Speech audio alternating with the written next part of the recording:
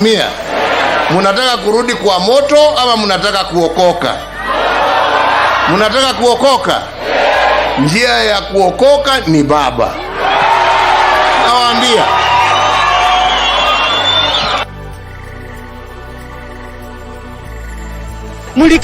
Mlikataa Raila. Raila alikuwa mtu wa kwanza kulilia watu.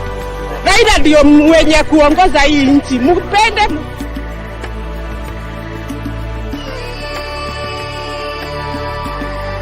Muniache niunge Raila kwa amani. Na mimi naambia nyinyi watu wa Azimio, hapa Rift Valley tuko pamoja, petition ile ya pesa 8. Dawa ya hii Kenya ni kusupport Raila Amolo Odinga 100%.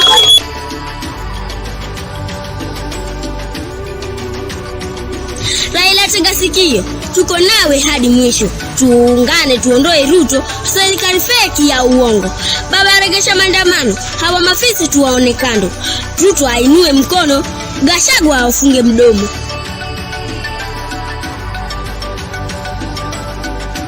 Baba tapika maandamano.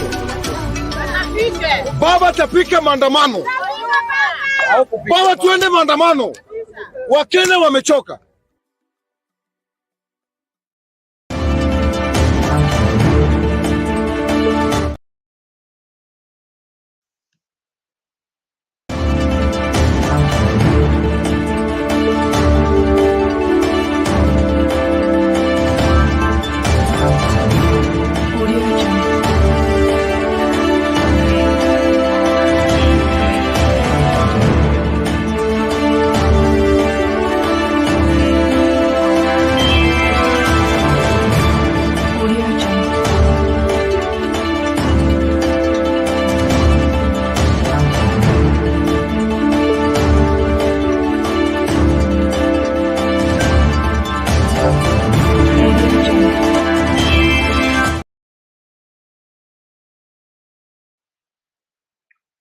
Good evening, ladies and gentlemen. Thank you so much for choosing to be part and parcel of our great conversation. Apologies, I cannot join with the camera. There is blackout on this end of the world, and therefore we are here just to ensure that you don't miss out on the conversation. So please confirm if you can get me. Njiru, glad to see you. How are you today? Niko salama, hata nimeshangaa nimesikia hiyo pande ya mjamalizana na blackout. Kwani blackout is your sacrament these days? Is it our choice or is it our problems? Sasa nyinyi kama sasa mumeanzia kuletewa blackout wote hiyo, sasa mumebakisha, sasa si mung'oa huyu mtu. Tunangoja wewe ndio ulienda na spana. Huyu mtu wako just 5 kilometers from where you are. Just 5 kilometers na umekaa naye hapo tu. Wacha tutadeploy vijana wangu wa shoot shetani.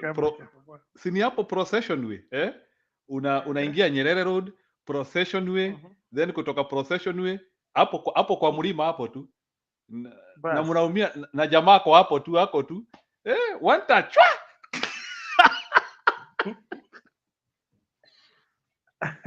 Ayuko tu ametoroka kwa Saudi Arabia anatafuta mafuta. Sasa hata hii ndio mzuri sana. So while he was away. Ameenda kutafuta visima. Ameenda kutafuta visima huko sababu Kenya hamuna visima. Si ndivyo mlisema? Ndio hiyo. Kumbe umeelewa. Na South Africa wanachimba wapi? Wako na migodi. Okay. Na TZ wanachimba wapi? TZ pia wamepata visima? Wana migodi yao ya Tanzanite na gold na huyu jamaa bwana do away with him bwana. Do away with him. Huyu mtu sio mtu wa kuweka. This guy is designing more problems. So anyway, nimefurahia kukuona na kusikia vizuri. Kama kamera yako itafanya, sisi tuko hapa, bora umeanzisha station. So kwa hivyo hata kesho kanisa hakuna, so hakuna hata haja ya kushinda tukienda. kesho hakuna kanisa, stima imepotea, vinanda hakuwezi kuwa nayo. Nani Mtafanya kanisa aje alikwambia bila vinanda? kanisa inategemea power, divine power, not this ordinary small power. Si lazima mkuwe na equalizer pale na vitu zingine, mko na hivi vinanda kubwa No, kubwa na lazima uplug in. sio lazima, tunarudi kwa ile traditional, revert to basics. Wow, enyewe wheelbarrow economy eh? Yani hata nyinyi mumeletewa wheelbarrow. Don't mention that name, please. Don't mention that. Which wheelbarrow? It is the wheelbarrow mentality which you are explaining to me. No. Reverting to basics means God has to be worshipped in all circumstances. Okay, ni sawa, hiyo ni mzuri. Hebu sasa tupe uondo, tuambie ati nimeona umeweka topic hapo ati nani, ati Malema asifanye nini? Ati Gachagua anaambia Malema asifanye nini? Gachagua begs Malema to go slow on William Ruto, explaining that Malema is new in Kenya, doesn't know what is happening in Kenya. He should not involve himself with the domestic politics. In fact, Malema is a tourist. Eh? According to him, Malema is a tourist. Si ndivyo? What is Ruto and what is him? He has just come from Colombia. Hajatuambia ni bangi ngapi ameleta. So they think what they do home here, nobody knows out there. Si hata aliambia watu wa Mount Kenya wasirushe mawe. Msikuwe watu wa kwanza kurushia hii serikali mawe, tunapanga. Haya ni sawa. Tunapanga. Sasa wamepanga ikashindwa kupangika. Wangoje mpaka awakuli until awakuli ndio wataanzia kurusha mawe. Unasikiliza Gachagua, wewe ukiangalia si Gachagua ndiye alikuwa anaongeanga story ya state capture kila saa. Sasa he needs to know that when you are married, ile story ulikuwa unaambia msichana kama hajaingia kwako inabadilika.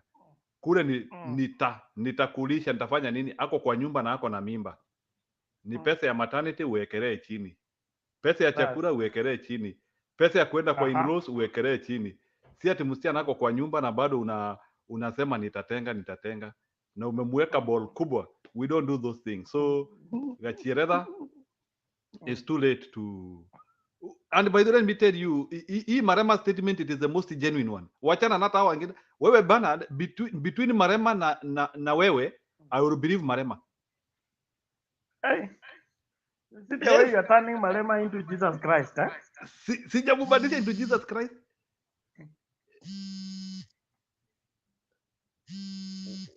Okay. Is it yours the one ringing? Yeah, one moment. Nitarudi wewe kwanza, endelea na kipindi, nitarudi. Usiende mbali. Unajua huku niko kwa waiting list. Well, ladies and gentlemen, thank you so much for being part and parcel of the great conversation on Sound Candid Talk. Unfortunately, my cameras cannot go on. We are having a blackout, but I'm joining using my phone, which I trust will be able to sustain the show to the limits we can go. So please be on the forefront to invite somebody and remind them that we are here again looking at our politics. Gachagua's response to Malema, and then of course Baba was in Siaya consolidating ODM in the grassroots, and that is significant because it's like he has gotten his boots out, he's warming up for another game. I am sure something is under the sleeves, and so we need all to look out. What is this that Baba has under his sleeves? And by the reconsolidation, whatever the consolidation of ODM, and of course the grassroots, and that also is in the contrast light where UDA cannot do nothing at the moment. The ground is hostile. I don't think they can hold a rally anywhere right now. and they were intending to have their grassroots elections in December. I don't think that is also going to take place. So when UDA cannot go to do anything on the grassroots, Baba has reverted to the grassroots and is putting his house in order. What is it that he's anticipating in the near future? Asante sana. Unapojumuika nasi, tafadhali karibisha mtu, hakikisha kwamba uko mstari wa mbele kujumuika na kila mmoja. We are live on Sound Candy Talk YouTube channel, Sound Candy Talk live YouTube channel, and Sound Candy Talk Facebook page. If you haven't subscribed, please subscribe. If you have not followed us on Facebook, on the Twitter, which is now called X, please follow us. The name is the same, Sound Candy Talk. And if you have not followed us on TikTok as well, please make sure you do so. It's still Sound Candy Talk. We salute everybody for your faithful support and continued followership. Please stay right where you are. Ensure that you are actively involved. I can't set up a poll because of the limited space I have on my phone. But if power comes in good time, we'll be able to fix that.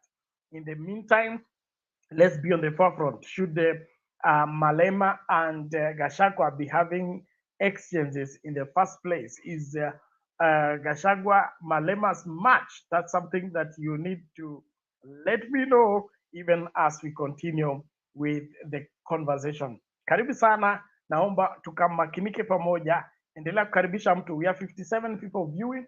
We want to go to 100 people. Please keep inviting somebody. I'm sure you don't have a blackout problem like me, but please also make use of the link in the comment section to get into the studio and air out your conversation. I'm glad that we are able to meet again on this great platform. God bless you. Keep it right here. Sisi vile vile sio wote ambao wanataka ugomvi kwa sababu ya ugomvi. Niwaambia nyinyi ni wajinga mkimfuata Ruto. Mkadhani tunawadanganya. Jeti ya Ruto. Hii maisha ya Ruto ni stress na ni stress. Mungu, wewe umetukosea. Sasa tumesema siku ya Jumatano.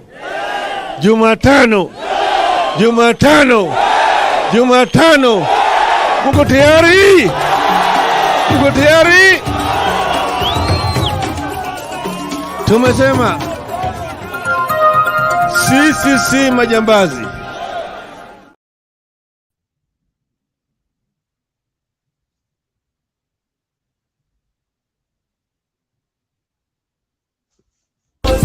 Wanakoroga katiba iwafaidi.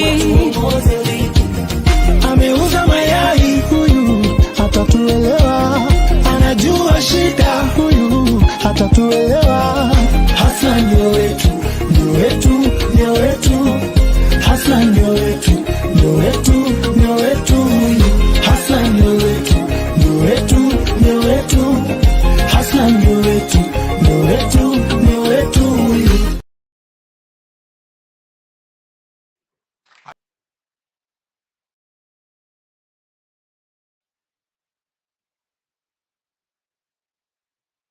I don't know if President William Ruto means it, because he said so many things and I can't locate him these days, because the things he said during election and the things he's doing now are two different things.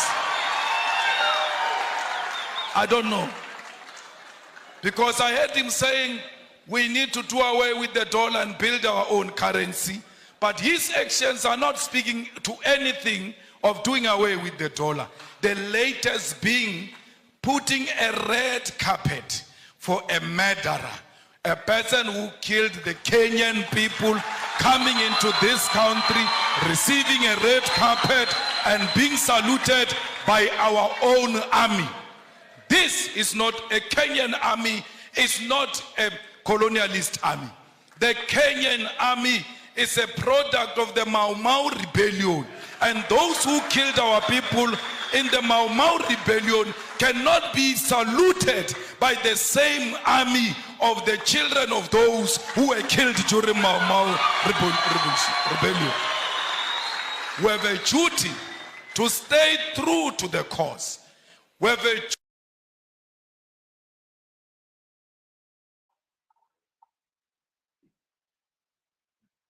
Welcome back, ladies and gentlemen. Those are clips to bring us up to speed on what we are discussing.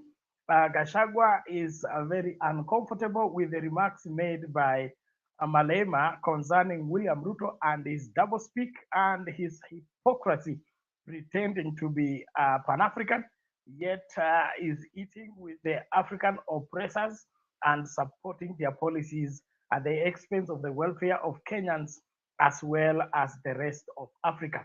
All in all, we need to weigh on this. It is our responsibility to see to it that nothing goes wrong under our watch. I'm glad that IG is here. IG, how are you today?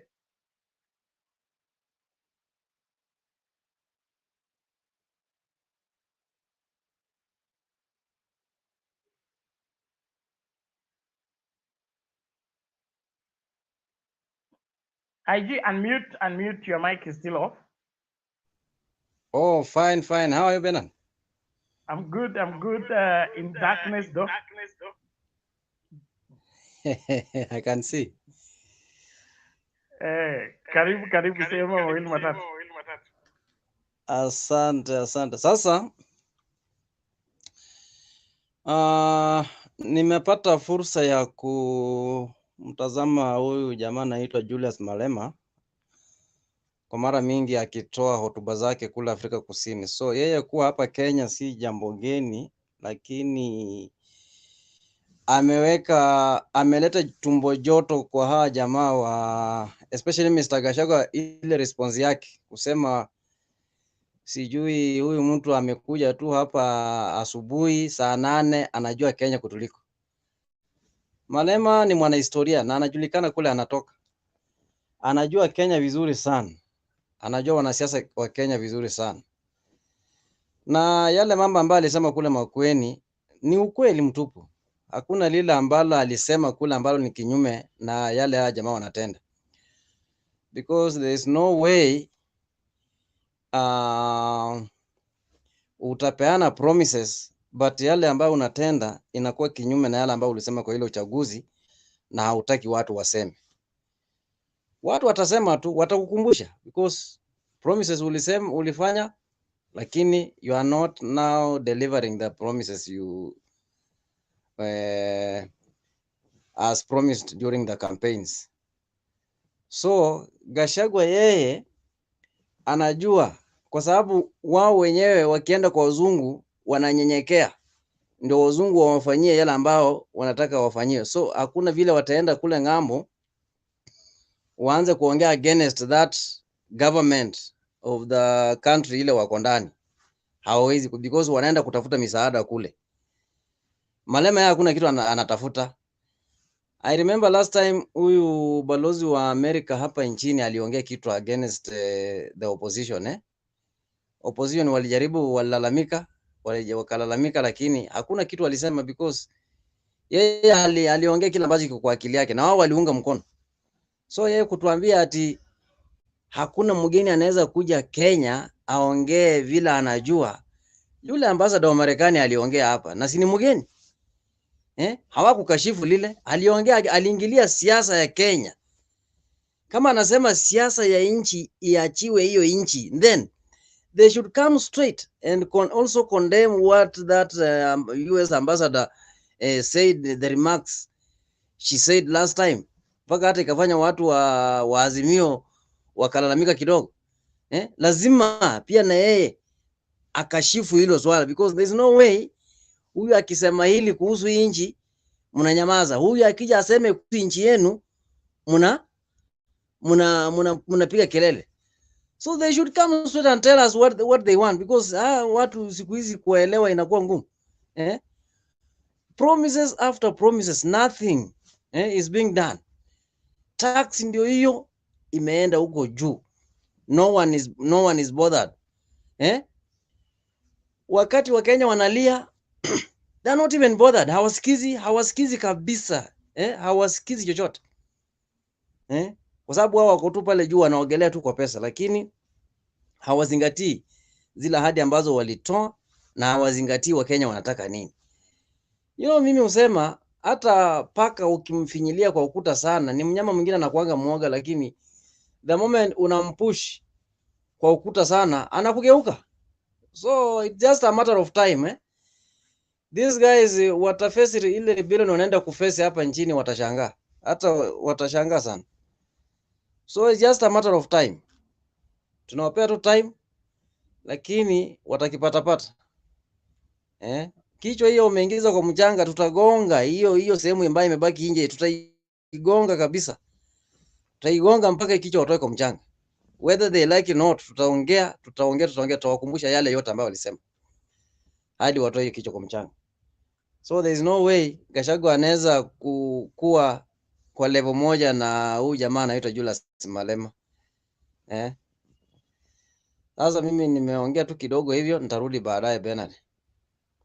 Okay, asante sana Bwana IG, umefanya vizuri kutukumbusha.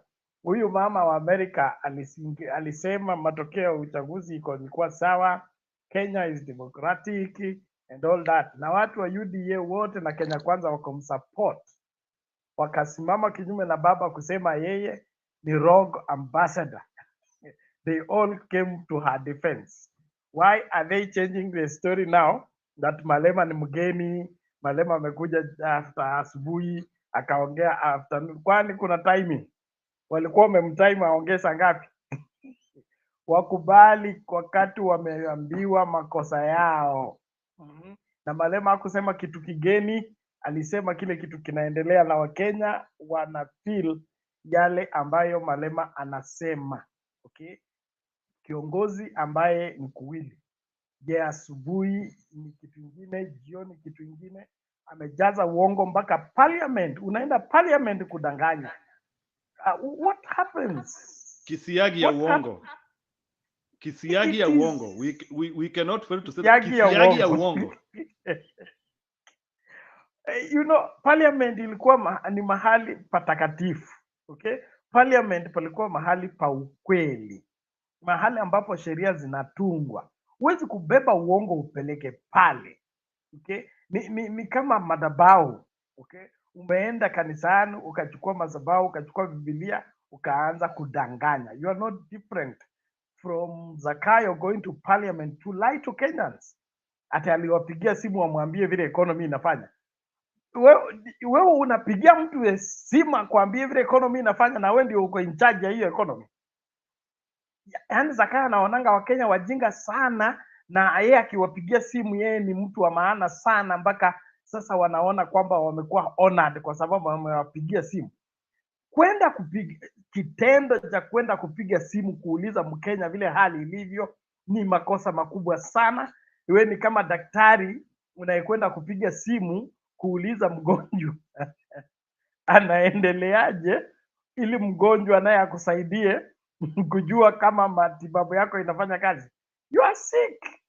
Zakayo and team are a scam that needs to be arrested right away. Hiyo nitawaambia mpaka dakika ya mwisho. Zakayo ashikwe mahala popote anapatikana. Ni muongo, mtapeli, kiongozi asiyejua kuongoza. Yeye anatapeli kila kitu na kila mtu. Hata hii hela anapewa ya wazungu wamkamate, kwa sababu sisi hatutalipa. Ajue tu hivyo. Wakati tunamtimua, tuna hand over. Yule aliyechukua pesa atalipa. Sisi hatutakuwa tunalipia watu madeni ile ambayo wamechukua wakatumia kwa mfuko yao. Nisiende sana. Asante, nashukuru kila mmoja. Tafadhali tuendelee kukaribishana kwa wale ambao mnaendelea kujumuika nasi katika kipindi. Samahani, niko katika maeneo yasiyokuwa ya kawaida kwa sababu stima imekwenda kwao. Hatujui itarudi lini. Lakini kwa sasa hivi nataka tusonge mbele na kipindi. Kamwene, subiri hapo hapo tumsikilize Chaga kwanza, alafu tunakuja kwako. Chaga, vipi?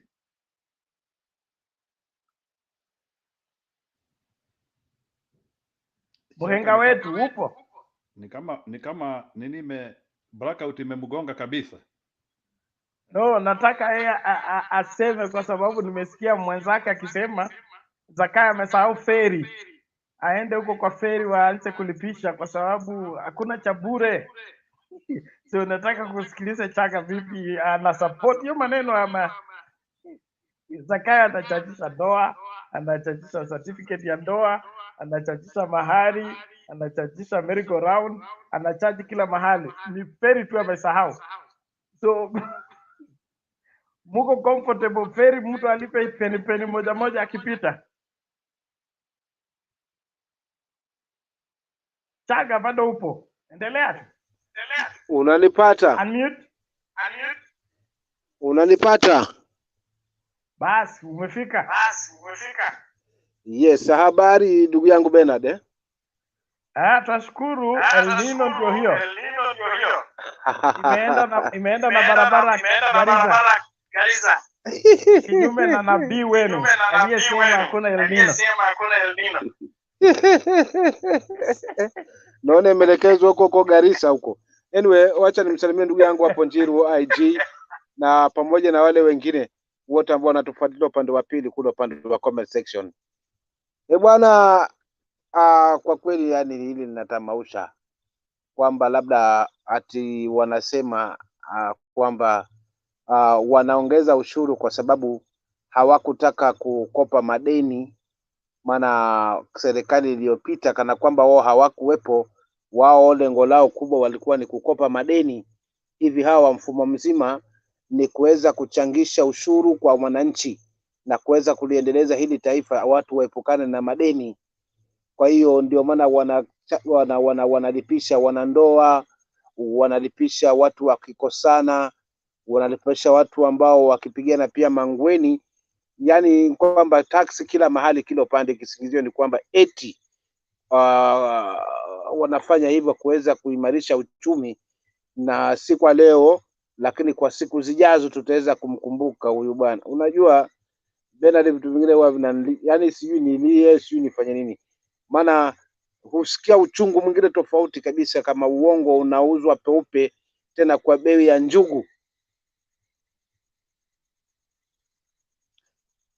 Tangu lini taifa likaendezwa na kumkandamiza mwananchi? Hilo ni swali wanajiuliza.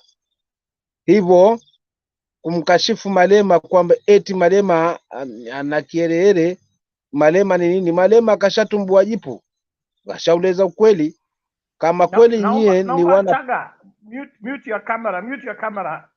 Hatukupati vizuri. Mute your camera. Yes. Unanipata sasa ndugu yangu? Labda nitoke alafu nirudi.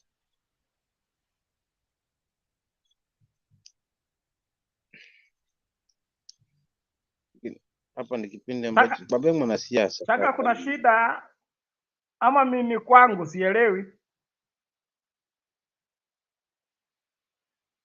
Okay, if there is an issue with the communication, I don't think we are getting what Chaga is saying. Let him set his house in order and then come back. Kamwene.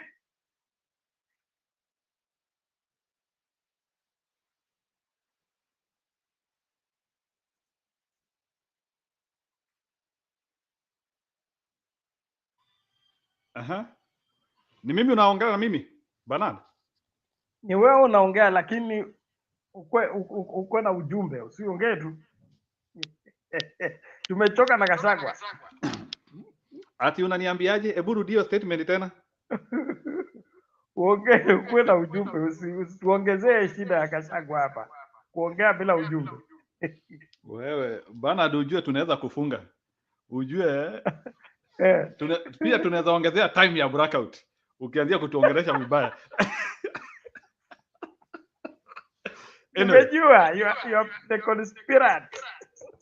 Okay, I want to tell you people, there is something which we call in life frustration. And bwana IG, unajua in life when things are not working, kuna vitu zingine zinakataanga kufanya kazi.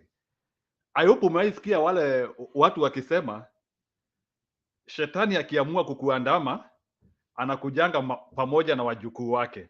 Like when problems decide to knock in, they come in twins. Hakuna ile wakati when shida ikikuja ama shida ikikuegemea ikujange moja. That is why unakutanga saa zingine kama mtu wako na mashida ya pesa, vitu inakuwa mingi mpaka yani you have to be auctioned. So what I'm trying to say is that when things start going wrong, it's forever. So hii shida ya Zakayo iwezi epukika. We will just be moving from one problem to the other one very soon. And by the way, this is how nations fail. Na nataka mfuatilie zile inchi ambazo zinaangukanga vile wanaanzanga. Unasikia mara stima ipatikani, inaendelea inakuwa ni maji, inaendelea inakuwa ni mabarabara, then finally inaendelea inakuwa ni mahospitali, then finally munakuwa there is nothing which is operation. So this one is a very good sign to show you hakuna kitu inafanyika. And more so when you lose power in critical facilities. Mark the word, critical facilities.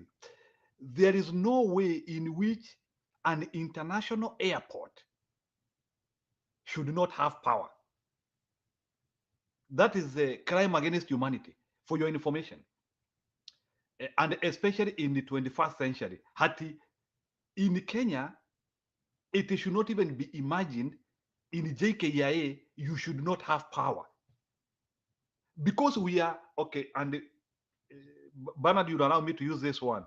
Because we are unaccountable people. Wacha nisitumie ile word, wacha nisitumie stupid. Let me not use stupid. But because we are unaccountable people, that is why stima inapotea JKIA, and the minister concerned of infrastructure, nani anasimamia maneno ya stima? Huyo mkale huyo. That huyo Kipsigis huyo. Anaitwa Kipsigis. Oh yeah. That lakini comment anafuta director wa transport. Okay, sawa. So ile kitu iko, it is very simple. In any functioning democracy, Kenya is not a functioning democracy. Chirchir angekuwa nyumbani, stima ikipotea. High level accountability. You cannot be having somebody in power being your minister and his docket is lapsing. It is insanity. Mi sijuangi saa zingine tuna operate aje. I don't know, like sisi ni mbuzi bana. Inefficiencies and still huyo mtu wako hapo. Inefficiencies na mtu wako hapo. Bwana Bernard, hata kama ni nini, this is beyond talks. Au we are supposed to start changing our system. Vitu kama hii kitendeka asubuhi unarauka na resignation letter. I remember even India, one of a country which is not very attractive. India hapa tu. India wanapata train accident. Their minister of infrastructure kutokezea akuja hapo kusema pole. He is coming there to sober and to resign. An accident from a train. So history and accountability by African idiots has to be brought to an end. There is no way in which you can tell me people will be staying with no accountability. No wonder people can die in masses na umenyamaza tu. We have to raise our country to accountability level. And there is one thing which I want Bwana Bernard to understand here. Na history ya blackout, unless it is a conspiracy to do something, to commit crime against Kenyan. Iko kitu inatendeka hapa. And I want to tell you, Adosia will ever come one day. You will come to discover some of the things they were doing at night. Na mutakuja kujurumi. I want to tell you, maybe arsenic products are being brought to Kenya. Chemical products which are harmful to people are being brought. Let me tell you, Bwana Bernard, we are now a guinea pig country. Anything can be done in Kenya. Vitu zinaweza angushwa usiku for mass trial in that country, for mass trial. We have a country where we don't consult anyone. The so purported leader doesn't need to consult anyone. He can change the fabric of how things work without consulting anyone. And I don't know why we have allowed that country to reach that level. I want to tell you, even Joe Biden himself doesn't have power which Ruto has. He has a safeguard. Kuna vitu hawezi fanya.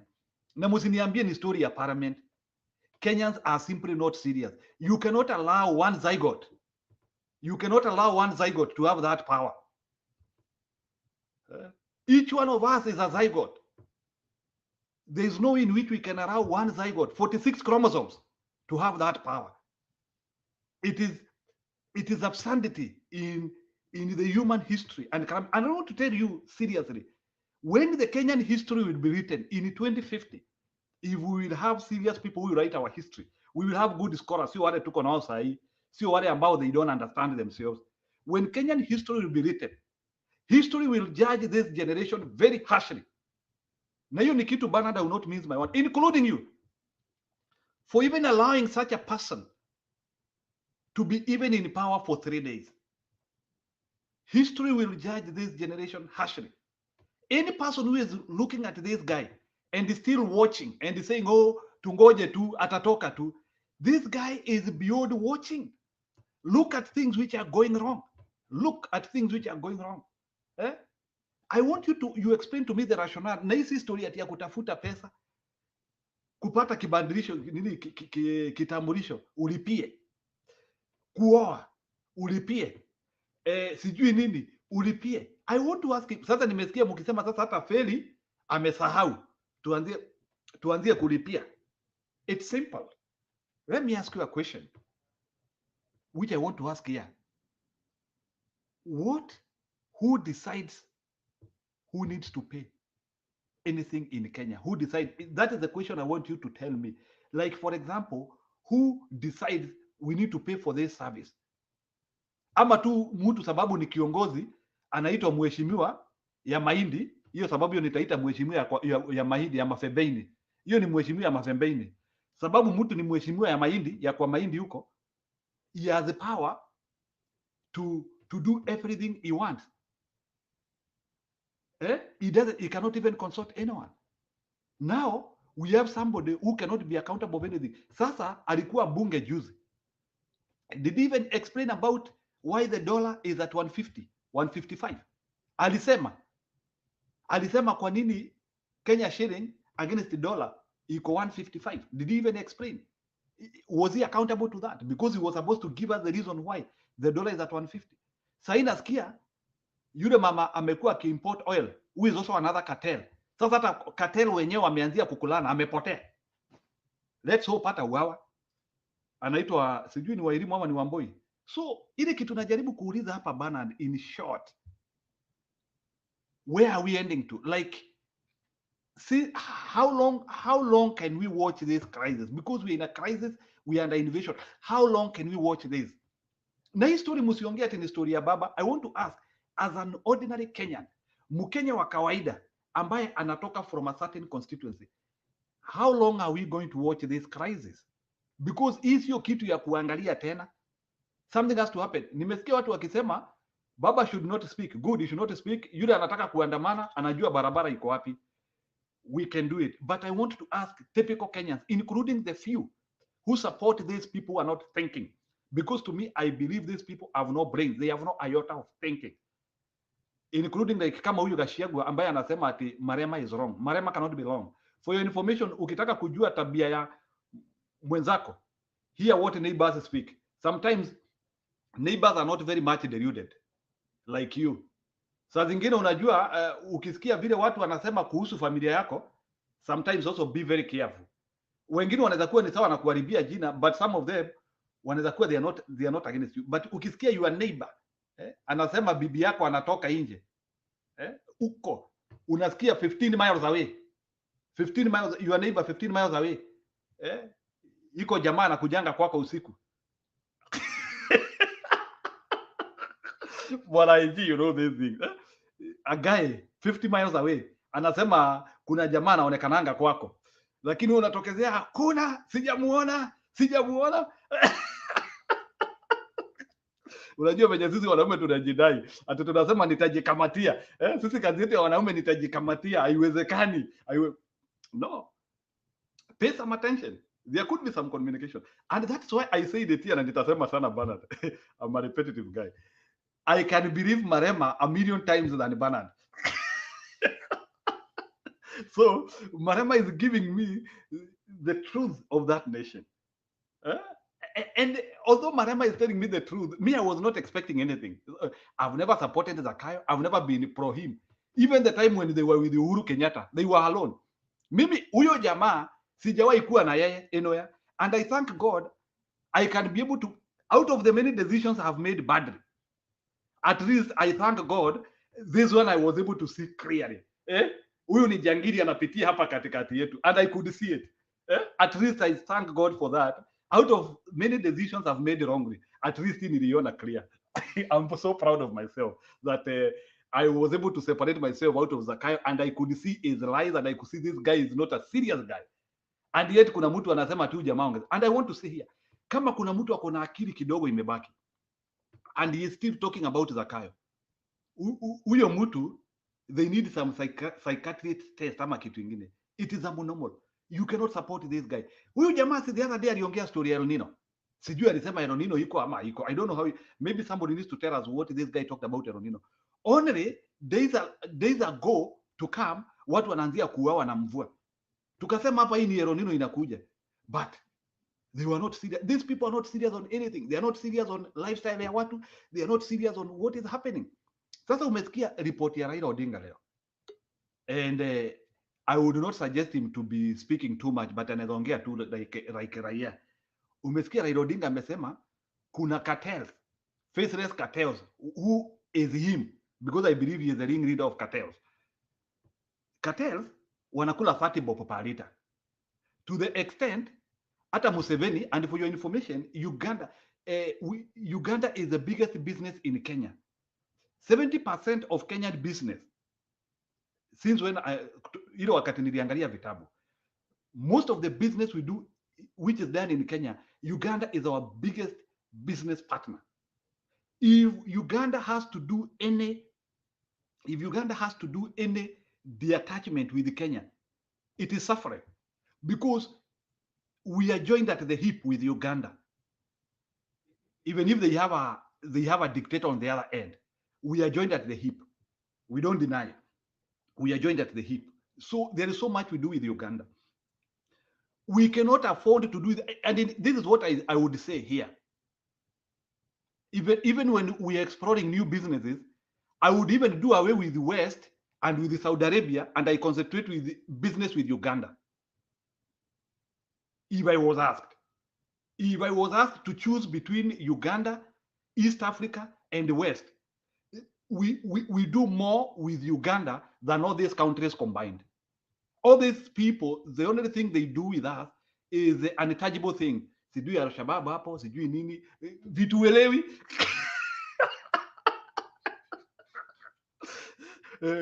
But Uganda, we are doing real business now. Wow. Tunauziana maziwa, tunauziana mahindi, tunauziana matoke, vitu ya ukweli, mafuta inaingia hapo. We are sharing. We do serious stuff with Uganda.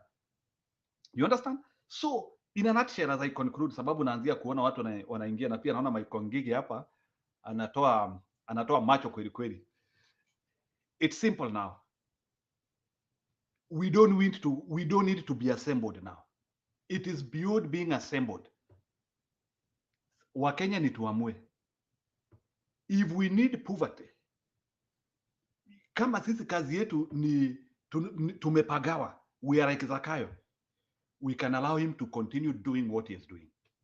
Now, the choice is now clear, Bwana IG, Bwana Chakandune. The choice is very clear. We have no time for nonsense any longer. There is no time for that. There is no any functioning democracy in the world, including Kabul. Wanaitwaje wale wameingizwa juzi pale Kabul, Afghanistan pale, Taliban. there is no any functioning government, including Taliban, which is like Zakayo's government. Taliban, the economy has started climbing. For your information, it's a terrorist government. Even terrorists are functioning better than these guys. I'm telling you, soma story ya Taliban sahi in Afghanistan. Afghanistan has done miracles on the economy. Siongei historia hizo vitu zingine. There are still some issues, but at least on it, they have isolated one thing and they are doing well. Now the dollar to their currency has improved. Taliban hapa, disorganized people, watu wajaenda shule, watu wametoka from the gang, mabuduki tu wakachukua serikali and they have started getting organized. Now we have PhD holders. Bwana IG, PhD holders, PhD, Doctor of Philosophy, Zoology, ama sijui ni botany, I don't know.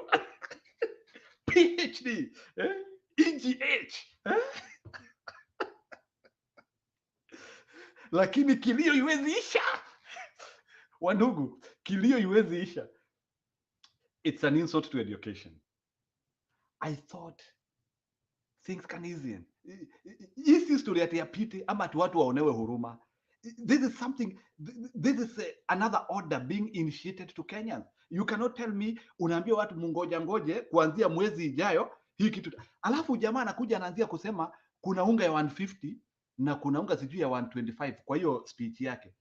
You people, hizo unga ziko wapi?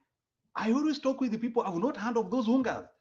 I don't know, because hiyo unga mnasema imepungua. Hatujui.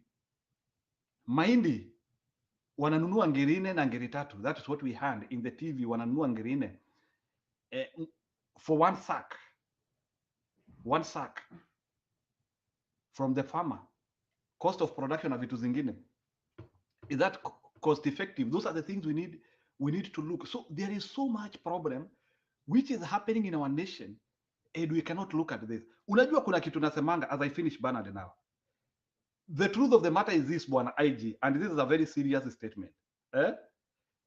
Either we choose to deal with Zakayo now, or we choose to deal with Zakayo in 2027, or we decide to deal with Zakayo in 2030. The truth of the matter is, we are the same people who will deal with him. Ni sisi to choose it. Either we deal with him in 2027, atakuwa ametuumiza zaidi. So either we choose now or in the future. This guy, we have made a decision. He cannot govern us any longer. So the more we wait, the worse for us. So ni sisi tuamue time. When do we want to put this thing to a halt? This thing cannot wait another election. And we say this thing. Hata kama mnangojea hiyo bipartisan. Mimi hata singojei vitu kama hiyo bipartisan. I want to tell you, Ruto government has reached a terminal point. A point where it cannot give back to anything. Now we are doing KCSE. We are doing CPE, KCPE. Those are people who we are injecting to an unfunctional economy. Those are 1 million people who will be anguishing for school fees. Mungoje tu hapa January, ama sijui shule zinafunguliwa lini, January na February. Mutasikia ile kilio watu watakuwa nalia hapa, wakisema huyu mtoto amepita, hana pesa ya kuenda shule, and in millions. There will be in thousands, I mean. KCP, KCSE, there will be in thousands watu watashindwa na kuenda university. People will be graduating, they will not be having work. Kenya is even functioning worse than Nigeria. Afadhali hata Nigeria wako na Hollywood. Nollywood, I mean. Wewe na kizungu yako unaweza enda Nollywood na uanzie kufanya oga. With your English, at least you can do oga. In Kenya, where can you do oga? With your English. At least in Nigeria, they are better. You can do oga. And those movies, they can start being spread almost everywhere in Africa. In Kenya, if you are a graduate and you miss a place and you are likely to miss a place, you are doomed after graduating. And these things, is not that they cannot be fixed. They can be fixed. Kenyan problem is a human problem. And that human is known. We have to do away with him. Today, tomorrow, or the next day, ni sisi tutafanya. So, the earlier we agree, the better. It is not about 2027. It's not about 2030. It's not about 2 terms any longer. This guy has to go out. Thank you. Okay, uamuzi wewe ushafanya kutekeleza. Tunasubiri kipenga chako na tuko tayari. Tunaamini kwamba lazima tushughulikie nyoka, la sivyo watoto wetu watameza. So chaguo liko na Wakenya na wanaweza ngoja nyoka kae mpaka 2027, 2032 ama 2022. Saga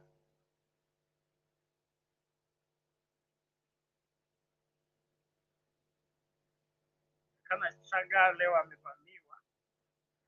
Samahani, IG, maoni yako tukiesonga songa.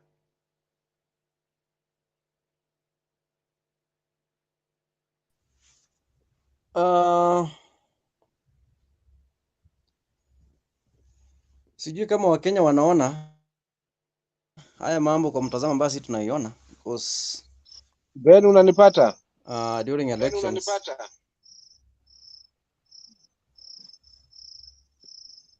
Chaka, endelea. Yes, Chaga. Yes, Chaga.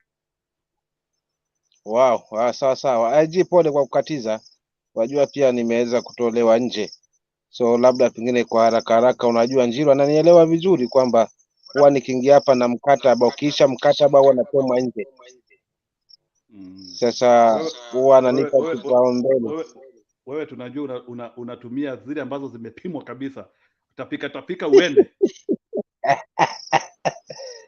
So kwa kweli ni mambo yanatamausha, ni mambo yanashangaza, ni mambo sijui ni kichekesho kwamba hakika siku zote mwenye kufa bwana hafichi uchi. Yaani wakufa tu hawezi ficha uchi. Maana kila tunavyobambanya lakini si kweli. Na yote haya ni kwa sababu ya Mungu hashindani na mwanadamu. Serikali hili ambayo ilichaguliwa na Mungu, yani ni maombi. Lakini sasa hivi ni kwamba si maombi. Ni shari wazi kwamba kuna mikakati fulani ilifanyika. Nashangaa sana mimi Bernard na ndugu zangu hapa kwamba eti yani unapowa tax na kuatoa ushuru wa Kenya ni kwamba yani inafika wakati unachukua maamuzi magumu. Maamuzi ambayo si mengine ugumu wake ila ni kufanya kutax kila kitu.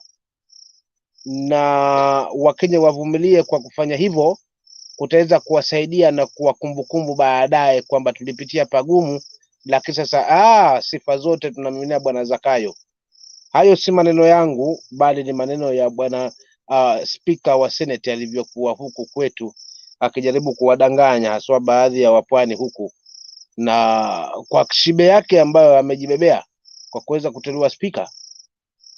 Na pia si maneno yangu, ni maneno ya Gachagua ambaye ameweza kuyaongea pia na kuyanena kwamba inafikia wakati serikali ama bwana Zakayo afanye maamuzi magumu, yaani afinye watu, kisha mwisho wa siku tutakuja kumshukuru baadaye.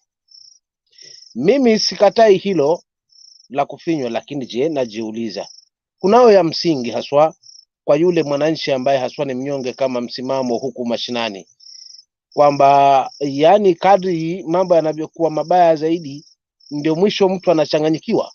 Yuko na watoto anahitaji wasome, yuko na hana kazi ni ya kubangaiza, kisha mwisho wa siku anunue chakula na afanye mahitaji yake yote, hali ya gharama maisha iko juu, alafu tena bado anauziwa matumaini kwamba awe tu mvumilivu, ndani ya miaka 4-5 mambo yatakuwa mazuri. Hii ni ndoto ya mchana.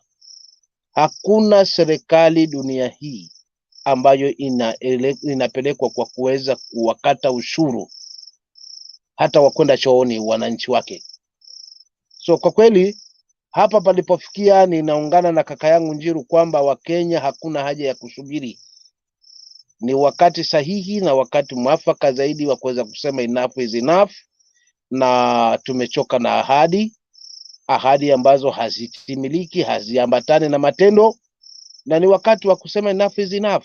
Hakuna cha kutuzuia kwa sababu katiba inatupa nguvu, na wako viongozi ambao tunaamini haswa wakiweza wakisimamia katika hili taifa, basi tutaweza kusonga mbele. Hivyo mimi sina mengi, yangu ni kwamba kakaangu Bernard na ndugu zangu hapa naunga mkono bwana Malema kutoka kule kwao kuja kuyazungumza haswa hapa peupe. Najua ni mambo yanakera Gachagua, hana imani, lakini hata kuweza kumjibu yeye pia kwamba awe na heshima na mataifa ya watu ama awe heshima na nchi ya watu, lakini ukweli lazima usemwe. Mwana Afrika halisi ambaye yuko tayari kwa mageuzi ya Afrika, mwana Afrika halisi ambaye anaamini kwamba taifa ama bara letu la Afrika kwamba tuna uwezo wa kuweza kujisimamia, maana tunajiringa haswa kwamba ndo tuko na madini ya kutosha na kadhalika. Lazima asimame na akumbuke nani wa kufuata nani si wa kufuata. Hapa kuchezwa karata ya patapotea ya kutumiwa na hawa watu weupe kwa minajili ya manufaa yao na kwa minajili ya kwamba kwa sababu wanakusapoti na unaona faida wewe peke yako, kisha urudi uje uhadae watu ambao ni wa Afrika, ambao ni wa Kenya. Hii mambo inatamausha. So kwa kweli mimi alipozungumzia kuhusu ujio wa ule bwana ambaye anajiita yeye ni kingi wa huko, na watu kwa sababu kwamba hawa watu ndio waliotumiza wakati ule tukitafutana na uhuru, haya mambo amefanya vizuri kuyaweka wazi Malema.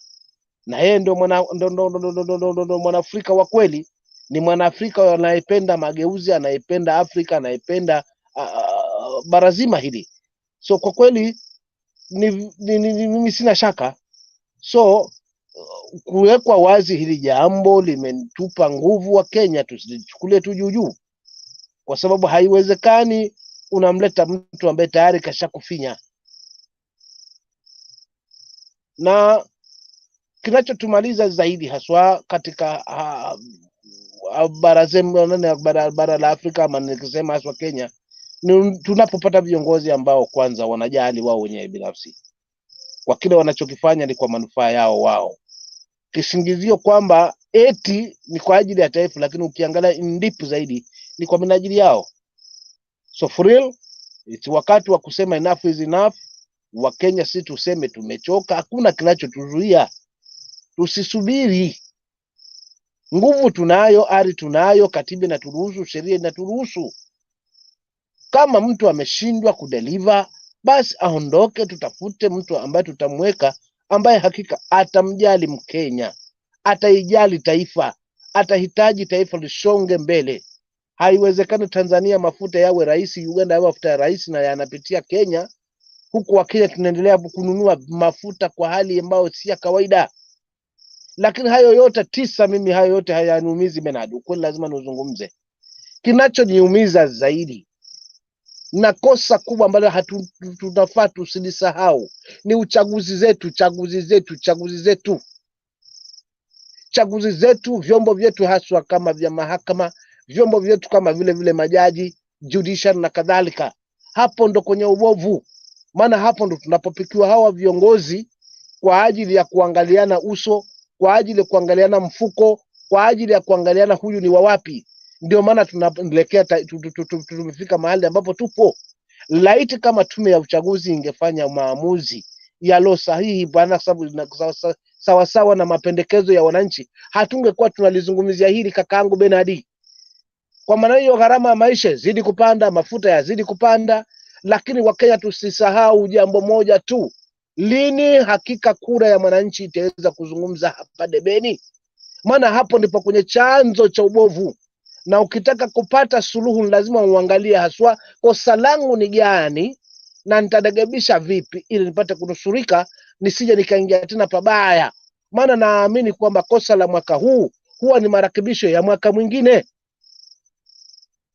So for real, lazima turudi tu kwenye drawing board, tukubaliane hapa kwamba kosa ni kwa sababu tunapata viongozi bora, viongozi tu taifa liende. But hatujakuwa na viongozi bora kama wananchi wanavyohitaji. Maana kura tunazipiga, tunawachagua viongozi na tunaamini kwamba viongozi tunawachagua sio wanaokaa katika madaraka. Watu fulani wenye nguvu fulani, watu fulani wenye navyo, watu fulani waliobeba pesa ndio wanaamini kwamba wanaweza kufanya chochote. Ndio maana tunajipata hapa sasa. Hii waziri wa barabara haezi ongea, tayari kuna haya anayesimamia hayo yote, anaweza ongea. Yupo mmoja tu katika hii Kenya anayezungumza vyote. Ndio maana tunajikuta katika hii hali. So ni wakati wa kusema enough is enough. We are now tired na hizi mambo na promises. Hatutakuwa tunakatwa ushuru hadi za ndoa huku tukivumilia. Kakangu bena, mimi nitakufungia pale nikisema Wakenya lazima tuamke.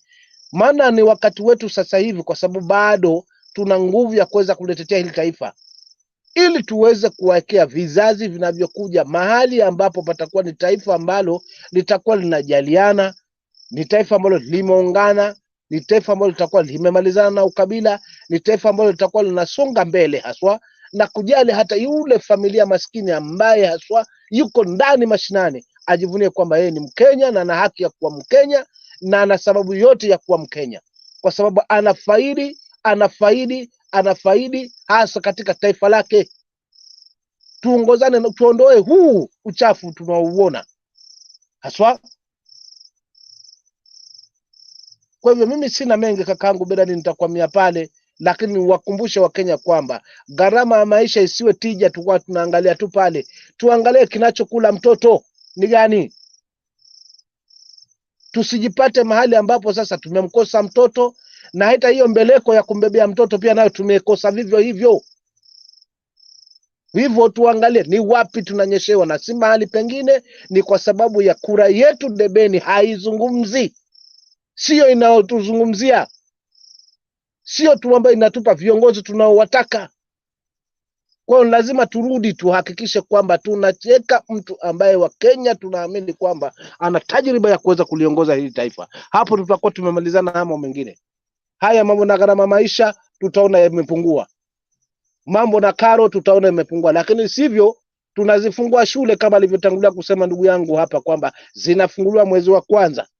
Hapo ndo kutakuwa na kizaazaa, maana hakuna mwenye imani kabisa kwamba labda kuna wananchi ambao wanateseka na ni wanyonge, na kunao ambao kuna vipaa vinatoka huko mashinani. Kwa hivyo hatutakuwa tusijiwekee matumaini. Hivyo mimi nitakwamia pale nikifunga nikimaliza kwamba mwenye kuozesha mnyama ni mwenye mtambo. Wewe umetega mtego msituni, mnyama ameshikwa kama ni dikidiki, lakini huwezi pitia pale kwenye mtambo kuangalia tena. Kitambo unapofika pale mnyama ameshikwa kwa, lakini ameoza. So ni sisi wa Kenya ndo tunaochelewa. Mambo yako tayari, viongozi wapo wenye tajriba, ni sisi hatujaungana kikamilifu haswa. Bado tuna ati na kuogopa, na huku kuogopa kwetu ndipo tunapowaulia haswa taifa vizazi vinavyokuja. Ni wakati wetu tuweze kufanya hivyo kwa wakati huu ambao Mungu ametujalia nao. Mimi sina mengi, nitaachia pale. Asante kaka yangu, asante ndugu zangu ambao nyote mmeweza kumsikiliza.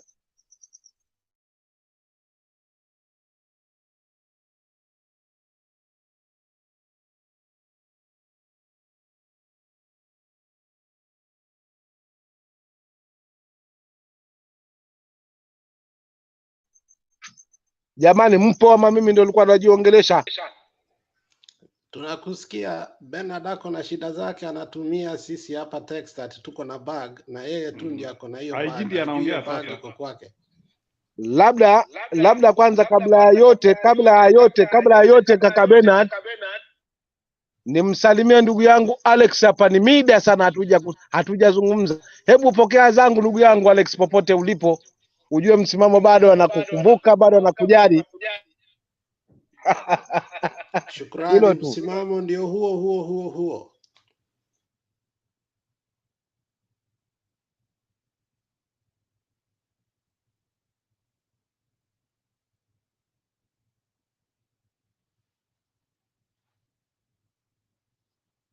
IG, I think ni IG. IG, you can go ahead.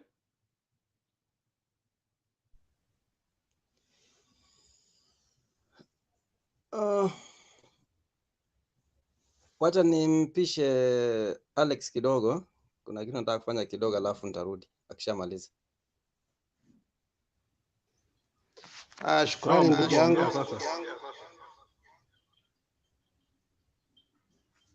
Am I echoing? Yeah, you're loud. You're loud. So kile nasema ni mi nashukuru Mungu kwa sababu ya upendo wake. Nafurahia sana where we are heading to, na nimeona kuwa pia ndugu yangu Ngige Kenyatta I think ameona hivyo, amesema kuongea kwingi hakusaidii, tufanye nini. Lakini wiki hii tumeona tunapo safiri kwenda. Shukrani Baba kwa recruitment ya leo. Tumekuwa tukiuliza recruitment itaanza lini. Hatutaki hii recruitment ya chini chini ambao tunaambiwa tuko na recruitment lakini hatuoni, na imeanzia kule katika county ambayo it has the best of the history of our country, the struggle for Kenya. Bernard alianza kama mchezo na tukaongea na tukasema Bernard, lazima tuendelee katika hii njia. We started hosting the leadership of the university. I remember Ayaga alikuwa hapa, nilikuwa hapa, na kijana wetu mzuri sana katoka kule Nakuru. A few days later nikaona pia wakawa na kipindi kingine. I was very happy because that is the way to involve the youths. And then kitu kingine nimeona Baba met all university student leaders. And those university leaders gave me hope. I've always said that unless we go back to the history and see why we succeeded, we will never understand the history of Kenya. In as much as we may like some people or may not like some people, their politics is tied to the university politics. I think Moi did respect and gave space for leadership to be developed in the university. For a person like Babu Owino to become a youth leader for that long, that was black excellency that was being modeled for a time like this. People like Kabano Akabando, people like Anyang' Nyogo, people like Orengo, people like Muite, call them from Martha Karua, call them. All these people were nurtured in the politics of university when it was hardest to practice that politics. There was also politics of Matatu. We used to have the chairman of Matatu Association, who was so powerful than parliament itself. If that person calls for a strike of Matatu, oh man, ukubali usipokubali, hiyo itakuwa nchi mzima. And that guy used to be called Kipto. I don't know where he went after being nurtured for a very long time. He was brownish guy. You could think he's a appointee, but he was well advanced in politics. When he could come for interviews, many would roast Moi like crazy. You know, we have people like Odongo Amodoyo, a powerful nut secretary, powerful. That person akitisha hivi, Moi knew why he must talk with him, because Moi, coming from the history of being a teacher, Moi never wanted kids to be out. And by the way, in as much as we didn't like Moi, we've come to know that 844 system, even though later on it came to model people for examination, but it made us very advanced in terms of how we percolate and how we interact with the whole world globally. Kenyans wakue India, wakue German, wakue Australia, wakue London, wakue US, they are very powerful. Kenyans are leaders, natural leaders per se, because of our curriculum. But some people destroy it a little bit by making exam modeled instead of knowledge modeled. But then what we are seeing right now is what we need to do. I think we have cried enough, we have blamed enough, you know, we have rationalized a lot. I think now it's to make sure that now that we know we are the majority in the whole country. How do we mobilize that majority to do something? How do we make that majority? Because I'm here saying 100%. The Kikuyus are with us. The Luos are with us. The Kambas are with us. The Luyas are with us. What we have failed is to come as a glue and be able to do something tangible to shake this man. And we can't say Ruto must go when we are divided. But with what Baba I saw him doing today, if we do our recruitment, only in Nyanza, Western, and Coast alone, just, I'm not saying others we should leave. I'm saying if we conglomerate our support, I think we will shake this country. Because Western na kule kwingine Eastern, na obviously ngome ya baba, so Nairobi itawaka moto, because the people who come from all those areas who believe. I can't wait when the recruitment for ODM will be done in Nairobi. But that's not to overemphasize and say that we are in ODM. You know, people ought to choose their parties. And within Azimio, I want to see that recruitment.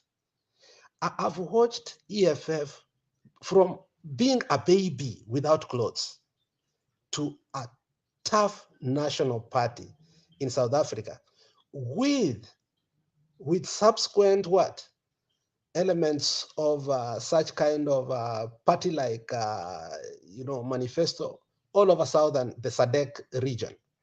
You have seen EFF in Botswana, in Namibia, in Zimbabwe, in Mozambique, because of a few people who decide enough is enough with ANC.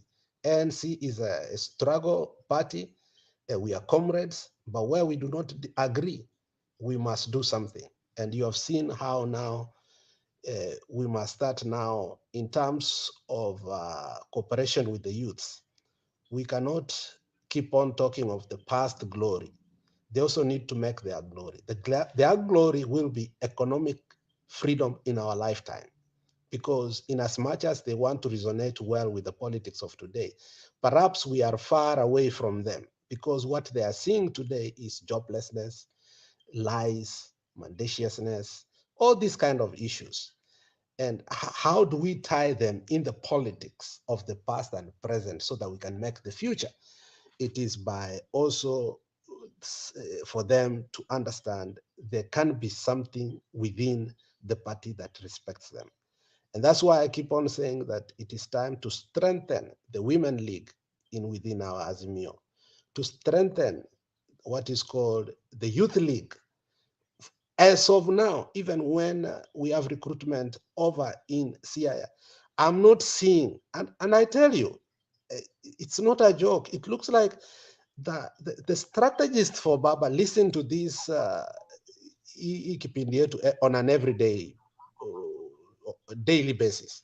Because some of the things sometimes we say or propose, sometimes I'm surprised how quickly they entail into the next week politics. You know, we talk something here cogently and persuasively. The next week you find the Azimio people are enacting them. So this is a platform that you may not think that is working, but it is working. We talk something here, you find people like Kumekucha are talking about it the next week.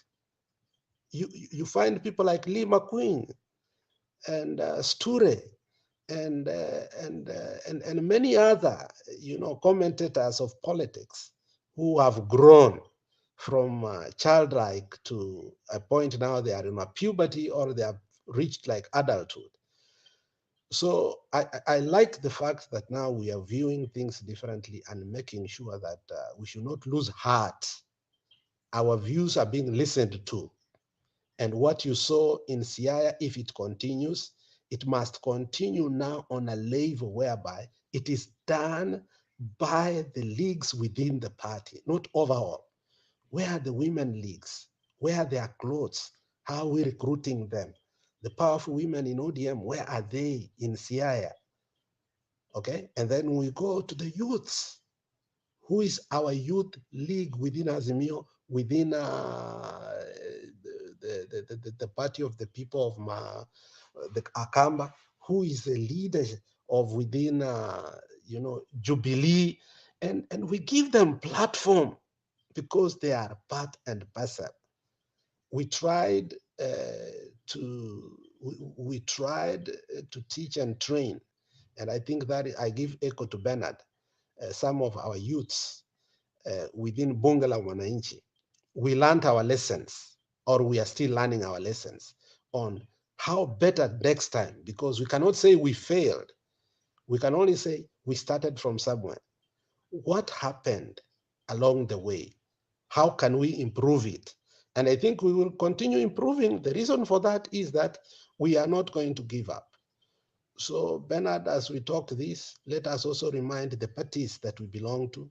We are in a movement called Azimio, but we still are within the parties that sometimes may differ in terms of manifesto, ideology, and philosophy, but that does not mean that we cannot work together. But within those parties, let us strengthen the youths, because the reason the youths had to vote for this man is because they felt that maybe from the time they were born, we are overemphasizing, talking things maybe they may not understand by themselves. But once they get involved, especially in the university and in the secondary school, I don't know, in Kenya, we don't allow that, but in some countries, they do allow the latecomers. I remember Moi, actually, there was a time when we were in high school, people used to come to secondary school for those who are graduating to be given IDs. Imagine, are we still doing that? And the reason why we are not able now even to do it even more worse, and that is what Zakayo is seeing, that if we start recruitment and we go to Form 3 and Form 4, lazima tuchape na hizo fines that while we are recruiting, he must benefit from it.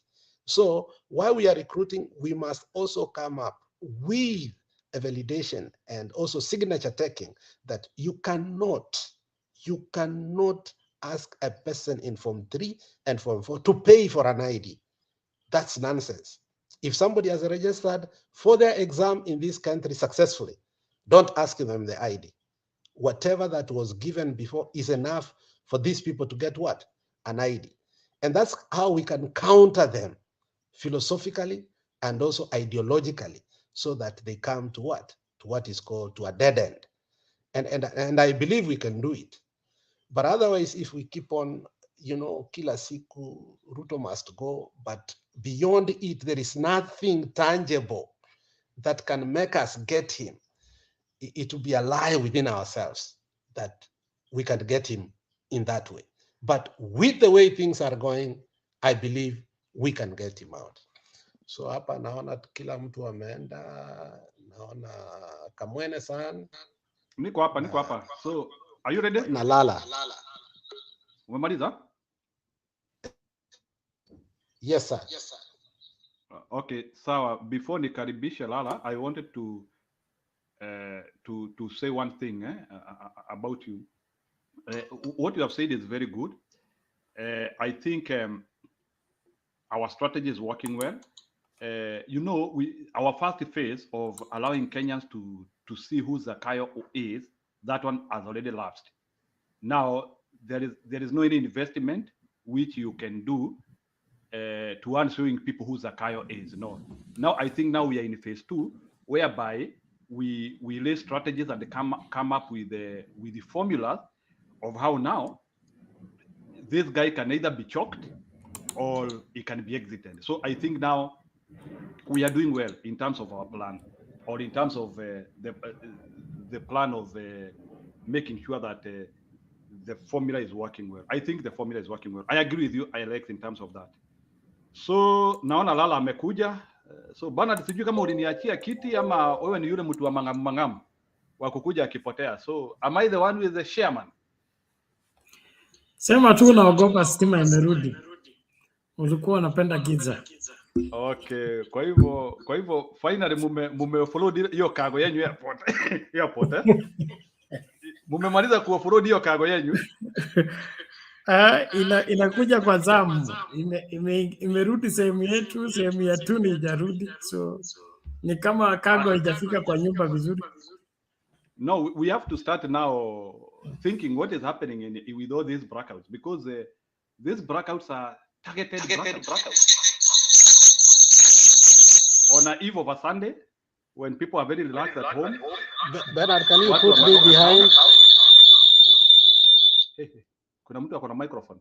Okay, so if Bernard, you look at all these things, we are typically on a banana republic, courtesy of Ruto administration. And those are not things we need to talk now here. Now we need to move past that. We have already shown this guy, he is randless, he cannot do anything, he is managing something which is unmanageable. So our next phase is, how do we deal with him? How do you deal with him? Ni kama ukiona uko na kuna kitu tunaitanga ndutu kwa kindole. Sijui jiga, yeah. When you have a jiga in your tool, the next step ya kwanza inakuanga kwanza unaosha kidole vizuri, si ati unaanzia kuitoa ukiona matope. When you have a jiga in your tool, bana ninajua umeipata jiga, ama maybe umezaliwa umetoka ina pressure ambako hamna jiga, but following the jigad mind, the rhetoric of the jigad mind. When you have a jiga on the toe, you begin by washing the toe very well. Unaosha. Then from there unachukua mwiba, then ukujange alafu unaitoboa hapo katikati. You begin from the side, unaenda hivi ukifanya hivi na mwiba, then finally chwa, hiyo jiga inajikuta iko chini. Sasa tushaosha kidole, tunaingiza mwiba. Na nimemaliza.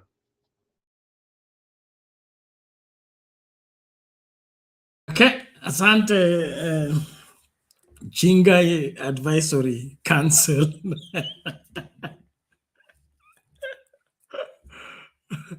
Kulikuwa na movement ilikuwa inaitwa hadi sijui, ilikuwa inasafisha watu miguu ikitengeneza maneno ya eliminating of Jinga. Now Alex, the bag I'm talking about is it is a report by StreamYard. It's not my creation. It's a report by StreamYard. They say there is a bugger that has incorporated into Chrome when somebody is using Android. So Lala is even the same thing. Your guest Lala is on Android Chrome, which has a bugger that causes echo. Google is working to fix it for now. Please ask your guest to wear headphone to avoid echo or use different browser. We have also informed your guest. So those are the information being generated by StreamYard, and that's the reason why there is that echo. When your microphone is on, it creates that echo. So to control it, you either use earphone or use a different browser. Toka kwa Chrome, ingia kwa, like me, I'm on Brave right now, and it is serving me better. The same with Lala. So either earphone ama different browser. Asante lakini. For housekeeping, asante sana kwa kuendelea kujumuika nasi, kukaribishana. Tuendelee na kipindi. Gachagua amuomba Malema aende volebole na masuala ya Ruto. Raila Leads ODM Grassroots Consolidation. Is this the way to go? Then I think shortly I will be setting up the poll, and then of course tutaendelea na conversation. Tusichoke, injini yetu lazima tuikomboe. Asante. Itakuwa 95.5. Nishatoa poll. Itakuwa 95.5. So wewe umeanza kuwa nabii, na nabii aliwaambia kuna El Nino. Sasa wewe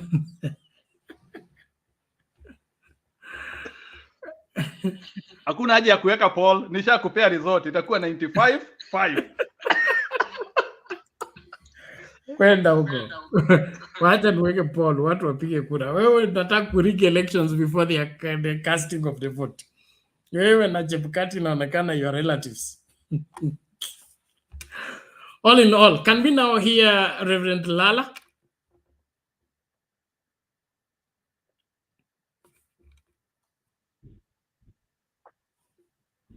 Habari zenu wapendwa. Tuko salama, karibu. Kamwene, San,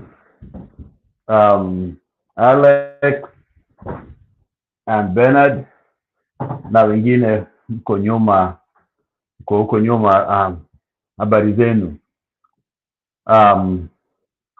This is the day the Lord has made. Happy Sabbath for those who went to church today. I think it was delightful to hear Malema speak directly to the nation.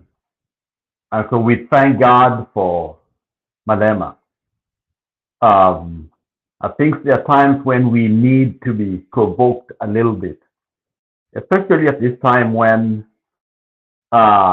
many of us have a weakened sense of change.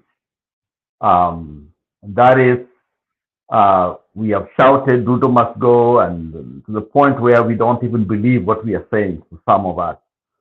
And so I think it's the freshness in which people like Malema comes in to renew our own call to the evil and injustice and the theft that goes on unabated. And Ruto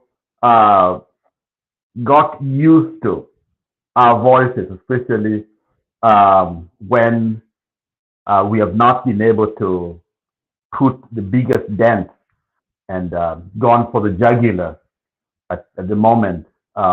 So people like Malema are provocateurs. They are there to as catalysts to help us renew our call and our vision to get this man out. I think there's no doubt that when we started this journey, the goal was to get rid of individuals that stand in the way of a clean nation, a functional democracy, and rule of law, and so that Kenya can prosper. And it seems as if the same people are still there. But on the other hand, we have made a lot of gains, but sometimes we don't look at the gains we've made to keep on building. We kind of panic. It's almost like Peter walking on the water with Christ and then looks on the side and sees the high tides and the storms and fear grabs him and begins to sink. And this is not a time for fear. This is a time for going for the jugular. We are almost like lions, almost to the throat of the animals that we are hunting. And so let us all organize. Let us all put our thoughts together. We still have a young leader who knows exactly what is doing in Baba. And so the recruitment of members today and the direction that is taking with the students is actually a final preparation to be able to get what we are looking for. And the emphasis, I think, it's been very, very clear about don't be afraid, no fear.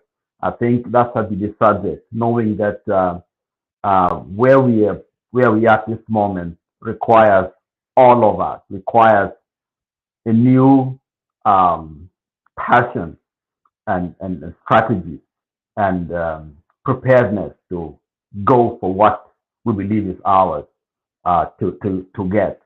And so I'm excited. I feel like people are waking up to the call, and just like I think Alex was talking and talked of that we are all in it together, different ethnic groups coming, and so there's nobody really left out, which means that we have what it takes, and it's simply organization and letting this man know that he does not have the power He doesn't have the authority of the people.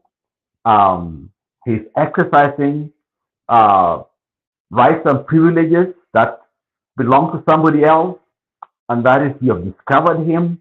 We know what he's trying to do, and that we are coming very soon for you, because you cannot sue us and keep basically killing us politically, killing the nation economically, killing us socially. You cannot go on doing that, because we are coming together spiritually. We are together. You have lost the church, and some of the leaders who are with you are now useless. You don't have followers to lie for you and lie with you. And so you must know you're alone. And every Kenyan must understand that this is where we are, is where God would want us to be. And that is a place where we know what is wrong and we are doing that which is right.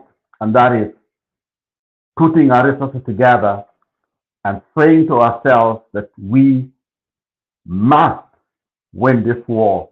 And it started already to be able to get, as I think when Kamwene-san talks of the final stage, I believe with you that is a second phase, or whatever you want to call it, third or second phase.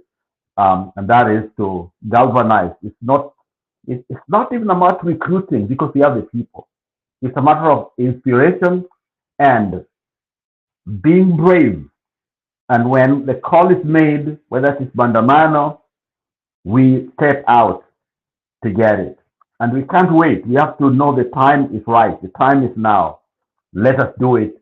And I think this is a winnable war. I've always believed it's a winnable war. The problem has been us. We are not in tune with our leaders. And also we have lost certain direction in the process. And also we have not probably made it very clear to all of us, in terms of communication, what is really going on. And part of it could have been a strategy, but part of it, of course, is I wouldn't want to call it lack of strategy, but it is lack of awareness of what is going on. And so people allow fear to get in. And so we have now to get rid of this fear. As long as there's no fear, we have what it takes to get our country back. Okay. So thank you all. Thank you, Bernard, what you've been doing. Thank you for this team here.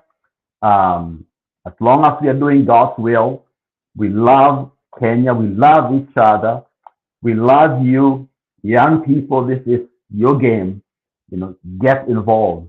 It is your country. Get involved. Let us win this for the future. Thank you. Sawa. Thank you, Bwana Lala. We appreciate your well thought comments. Bana, duacha nikupumzisha kidogo, najua unasinzia. And it is not bad kusinzia. We actually highly encourage it. People grow and watu huongeza uzito, they grow when they sleep. So kusinzia kidogo sio mbaya. It is very healthy. You increase your weight, you do what you do. So tutaki anyway, in a light note. So anyway, Bwana Lala, you have said one thing which is very key. People will have to assemble, depending with the outcome of what is happening and all these things which are being done face by face. I hope what was done in Siaya can be able to be mirrored in all the other counties, including even in the counties where we are not popular. I believe now, Ruto in the Ruto calamities, we can actually get advantage of that. Red Sea registrations happening in Kiambu. Red Sea registrations happening in Meru. I heard like this Kawera thing. I don't know how true it is, but I hear like so many things happened for Kawera to be rescued. We know Kawera had her own problem, but there are so many things.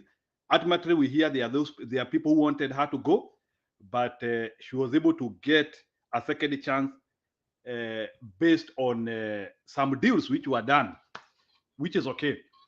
We agree on that because we don't want people to suffer the misfortunes of planned mutiny, political mutiny. So we don't want people to suffer that way. So in a nutshell, what we are trying to say here is that we now have an opportunity and a real opportunity to change the Kenyan democracy. Remember, and Bwana Bernard, I will tell you this, dealing with Ruto is the simplest thing in all these things we are doing. If Baba, His Highness, decided that Ruto will not stay in State House, na aite siafu, itakuwa namna hiyo. But we don't want to do the bigger goal is we don't want to be circling on the same thing, whereby we are dealing with democratic issues which are not resolving to anything. So we now have an opportunity where now we can work on democratic space of Kenya, whereby we can be going to elections, and the people who win the election, they can actually be announced. So that is a gap which we have to see how we are going to fill. So these are some of the key things. Even as we try to erode Ruto, to get Ruto out, we have to start looking at, because those are some, and maybe Bwana Bernard, I can say, these are some of the things which we overlooked in the 2010 constitution, even in 02, when we had that muscular wave which got Moi and his Kakunza out. So we were not able to visualize like that. Still, our democracy was deficient. Now we have gotten an opportunity. Actually, if Baba won this election, maybe if they declared, because I believe Baba won, if they declared Baba a winner of this election, maybe we could have gone with the same lapses of a failed democracy, which would not be doing much to us, only that somebody will use it and hijack it in the future. So, though Ruto was declared a president in 2022, the truth of the matter is somebody could have hijacked this system. Now we have an opportunity to make it solid proof and to make sure that our democracy is fine and fine-tuned. And those are some of the gains now, which we have to start working on. So, Bwana Bernard, as we work on Zakayo, because ultimately Zakayo has to fall. No one can stand Zakayo if his trajectory he trajectory, he is driving to Indian Ocean. Ataanguka kama yule mama tu, and pole kwa yule mama. He is driving to Indian Ocean. Ametoka kwa bridge, he is driving to Indian Ocean. And we cannot allow somebody who is killing himself to stop killing himself. And for your information, hata akijua ndio mzuri, because he is a font to everybody. So tunataka hiyo gari yake ianguke huko haraka sana. So what we are trying to say is that dealing with Zakayo is the simplest thing. The issue is democracy in Kenya. That democratic space in Kenya has to be methodologically looked at. How in the future are we not going to see an hijack where we have 4 against 3? 4 against 3, and still 3 win? That is the biggest question we have, because it can happen again. Unless we solve that quagmire, where a rogue independent commission, one person can be given money, somebody can look for him at night, and he can declare you the winner. That is the biggest lapse we have here. Otherwise, the issues of who to govern, that one has no problem. The issue is the method. That is the biggest question we have to solve, even as we remove Ruto. Hiyo ndio nilikuwa nataka kuongeza.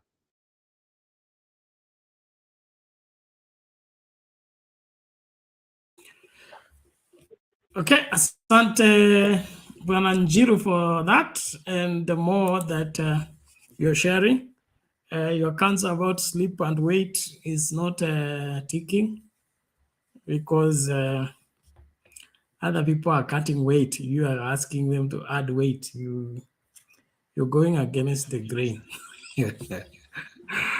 Sasa wewe unakaa pin, hata unataka kutoa uzito, and you are a laptop featherweight. You are featherweight, Bernard. Si usimame tuone, you are featherweight. Nimekwambia wacha kupeana counsel mahali ambapo hujaitishwa counsel.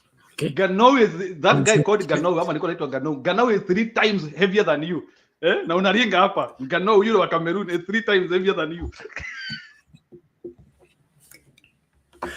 If that is a prayer you're praying for me, may God never answer it in Jesus' name. I must keep light so that I can keep strong, and do what I'm doing. All in all, I want to appreciate everybody. Thank you so much for being part and parcel of this conversation. Unajua Njiru ndio chairman leo, kwa hivyo anataka kudance mara mingi. Amerudia hiyo wimbo ya Papodongolo. Budget iko high mpaka sasa wimbo imepasuka. Relax kwanza bwana Njiru. Unajua hiyo wimbo ilikuwa band na Moi.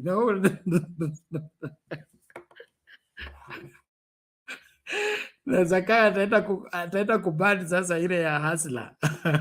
That's why I'm playing it here over and over again, because it's going to be banned probably next week, because it is not going down well with Zakayo, and that's why I'm playing it.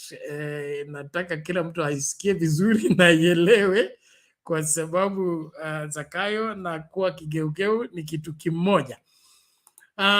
Quickly on the on the poll that we are running, do you agree with Honorable Malema? Do you agree Honorable Malema was in order to call Ruto to order? Like the video and vote. So far, 29 people have cast their vote on Sound Candy Talk. And of the 29 people, 93% say yes and 7% say no. We encourage you to participate. And then, of course, make sure you're liking the video even before you cast your vote. Make it your culture, and let us make things happen. Thank you so much. And then, of course, we're looking... Sorry? Niweke yes. Yangu ni yes. Niweke yes hapo Bernard. Nikuweke yes. Sasa wewe unataka unituma niende polling station nishikwe kwa sababu sina ID. Niweke yes hapo. Nimekutuma niweke yes haraka haraka. You want to use my ability to vote so that you deny me my own ability to vote, because only one vote can be cast by one individual. This is corruption. Na mimi nimeona inaonekana Chebukati was you are the councillor wa Chebukati. Hii dalili umeanza kuonyesha ni ile ya Chebukati. Setting up people to lose and ensuring that they lose even if they are winners.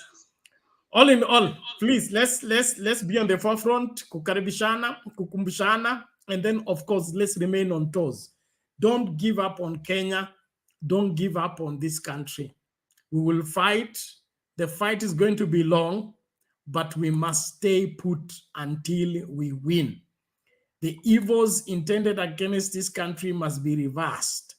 And for that to happen, we need to be stronger, more focused, more resolute until we win. So it is not over until we win. And it can only be over when Zakayo and team have been put in one basket and sunk where they're supposed to be. So don't relent, don't give up. Let's keep in the fight, no matter what. I want to salute everybody for your continued support. Please make sure that you keep doing what you're supposed to do. Let me see, there are 2 videos I'm supposed to play, but they are not ready since ilikuwa blackout hapa. But in the meantime, tutaendelea kucheza hiyo kibwagizo. Alafu nimeona Olara pia amekuja, sijui ana ujumbe upi. Alex yuko hapa. So nataka kila mmoja afanye nini? Achangie. Lakini Gachagua anasema Malema asiongee masuala ya Kenya. Lakini wakati huyo mwanamke alizungumza maneno ya uchaguzi defend. So why the double speak? Tonight. Hii mradi ulianza kati ya serikali ya Uhuru Kenyatta. Kenya is the most stable democracy in Africa. Kenya is the gateway to the East African market. Kenya is the leading regional financial hub. Na eneo hii yote Makueni mlisimama imara juzi. Manake maandamano iko kwa sheria yetu. Kama wewe umekasirika, wewe huna imani na yale serikali inafanya, una haki ya kufanya maandamano. Mimi nimeangalia na nimeona ya kwamba hii serikali tuko nayo ni serikali ya majabasi. Naomba niwaambie, ukisimama imara vile nimesimama straight namna hii, hakuna mwenye anaweza kupanda kwa mgongo. Unajua hivyo? Tonight, some candid talk. Wanakoroga katiba ya wafaidi. Ameuza mayai huyu, hatatuelewa. Anajua shida huyu, hatatuelewa. Hasa ndio wetu, ndio wetu, ndio wetu. Hasa ndio wetu, ndio wetu, ndio wetu huyu. Hasa ndio wetu, ndio wetu, ndio wetu. Hasa ndio wetu, ndio wetu, ndio wetu huyu.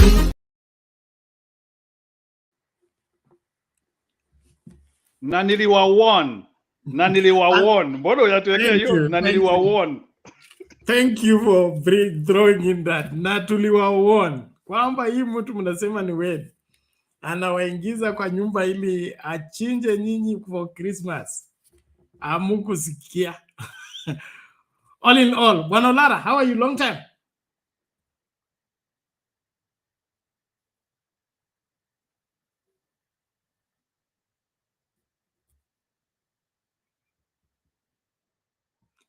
Dr. Lara, what happened?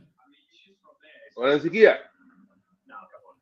Na kusikia baada ya kunipromise microphone, sasa ukazama. Yani, you want to have all microphones for yourself?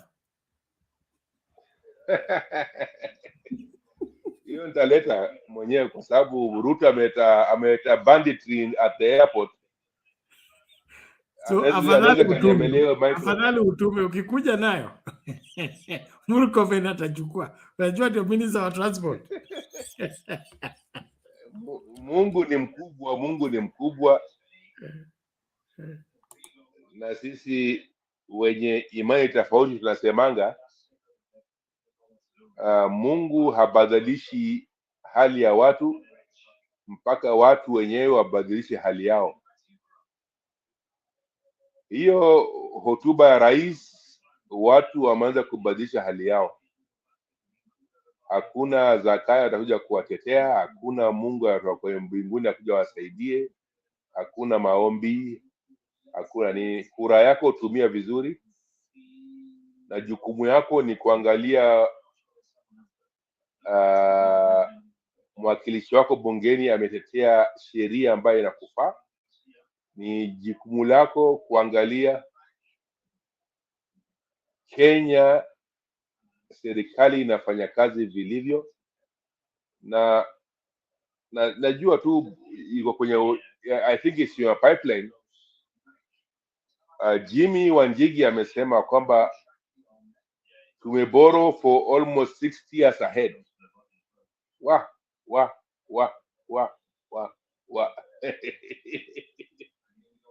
hii kitu ni mbaya. We have to look at it holistically. And as we are moving forward, the tragedy of our president William Ruto.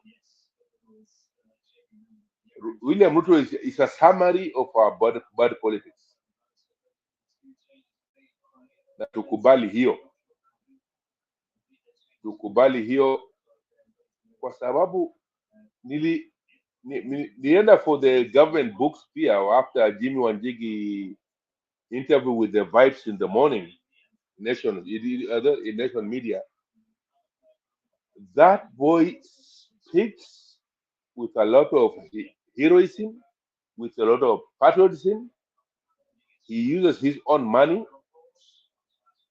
I don't think he is bringing that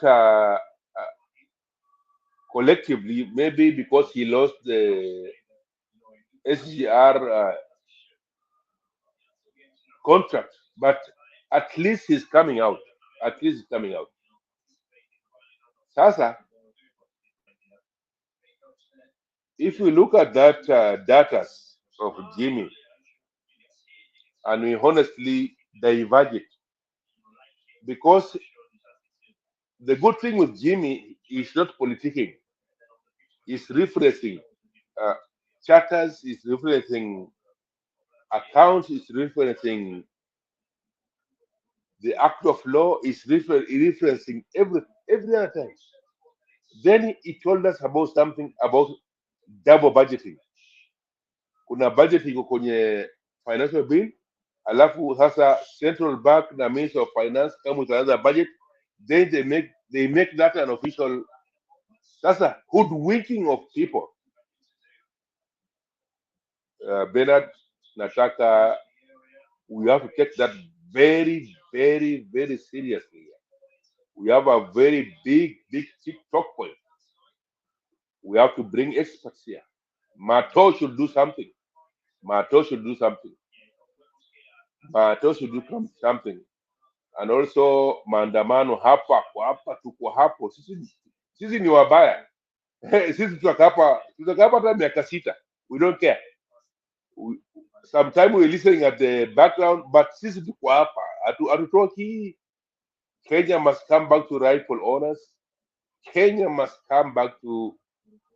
And lastly, Sigu comment about King, the fake King visit, who came here with his church, and that guy, you look at him, that he is the head of Anglican Church. And if you are confusing anything, confuse the supremacy of whitening your gold, whitening your promises, whitening. There's no white promises coming back to come and save us. Is the same white God is dominating us. Now we have to interpret our Bibles reflecting back to us, not reflecting to actual. You see that guy is the head of Anglican Church. That king there is a mandate. He is mandated to take our slaves up to from Africa. He allowed us to be enslaved in every other Caribbean nation which you see bearing including Aborigines in Australia. He's the guy.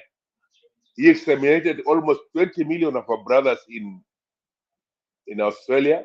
When his prime minister was asked, Winston Churchill, he said a better race was replaced minor race. He still looks at us. What did he give us after Ruto demanded? He said, we apologize. No, not apology. We regret what happened. Regret what happened. We should be taking Anglican Church out of this country. We should be reclaiming our state, because this state, the biggest landed owner is still the king. He's owning our land through what?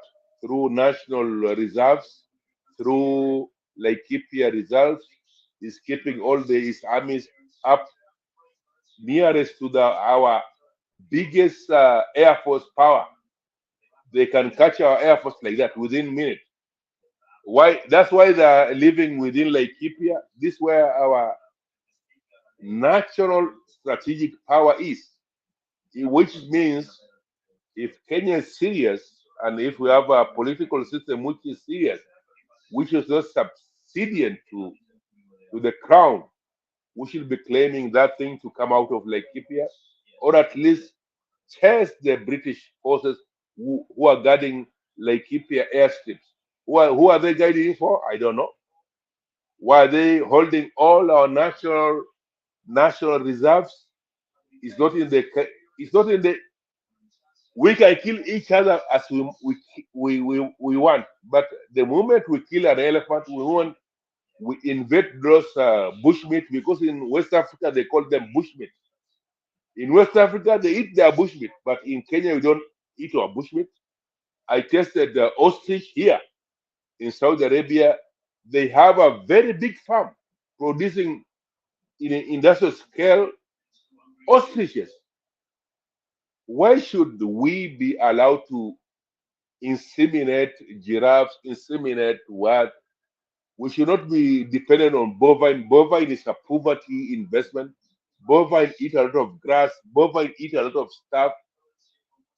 Hiyo ng'ombe maziwa moja ukiweka boma yako, hiyo European investment wametuallow. That thing is terrible. It eats a lot of grassland. It eats a lot of what? And then it gives you 1 milk or maybe 10 milk. You just go and sell it to what? To another corporate. Then now we are left with what? We were people who are eating diversely. We eat our meat from the bush. We eat our meat from everywhere. We eat our chicken. We eat our bats. We eat everything.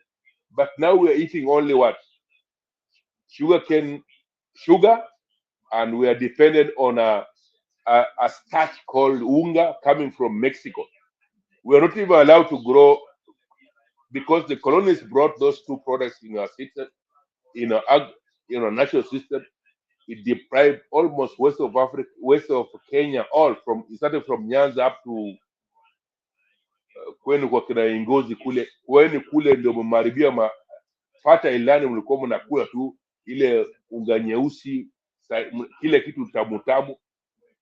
They use those all fertile lands to just grain sugarcane. What's the income now? Income now, where if you go to any oncologist in Kenya, is treating only one thing: bad eating, bad food in the system. What is that? It is diabetes, is kunona, it is cancer. It is that. We have to go natural now, liberate ourselves, eat our indigenous food. This official acceptance of Ruto, because sugarcane is also a genetically modified stuff. It was not a staple. Even maize was not a staple food. Now, if our economics and our eating is dictated by somebody out of here, and now we were immunized, your chanjo, we are Africans who are immunized than the rest of the world. Every other new vaccine is tested on us. Every other new vaccination is tested on us. All those NGOs, most of them come under the church. We have to stop them. We have bigger problem here. Ruto is exacerbating that. And luckily, some churches have refused that message. We have to look inward. We have to look inward. We have to look inward. This is the solution where it lies. We have to paka hiyo sura ya Yesu nyeupe na shetani nyeusi iishe kwa akili yetu kabisa. We have to re-educate ourselves, including our spirituality, because we went to churches with African spirituality. That's why you accepted it. But if you go back to our spirituality and look at it correctly, we'll never allow a white Jesus in our midst. We'll never allow a black devil in our midst. We will name a devil as a devil. We'll name a God as a God. And we will connect to the God spiritually, as we always done. Even when the rain rains, we should stop calling our natural healers witch doctors. We should stop that. We have to educate ourselves to eat right foods, which is genetically conforming to ourselves. The moment you see every morning that you have to wake up with a cup of coffee, know that there's a sugar in that cup of coffee. The moment you see yourself, you have a good meal in front of you, a nice chicken, but you're still starving for ugali kubwa. No, you are starving to the same starch which has have gluten in it. It's the same sugar in it. It's the same sugar you are addicted to. The moment you see you don't like your natural food, even including cassava. Cassava is also genetically modified. The moment you see you are dependent on that, you are having a colonial system. So now, we are not being colonized religiously, but the systems, even our colonial system, made us left with a fewer richer people who can control the political system. Let me ask you, Bernard, why should Kenyan presidential race cost us almost 100 billion? Whereas in the 5 years, we cannot spend 100 billion to grow a better crop, sustain hunger, sustain that. If you can get a question where the campaigning is almost 100 billion, and whereas you feed the Kenyan people for almost 20 years will only cost 10 billion, 100 billion, then you can know where equation lies. Sasa, Bana Bernard, you have a very big platform to re-educate the leaders, re-educate your followers, re-educate the white messiah, re-educate whitening of the God. The God is not white. If it's the white is even, if the God was closer to any race, it should be a God of sun.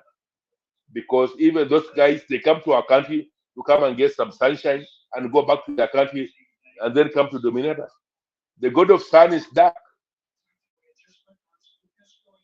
He portrays himself as green after flourishing. But there's no God under the sun who is white. Snow is just darkness, it's death. They come to us at the land of suns, they get gold, they get diamonds. We are genetically correct. They can bring COVID, they can bring malaria of vaccine of Bill Gates and Ruto. We will survive again. They can bring another 400 years of colonization through gods of Catholic, through God of what, who annihilated us and declared us that we are lesser human. But we have an obligation to re-educate ourselves about our spirituality. They use our spirituality to dominate us, but the same spirituality should survive us again, should revive us. We have to be one Africa again, closer to our land, closer to our original food. The moment you are crying about maize flour, the moment you are crying about sugar going up, no, you're still colonized. We were not dependent on sugar. We were not dependent on maize flour, including the maize flour they're feeding us, or including our politicians. Those maize are factors brought from Mexico. These were just factors brought from Mexico.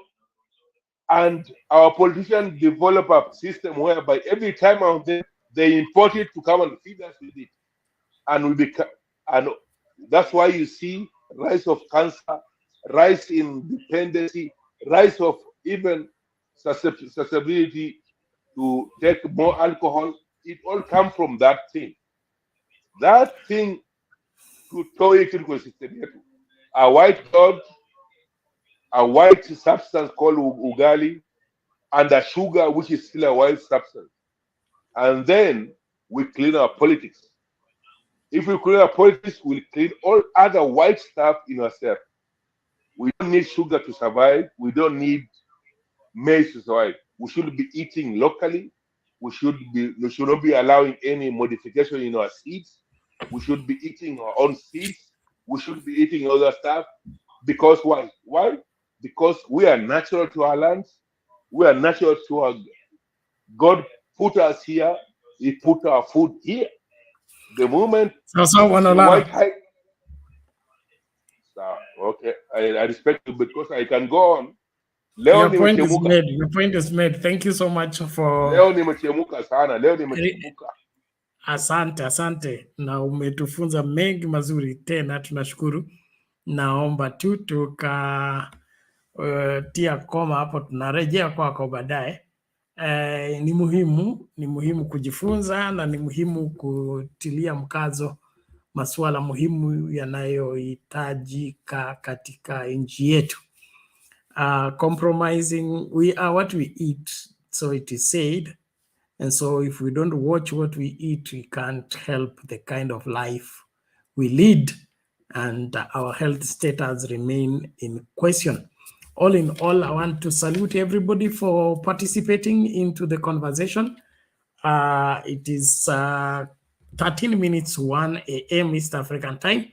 Tulianza kwa giza, nashukuru mwangaza umerejea, lakini niko na deni la kucheza video kadhaa kabla niachilie steering wheel kwa wengine ambao wataendeleza kipindi hadi dakika ya mwisho. Chao, the admins, to all admins, please, mtu akija kama mgeni au mjui, don't add them to the screen. Engage them wakiwa hapo kwa quarantine, kwa private chat. Find out who they are, where they are coming from, what they want. There are people who have been hired to put the channel into problems. Let's be watchful.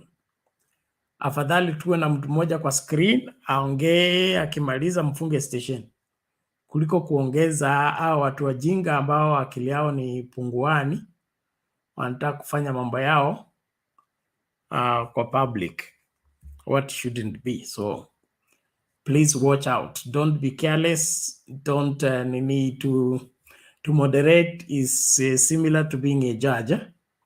And for you to judge the case properly, you need to listen to each and every detail of everyone's submission, so that at the end of the day, you'll be able to determine who is who. So be keen, especially if you don't understand the person, their names are strange, and maybe they are wanakataa kuweka camera on, ama wakiweka camera on, they are not predictable. Engage them on the private chat.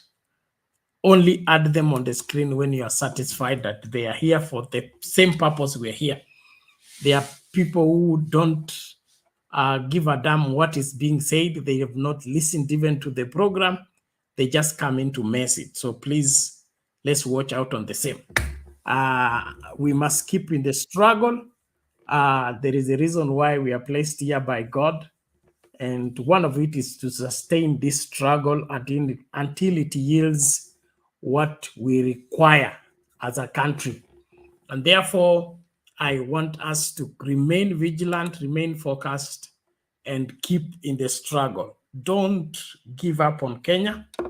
Don't assume that Zakayo is impossible. Zakayo is not impossible. Zakayo can die. Zakayo can crash. Zakayo can give up. Zakayo is not immortal. So let's not think like tumewezwa. Hakuna kuwezwa.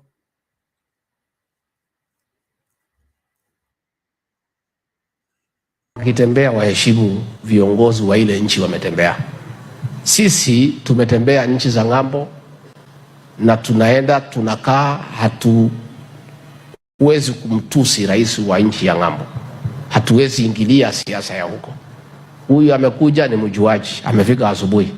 Saa 8 mambo ya Kenya anajua hata kuliko sisi. Si mlimsikia yeye? Na pale kwao nilikuwa hapo December. Rationing ya stima ni 7 hours. Na sisi hatuongei kwa sababu tunaheshimu hawa. Sasa yeye amefika hapa ni mjuaji. Mambo ya Kenya, rais, sijui nini.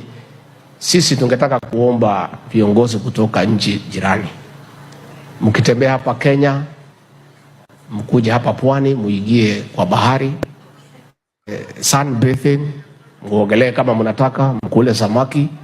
Mkitoka hapo muende Masai Mara, muende muone wanyama, alafu muingie ndege mfanye nini?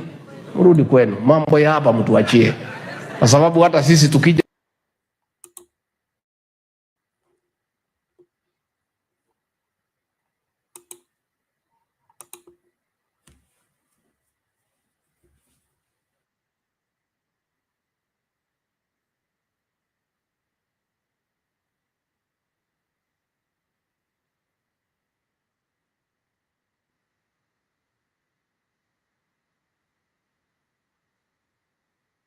anataka kutusafirisha ile safari alikuwa anataka kutusafirisha, atatusafirisha tu mapema, hakuna haja aendelee kututesa. Atusafirisha once and for all, tujue tumeenda. Kwa sababu ukiangalia seriously, inakuaje mtu anaongeza ID from 100 shillings mpaka 2000? How possible is that? How practical is that? Hiyo ni how many percent? Anaongeza kitu kama marriage certificate. Unaweka 50,000 sio ama 100,000.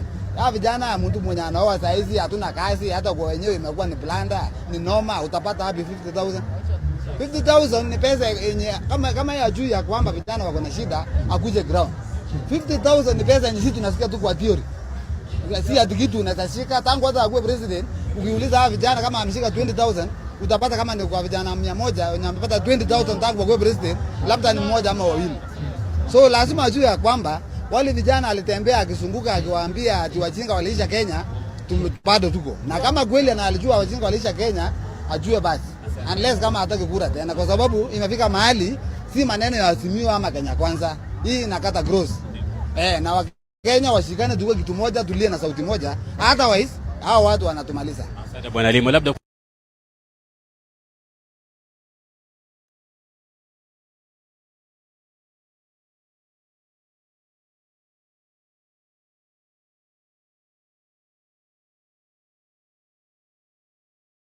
la popote ulipo.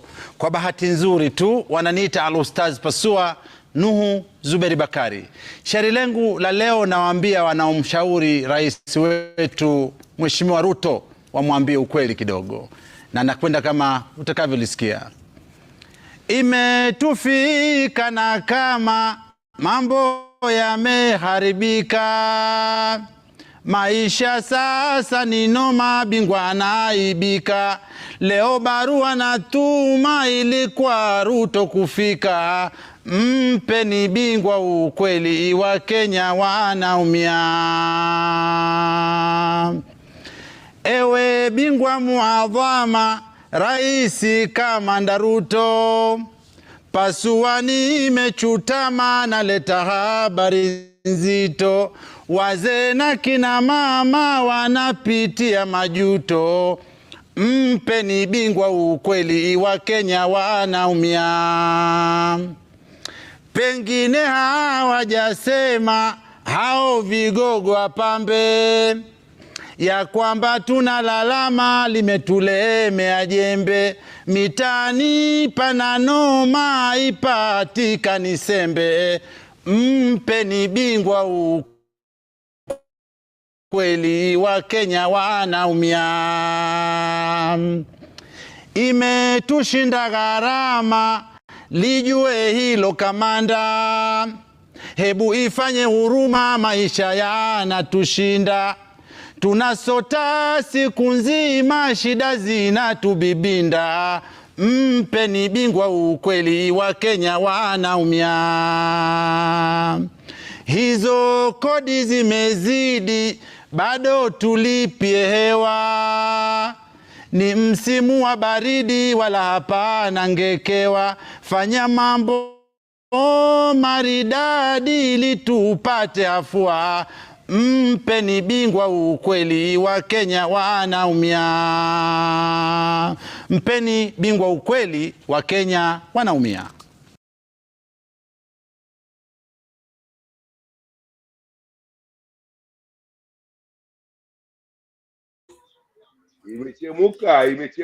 Imechemuka.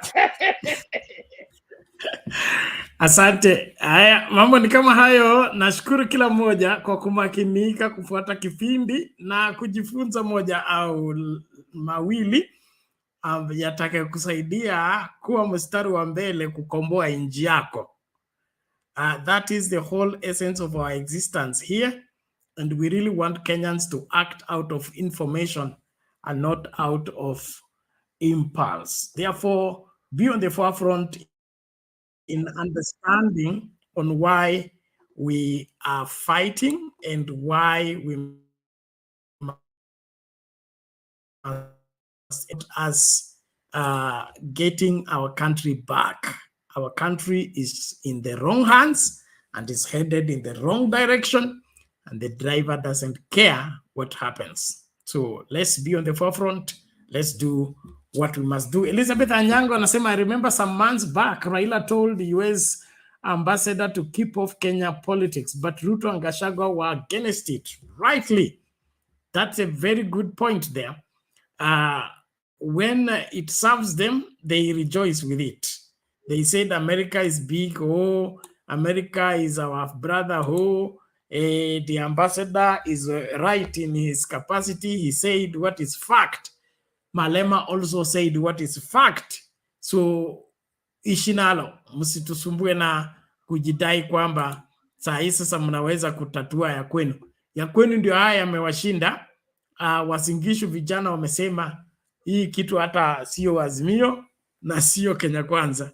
Ni kwa Kenya tuungane pamoja, tujikomboe. So where it has reached ni kubaya. Zakayo and team must pack and go.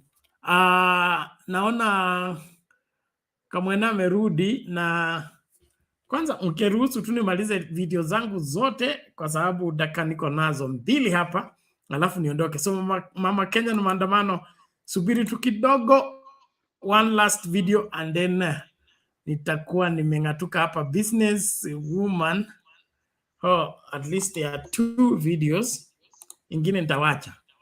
Kama utacheza ile ya business people wale wanaenda Tanzania. Haya, utanionyesha.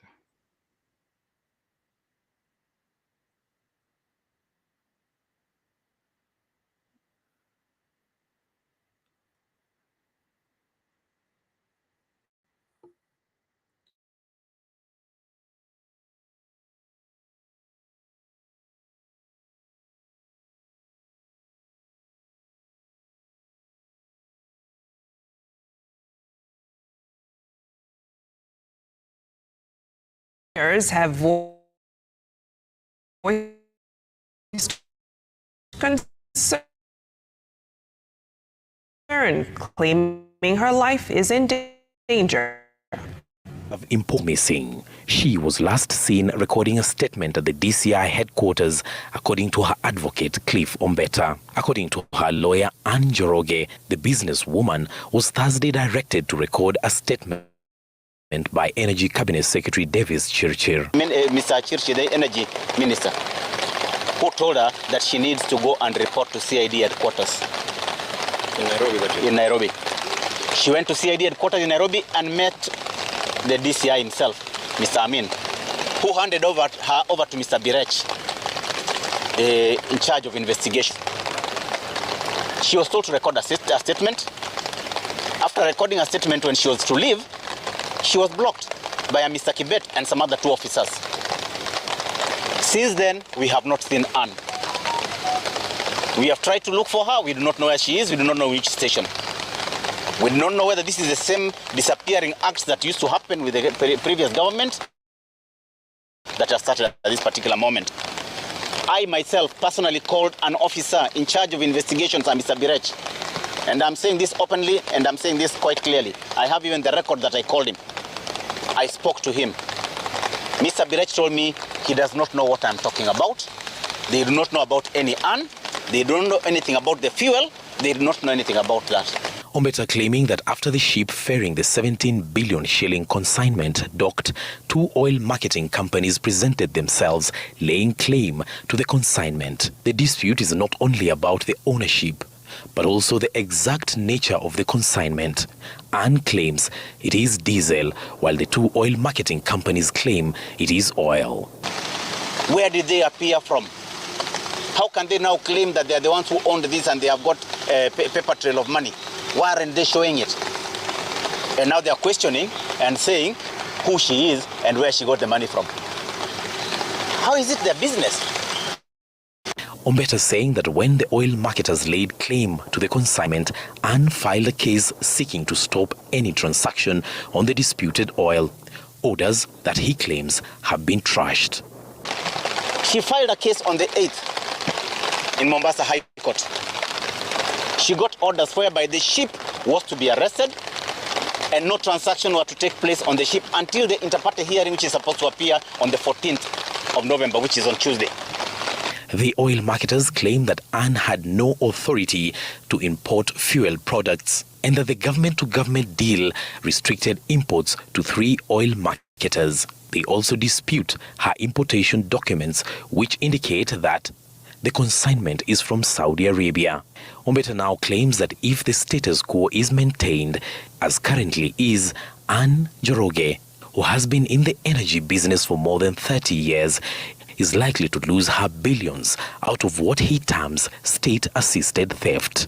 Hassan Mugambi, Citizen TV. Kitambulisho ni haki yako. Ukipata mtu ambaye anakuitisha pesa ati ndio upatiwe kitambulisho, huyo mtu tunataka mpige ripoti, huyo mtu aende nyumbani. Kuna watu wengi sana wanaweza kufanya kazi.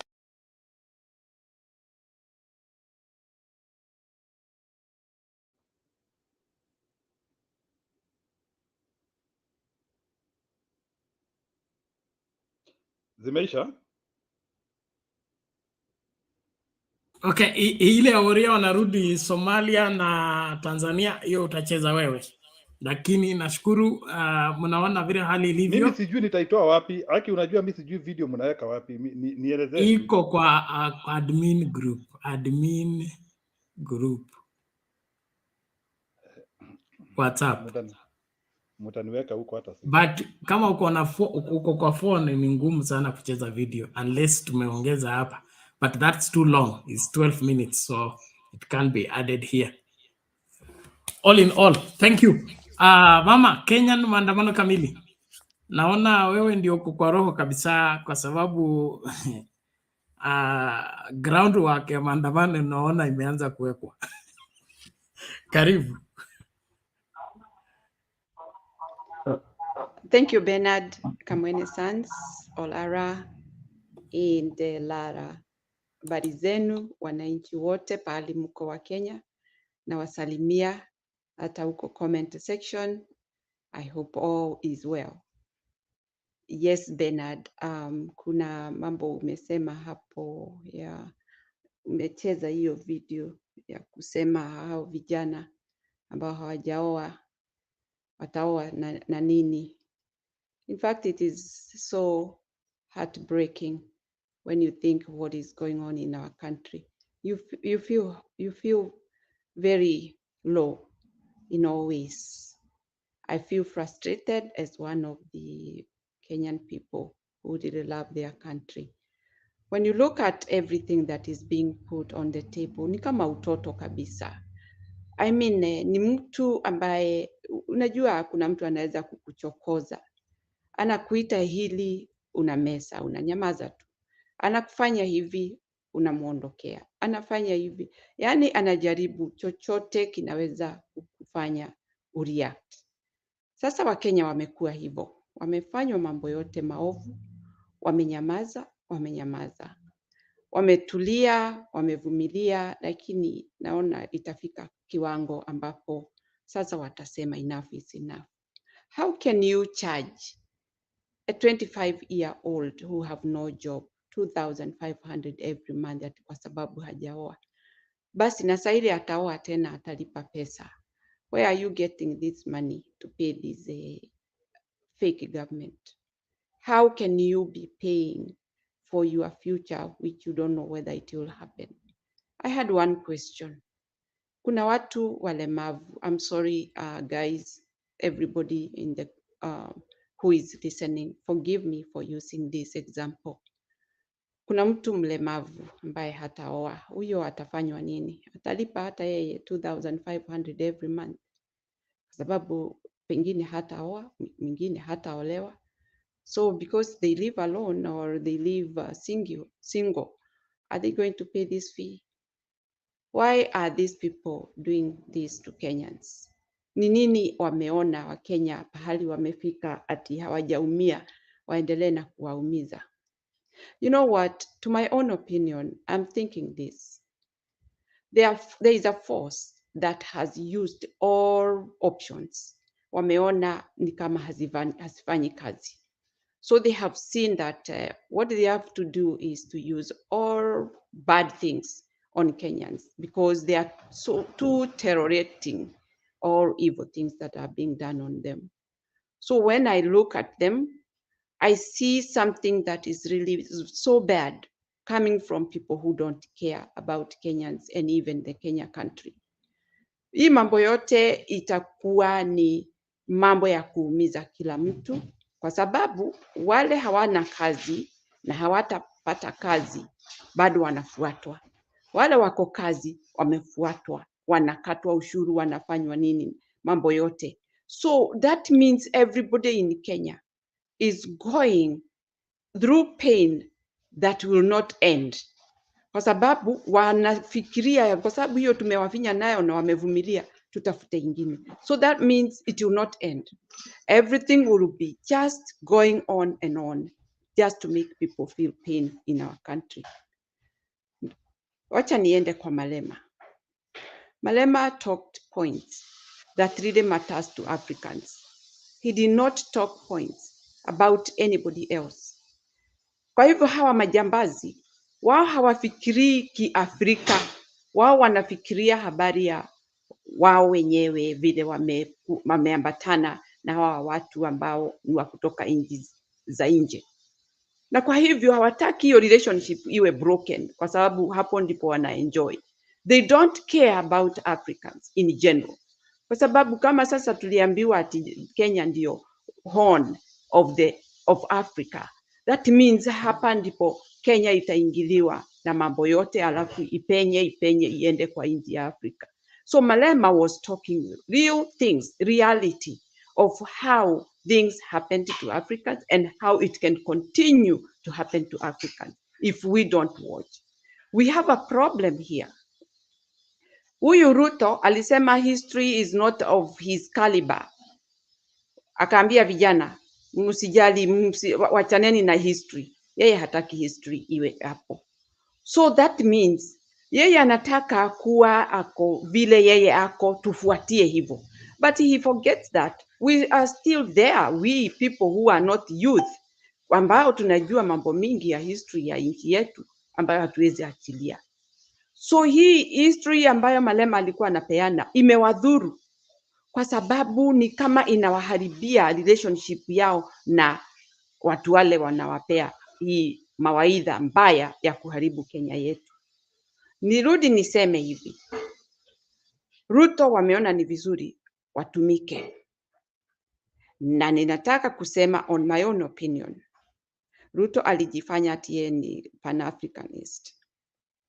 Niseme hivi on my own opinion, Ruto anataka kuwa pahali alikuwa anajiweka kama yeye ndiye kiongozi wa Pan-Africanists, ndio confuse hawa Waafrika leaders, awaweke kwa mtego ambapo hawataweza kujitoa. Yeye anataka aingize mguu hapo, awe ati yeye ndiye kiongozi, but he is being used as a puppet, ndio confuse leaders wa Africa. That is my opinion and that is my thinking. Kwa sababu anapowaweka hapo, vile alikuwa anakimbia from this country to the other country, ati aonekane yeye ni active, yeye anataka dola ibadilishwe tupate pesa ya Afrika hivi. Ni wapi amesimamia? Where does he stand?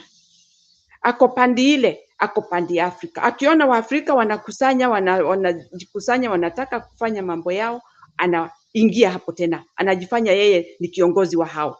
Lakini wakinyamaza tena anakimbia, anaenda pandi ile, anaenda kuonyesha wazungu sisi tuko pamoja na nyinyi. Where does he stand? That is why even Malema was saying I can't locate him, because he is meandering. Na hii mambo yote anafanya, he knows what he is doing. He want to confuse the African leaders who may take initiative of doing what is right for Africa. Na anataka kuharibu kabisa, akijifanya yeye ndiyo anataka kuongoza hiyo maneno. Hawezi na hatutaki. Huyu ni mtu ambaye anataka kuharibu the whole continent. Hata hana haja. Na kama hana haja na historia, ni ya nini Afrika anaingilia? Aende atumike pahali anatumika. Aachane na Waafrika wajipeleke peke yao na watengeneze mambo yao kivyao. Sorry. So my point was, Ruto amejaribu kufanya awe kiongozi wa mambo ya Afrika, lakini hawezi hata kidogo, kwa sababu si mtu honest, si mtu ako na maono, hata maono yake ni kidogo na hataki kupoteza pahali alishikiliwa. So how do you expect him to be on that side na awe kwa Afrika? Tafadhali, and the other day I said, leaders of Africa, get away from this guy. He is playing double job. He is working with Africans just to make them confused and to make sure that they don't go beyond the point that he cannot control. Na bado yeye ako pande ile akichunga laini ndio awe akiwapea report. Wamefikisha hapa, anapeleka pande ile. The other point I want to say, hii mambo ya nchi yetu ati Ruto anaambiwa ati afanye kazi vile inatakikana, ati apewe mambo ya ukweli. He knows everything. He is being advised that these things are not happening. They was there. This is not good for the country. Si alikata. So hata huyo mwenye shairi nitamkosoa kidogo. Nimwambie huyu si ati hajui what is going on in Kenya. He knows everything and he knows what is eating Kenyans. Aache kuwa ati tunasema ati yeye hajui, ati ni kuelezwa anaelezwa, ati aelezwe mambo ya ukweli. He knows everything. We have a senator who was saying there, we are in Senate and we are doing nothing for Kenyans. So those are all information that we should put together and see that Kenyans are being alone. There is no leader for Kenyans at all. Ile mambo wanafanya ni kufurahia, wanafurahia. Saidi tumenyamaza. Saidi wamesema kitu na tunaumia, tunanyamaza. Those are their happiness. That is their happy moment. For this time, Ruto knows each and everything that is happening in Kenya. You cannot tell me Kidiki is standing there saying that people will be charged 2,500 per month because you are alone, you are single. Na iwe ati hiyo si kitu wamepitisha wakiwa pamoja. They were together. They know everything. So hakuna kitu ambacho mnatakiwa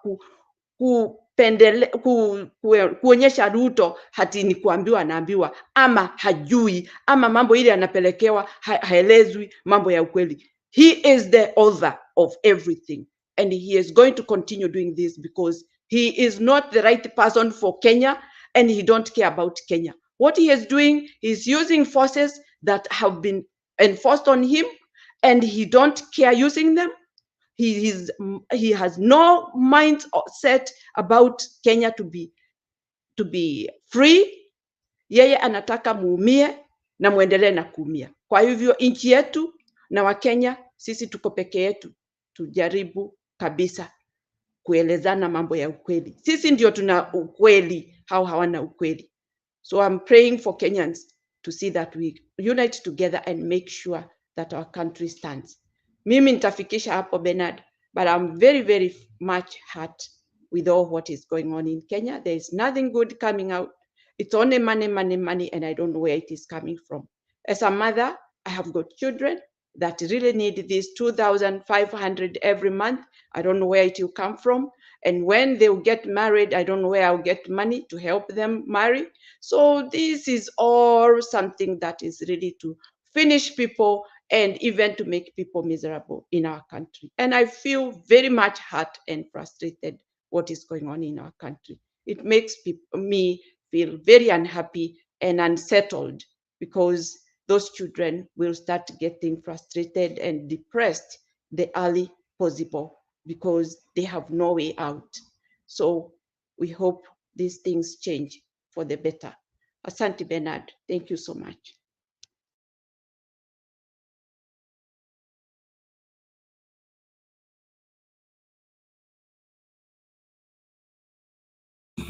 Okay.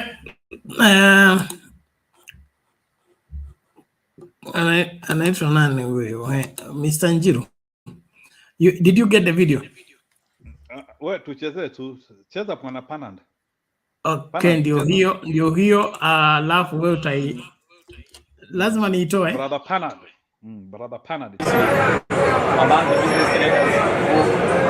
their business owners in this district association. We are here today to raise our concerns on increased taxation on imported goods and the impact on our customers and our daily life. So our statement reads as follows. It is attention to KRA office located at Time Towers and Selassie Avenue. The subject is concerns over increased taxation on imported goods and its impact on prices and customers' behavior. We trust this letter finds you well. We are writing to express our deepest concern and dissatisfaction regarding the recent substantial increase in taxation on all imported goods. The raise in taxation rate has had a ripple effect on our business industry, leading to higher prices for consumers and a considerable loss for customers for business involved in this sector. I believe it is essential to bring this issue to your attention and seek consideration of the current tax policies. We have a complaint about the tax increase which has been on upwards to the judiciary since 2017. For instance, in 2017, there was an increase of tax for a single container from 1.7 million to 1.9 million. A few years later, the rate changed from 2.1 million to 2.5 million per container. In the year 2022, the taxation rate increased to 2.8 million per container. This year alone, they have increased the taxation twice. In June 2023, it raised from 2.8 million to 3 million Kenya shillings per container. In July this year, they increased from 3 million to 4.4 million per container. The business industry is an integral part of our national economy, providing employment to thousands of individuals and contributing significantly to our country's economic growth. The sudden and considerable increase in taxation on imported goods has created several challenges for businesses operating in this sector. I would like to draw your attention to the following concerns. 1. Price increases. The heightened taxation rates on our goods have directly resulted in higher production costs for businesses. The additional costs have in turn been passed on to customers in form of higher prices of goods. This has made amicably less affordable for the average citizen and has led to a decline in sales. Number 2, loss of customers. The raise in price have dented potential customers in resulting in a noticeable decline in sales and market competitiveness.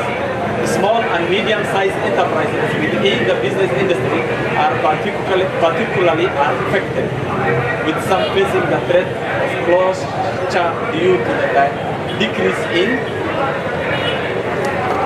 demand. Point number 3, foreign investment. The business industry relies on imported materials from production. Higher taxation on these imports may discourage foreign investors from entering our market, which has potentially hindered economic growth, thus negatively impacting our economy. We are kindly requesting that the Taxation Office to review and reconsider the current taxation rates on all imported goods. We felt that finding a balance between revenue generation and supporting the business industry's growth and competitiveness is crucial for our economy. Kwa jina mimi naitwa Mr. Hassan Mustafa, ni mkaaji wa Isli, ni mmoja wa wanabiashara za maduka katika hapo Isli. KRA ikipatiwa target na serikali mahali pa kwanza ambapo wanajua iko nyepesi zaidi ni banda yetu hizi makontena, wanatukimbilia sisi. Tukimbilia sisi hata hawashauriani na sisi, hata hawataki kujua hali ya kazi, hata hawataki kujua watu iko namna gani. Kitu wanaanzia naye ni kuongezeka. Mwenye anakaa Tamistawas hana habari ya chini, hajui wale wa chini wameuza ama hajauza. We are requesting KRA team and also our head of state yesterday in the national speech. We were expecting him to address these issues that are affecting us, but we didn't hear about him. So that is why we're here today, to remind him that as a Kenyans, we are here and we are good citizens and we are willing and ready to pay the tax. We will comply with the tax. But as long as they are pushing us in the wall, things will be difficult and businesses will collapse. And that will result damage the business entity in our nation. Secondly, we have an entity called the Business Community. For the last 3 months, they were working with KRA team to register more businesses in order to pay the tax. And it is going very smoothly. But on the other hand, there in the ports, the same KRA team and the customs, they are increasing the duties. And that is why we are here today and we're complaining about it. That it's affecting our businesses and making our men and women who do businesses to relocate their businesses to Tanzania and Uganda and other neighboring countries. So our plea to the government is that let them reconsider and come with a good policy and a reasonable rates that they can tax us, and we are willing and ready to work with them. Thank you. On top of that, currently, for instance, our neighboring country Uganda, they have decided when it comes to fuel and petroleum industry, they have already decided and relocated their businesses in Tanzania because of the high cost and the high rates that we are experiencing here in Kenya. Secondly, in Tanzania, the fuel subsidy and all fuel prices decreasing, while here in Kenya, the fuel price is going up daily. And yet they are telling us that it is the effect from the war in Ukraine, secondly the war between the Palestine and Israel, that is what is causing the Kenyan government to increase the fuel price. But when you see the fuel price in today's world, it has decreased 5%. And we don't understand where Kenyan government did that ideology or increasing the price of fuel, telling us as if we don't know about anything what is going on in the world. The world is digital and it's connected. Whatever happens in America or Europe, in Asia, everybody hears. In 1 minute, everybody has and hears what is going on in the world.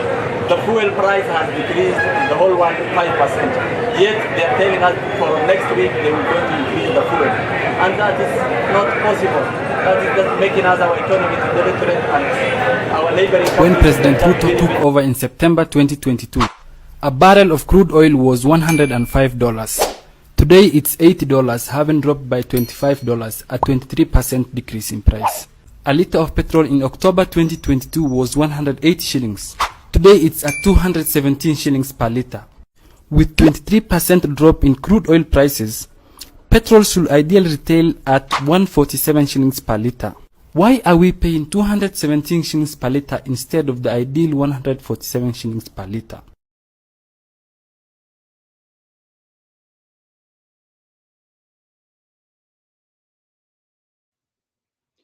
Okay. Unaweza sema neno ya mwisho ukiendanga.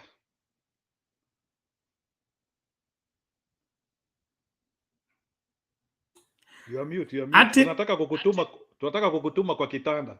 We don't want you here again. Just watch out for the enemies of progress. And of course, verdict. Unajua nyinyi mnasahau kwa nini? Verdict your prediction is right, eh? 96 yes, 4% no, 92 I was votes. tired with 88%, eh? Kila saa nikikuja 88. I was tired with that thing. Hata hiyo 96 ni kidogo. Kesho. So did you chase away the people who are voting for 11%? Wasikuje hapa. So you guys, let's catch up later. Thank you so much. Let's keep going. Asante sana. Okay, thank you very much. Go and join the other round. Tunashukuru, thank you kwa mchango yako. Tubaki hapa na akina Lala na akina Orala so that we can dissect and look at what is happening to our sacred nation. to this country which God gave us as a free gift to be born in this wonderful nation which we want to allow Zakayo to destroy. God is so gracious that he created us in Kenya, and he never positioned us in some of the places whereby people are having so many issues. So don't think that ungezaliwa Palestine ni Mungu alikupea hiyo neema ukajikuta Kenya. Even if you are not having as bad issues like the ones which Palestinians are having and the Jews together, the truth of the matter is that you need to fight for your country like hell. Hiyo ni kitu ambayo unafaa kukuwa ukifanya. Actually, you should fight for your country more than your job. You should fight for your country more than anything else you have done in this life. Because your country has given you everything that you deserve worth. It gave you descendants, it gave you a name, it gave you a place to exist. There is too much your country has given you. And nothing nothing or nobody should come and try to jeopardize your existence in that country. That is why we had to lose people in Mau Mau rebellion. We had to lose people in the 90s. And today we have a third invasion, which we are now being prepared to get rid of it. We are the modern day generals. Na hii shida ambayo tuko nayo saa hii lazima tuitoe. Hii shida hakuna historia ya kuiangalia na macho. This problem actually hii generation yetu, the people who are alive now, there is no apology. You have to deal with Ruto. Any person who is alive, your sole mission in Kenya is to deal with Ruto. Wewe tujua tu hivyo. And that is the reason why you are born, and that's the reason why we have 55 million. In fact, we have many people. In fact, we should do a better job than Mau Mau. There is a unmute. Lala, unmute kidogo. Lala, unmute kidogo. I will be out quickly.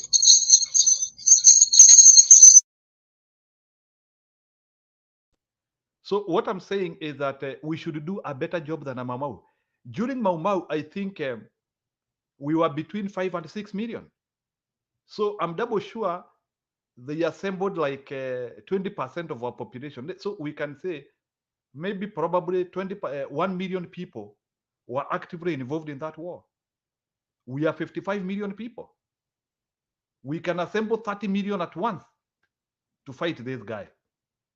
So we have no reason to say that we don't have anything. We have manpower, we have intellect, we have the reasons. Hapa hakuna reasons za kutafutiria. Sio mtu tunawekelea shida. Huyu mtu ni shida yeye mwenyewe. So everything that favors revolution, everything that favors retaliation, everything that favors regime changes is ripe. So what I'm saying is that we should do a better job than Mau Mau. And our generation has no regret. Our generation cannot say that hii kazi hawezi fanya. We just need to sit down and we look at our future. If our future is about Ruto, we can relax and watch him. But if our future is something better, is the land of milk and honey, the one which God promised us long time ago, the land of milk and honey, we have to deal with this guy. God has given us brain. We can be able to think and we can be able to strategize. We cannot have this guy doing what he's doing and we are all silent. People of God have to rise up. Even Pharaoh, when he was disturbing people in Egypt and disturbing the people of God, it reached a level whereby there was unrest within his own. Their leader, Moses, came and he freed these people. And actually, the battalion of Pharaoh ended to die in the Red Sea. It reaches a time whereby people have to be let loose and people have to be let off the yokes of suffering. We cannot allow Kenyans to continue suffering. Umesikia hao wa Somali wanaongea sahi. And I was thinking like they have Duare who is talking for them. Kumbe nimekuja kujua timu ya wezi ikijipanga, they don't care about their people. So saa zingine bwana Rara, msisemange mtu yetu yuko hapo. That is how Wasomali were deluded. Somalis were deluded that Duare yuko hapo. Sijui hata yule jamaa mwingine lawyer, yule walikuwa anasema ati is a Harvard lawyer, ati huyu ni lawyer wa Ruto. Sijui kijana wanamuita aje, ati hata huyo ni lawyer wa Ruto. Sijui hata yule jamaa alikuwa DCI mbeleni. There is a guy from Garissa. There is a guy. So Somalis were deluded at hii government in yao. Little did they know that when things will come to the backyard, wataguzwa like anyone else. No matter who you support. Umeona hata Wakale, kuna jamaa Mkale nimekutana na video. Yeye hata anaongelesha Wakikuyu, anaambia Wakikuyu sisi tumeachana na huyu mtu. It is not about us again. I want to tell you, when somebody is not functioning, it's no longer about tribalism. Let me tell you, hata hizi vitu tunasemanga ziko kwa nchi bwana Lala, tribalism. Tribalism cannot function in a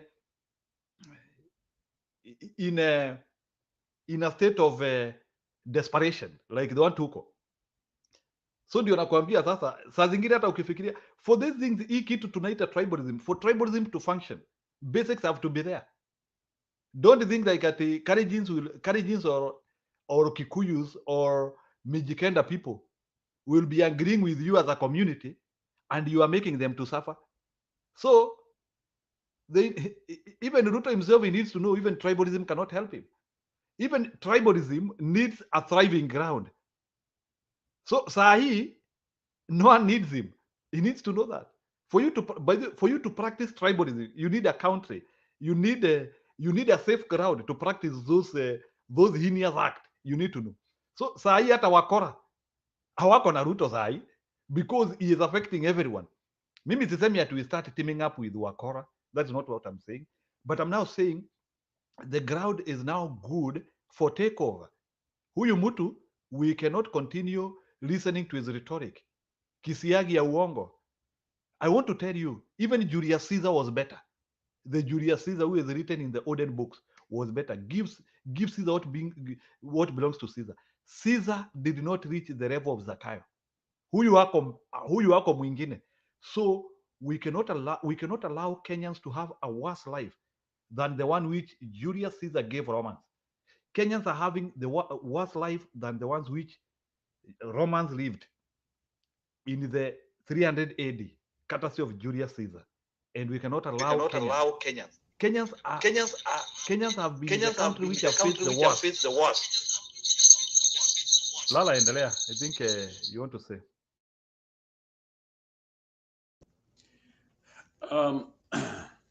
Oshira, now Lara, I'm happy to contribute this moment. And my concern is really with the people of Kenya.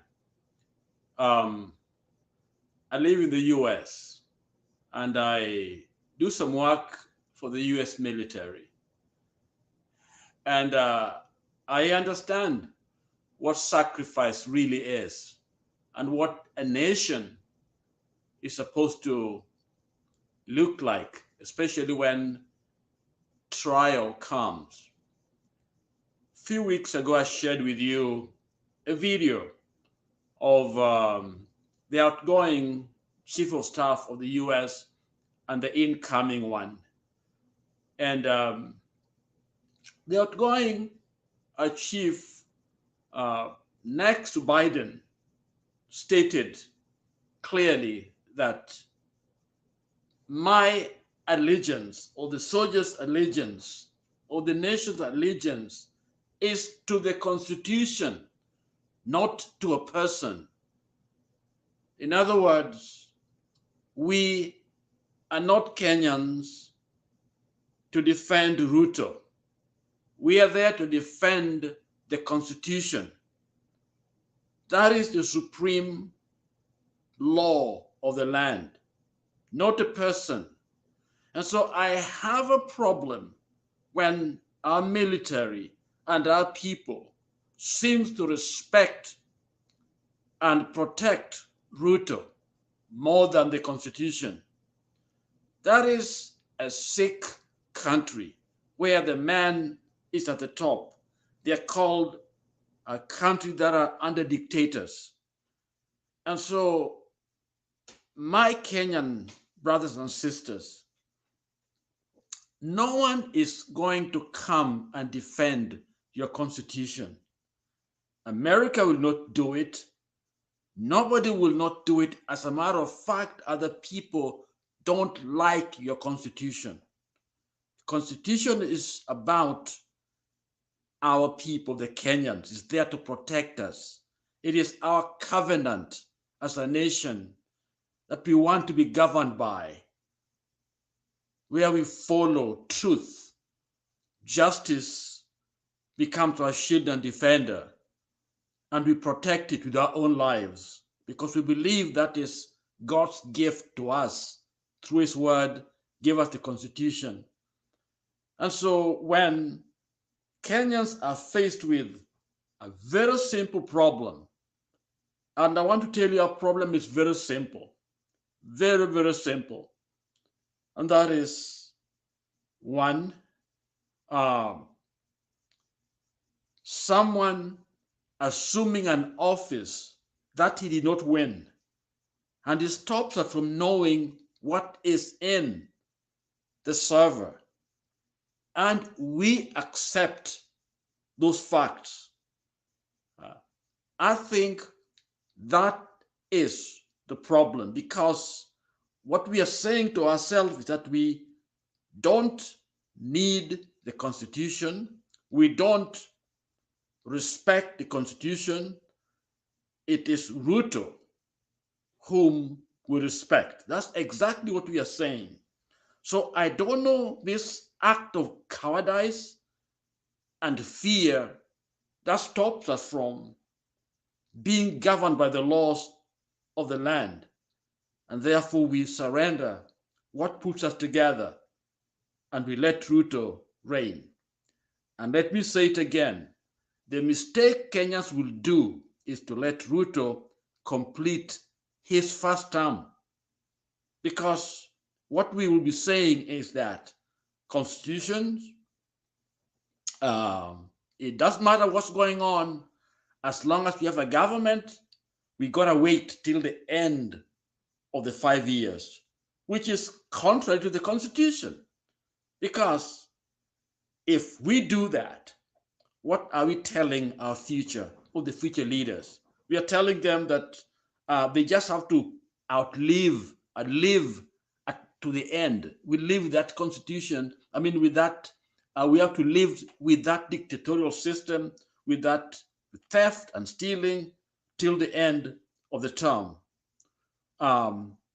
which is simply the beginning of the end of constitutional democracy anywhere in the world, and especially in Kenya. So we have to end Ruto's rule. We have to, for the sake of the future of our democracy. We have to. It has to go, because one, there's illegalities that were done to the people. The only way Ruto can stay in power is if the server is open and we clearly see that he won. That way he can claim to the, to stay at the end. But even with that, with all the things that are going on, which are done against the Constitution, Kenyans have every right to recall or to stop his rule. And so while we are here talking and debating on Malema's words, Malema actually is pronouncing our Constitution. Basically, Malema is telling us something is not right here with this man called Ruto. Okay. And so he has every right to make those comments. I don't think there's anything wrong. And secondly, if we believe in Pan-Africanism, okay, because what we are saying is that Africa is one. Ruto claimed those credentials, which of course is laughable. Why is it laughable? First of all, Ruto's a new president. And as a president, the first thing this man should have done is to listen before committing Kenyan's troops to Haiti, which goes against the very collective decision of the continent, because he had not consulted with them to get the ideas. At first, as a new president, he should be learning from others, Pan-Africanists, okay, not coming up with a ridiculous solution, which is not part of what AU has decided on. And so his credentials is laughable when it comes to Pan-Africanism. Okay, so it is critical for all of us here in this panel, first of all, to let our people know that this man is not a Pan-Africanist, okay, in the core of his regime, at himself as a person, is not. And secondly, he doesn't respect our constitution. He doesn't follow it. And for you as a Kenyan to be comfortable talking about 2027, actually, you are basically joining the sin of Ruto. And so it is important for us to be able to reclaim and get our country back. And that means we have to organize, we have to be together and demand an end to this reign. You guys know that I traveled to Kenya and attended the funeral of a young man and some women, and those that are suffering because election was stolen. This young man was simply demanding to see the truth. They want to know how Ruto won. That's all they were asking for, the server to be open. What happened? Thugs in the name of Kenya police, in police uniform, and some were not in uniform, basically massacred these young people. I went to their funerals, attended, I saw their mothers, crying for their baby. I went to Luanda, I saw this mother lost 2 sons and struggling to stand in that funeral. And the simple reason is that someone called Ruto and this group of so-called Supreme Court justices, whatever, chose to lie to Kenyans, chose to go against the constitution, which is really a capital, almost like a capital. That's one of the worst sin to do when you basically touch the very heart of the nation, which is the constitution, and choose to subvert that constitution and cheat Kenyans and get to power without winning. And then now you're killing people. People are dead. Young people are dead. And many of them were young. I saw the arrows, those who were shot with arrows. I saw the cartridges, they brought to the funeral. I saw all that done because someone chose to go against the very heart of the nation, the constitution of the nation, which hold us all together, because that is our covenant with each other. And so it is critical, especially now that people have known the truth, and we are all together from every tribe, every ethnicity, every sphere. You saw those Somalis themselves and businessmen burdened by these taxes and they can't make money. And so they're moving to Tanzania, moving to Uganda, because it's impossible. And yet we are still comfortable and quiet. I think time has come for us to all stand and rise up and claim our country. And I would appeal to those who are taking allegiance to this man called Ruto. Remember the Bible. Remember the story of David. David was a young king, but he took over from Saul. Saul had an army that was filled with young, bright, wonderful men, but they got clobbered every time by Goliath, because Goliath was stronger and mightier. And so God, because Saul was evil, God decided to raise David. And the prophet went to his home, Jesus' home, to anoint a king. And of course, the father brought in the young man whom he thought would fit to be kings, because they had been working in Saul's army. But you see, all these young men only knew how to run away from Goliath. They were always running away. They didn't believe they could win the war. And so God did not select them, but God chose this young boy who was taking care of sheep out there, who had faith, no fear in his heart, because he knew that God was with him. And so he was selected because he would inspire a nation. He had no fear of Goliath. And of course, the nation started winning. I think most of you are cowards, afraid.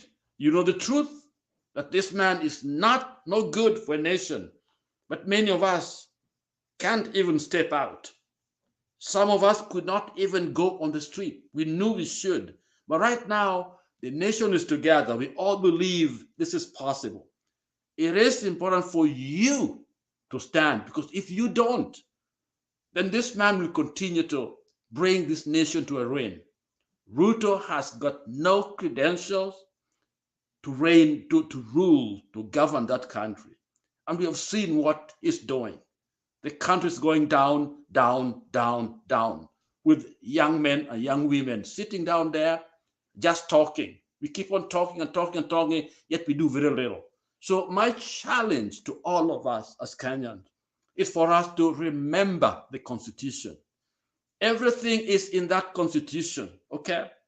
It came through sweat and people died for it. Prescription is in that Constitution to heal our nation.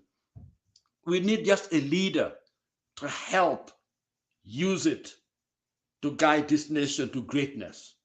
We can save this nation. And I appeal to young people, I appeal to those in the police force, military, and other places. Check your allegiance. As I looked at the Constitution of Kenya, I did not see where it is allegiance to a person, but it's to the Constitution. So if somebody is stealing, we know Constitution against stealing. And so this stupid argument that some of us have out there, where we feel like we can do nothing, we have to finish. No. Right now, if you discover that Ruto is not a Kenyan, do you say that we let him stay on till the end of his term, or we can't do anything? In the US, if we discover that Biden is not a US citizen, that day he's no longer the president, because the Constitution is the supreme law of the land. And so listening to all of us in this forum every single day, talking out of fear, anxiety. So I thank God for Malema coming here to tell us the truth about our nation, because nobody's going to come to save us except all of us. Let us do what we need to do to save our nation. Kamwene and Harun, I think Harun is in there. Mimi kwangu na furaha nyingi sana kwa ajili ya Malema coming and speaking those words. Okay? Because we are at a crossroad, and history will be harsh on us, very, very harsh on us as Kenyans. Because you know what? When you think about Moi's time, Moi had the law behind most of his acts because the constitution had been changed. Okay? One party state. So he would say, I'm following the constitution. Ruto has a beautiful constitution, but he's not following that constitution. So he can't even defend himself. Ruto has come at a time when we have technology. We know who won and did not win. The information is there. So it's not like we don't know, like we could hide during Moi's time, that we don't know what really happened behind the scene. Here is what everything is there, is available for us to know. So only thing that we are more coward and maybe are more tribalist than what we thought. But thank God people are beginning to open their eyes. What we need is a Kenyan leader. A leader does not have to come from Kikuyu or Luo or whatever. He has to be a good person who can guide and lead us. That's how we can actualize the goals and the dreams of our nation, of our fathers, those they stood for. Otherwise, we are just joking here and letting Ruto, and after him, there'll be another Ruto. You cannot stop anything. We got the chance to do it. We are the people that need to do it. And those people, the military, okay. You are not defending Kenya if all you're defending is Ruto. You are not a Kenyan army. Because that constitution does not know that. Constitution knows somebody is fighting for their nation. That's what it is. That is the constitution. So you are there claiming to be a general or a military leader in the Navy, Marine, and others, and you are not defending the constitution. It is wrong. The judiciary, most of them are thugs. If people are suffering, and then you are there taking rushwa, nyinyi mnakula tu rushwa every single day. Police wanangoja watu kwa mabarabara, wana collect pesa kila siku. Hiyo ni nchi gani? And we think we are following. We are following nothing. We are going nowhere as a nation. It is sick. It is sad. It is dumb. It is stupid that we know what needs to be done, but we're not doing it. So I pray that people can be mad enough to stand on truth. And it's truth that just set us free as a nation. Or else we are going nowhere. Asanteni, I'll post, sorry, I could go on and on and on and on. Someone can come in. Thank you.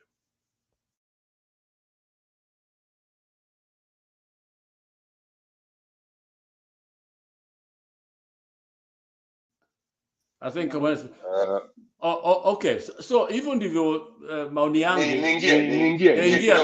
ingia, asante.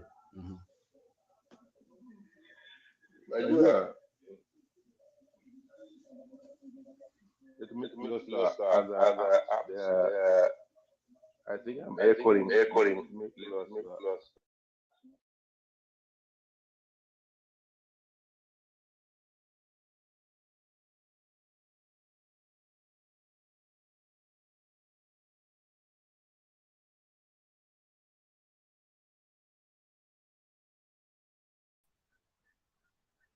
Kamwene huko Kamwene huko ama umezikwenda? Wewe endelea bwana. Toa story. I just saw yeah, by the way. Okay, 1 minute. Si unajua tunaongelea nini? Usikue. Yeah, najua kabisa. Sasa usikuje alafu uende off. So anyway, karibu sana. Yeah. Nimeona umeitisha link kwa fujo sana. And I want to give you, I hope people will return. Sijui watu wako wapi, but let me see, there's somebody knocking Morara. Yeah, so uwanja ni wako. Say as you wish. Mesolara mute mic. Mesolara mute mic. Kuna echo. Wacha nimtoe. Unasikia? Wacha nimtoe. Unasikia? Orara ngojea kidogo. Nani aongee? Aaron. Sawa. Wacha nitoke tu. Wacha nitoke. You'll come.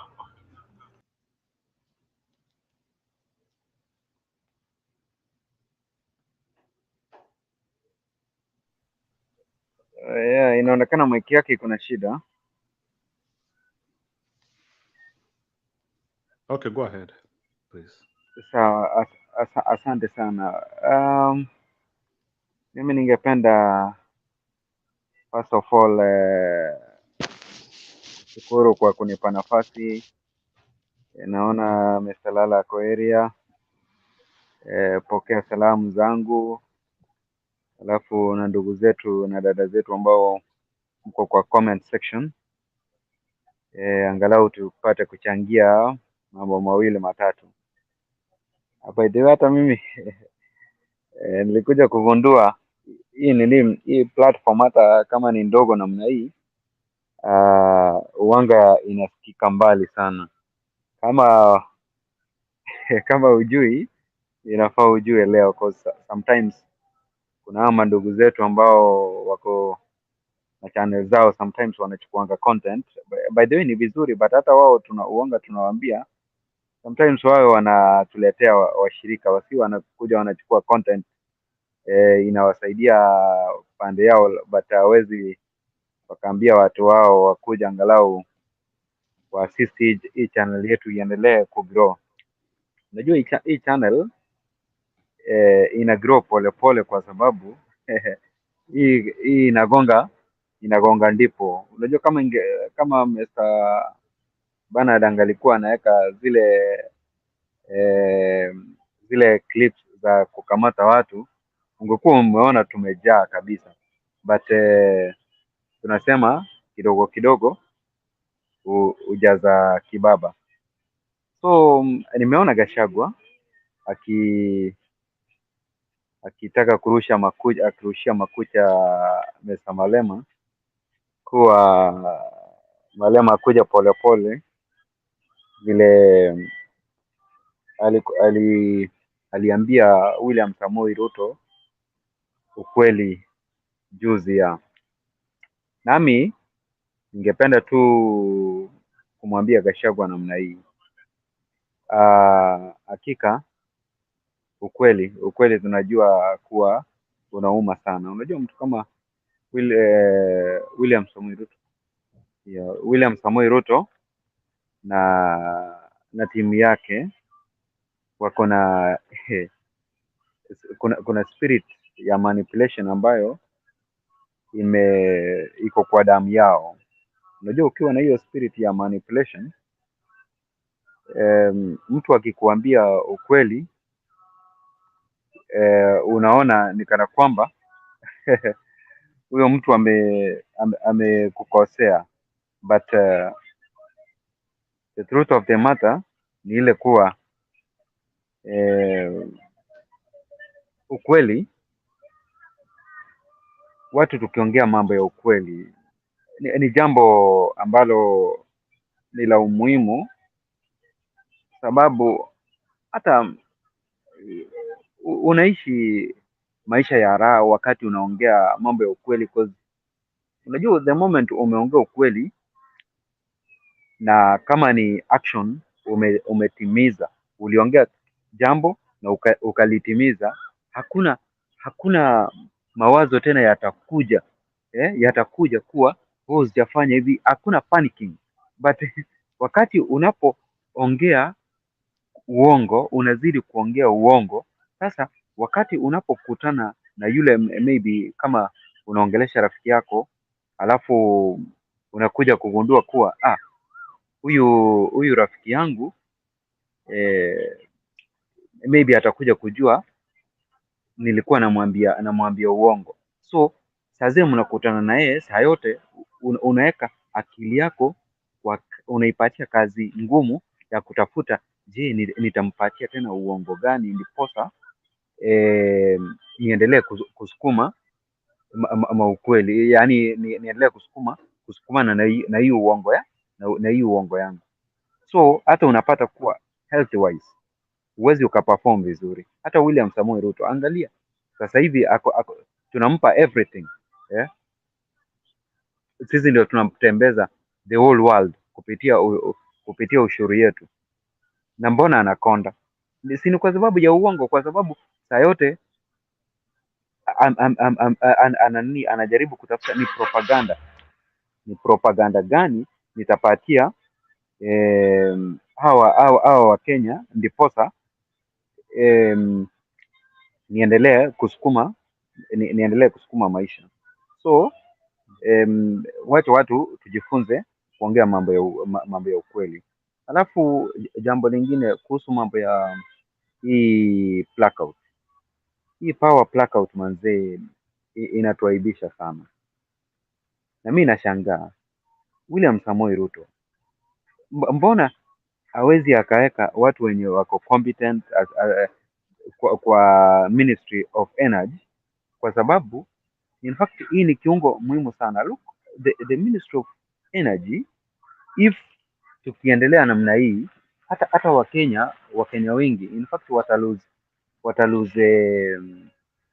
watalose maisha sana sana. Tuseme kama ni pande ya hospital, unajua kuna zile hospitali ambazo let's say hazina zile hospitali ambazo hazina hizi generators, ama unaweza pata hizi hospitali ndio ziko na generators na mafuta ni bei hali namna hii, na kuna let's say kuna wagonjwa ambao wako ICUs, kuna wagonjwa wako yani wanategemea mambo za hizi machines angalau kuwaweka hai. Wewe unaamua tu kuweka watu ambao hawajui kazi yao. Maybe wao kazi yao ni kufikiria matumbo yao, watafanya madili namna gani, alafu wanaachilia kunakuwa na mambo ya power outage. Saa Wakenya watalose maisha kwa sababu ya kuweka watu ambao hawana ujuzi kabisa, maybe wametoka katika jamii yako. It is very wrong. Ni jambo ambalo by the way mimi niliona halikunifurahisha kabisa. Alafu na jambo lingine ningependa kumwambia Gachagua kuwa Mungu halali. Angalia yeye mwenyewe wakati alipokuwa anasema kuwa Julius Malema nchi yao kuna mambo ya power rationing. Hata Kenya sasa mahali imefikia hiyo power rationing, naiona itaanza kufanya kazi, kwa sababu kama hii mambo ya power outage itazidi namna hii, so tutakuwa kama South Africa. Lakini hata hivyo, angalia South Africa, ukiangalia uchumi yao huwezi ukailinganisha na nchi yetu ya Kenya, whereby hawa wamekuja na kuharibu uchumi yetu to an extent. Sasa hivi yani ni nduru tu kila mahali, ni manduru tu tunasikia pande zote. Hata Mesanjiro, nimekuja kushangaa kuona kuwa hata saa hii kuna mambo ya IDPs. Nimeona wamama wakipiga nduru wetu wanalala wakiwa wamesimama, mpaka nikashindwa. Mimi nilikuwa nafikiria IDPs walikuwa settled, yani since 2007 mpaka sasa hivi eti kuna IDPs kwa camps wanaishi chini ya matent ambazo zimetoboka, whereby Uhuru amekuwa hapo, Ruto amekuwa hapo, sasa hivi Gachagua wako, Ruto wako na hakika yani hilo ni jambo ambalo limenihusunisha sana. So in fact Kenya mahali sasa hivi tuko, it is high time tufanye jambo, na hilo jambo nimeona at least baba ameanza vizuri hii mambo ya kuregister party members ni jambo la muhimu sana, because we want to know our team yetu tuiweke mzuri. Hata Azimio allied parties inastahili na wao waanze mambo ya kuregister members, so that before huyu jamaa async Kenya yetu, hii team tunaweza immobilize once and for all, huyu jamaa tumuondoe katika uongozi, because he is not taking our country anywhere. So hiyo ndio kipoagizo jangu, Mr. Jiru. Back to you at our studio. Thank you so much.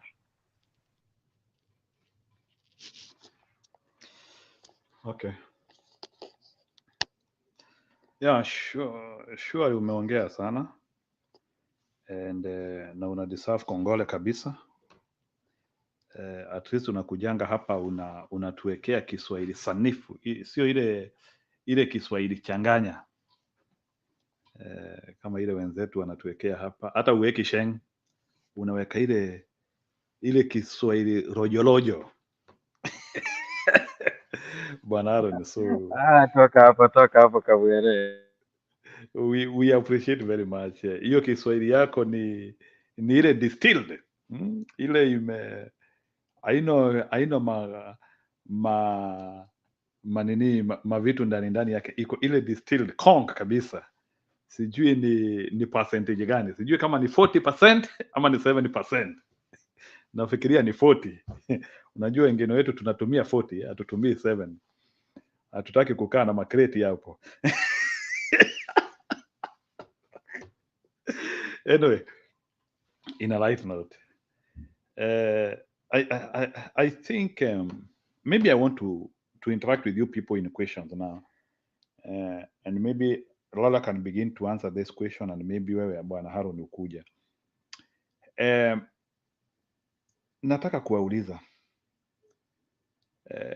kulingana na mtazamo wako, based on what you can see,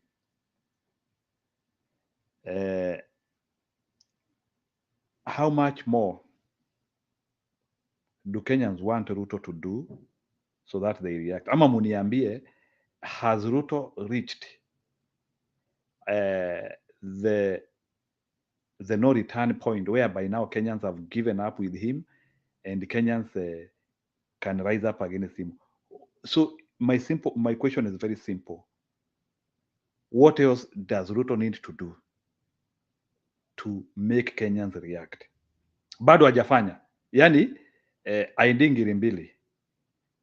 Kama mujawana 2,500. You know all those things. What else does it? Kuna watu nimesikia wanamkaribisha kwa feli. Wanasema hata amesahau feli. So my question is very simple. What else, what has Ruto not done to Kenyans so that Kenyans react? That's my question.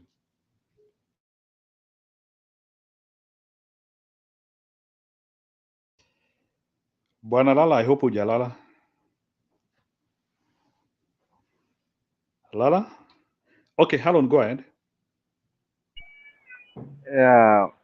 Asante sana Mr. Njiru kwa swali ambalo umeuliza mzuri sana. By the way, mimi ningesema namna hii. William Samoei Ruto, hakuna jambo ambalo mimi naweza sema kuwa yani there is nothing ambayo sasa hivi mtu anaweza sema kuwa William Samoei Ruto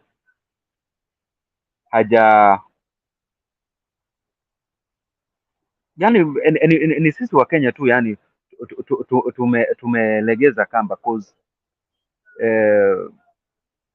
Ruto is not taking Kenyans anywhere. Yeah. Huyu jamaa is a dealer. Yeye ni mtu tu wa biashara. He is using hiyo post ya president kujitajirisha yeye mwenyewe. Because look, wakati unasoma kitabu cha Second Chronicles chapter 28 verse 19, tunamuona King Ahaz huyo King Ahaz, kwa sababu ya ile wickedness ambayo alikuwa nayo, hata ilifika mahali yeye mwenyewe baada ya kuwa defeated by the gods of Damascus, tuliona huyu King Ahaz akipeana sacrifices kwa peace au gods wa Damascus. Unajua yeye alikuwa a king of Judah. Sasa mbona nimeleta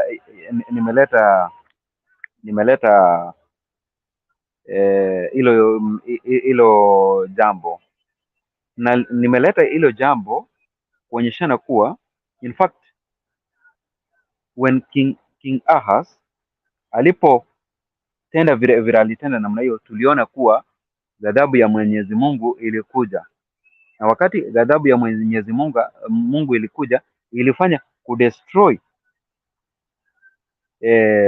the people. Alafu na huyu King Ahaz baadaye hata yeye alikuja akafanya nini, akaondolewa. So hata sisi sasa hivi wakati William Samoei Ruto tulimwachilia kupitia kwa Supreme Court, akapenyeza mambo ya LGBTQ, na sasa hivi tena huyu mama ndio huyu anataka kuhalalisha mambo ya ukahaba. Huyu mama the hot hair huyu mama Koome, na kuambia hapa ndio tulifanya yani it is wrong. So mimi nasema namna hii, yes, huyo in fact, yani huyo mama huyo mama in fact mpaka unashangaa kuwa yani in Africa wa Kenya tunaonekana ni kama ni watu ambao tuko weak, which is wrong, yani cause hili jambo manzi alingeto kama ingekuwa ni nchi zingine wananchi hawangeachilia namna hii, lakini sisi angalia tumekimya, whereby sasa hivi upuzi kama hii inaweza weka nchi yetu katika hali ya hatari katika mikononi mwa Mwenyezi Mungu. Unajua wakati unaalau mambo ya ushoga to appease the West ambao walikuweka in power, ni kitu ambacho si kizuri, yeah? So mimi Mesanjiru nasema namna hii kuwa ni sisi wa Kenya ambao tumengojea tumedelay kufanya jambo la kumuondoa William Samoei Ruto kutoka uongozini. Now time has reached, because look at our economy. Our economy manze iko mbaya, sasa hivi eti hata hao watoto wetu wenye wanamaliza form 4 because watakuwa wamehitimu umri wa kuchukua their identity card, eti lazima mtu alipe 1000 kitu, jambo ambalo ni la kutamausha, ni jambo ambalo limetuacha mazee tukiwa tumeshikwa na butwaa, tunashangaa nini kinaendelea. Kuchukua ID is free. Maybe uniambie kuhusu mambo ya passport, lakini ID it is free.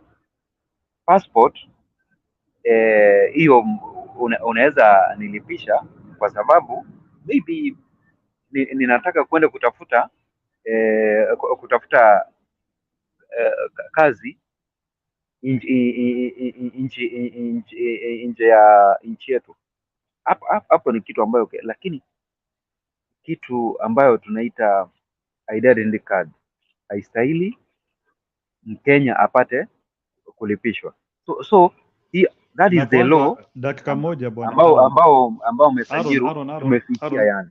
Yes. Aaron, unakumbuka na Uhuru alisema mtu akikulipisha ID afungwe. Do you remember during his term there was a time when Uhuru said kitambulisho akifai kulipishwa, na kama kuna hao maofisa wote ambao wanalipisha ID wasemwe, washtakiwe, kazi yao iishe. Uhuru said, even Uhuru confirmed you don't need to pay for an ID. We are in a different world, brother. So nakwambia ni kitu ambacho kinaniacha na maswali mingi sana, lakini mimi what I'm seeing leo ni lini huyu bana Sila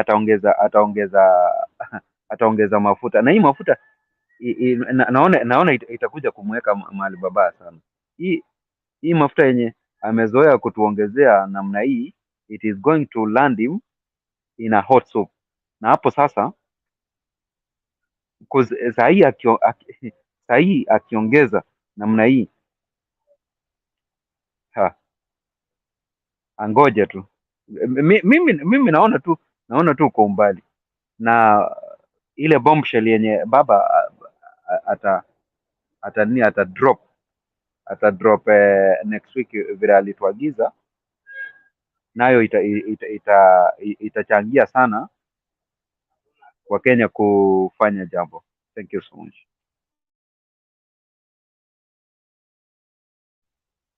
Msanjiru, back to you.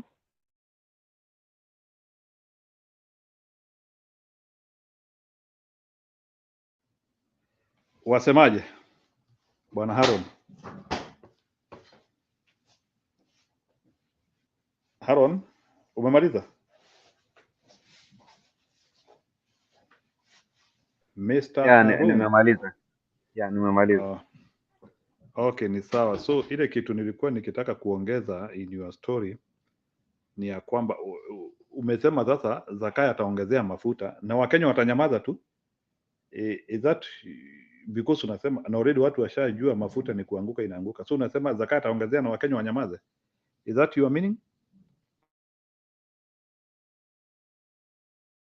Nasema namna hii mambo ya mafuta vile wanaendelea vile Wakenya tunaendelea kuongezewa, alafu nchi zingine wanaendelea kudrop prices of fuel.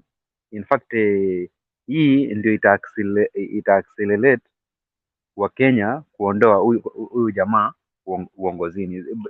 Mark my word, because hii bombshell yenye baba atapeana next week, alafu na huyu iwe tumejua ukweli kuwa hakika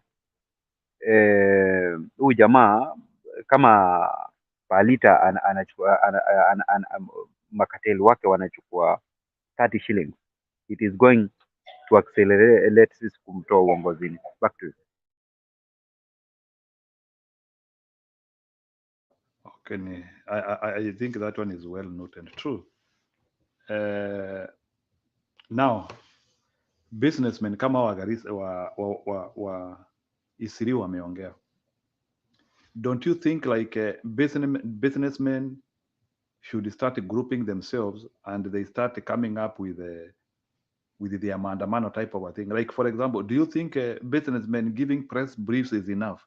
How a businessmen kama ni wengi na wanaumia hivyo, can't they organize a revolution? I'm just asking. Like, because najua businessmen wanaumia Kenya mzima.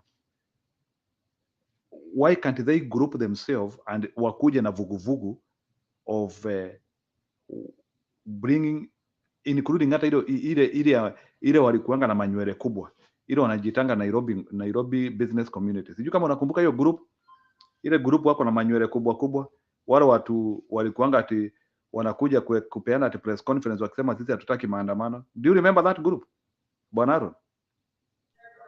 Yeah, hiyo group naikumbuka, hiyo business community hiyo.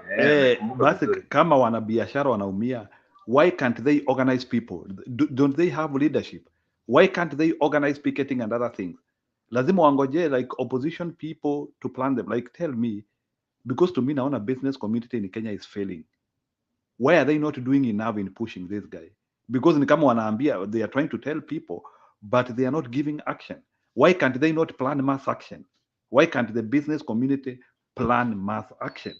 Kama wanaumia na pesa yao inapotea. Is going to Uganda a solution? Why should you leave your country? Sababu ya jamaa.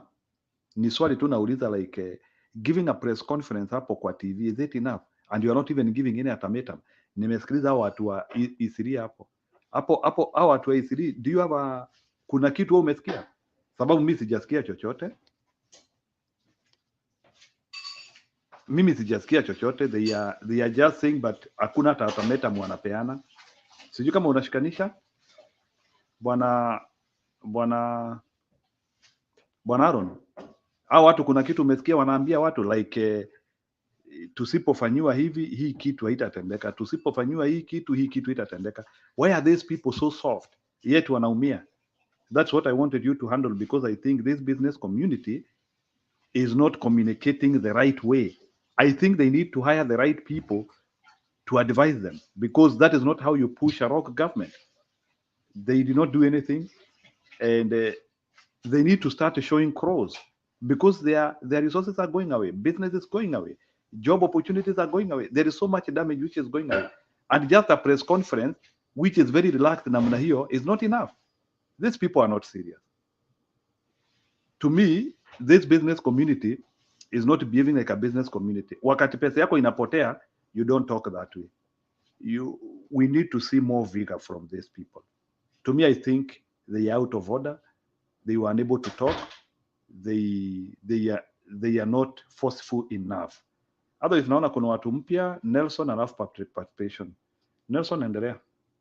Then public participation nachukulia.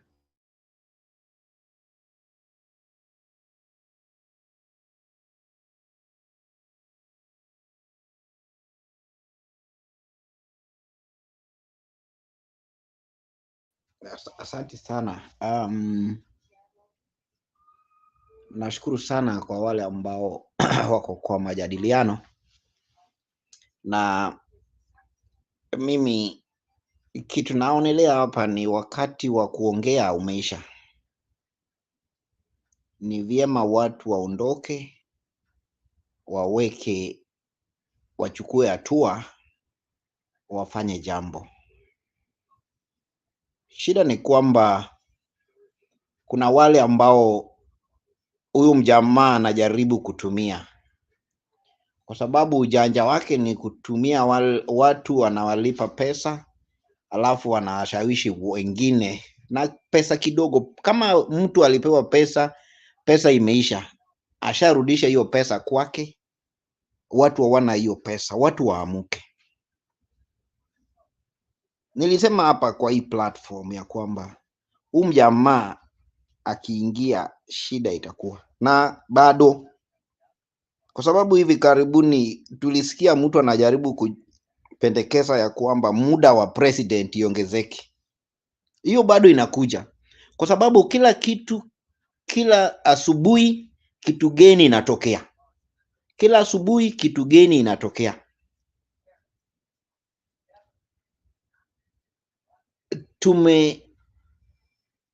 tumekuwa na shida Kenya kwa sababu ya umaskini na shida zetu ndio inafanya tunaambiwa tunapewa kitu kidogo alafu tunanyamaza. Sasa najua naona kila mtu amechunwa, na mimi naomba sana kama upande wa serikali wa security, polisi na wanajeshi wote ambao pia wanatumika waone ya kwamba ni wakati tuokoe Kenya, kwa sababu mjamaa ajali wa Kenya. If you see a president killing people like animals, anaamulia watu wawawe kwa sababu ya watu kuandamana, ujue sio huyu sio mtu ambaye ako na sisi. It's not with us. Yeye ni mtu ambaye anataka kujenga yake, achukue yake aende nayo, kwa sababu sasa hii biashara yote anageuza ikue yake. Mimi sijui sauti gani tutatumia ili tuwasawishi kila mtu akitoka kwa barabara. Sidhani kama kila mtu atawawa, sio Wajaluo, sio Waluya, sio Wakisii, lakini kila mtu atoke. Hata wenye walikuwa wanafikiri wamefaulu, kama kuna njia ambao wamegundua kwamba hii jambo ni la maana, kila mtu atoke Kenya ili tuokoe Kenya. Hilo ndio lao naweza sema. Asanteni. Yeah, good presentation, brief and concise. So maybe before nilete public participation, just in 1 minute, can you tell me, do you think Kenyans can lead themselves and rescue themselves from this stupidity, or they still need to be organized? Wakenya wanaweza tokezea in their millions and they tell Zakayo no.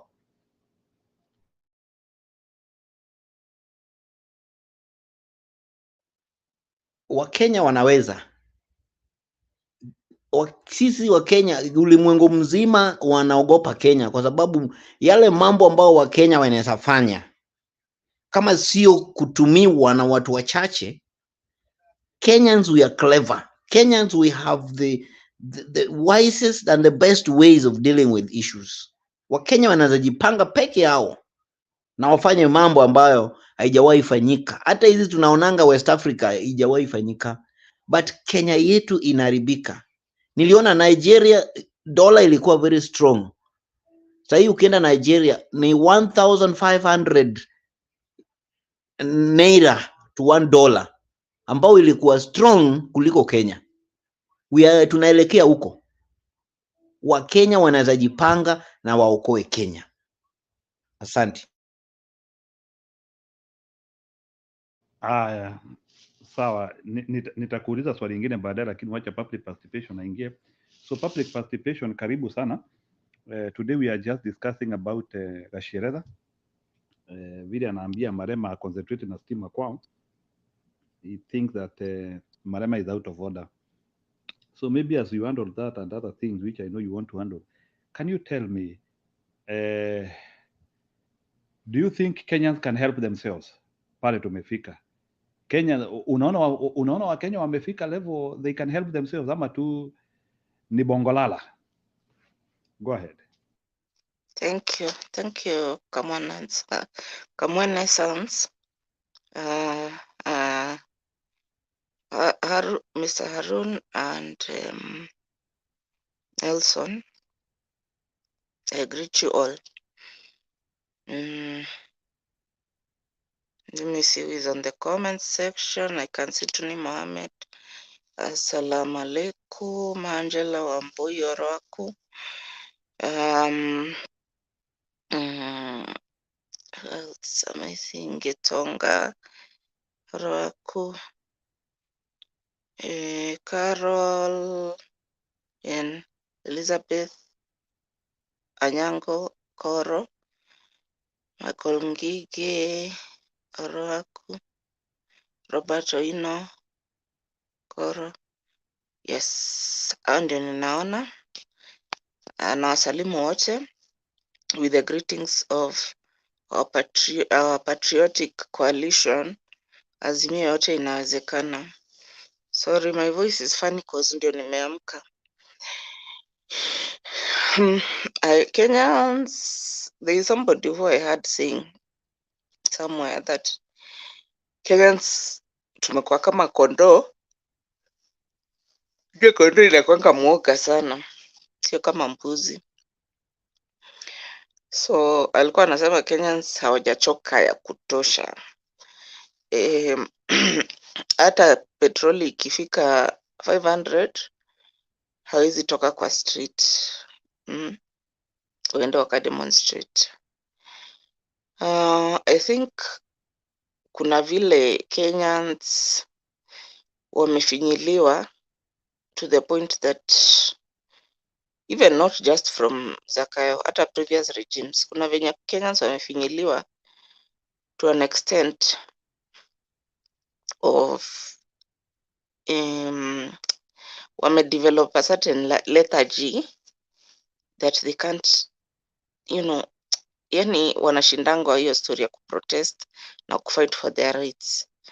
Usually wanakuanga very meek na wanategemea watu kama baba au maactivist watoke na vijana kama wale wa ghetto bunge ya mwananchi kama hao ndio na expect ati sasa watoke nje wapiganie.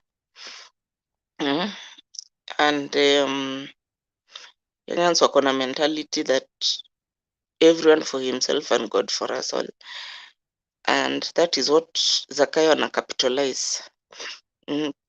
That's why unaweza ona Gachagua anaenda anasimama kwa pulpit anasema ati ambia hao watu wakiwaambia muende demonstration waambie wapeleke watoto yao kwa demonstration first. So what does he mean? He means that everyone for them, let everyone be for themselves and God for us all. So ukiambwa na kiongozi utoke nje kwa street, wewe mwambie mtoto wake aende. So but mtoto wake hana shida. If anything, this person, as much as they may be also after political gain, but mtoto yao mtu hana shida. Watoto wenye wako na shida ni watoto wa the rest who are being told watoke nje.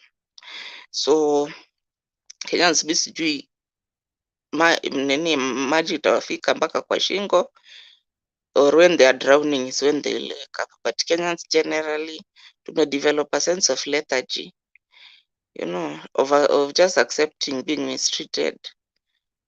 Sijui kama tunaweza sema tuko tu very yani ni waoga. I think that's the word I can use. Sasa kama sahi when the suffering is too much, suffering in this country has become too much.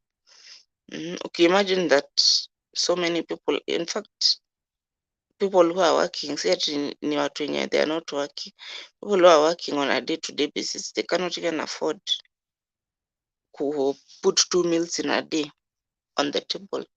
On a survive na 1 meal in a day. Just as Baba said, Baba alinyamaza na watu wakalia sana because mzee at times Kenyans kuna Kenyans, let me not say all Kenyans, but there are some Kenyans wenye hawananga respect kwake. They don't appreciate what the guy has done for this country and even what he's continuing to do. Wanananga huyu jamaa ni jamaa wa maandamano jamaa. So baba mwenyewe alisema that mimi niliwaambia mtoke nje tufanye maandamano, mkasema naharibu biashara zenu. Saa hii hizo biashara ziko wapi? They are nowhere to be found.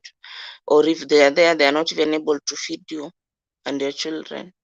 Are not able to take your children to school because of high cost of living. Because unajua if fuel goes up and generally maisha ikienda juu, pia school fees lazima iongezwe. School fees lazima iongezwe because even them wana consume tu hizo vitu, or rather they are consuming just what is in the market. So bei ikienda juu pia hao wanaongeza yao, kukimu mahitaji ya shule na yao pia personally as schools. So Kenyans, I doubt. Sijui.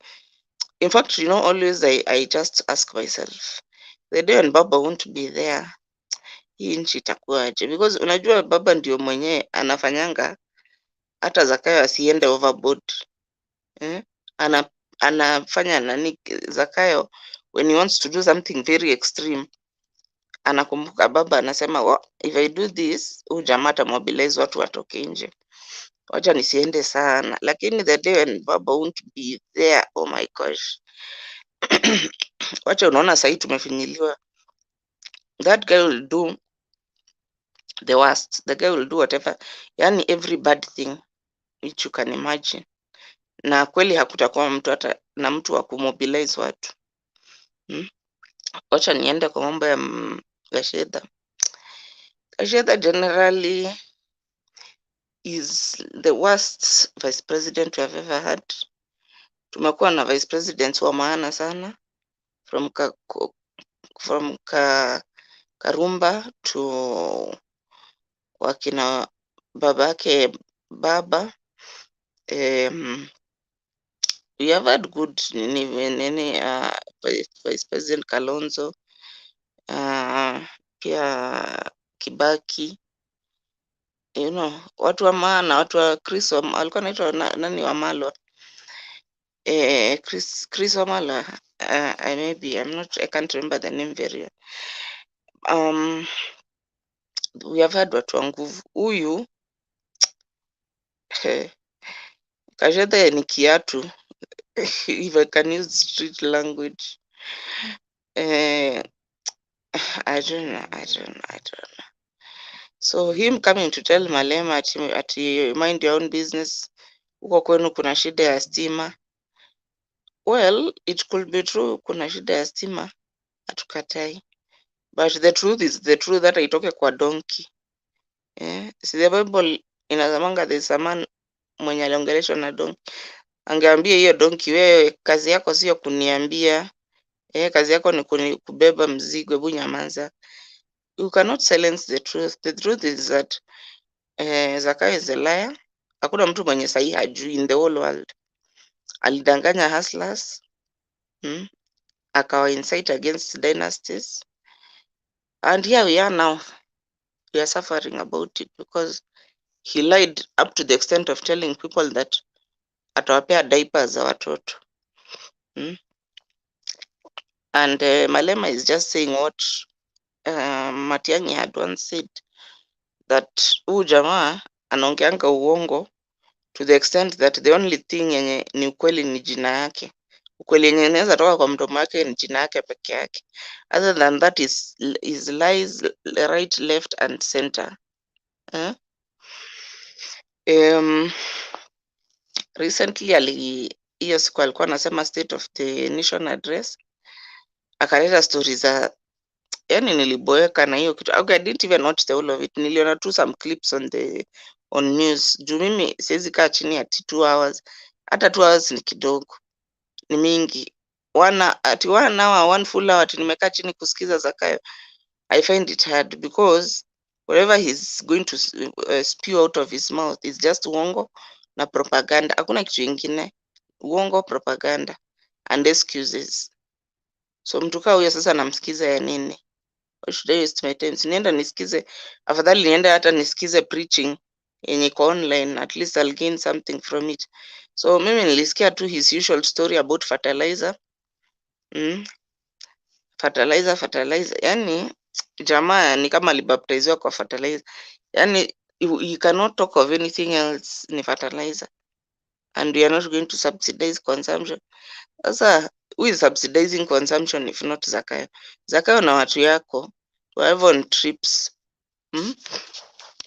You are on trips which are necessary, and then you will come back and tell us you are not subsidizing consumption when your government or your regime is one of maximum consumption.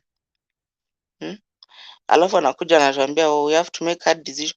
Sasa hard decision, unataka to make hard decision to the mwananchi and you cannot even control your people not to misuse public funds.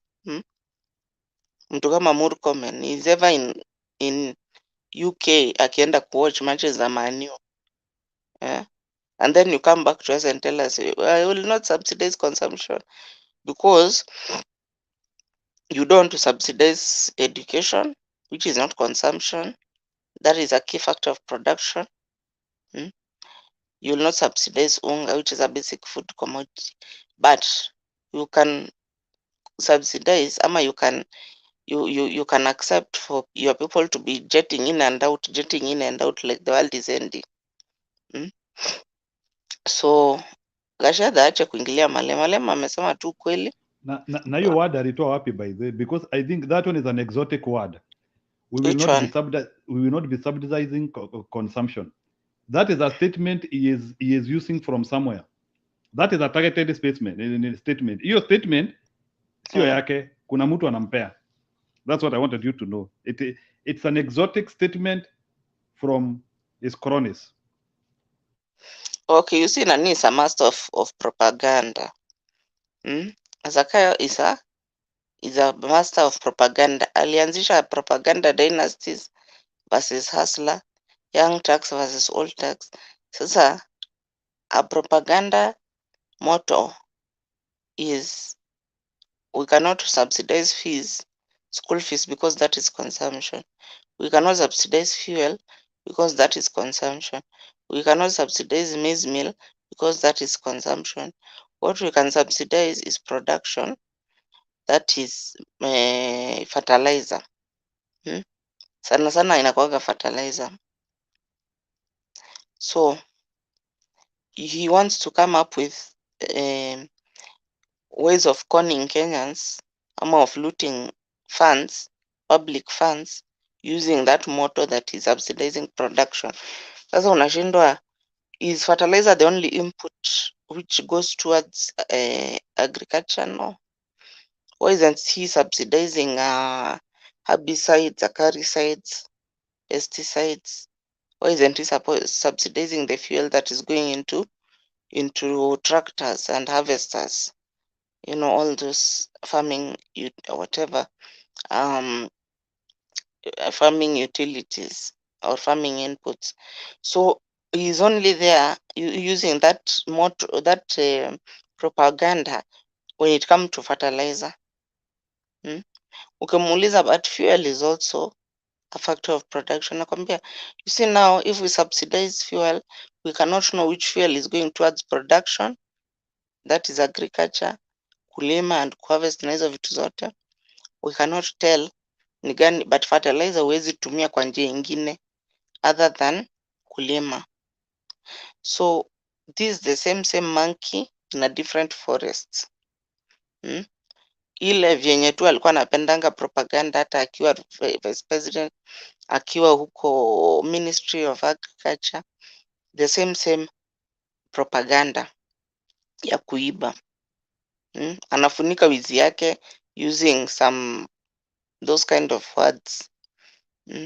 So Zakayo ni huyo msee, hawezi kosa propaganda. Sasa hata hiyo subsidizing consumption and not subsidizing consumption and subsidizing production ni kitu tu alikama, okay, tunataka ku make money from fertilizer na tunataka kutoa subsidy kwa kazi kwa vijana. What can we bring up as a propaganda to justify this?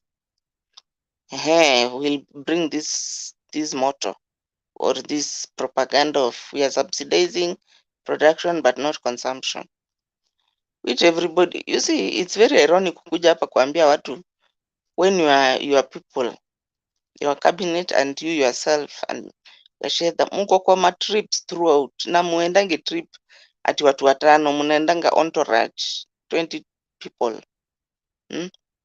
Ukiangalia mpaka inafika point munamaliza pesa yenye imekuwa allocated, munaweka supplementary budget because you are really consuming at a very high rate. But what I can tell Kenyans, Zakayo is like a locust. Unaona locust yenye inakujaga zikikuja, unakumbuka the days when locust ilikuwa hapa, zikikuja zinakula kila kitu, zinakula kila kitu, hakuna kitu inachanga. So Zakayo is that kind of a person. He wants to milk the cow mpaka the cow is dry without feeding it anything.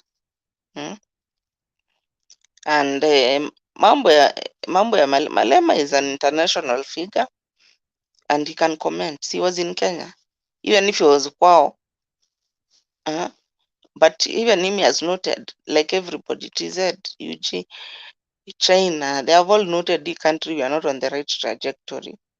They have all noted we are not on the right trajectory. We are on a reverse.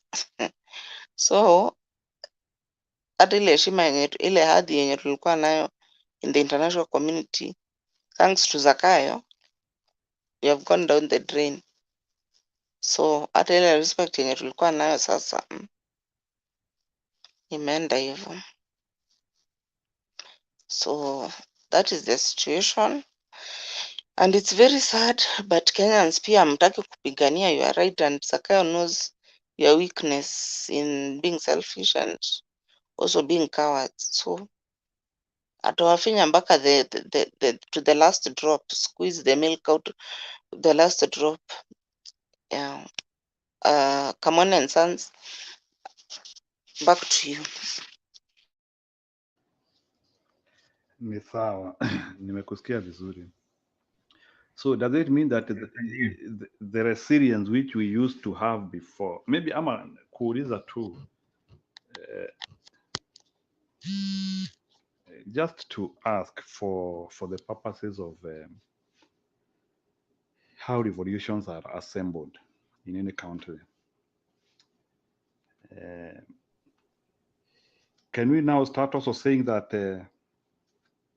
there is a reason why Museveni has been ruling Uganda with an iron fist for 35 years, close to 40 years, and Ugandans have not done enough? Can we now start talking of those realities? Because tumekuwa tukicheka Uganda sana. Sisi sio kama Waganda, mnakaliwa na mtu miaka 30. Don't you feel now? And part of it, by the way, I want to blame our culture. Our culture has given leadership a lot of authority. Sijui wale watu wako kwa uongozi, they need to be respected, even if they are doing nothing. You always see.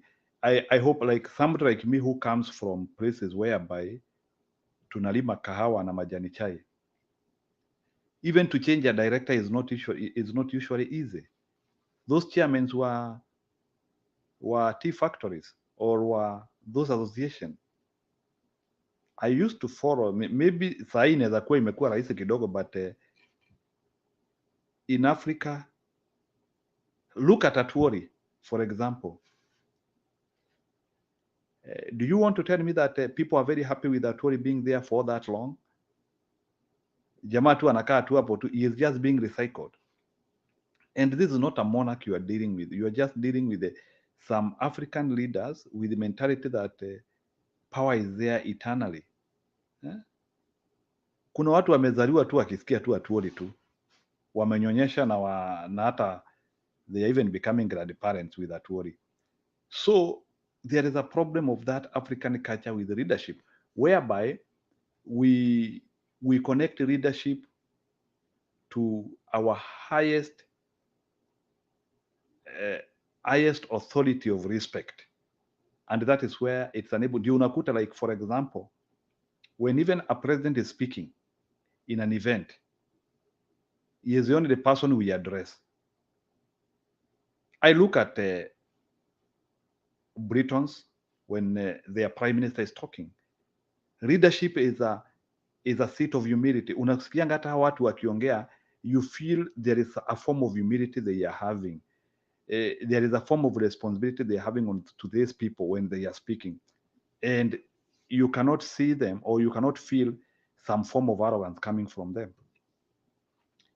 Yeah, even if somebody like Mr. Trump went a little bit overboard in terms of his spoken speech to the people, whereby he had some a bit of arrogance, which personally I noted, even if I was supporting him. the truth of the matter is that arrogance of leadership is the one which is not entertained by so many people, especially in the West. I don't think they will be able to entertain that form of arrogance. But in Africa, I always see us, we always breed leadership to the level whereby it is okay for that leadership to be arrogant to us. They cannot be answerable to us, because I don't get it why Zakayo should be arrogant to people, and yet how are to those people you are arrogant to, they are the same people who actually they are employers. Hao ndio wale watu wanalipa kodi. And to me, if it is so difficult to remove Zakayo because of how we handle leadership, basi we need another form of reporting. But we cannot be having ati mtu ako hapo. Like for example, let's assume public participation. Can you assume wewe vile huko being given Zakayo for 10 years? How much disservice will human life have done to you? As I'm just giving you just a parallel statement. Assume you have Zakayo for 10 years. Just tell me huyo mtu atakuwa amekufanyia nini? Or internally, what will have done to you in terms of your thinking, in terms of what you do in this life. I'm just giving a statement too. Personally, if somebody will give me Zakayo for 10 years, it will be the greatest torture you will have done in my life, in that speck of my human life, in that bracket of my human life. And you know, life does not repeat. If you're 30 years and Zakayo will do 10 years, utakuwa na 40 years. That span of 30 to 40 years will never repeat. Utakuanga unasema there was a time within your lifetime, Zakayo was your leader. Within your lifetime. Na yetu huyo mtu hakuna kitu amefanya. So if he is wasting your life, if he is wasting his life, we should not allow somebody to waste our life. Kwa kusema ukweli, mimi nasikia nikikuwa wasted. I feel my life is not receiving the light potential it's supposed to receive. Sababu ya huyu mtu. He is wasting my lifetime. My lifespan, he is wasting it. Human beings live to 70, 75 years most of the time on average. This guy, if you people, you are claiming ataka hapo miaka 10, we are talking of 11% of your lifetime. Somebody doing nothing. Unproductive simply because that uongozi uheshimiwe in Africa. That is stupidity in Africa which has to be gone away. We have to bring leadership down. We have to push for accountability to the leadership, and any arrogant leadership lazima itolewe. Umewahi sikia pesa ya bure kutoka kwa serikali? That was his first statement he said. While akiwa kwa campaign, he was talking of how people will be receiving free money. Liars.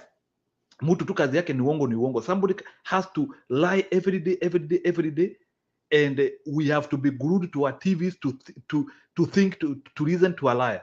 It's torture. It is mental torture. Some of us are undergoing mental derangement because of this guy. Yet watu wanasikia tu akisema tu mtu hawezi toka hapo, tungoje miaka 5 miaka 10. I want to say this. If Zakayo will stay there for even 5 years, the amount of torture you will have done even to people who are being born now, it will be too much. So, public participation, can I hear from you? Can Kenyans take a full term of Zakayo based on the way they are reacting? Do you think Kenyans can take a full term of Zakayo? I'm telling you, Bonas Kamwene Sons, situation yenye tuko can tell you. Because we are in a very dire situation. And we are just slightly over 1 year with Zakayo. So to say that Zakayo afanye 2 years, 3 years, 4 years, 5 years, 6, 7, 8, 9, 10 years. And then ikikaribia 10 years ndio term yake ishe, abadilishe katiba. And now he's there for another 14 years, ama like Moi 24 years, ama like Museveni 30 to 40 years. Kenya, there'll no longer be Unajua, there's something which Atwoli said, as much as Atwoli anakuanga mwingine fake, but there's something he said that this country will be worse than Somalia. And we can already start seeing it. Kwa sababu kama sahihi things are in disarray like this.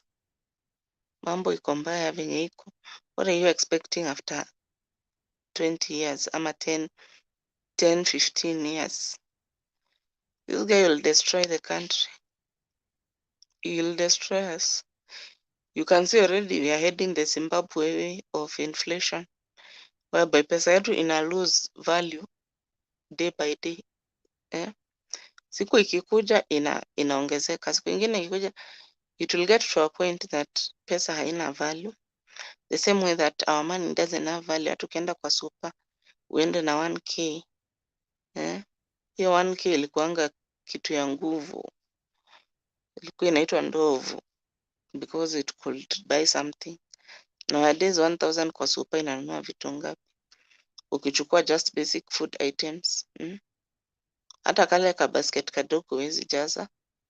That wasn't the case before. So tutaenda kuwa kama Zimbabwe, unaenda na pesa kibao kwenda kununua mkate. It's very Kenyans, I don't know tutasaidika kivipi.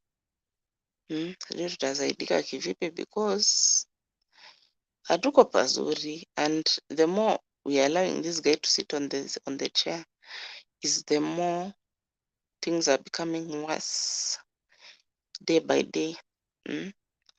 And for sure, because hakuna venye unaweza allow a thief in your house, and then after they are in your house or they force themselves into your house and you think that utaweza kuambia acha wizi. The guy has to steal because first of all he's targeting to be wealthier than the Kenyatta family and other dynasties on your benchmarking. So for him to get there, you can imagine how much damage he'll have done to the country. And of course, because everything he has is acquired illegally, hakuna vile atatoka kwa kiti, kwa sababu anajua akitoka na mtu serious aingia kwa kiti, him and his cronies and his political allies, because in Kenya one of the prerequisites ya kuingia kwa uongozi has been that uibe kwanza, uibe ukuwe mdosi alafu ndo sasa uingie. So all these people wameshikilia hizi vitu, usifikirie that they are there because they want to serve Kenyans. These leaders we are having, all of them are there for their own personal interest. Unaona sasa, I stole this money, like tuseme Waiguru aliba pesa yenu, sasa anaona if at all I'm not in the government, hizi vitu niliiba zinaweza repossessiwa na government, so I have to be in the government. So hii issue ya kukaa on the chair ama on the seat ama in the office indefinitely, it's just a way of protecting. Even Seven, it's the same, because he knows everything he acquired through stealing from Ugandans. So what he does is that he has to hold on to power, because so as soon as he's out of power, those things can be repossessed. So it's just a way of protecting his interests or his loot. And the leadership that we have now on hiyo sampuli, either mtu anaingia hapo ndio aibe, either mtu ako hapo ndio protect chenye ameshaiba, like that, ama mtu ako na some criminal or such, like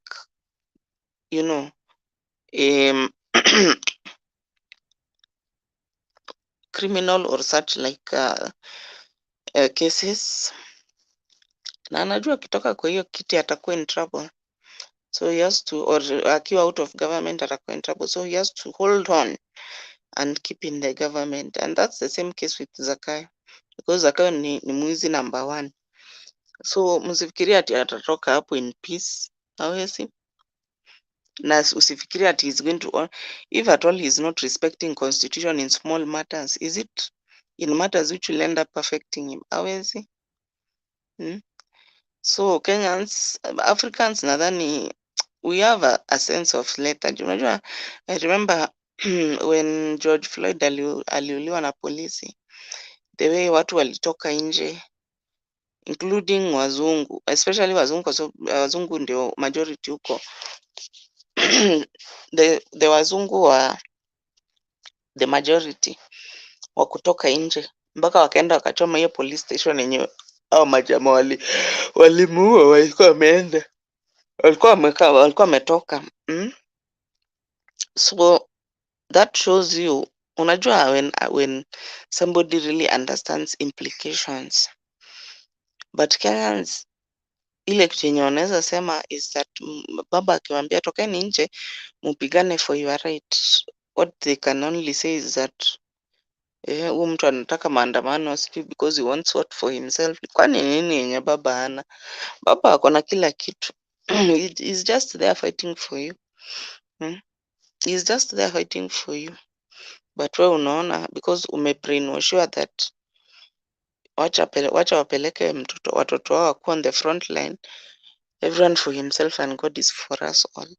No, wazungu wanaelewa that injustice anywhere is injustice everywhere. And even when black people are mistreated, like what happened to George Floyd, a black person is mistreated, fine, it's highly unlikely that mimi as a mzungu nitawaifanyiwa hivyo na polisi.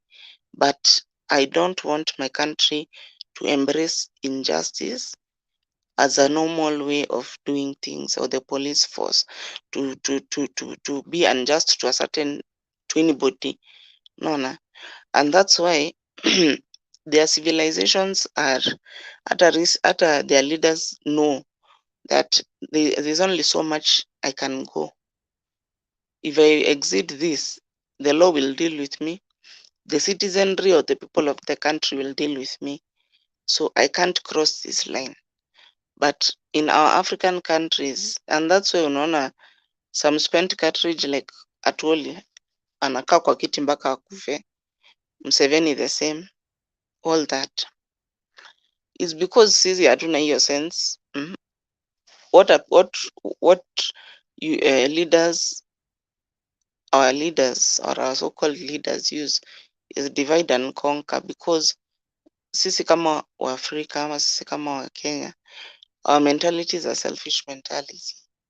You know that siwezi toka nje niende nika protest if the issue is affecting someone else who is not me, and even if the issue is affecting me, uoga inakuweka kwa nyumba, hizi toka nje. But mzungu unaona anaenda ku protest because of a black man. What is the percentage of blacks in America? Like less than 20%. And yet wazungu wanatoka in large numbers to protest that thing. So Kenyans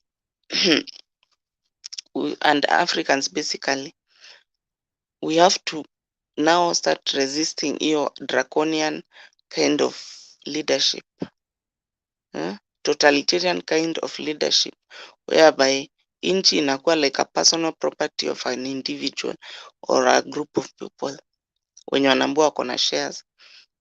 Kenya is not a company. It's not a company, it's a country. Madam public participation, kuna swali ningependa kuuliza ukiendelea kujibu. Hii budget yenye ya 2023 2024, hakika je, wewe vile unaangalia zile pesa ambazo zilitengwa kwenda kwa development, hakika ziliingia kwa development kweli? Cause ninajaribu kuangalia vile Wakenya wanalia pande yote, mpaka Kalenjin Land, Mount Kenya, kule kwetu Kisii. In fact, wewe unaona hizo pesa ziliingia, cause huyu jamaa alisema aliweka 700 billion. Ziliingia kweli kwa development? Hakika wewe vile una weigh zile nduru ambazo Wakenya wanapiga? You see, Zakayo ni mtu muongo. And that's why Matiang'i alikuwa na keep on akisema huyu jamaa he lies stay under it. He's always lying. So hii ni uongo, of which unajua, acha nikwambie, the best indicator of the future is the past, na the past indication of Zakayo is that anataka kuiba ile mpaka, if it's possible, kuiba mpaka the last drop. So anything, and that's why at times pendangi hata kumsikiza, because I know that ni uongo. Whatever is coming from his mouth ni uongo, including mambo El Nino. El Nino was just a strategy to be able to loot funds za disaster preparedness. So saizi wamesha, hapa Nairobi walikuwa wanatoa paper bags kwa drainage, but if you see the money which was spent to do that exercise is a lot of money. Anything which is done, unaona, like him when he started his political career, alikuwa anauzanga t-shirt 10,000, then analeta, yani hata aleti hizo 100 t-shirt physically, analeta t-shirts kama 10 ama 100, then they are inflated kusema he brought 1,000 t-shirt na ile bei yenye ana charge ni 10k. Sasa mtu kama huyo, do you expect him ati sasa to honor a budget? What is a budget? You know, and we have seen something which is very serious in this regime, that wanaweza enda waweke salary wa budget corruption. Salary ya mtu inawekwa times 3, so yeye anapata a third, then the other 2/3 inaenda kwa mfuko ya mtu, something which has never been heard of in the history of Kenya. And these are senior people whose salaries are being done like that. Yenye tulikuwa tunajua ni ghost workers, lakini hii sasa it's on another level. Mtu wako in the office, wana budget mshahara yake times 3, yeye mwenyewe anakula 1 part, them they eat 2. So what I'm trying to tell you is that things are just going to go from bad to worse in terms of corruption, and anything which you see is budgeted, ujue tu corruption is budgeted also. Ile pesa yenye imebudgetwa to do ABCD, whether it's universal healthcare, whether it's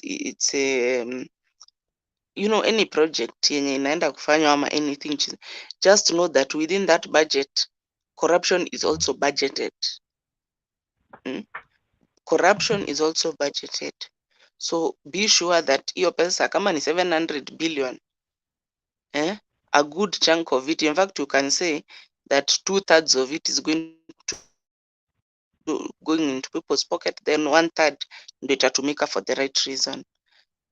I can see Reverend Lala ameingia, wacha nimpishe kwanza. Haya, ni sawa. So Bwana Rara, sasa tulikuwa tunaulizana maswali. Maybe as you enter, maybe can you tell me how much can Kenyans take from Zakayo? Have we reached a level where things have crashed and Kenyans can take the bull by its horn, or still Kenyans want Zakayo to do more damages? So what is the fall point? What is the crashing point of Zakayo? Idea amefikisha 1,000 ama ni 2,000. Nasikia kama hujaolewa, ukiolewa na hamna marriage certificate, kama ile ya Kamwe stay 2,500 per month. What else are Kenyans waiting to know that Zakayo is not working for them? That's what I wanted to hear.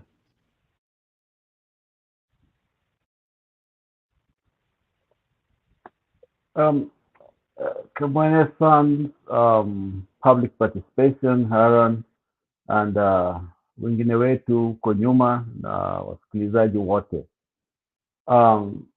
Mambo ya Zakayo inahuzunisha sana.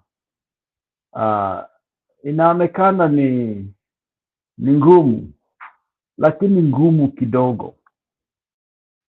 Let me use analogy kwenye Biblia.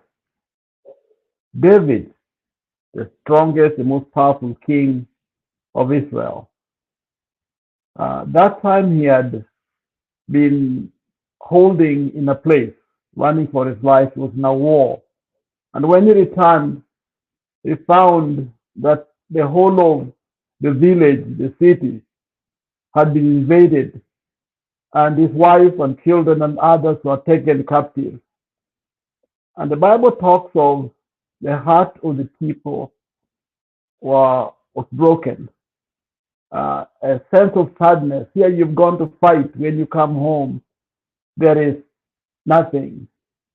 Kenyans are like in that same situation. All these years they have been fighting for the constitution, and Moi, you're starting from way back in the beginning, and we thought with Kibaki, and Raila and the others that made sure we had this constitution. People were excited. We are all happy that finally we have a document that can help us as a nation. And Kenyans were excited. And so, but then like the story in the Bible, here you are winning. I think David and the rest had won a decisive victory. And so they are coming back home. And only to find that he come at home, and taken everything. And sadness came upon the people because all their fight, all their labor, all their agony, trying to win and get the country back, and they're winning. All of a sudden they come home, there's nothing home. And it's like this is what Gachagua has done. Kenyans have fought so hard. People lost their lives to get this constitution, and we came to a point where we felt like we've won, we've come home to celebrate. And now when we arrive home, we discover that actually our families are gone. They're starving. Some are dying. What they had asked for, the hope to achieve, is elusive. It's not there. It's almost like death in the compound, in the village, in the country. That's exactly how it feels with Gachagua. And the Bible tells us that David and others inquired of the Lord. They didn't take things in their own hands, but they needed a divine intervention, divine will. And while they were praying, God told them to pursue the enemy. Go after the enemy. God didn't just sit there and the people just came back because they had prayed and put sackcloth and fasted, and so the angel went there and brought the people, the family back. No. What God did was to inspire them to go after the family. And I feel Kenyans, we are being told exactly the same thing. That we must go and pursue the enemy and get back that which belongs to us. The Constitution belongs to us. And the question is it now, or is it we're going to get it back in 20 years' time or in 100 years' time? And the mistake we are making is that we are looking at a different data. We're looking at wrong examples, because I stated before that this is a very unique but very, very straightforward reason that we have in our hands to go for what we believe is ours. Because we know we worked with the Constitution, we know it worked during the election, we know whom we elected, and also we know what happened. And we know the number that are there in the whole thing, in the servers. And so it's a very clear, data here, where we know exactly what the will of God is. And the will of God is to give us a hope and a future as a nation. And then we see our hope being dashed because some wrong person has taken over the government. Now the question is, what do we do? I believe, like David, you are told to pursue the enemy. why they were told to pursue the enemy. First of all, when you let the enemy go too far and the enemy consolidate their power and got themselves entrenched, it's harder, it's more expensive, it's more difficult to fight the enemy. But while they're moving back, okay, you pursue them. I believe if we wait for Ruto to weaken or to return the power, whatever it is, I think we will have made a colossal mistake. What we need to do is to figure out how to go while it's moving, trying to consolidate its power, to go and get that which belongs to us. They can't run away with that constitution. It belongs to us, Kenyans. So I do believe the mistake you're making is you're listening to the forces of fear. When actually, at this moment, we are more together. And I pray, maybe 2 months ago, it was a little bit far, but as days draw nigh, more evidence why we should do what we need to do now. And so I pray and I hope that our leaders have a strategy and that all of us will be asked soon to step out. And I think sin would be not to step out. Sin would be to say good to continue on.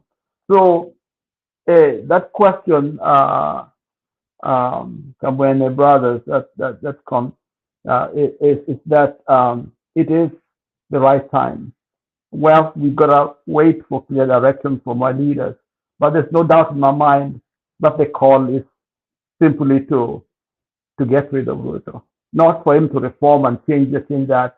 The issue is the Constitution. What's the constitutional demand? What is it, the Constitution say about leadership and how we select our leaders? That's more important than whether it's making changes here and there. It has to be what is in the Constitution. And I love to talk about America because I live here. And I've been participating in some of the political and civic, leadership and participating in the election process here. And one of the things that always remind Kenyans is this.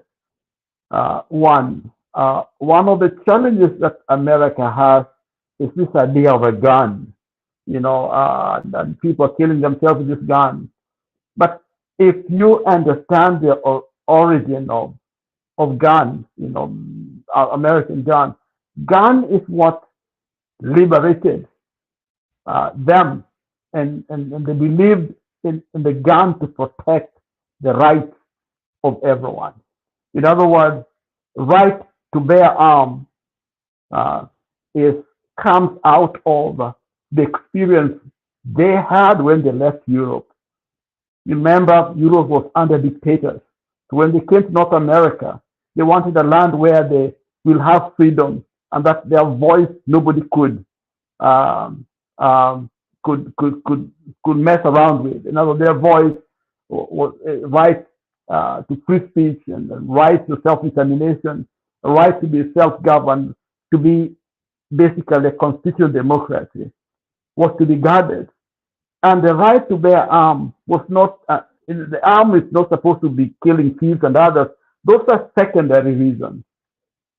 Bearing arms meant was simply to protect themselves from any government, basically their own government, if they ever try to take their right to vote, right to express themselves.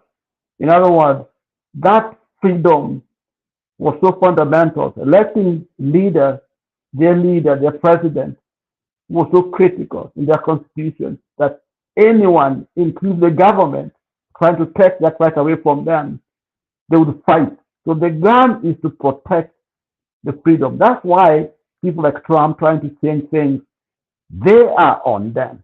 They will not allow that. Because if you lose that, then you're no longer democracy. If you let people like Ruto, who did not win, rule, then democracy is gone. And we've seen it help the US for all these years.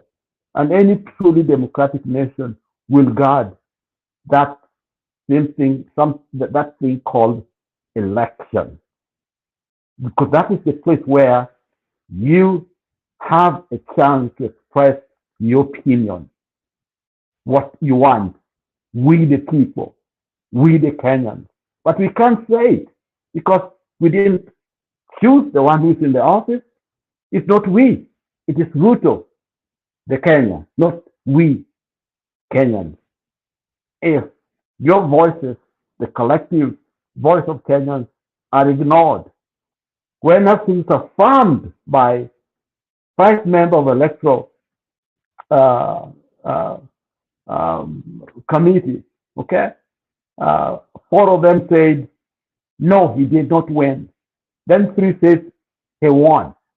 And then Supreme Court, watu majambazi, I call them majambazi really, because if a man and woman cannot follow their conscience, which is very clear, and they choose to do something because somebody else forced them to do it, those are pathetic individuals. So for them, even if they are not very, very sure, they could have said, you know what, we are not very clear here, go for a rerun or go for another election. They could have done something like that. Or simply give the right honor, the one who won the office. But they choose to call the petition that Baba and the rest lost millions and millions of dollars, running an election, and the people giving their lives for to free Kenya and doing the right thing. And somebody sits there on the desk and says, all kinds of description that you had election, what Martha Comey and the rest. So to me, our constitution must be protected. And it is you and me to do it. And we do it now. Sasa hivi ndio wakati wa ukombozi. This is the time for us, like David, to run after the enemy and get back what God has for us. And you can see the will of God, the mind of God, what God desires for us, so that we can be able to have a truly free democracy. Remember, we are Kenyans. We come from different ethnic groupings all over, but we have agreed to be Kenyans. How we got to be Kenyan at this moment is immaterial.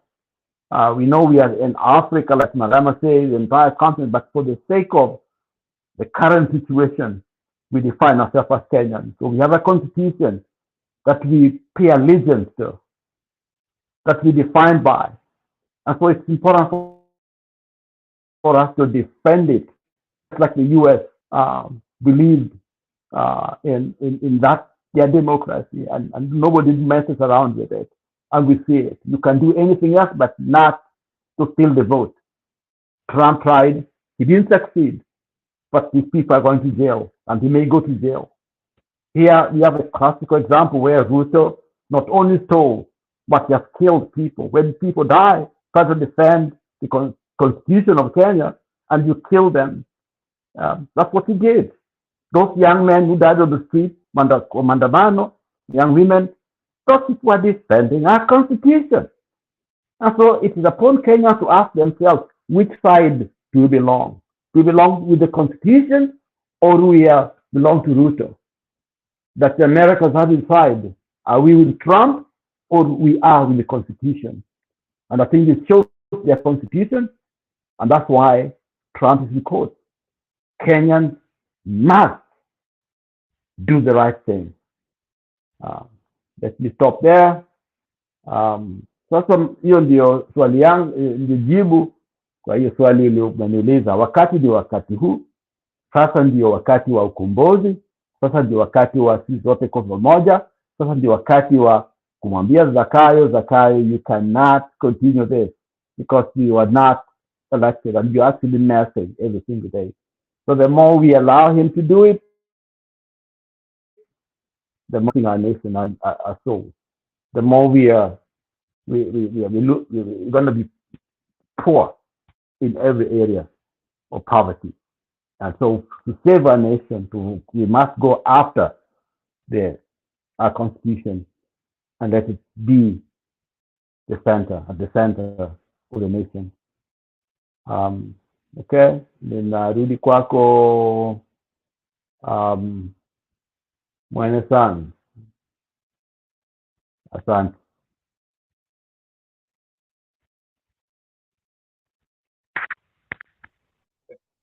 Senjiro. Okay, I'm mute. Okay. Yeah, you know, ours is kupiga mbio ya mgambo hapa, ama mnaitanga mbio ya murango.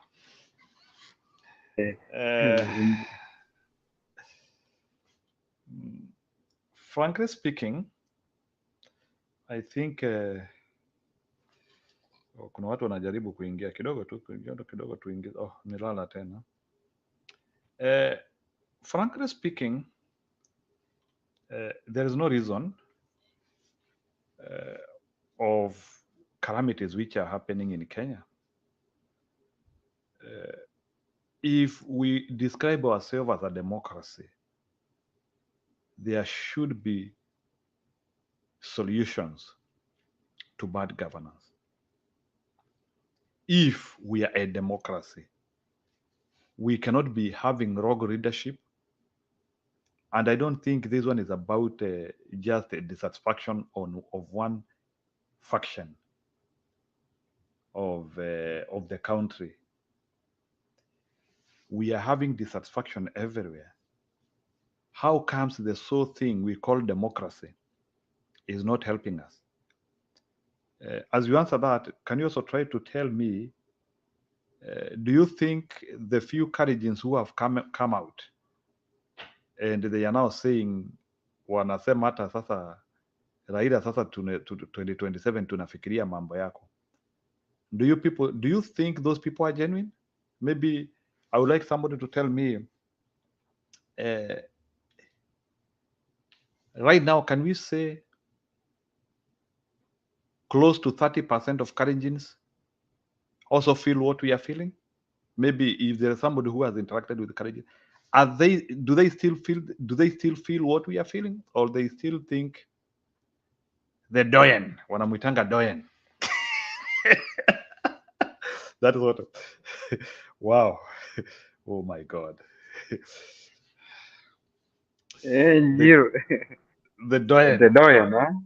Do they still think the doyen is riding them well? Doyen Imbo, because the doyens I know, they are serious people. Sio huyo doyen. Anyway, in quotes, the doyen. So the few Kalenjins who are coming out, although hata pia tumekuwa tukisikiliza wengine like kuna huyu jamaa amekuwa akikuja hapa, although siku hizi simsikii sana. This guy who used to come here, Kalenjin guy, huyu the first guy who started to push against the Ruto, sijui mnamuitanga aje huyu content creator, huyu mnoma sana huyu Lawi Alaprawi. Lawi, those are special cases, those are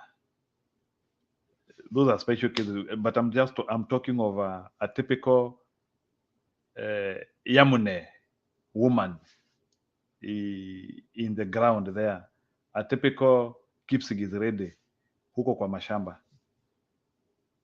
Do they still feel the same, what we are feeling? Mesanjiro, naomba, niko karibu kutoka, so mimi wacha nisema namna hii.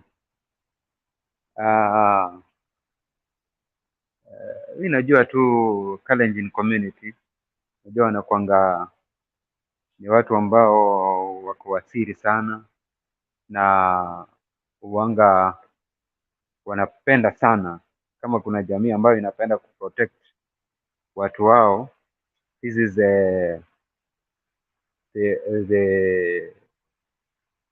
yani kwa zile few tribes, unajua wengine wanaachilianga tu, mtu unapambana na hali yako, but wao wanga ni watu ambao wanapendana sana. Mimi William Samoei Ruto, ile kitu ana iko kwa akili yake, ni ile anajua kuwa vile alitumia pesa kama last round akamwaga. Unajua huyu jamaa, wacha niwaambie, this guy is not a leader eh? Sitaki kumuita jina mbaya, but is not a leader, cause yani how come unaweza niambia kuwa from 2013 to 2017 wewe mkiwa na Uhuru Muigai Kenyatta eti mulifanya maendeleo eh? Uhuru Muigai Kenyatta, he was the president, yeye ndiye alikuwa anasema, ndiye alikuwa msema kweli. Sasa unashindwa sasa hivi, you are the president tax yote inakusanywa, unaiangalia tu na macho namna hii, there is nothing unaweza fanya within 1 year, na tumekupatia all those trillions. No. So atatumia doo baba, wacha nikwambie, huyu jamaa kitu atafanya, he will use money maybe anapanga ikifika 2026 ama 2025 hapo hivi ataanza kuunleash mambo ya hizi project na alafu atie gia ya propaganda hapo hivi, then kutoka hapo utaona watu wakisema kumbe huyu jamaa, unajua sasa yeye anataka kusema kuwa hiyo wakati hii muda yote yenye mmeona nimekuwa nikiwafinya, si eti nilikuwa nawafinya nilikuwa nawafinya niwamalize, no, ni vile nilikuwa najaribu kukusanya pesa, maendeleo ndi haya, so na ata roll because in terms of media yeye ndiye amecontrol, so atapeana hizo propaganda na hao watu watampigia, Wakenya wapumbavu wengine wataenda wampigie kura, because Mkenya mwenye akuna akili sasa hivi mwenye akuna akili, mwenye amefeel the pain just only 1 year ya William Samoei Ruto, huwezi niambia naweza acha usingizi yangu at 3 am niende kwa kituo cha kupiga kura, hata kama kura zinapigwa kesho, niende kupigia mtu kama William Samoei Ruto na Gachagua kura, mimi over my dead body. Over my dead body siwezi kabisa, but wao baba, wacha nikwambie ukweli, they will go na watampigia kura, and that is the sad story. So mimi wacha nimalize kusema namna hii, if kuna Mkenya yote ambaye ana expect anything about development kupitia kwa William Samoei Ruto, manze, sahau kabisa, there is nothing good ambayo itafanya nini, huyu William Samoei Ruto ataleta as far as kutoa watu katika lindi ya umaskini na wapeleke katika kiwango cha katikati ama kiwango cha utajiri. You cannot tell me, sisi tumekupatia kando na 700 billion, tumekupatia 3 trillion. Imagine 3 trillion. Angalia Super Thick Highway ilijengwa na ngapi? 30 billion only, hiyo barabara aka barabara tu vile kako hivi smart namna hiyo, whereby tumekupatia 3 trillion eti there is no, ni nduru tu, ni kupigisha tu watu nduru. No. So mimi my suggestion ni nikitoka kuna kazi ingine naenda kukimbia kufanya, my suggestion ni William Samoei Ruto, wacha tungoje next week baba atupatie report kuhusu hawa cartels wenye wanatuumiza pande ya mafuta, cause mafuta ndio inafanya the cost of living inakuwa namna hii, inakuwa mbovu namna hii. So atupatie hao makatels. Now what we can do kama William Samoei Ruto hatuwezi na sikatai kusema isikuwe tu ni kutishia tu, aseme tafadhali, aseme we want, yes. Unajua saa zingine kuna mabombshell zingine wanakuanga nazo alafu inapotelea tu hivyo. Hii lazima tunafaa tujue, including kama vile hata walituambia story ya Chebukati, kuna watu walikuwa wanatokezea na makamera na walikuwa wanakuja. Those are the things we need to be involved. So hii bombshell, it should not even wait for the end week. Monday tumaliza tu kanisa tu kesho, Monday turauke hiyo bombshell ikuwe printed in a media print, gazeti mzima tuwekewe hapo, we see ili sasa Wakenya wafanye uamuzi wao, tujue ya kwamba the real cartel ndio hii government capture. Hii Gachagua na wenzake, they were the real capture, ile ambayo walikuwa wanasema it was the reverse. Hata ulikuwa unasikia they had recited in the presidential debate at state capture. Kumbe state capture ni yeye. Very true. So mimi nasema baba inastahili aweke bayana. We cannot have watu mbumbumbu kama minister, mtu anatumia gazeti eti niliangalia kwa gazeti sijui ya New York Times kuonyesha kuwa eti sijui bei ya barrel moja itaongezeka itaongezeka kwa $150 per one barrel. Yani, oh my God, aliangalia kwa karatasi. In the real sense, Tanzania mafuta inaendelea kushuka. Unajua bei ya mafuta ndio imetukandamiza namna hii. Angalia energy, ndio wameiharibu kabisa. Wao wanaamua kuweka Kenya into blackout. Hakuna mtu mwenye sasa hivi ameresign, lakini wewe Mesanjiru ukijaribu tu kukosa kulipa token namna hii, ni giza kwa nyumba yako. Makosa sana, which is very wrong. Na hao watu wenye hiyo blackout vile imewaafect namna hiyo, hamukuarifu, mnakuja kuambia baada ya jambo limetendeka. Businesses, hebu niambie businesses ni ngapi kwa hiyo 4 hours ama hiyo muda yenye hiyo blackout iliapia Kenya? How many millions of money to lose? Ni pesa mingi sana. So baba akitoa, they are not accountable, so they cannot even tell us the amount of money we have lost. The amount of money we have lost in those 4 hours is a lot, but they cannot say, because Murkomen will just, it is business as usual. Huyo Kipsigis is business as usual. It's that simple. Huyo wastima, huyo Kipsigis energy. Yeah, so the moment tutajua how cartels, basi sasa ni kusema enough is enough. Ni kuambia watoto wetu wenye wako university wachitoze barabarani, akina mama barabarani, watoto barabarani, so that tuondoe huyu jamaa kutoka uongozini. Hata sisi wenye maybe tuko distance kidogo tutachangia, cause lazima to reclaim our country. Mtu moja, just only William Samoei, because this is the enemy, the enemy of Kenyans. It is the enemy number 1. Huyu, because once your leader has failed a country, muna fail nyinyi nyote. Mtu mmoja hawezi tupigisha nduru namna hii. It is wrong.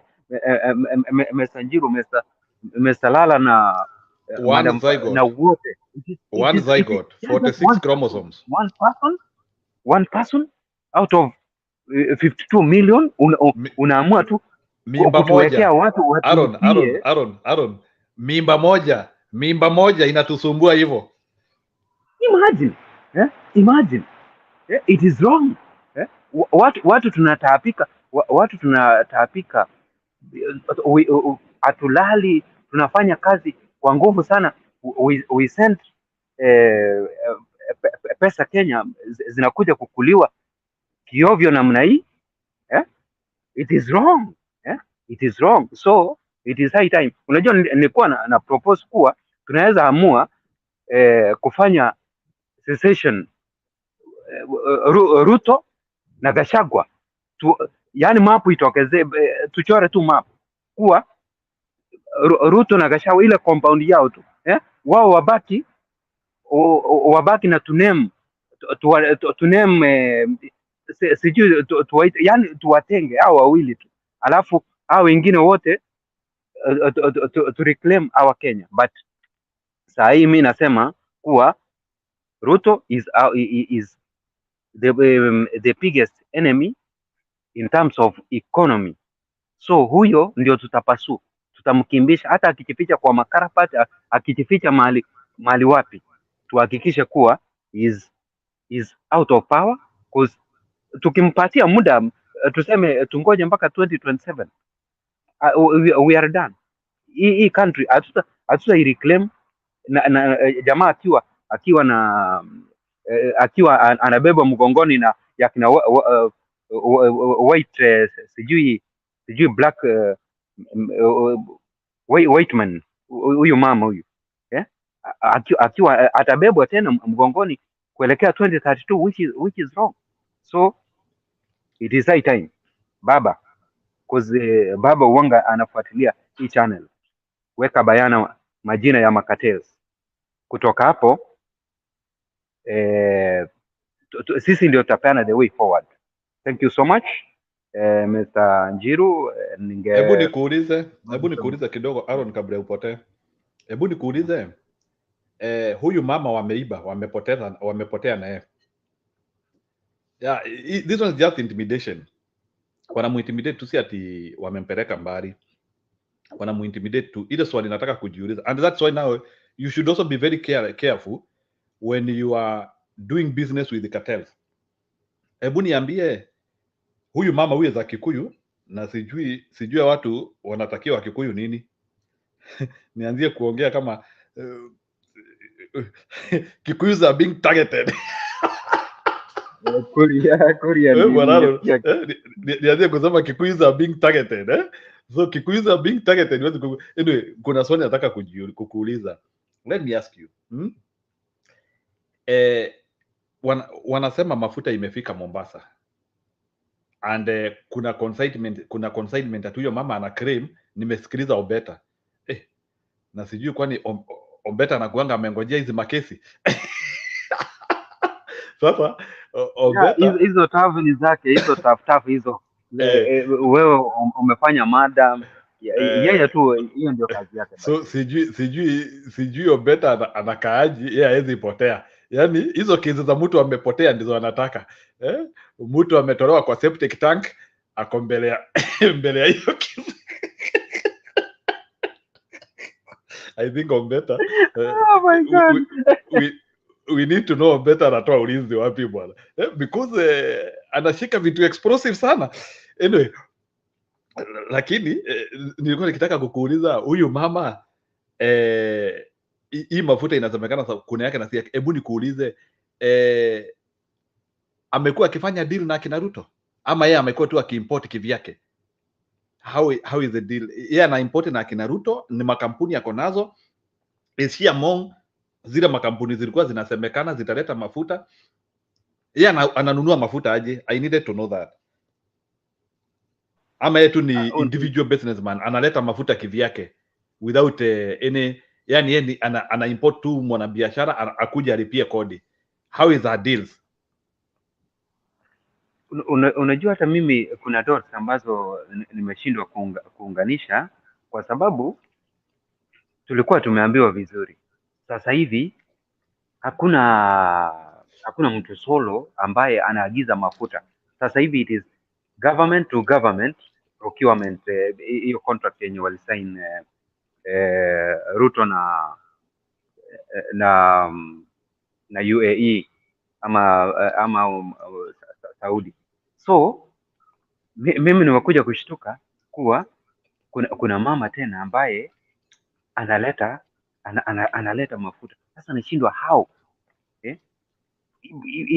inakuwaje gava hata inakuanga na intelligence, hawakujua kuwa kuna mama ambaye anafanya biashara ya mafuta. So there is something maybe kuna vile wanataka kutucheza. Unajua hizi mambo ya mapiari zao, something of that kind. Mimi tu naweza iweka namna hiyo, kwa sababu wanajua kuwa maybe baba unajua baba ukiona ameongea aongeangi vitu ambazo si za ukweli. Maybe kuna kitu wamesense kwa hii vile amesema kuwa ata expose the cartel.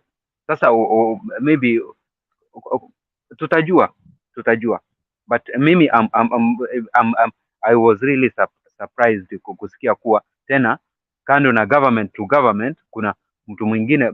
Ndio unaona kuwa hii gava haina mwelekeo haina mwelekeo kabisa, because kama hakika government imepitisha sheria ya kusema kuwa it is G to G, hakuna tena mtu mwingine wa kando ambaye inastahili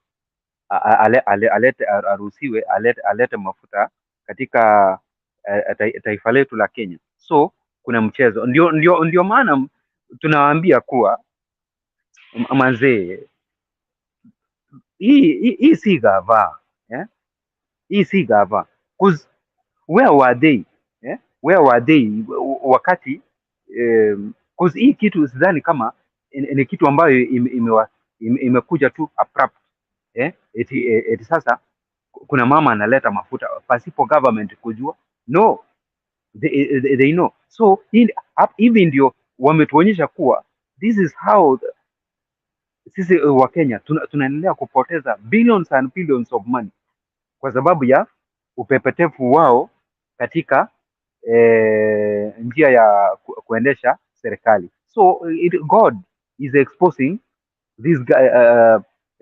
this government kwa njia ambayo wao maybe wao wanafikiria wanachezea Wakenya, lakini it is God who is exposing them. Sasa tumejua kuwa hakika kando na government to government kuna tena watu wengine ambao wanaleta mafuta and that is wrong. Maybe hapo ndio tunapotezea pesa zetu, but sisi let's be patient. I think you are government to, okay, Aaron, 1 minute. I think you are government to government. It was just something for the media, but the reality was cartels ndio walikuwa wanaleta mafuta. So and this woman is part of those cartels ambao sasa walikuwa so wako na some parallel networks apart from your intergovernment which they could have. Pia wako na cartels like 4 or 5 people. Maybe huyu mama information yake imeleak, so now maybe wanataka sasa kumcapture hivyo ili sasa hata watu kama akina babu waachane na hiyo story. Wanasema they are going to, utakuta huyo mama hata atapotea wiki mzima, ili kwanza tu concentrate na mama wa mafuta amepotea, mama wa mafuta amepotea, mama wa mafuta amepotea, hiyo story iende hivyo. Maybe you see huyo mama atakuja kupatikana in the 3rd ama 4th days huko. Well, now we are no longer now. Nakwambia mimi Njiru, government yenye unasikia kuwa inakuwa run na mambo ya propaganda we pay taxes, alafu mtu ameemploy mikora kwa kutupatia mambo ya propaganda. That is not a government, by the way, that is not a government. So hizi mimi walianzia kitambo. See, Itumbi has been perfecting on propaganda. Itumbi lakini sasa hivi ndio one minute Arun, 1 minute. Unakumbuka the egg has been perfecting on propaganda for 3 years. So that is what they were training on, uongo na nini na kudanganyana. So they cannot and again their propaganda is so weak. Even if you do propaganda, their propaganda is not fine tuned. Ni kitoto ukiangalia hapo unaona hii ni wizi inafanywa hapa, hii ni wizi inafanywa hapa. Their propaganda is so weak, it is not intelligent. Go ahead. Yeah. So ndio mimi nasema kuwa mimi sasa hivi wao wenyewe waseme kuwa mama amepotea, sijui amefanya nini. Mimi sitaki kusikia. I don't want to. Yani mimi sitaki kusikia hayo. Mimi what I'm waiting ni baba mwenyewe ataje makatelo. Kama atataja huyo mama, well and good. Kama hatamtaja but mimi report ambayo nangoja ni ya baba. We want to know these cartels ambao wanafanya watu wetu wanapiga nduru namna hii. Na sijui kwa nini baba upenda kutishia hivyo. Hiyo kitu baba alikuwa anafaa bomoe leo. Kiumane. Alikuwa anafaa bomoe leo. By the way, kwa sasa hata huyu mama maybe maisha yake, by the way, maisha yake sasa hivi hata maybe kwa hatarini, something of that kind, because jamaa wamepanic. Wacha nikwambie mambo ya mafuta bana, hiyo ndio ina drive the economy of a country, kwa sababu production yote, you know, hao watu wamekuwa 1 minute Aaron, wamekuwa kituibia vitu mingi, mafuta ya ngari na mafuta ya kupika pia. Ile dozi ya mafuta ya kupika ilifika wapi? Si pia mafuta ya kupika kulikuwa na issue. Yeah, ile mafuta yenye jamaa wali import baada hata wangepeana hiyo do kwa the likes of Bidco, the likes of wangewapatia tu nini, wangewapatia support angalau waendelee kuproduce more, but wakaagiza hiyo edible oil na tukapoteza 6 to 10 billion, something of that kind. It was a lot of money, by the way. We lost a lot. So hebu niulize bwana Aaron, as you talk, kwani hii Kikuyu business community hawaongeangi? Sasa see, I think if this woman is a Kikuyu and she is even importing fuel worth 17 billion, matajiri wenzake wako wapi? Hawamtafuti? Sijasikia hata people even doing press conference, serious people saying that mwenzetu amepotea. Kwani hao matajiri wa Kikuyu wamekuwa aje siku hizi? Mwenzao wanapotea tu na wananyamaza tu. Anyway, I don't know. Wa Kikuyu mnamalizwa na inakaa mnamalizwa mko mnaangalia wenzenu. So as one is being finished, another one will become before. Atakujua. Niweke hivyo plain. But I don't understand because I expect this is a very rich woman. Huyu ni mama akona pesa sana. She should be having people in her team. We should be seeing some commotion. Sijui kama Aaron unanielewa. We should be seeing some. Huyu ni mtu wako na pesa amepotea. We should be Mezanjiru nikiondoka, hakuna kitu kama business community. Hao ni watu ambao walikuwa wanaletwa kutoka pale mashinani, wanakuja kuandamana. Kama kungekuwa na watu ambao kama the business community, wakati mwenzenyu ameguzwa, wangekuwa wametokelezea, which means hiyo ilikuwa tu ilikuwa tu ni involve business community, nothing like that. Because sahi wangekuwa 17 billion, my friend. 17 billion, that's a lot of money. Yeah, do you want to tell me that Kikuyu businessmen are defenseless? Can you, mbona hakuna businessman Mukaria anapotea? Mbona au watu wamekuwa kipotea ni Rai anapotea, Muindi sasa huyu ni Mkikuyu anapotea. Why? Kalenjins do not do business. Mbona hao wapotei? Unajua kuna vitu we now need to start asking now, and we start now becoming serious. And why are Kikuyu people allowing their people to be verified, and equivalent people who have money, they cannot get out and shout against these ills? I think even Kikuyu business people and the Kikuyu rich people, they should feel ashamed of themselves for allowing their own people to be tormented. Kikuyu rich people are not doing right. Na nitasema hapa na niseme tena, hao watu if money is power, and I want to say Kikuyu business people and rich people, you are not doing Kenyans the service you need to do them.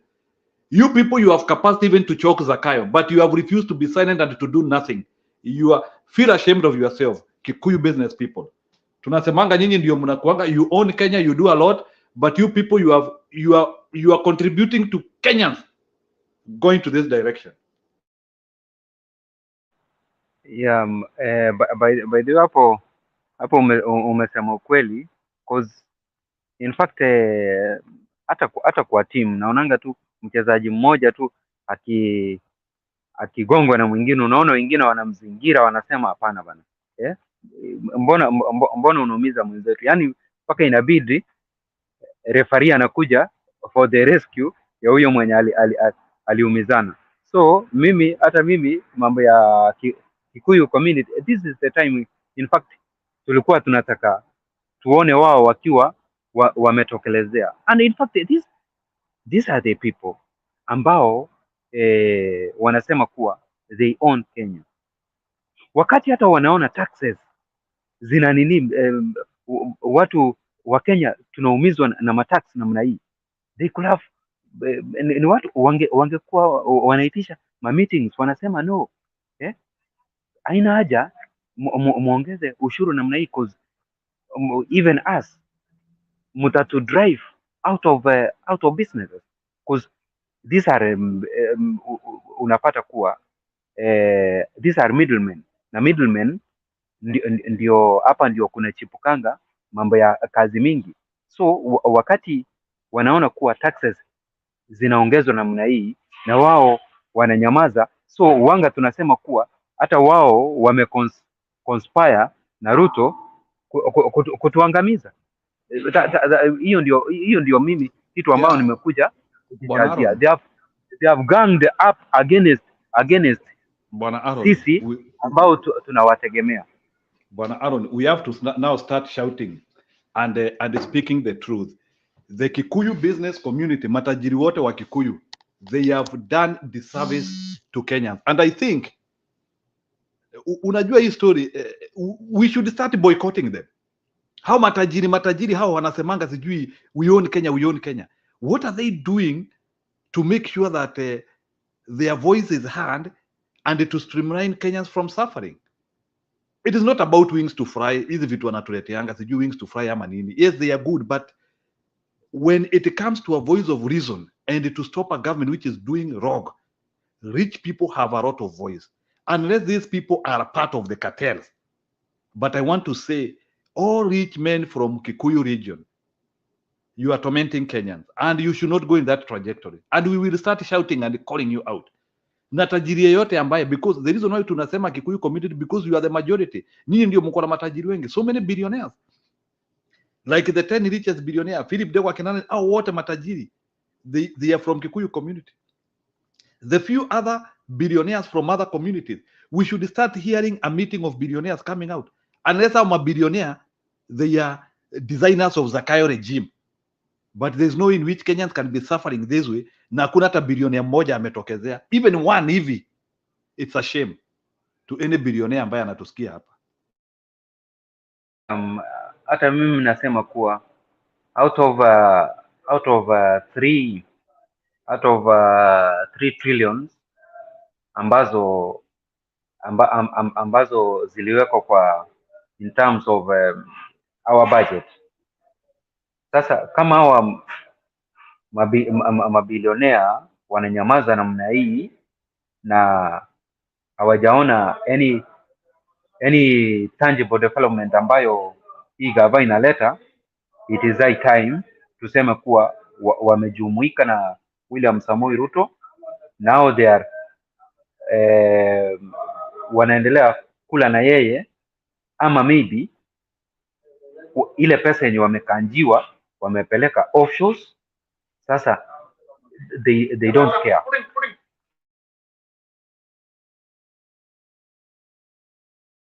So Mesanjiru, ningependa kukomea hapo na nishukuru kwa hii topic ambayo imekuwa mzuri.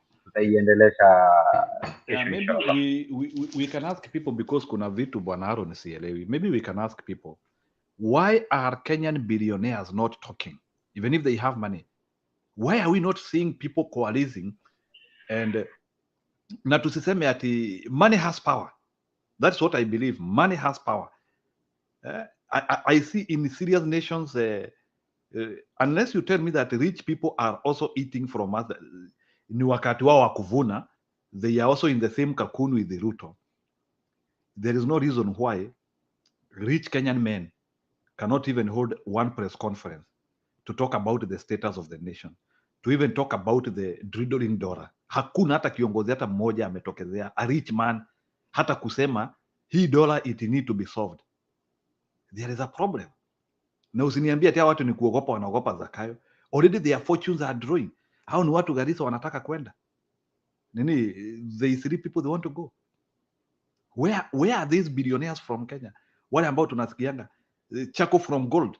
Wale tunasikianga the Chaco from gold people. Where are they? All those rich men. They don't see people suffering. They don't see fortunes. They don't even see misery in the villages. All these people, hakuna kitu wanaona. Malema ametoka countries, 3 countries apart, away from us. And he can see problems, yet a billionaire hapo Kiambu hawezi ona chochote. Anyway, public participation, go ahead.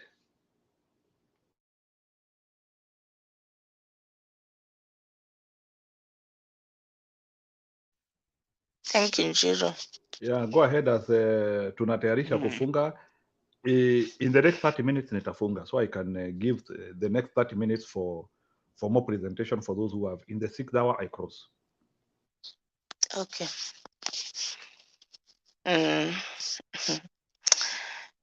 Unajua Kenya, we have become a circus nation. Ours is just drama after drama, drama after drama. Sasa ukiona hii drama we are being treated to about this madam. you know even the so-called billionaires hawataki kujiingiza kwa sarakasi, because this are Hebu nikuulize kidogo, public participation. Who is the richest? Who is the richest person in Meru? Nani tajiri sana Meru? sijui kama ni Kiraito ama ni nani, I'm not sure. Ama ni Daud? The Daud guy. Sio Daud. Sio Daud. I think it's Kiraito. Okay, so tunajua huyu alishaingia kwa Zakayo. He was even done the chairman wa oil corporation. But like even in Meru region, there is no any billionaire who is seeing a problem here, and they can come out, or they are making profit. You want to tell me all people with the businesses, they are making profit? That's what I'm not getting.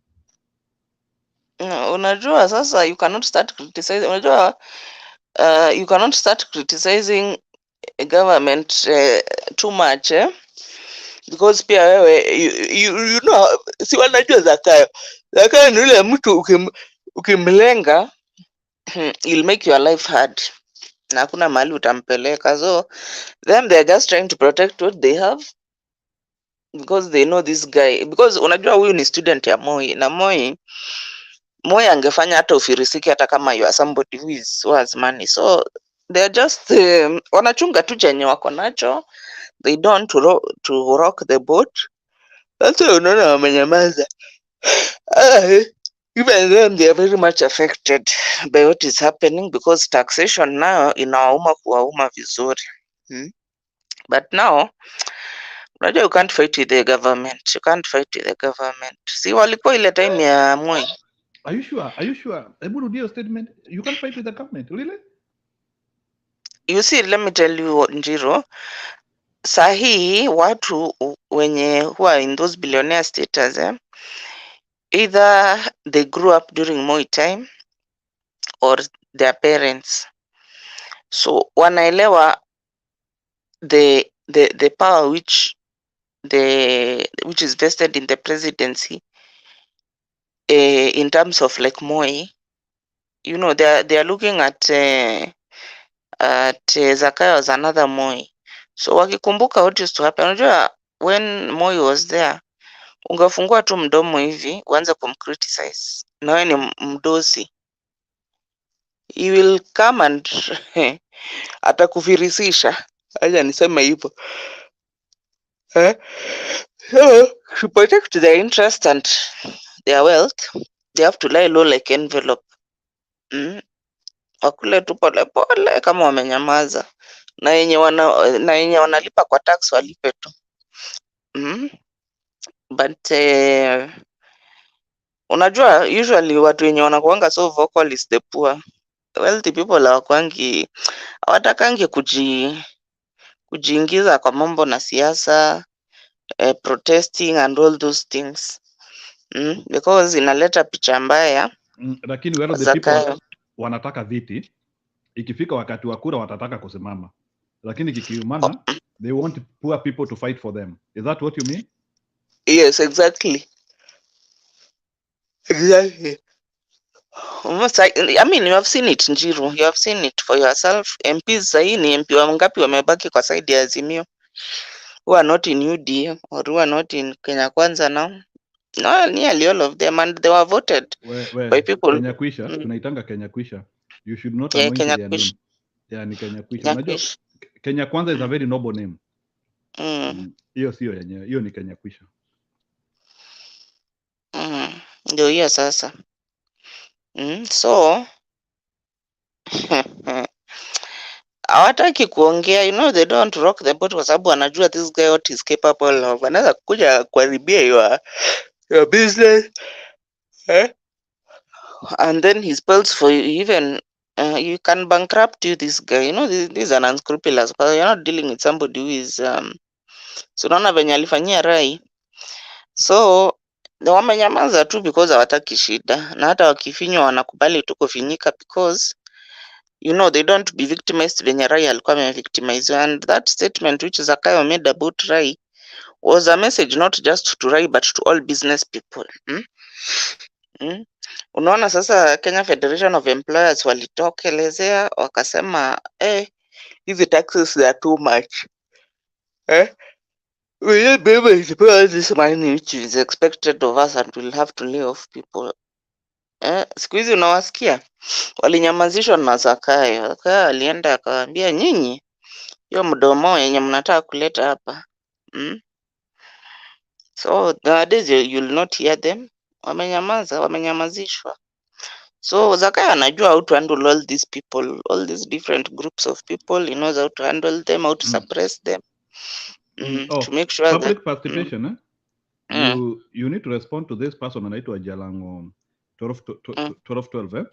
As you respond to him on that, I wanted to ask you because it's a serious thing. Unasema na hii ndio kitu inaharibu wa Kenya sana. I want to say sababu nimeongea na watu hata wazee huko wanasikianga, unasikia hata watu wakisema uwezi shindana na serikali. I want to ask you a question. From what you know and what you have ever heard, people who fight government and the government fall, what is usually the difference in their mentality, which Kenyans do not have, that in Kenya we have always to be told where the shindana na serikali? Because to me, I think it's a fallacy. So I have had government fall. Mussolini fell. Hitler fell. There are so many people who fell. What is this so unique in Kenya that the Kenyan government cannot fall? And that lie is sold to us generation to generation. Even during my time, I used to hear that. Nilikuwa nikisikia hata wazee wakisema unajua huwezi shindana na serikali. So hii ideology ilitoka wapi? Because it now, if you now have it, I'm double sure millions of us have the same analogy. Can you explain to me about that?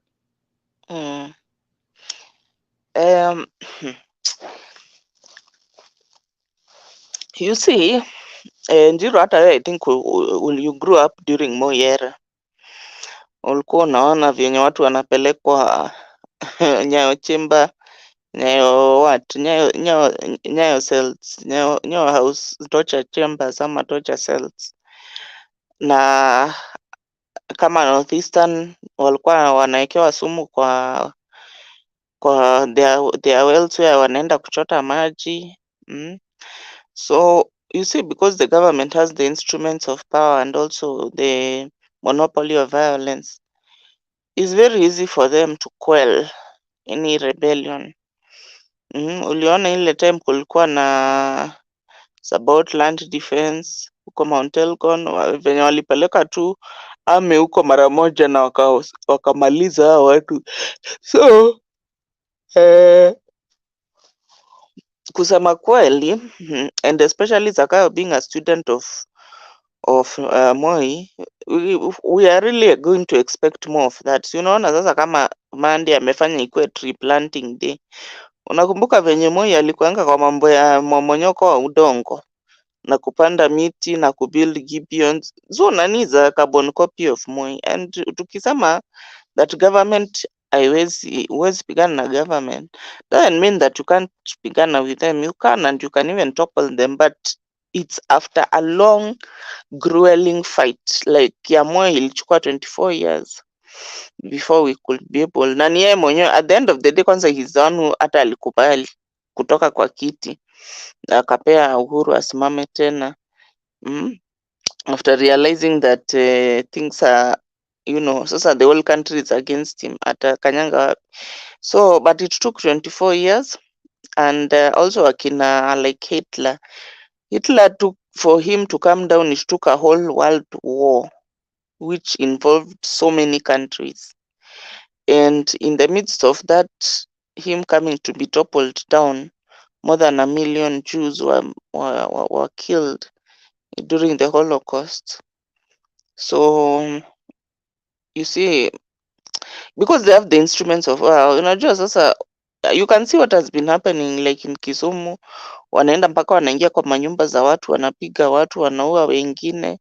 That violence, because you know us, we are not armed like them. We don't have that organization like them. We don't have the intelligence like they do. Them, they have the intelligence, they know what is happening all over. So see, I'm trying to discourage you in any way, but I'm just saying kutoa mtu kama Zakayo is tricky. It's very, very tricky, because from the get-go make sure ameweka all the organs of government or all anything which could have checked him. Kwa sababu kama parliament, they could have checked him, they could have impeached him, vitu kama hizo. Sahi amewaweka kwa mfuko. Judiciary the same. So right now, the power which is in Kenya is now vested in the squarely in the executive, because wengine wameshawekwa kwa mfuko. So that is the situation. Sasa tutasema aje? Na unajua watu wa dosi nao hawatakangi kwanza kukama out. First of all, they don't like limelight. They like living their life other than wenye wameingia kwa siasa, but majority of them hawatakagi visibility. Wanatakanga they let them eat their money in peace. Let them enjoy their wealth in peace, so they keep low profile. So hakuna venye wataanza kutokelezea kutetea huyo mama. In any case, how do we even know huyo mama amekidnapiwa? This is probably a propaganda of UDA stroke Kenya Kwisha. How do we even know? And in fact, unakumbuka like ile case ya Waiguru house help. Ni house help ama alikuwa salonist mwenye alikuwa analetewa, mwenye alikuwa middle woman wa kufanya money laundering, mpaka anapea marafiki zake loans za 60 million. So this woman, she's just a proxy, and she's just a and they, you know, they now even want to take advantage of the fact that she's a woman to divert Kenyans attention. Huyu mama ameenda wapi? Now probably mama ako tu somewhere enjoying herself tu, amekaa tu pahali anakunywa juice yake akiangalia TV akicheka. I mean, these are thug government. You cannot even believe whatever they are telling you. You cannot even believe that. They probably paid the mama over there with her family, amelipwa pesa waende waseme she's missing. Na saizo amekaa tu pahali anajienjoy. You know, this country, it has a lot of drama and a lot of propaganda, which huwezi hata jua what you are being told. Participation, 1 minute, so that I also bring Kenyan Maandamano Committee. You know, I go reading comments, so that we can also be addressing some of the people who are saying. So there is an issue here. You have said it is tricky to remove Zakayo. I heard that statement very well. So do you want to tell me that Kenyans can handle any president, whether doing anything or not doing anything, as long as his presidential term is still live? Do you want to tell me that Kenyans can handle any problems from anyone until the presidential term lapses? Is that what you mean? No, Kenyans that's have no not what. choices. Kenyans have no choices. Unaweza ingia hapo uwakojolee, uwaharie, mbora as long as you have a presidential contract term ya miaka 5,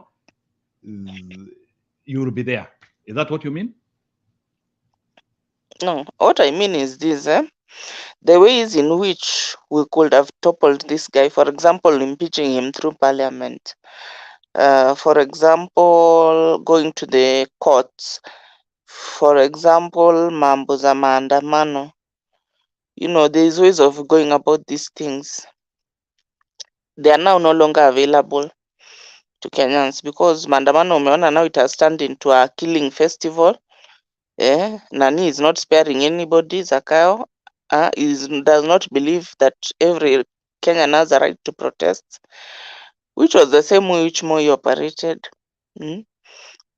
Judiciary ameingiza kwa mfuko, hata niliona kwa hii State of Nation amewapea pesa ingine. Alafu parliament, we know what is going on there. Watu wananunuliwa kama njugu karanga. So if and then also voting IEBC is also another one which is compromised. Sasa, which option do we have as Kenyans? Maybe you are the one who can tell me which other options we have, because mimi sioni option kwa hizo vitu, of which those were the means with which we could have removed an incompetent president. Mimi vile nilikuwa nikitaka unielezea. You know, I want to bring you into history, into some history. Sorry. In France, sitaki kukuambia hii ya coup, because coups they are unorganized. I don't want to give you examples of the coups which happen in Africa. I want to tell you of some of the reorganization which have happened, like in France, almost Apple 1817 Apple, there was a bread revolution, whereby the bread was unaffordable, and the government was actually toppled, and they even killed the president that time. And some places whereby we have seen people taking action against the leadership which is bringing problems unto them. So the question which I'm asking you, because I want to get you from a Kenyan perspective, do you want to tell me that it is impossible to unseat in functional presidency in Kenya? Ukianalyze even the Kenyan attitude and how Kenyans look at things, do you want to tell me that kiongozi ambaye afanyi chochote itabidi amalize tu term? Is that what you mean? Yes, exactly. No, unajua, wacha nikwambie Njiro. You see, go ahead. You see, Kenyans hatutakangi at times kuongeleshana ukweli. There are means with which you can unseat a sitting president, but all those means right now, they have been compromised. You know, there are a toothless dog, umbo yenye imeng'olewa meno. So Zakayo ameweka all the ways in which we could have removed him in his pocket. Sasa sisi, actually that is the truth. That was him. In fact, hata wachana na 5 years, hata 10 years, after 10 years 2032 na huko kumtoa kwa hiyo public participation napotea kidogo. I want to give you, I want to give you practical issue. Maybe I think maybe you don't understand what Zakayo has done in our country. I want to I understand. You. 1 minute. Allow me to tabulate the things which have changed, and you prorate that to 10 years. Huyu mtu tumekuwa tukinunua diesel na oil wakati wa uhuru, tulikuwa tunazinunua 120 130. Today tuko 220. addition ya 80 bob. Huyu mtu cost of living is unsustainable. Corruption is everywhere. Tribalism ndio hiyo imeingia, nepotism. Watu ndio hawa wanapotea. We have so many issues zinatendeka, corrupt deals even with international countries. Can you tell me? Now, and those things have happened within 1.5 years. Wacha nimpea hata hiyo nusu. What I'm not getting from you, you want to tell me that because Zakayo, you know, I want you to understand the reason why the 100 days magic comes from. It is in 100 days kule ilitoka ni if a president does not do anything in 100 days, hata umpe miaka 100, hata waifanya chochote. So if you want to know Ruto trajectory, analyze what he did within 100 days. You can evaluate what Kibaki did within 100 days. Free primary education, one touch. Yani you can you can tabulate. So if a president does not do anything within 100 days, forget that presidency. So I want to tell you as a Kenyan, forget Ruto presidency. Ruto will never do anything. If you want to evaluate a presidency, that's why we use that 100 days magic number. It's a magic number. If in 100 days you do 0, huyo mtu hataifanya chochote. So what you are telling me is that Kenyans can take over 10 years of Ruto shenanigans. Nataka unielezee, watakuwa wamedungwa dawa ya maji, shindano ya maji, or the Rubinats, or who will they be? I want you just bring me to understand. Kenyans can take 10 years plus of Ruto. Nataka tu unielezee hapo vizuri. Kenyans are otherwise. Whether they can or they can't, otherwise. These are totalitarian government, draconian government. Venye tu tulivumilia Moi for 24 years ndio tutavumilia huyu. Because Moi things were bad. Kama unakumbuka tulikuwa na blackout. Wacha wenye sasa hivi watu wanalia blackout ya masaa. Tulikuanga na blackout for 3 days, power rationing. 3 days out of 1 week. Yani 4 days tuko na stima, 3 days hatuna stima. No, I think public participation, you are frustrated. There is something which has frustrated you towards maybe how, or you think we are not doing the right thing. Do you think like we are not organized enough to handle Ruto? Maybe there is something which is making you point towards this. You think we don't have a muscle to do it? You think Kenyans are so naive? Kenyans cannot do anything? Is that what you think? Ama you know, tumejaribu kuimpeach Kawira tukashindwa. So you think everything is impossible? No. And don't bring Kawira into this. Okay, this one, Jiro, mimi niligrow up time ya Moi. So when I'm telling you that huyu jamaa ni student ya Moi, na he's capable, very capable of staying on that seat until he dies. Munaona ni kama ni mchezo. Munaona ni kama, unajua mindset ya Kenyans is that Ruto is like Uhuru. Unajua Uhuru alikuwa muungwana. Uhuru alikuwa at least ana respect this guy. Does he really respect the constitution ukiona wewe? He has reverted us back to what Moi said. Moi alisema KANU ita rule for 50 years again or 100 years. So hiyo ndio tutakuwa nayo. And I know you don't want to hear this because it's a bitter pill to swallow. But the fact is the guy kutoka siku yenye aliingia kwa kiti, he was already preparing us for that eventuality. And that's why alienda. Actually, Wairimu has supported you. Ebu nikusomee what Wairimu has said. I want you to you combine with what Wairimu is saying because it has also a lot of weight. It's only that I didn't know that based on what you're explaining, you are saying Kenyans have no limit. They can take anything. So this is what Wairimu is saying. The guy is being propped up by outsiders. The outsiders have also invested heavily in our military, Navy, and the police. How do you remove him? I think Wairimu is close to your mentality. Can you handle what Wairimu is saying together with what you are saying? Because umeanzia kuniweka maji. Me, I'm one of the people who have been thinking that by next year sitakuwa na Zakayo. Now umeanzia kuniweka kiwewe. Could you be having some information I don't have? Can you put things into perspective? I want to hear that Zakayo can get out. Not that iwezekani. Wairimu, you people, you need to be positive to me. You want to tell me that Zakayo is bigger than people's power? Where did the people power go in Kenya? Okay, go ahead.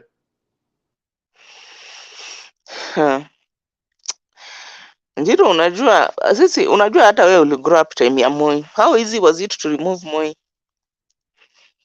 You can tell me how many people tried to remove Moi? Wangapi? Na hiyo time at least tulikuwa na watu wa integrity yenye hawangenunuliwa. Siku hizi how many people have that level of integrity that if I approach you and I tell you, can you join UDA na nikuchape hii pesa, how many people will refuse that offer?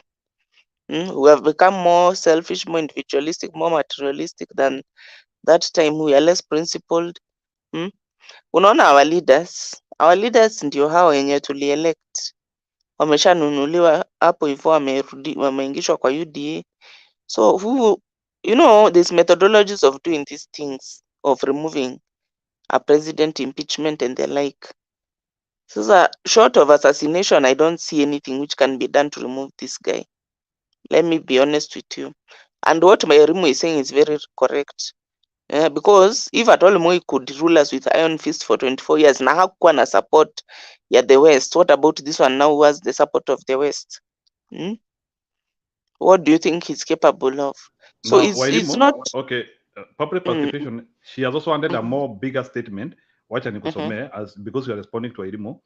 IMF and World Bank are very happy about the assurity measures courtesy of David D. Listen to this speech this week at the Economic Forum. So, his sponsors are very happy of him. I think because of some of the measures, because of, I don't know, yani ya watu wanafurahia tukiumia, because all these measures ambazo huyu mtu ana implement, they are bringing suffering to Kenya.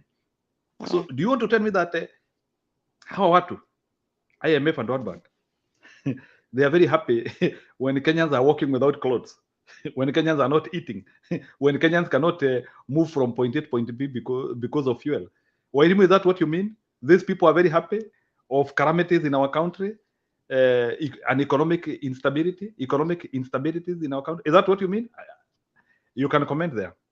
Go ahead, Patrick. Na usome Wairimu anakuongelesha sana. Kuna vile mna flus. You are linking. No, it's not that we are linking, it's reality. Sisi tunaongea the reality.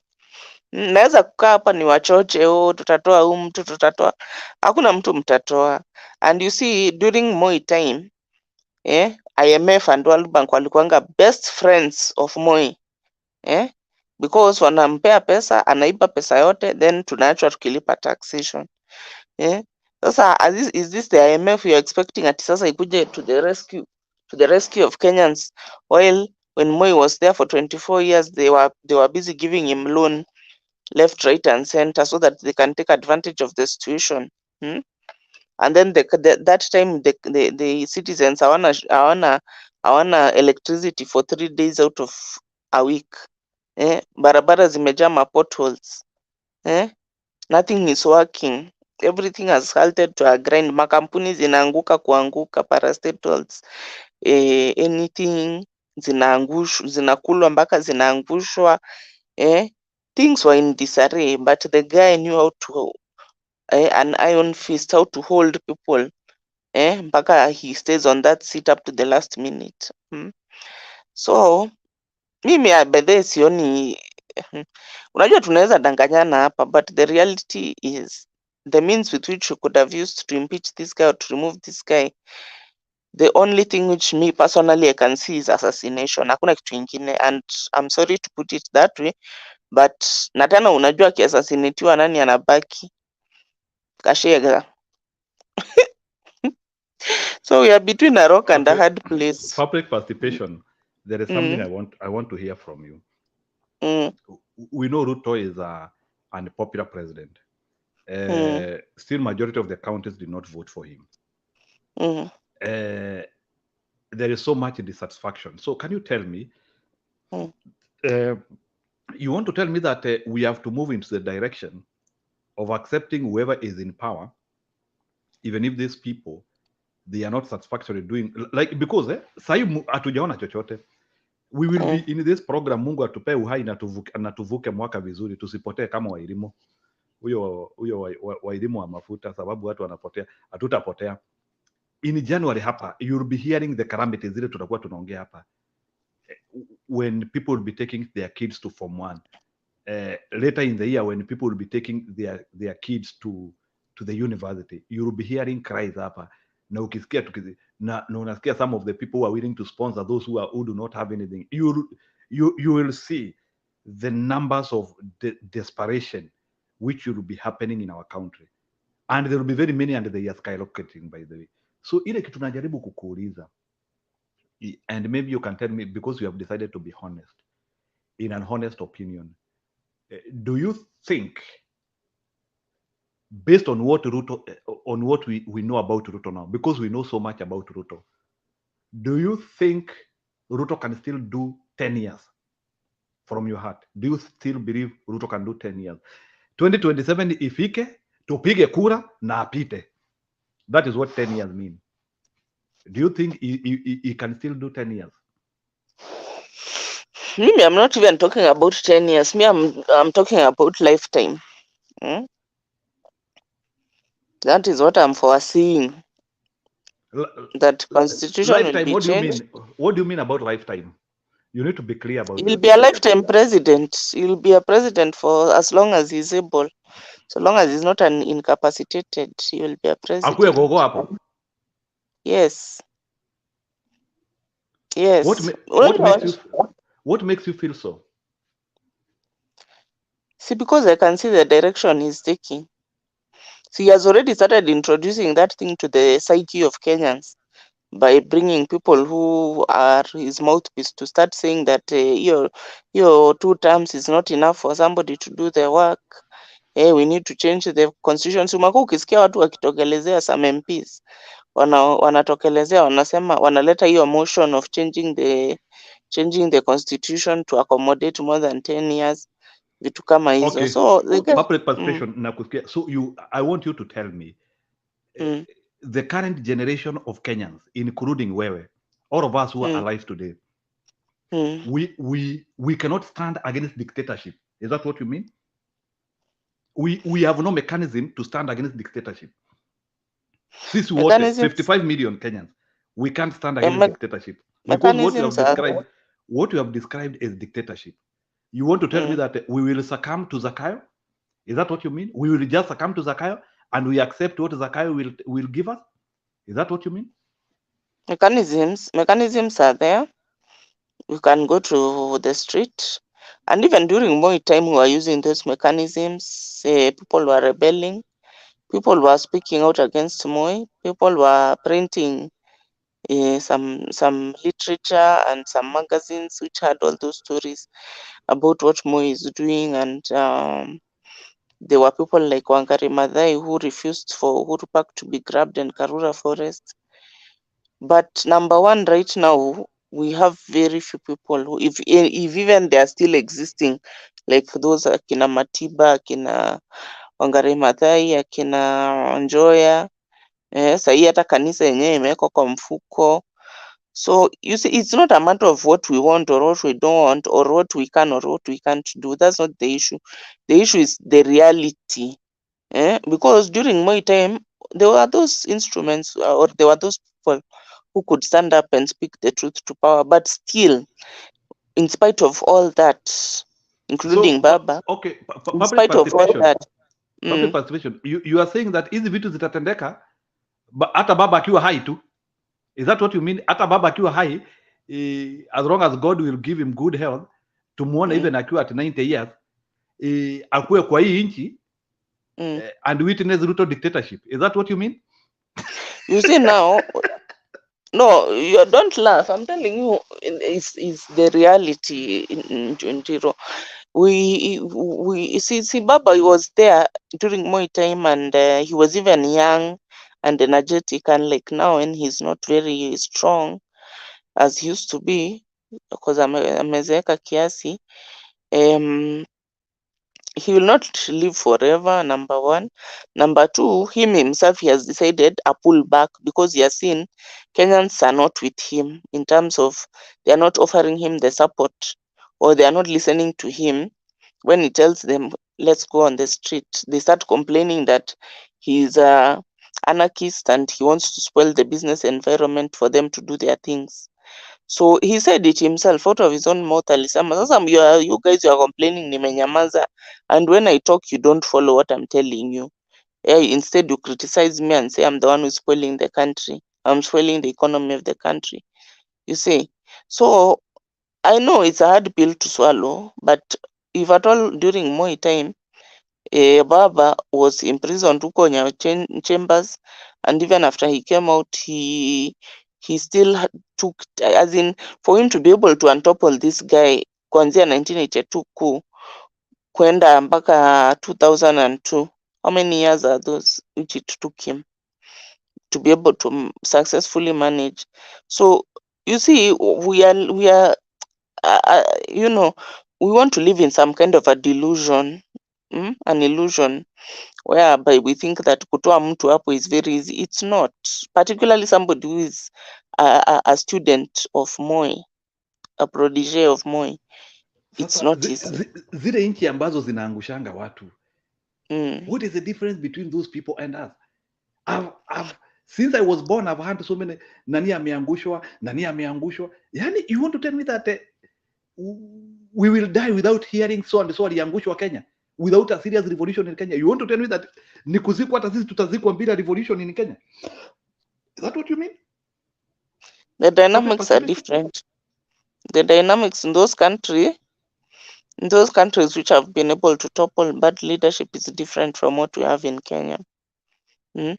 Because those countries, at least, they have support from even their legislature supports the citizens to be able to stand up against to be able to mobilize themselves to remove the person. But now you see divide and conquer. Public participation. I want you to explain to me now. Can you explain to me what processes are used to get a dictator out of power? From you, from the knowledge you know, it could be books from. Can you tell me what do people do to get a dictator out of power? To get a dictator out of power, you can impeach him. Like in the US, they tried to impeach some presidents, of which I think yenye najua it worked was for Nixon. Is it Nixon ama ilikuwa nani? Mwenye alikuwa na Watergate scandal. Yeah, it is Nixon. Yeah, so those are advanced democracies. They are very advanced democracies whereby the legislature has the parliament and the senate and the whatever. They have enough power, and also they have enough objectivity and independence to be able to topple. Even if it's of course, protest is another way which has been used, like what we saw in the Arab Spring, the Tahrir Square in Tunisia, all those places. But Kenyans hatujafika hapo. We are not, and you know, first of all, how dictators can be gotten out of power. Yeah. So hizo ndio sana sana inakuanga hiyo ya kuimpeach na hiyo ya watu ku picket or demonstrations, mass action, you know, those kind of things. The other one which some people use is assassination. But what about snap elections, whereby there are some people who they declare now we need to do an election now. This government is no longer functional. There are people who have snap elections, whereby now they now declare the incumbent is not there, and we are going to go and do a fresh election. So I have a question for you. Why do you think Kenyans are so naive and they cannot use one of those options you have said, and they actualize it into a serious plan which can work. Why do you think Kenyans cannot do anything in any of that you have described? Okay, you see the people who are representing Kenyans, which is the legislature, they have already been bought. You know, even the ones who in Azimio, they were bought en masse. They've been bought, they're in the pocket. The other voice of dissent, which is usually there, which is the government, which is the church, has also been bought. Judiciary has been bought. So the IBC itself, which is supposed to conduct the so-called snap election, do how they have been bought. So who are you expecting to do this snap election? If not IBC, which is highly compromised now, we know. So who is supposed to do it? Unajua, Njiro, there is an aspect of an ideal situation and the reality on the ground. And I'm not trying to be pessimistic. According to you, you are presenting to me Zakayo as Goliath, big man who cannot fall down. You are representing a Goliath here, according to me, a very big man who Philistines always used to present to the Jews, and each and every time when Jews they used to hear Goliath is coming, they could run away. That is what you are presenting to me now. Is that what yes, you mean? I'm presenting to you that it will take nothing short of a miracle to remove this guy. Because David was also a miracle. That was miraculous, the way he killed that guy. So us, we are a David. You see, like us who are here in Azimio, who are even talking against this government, who are fed up, who never wanted him, who know that he's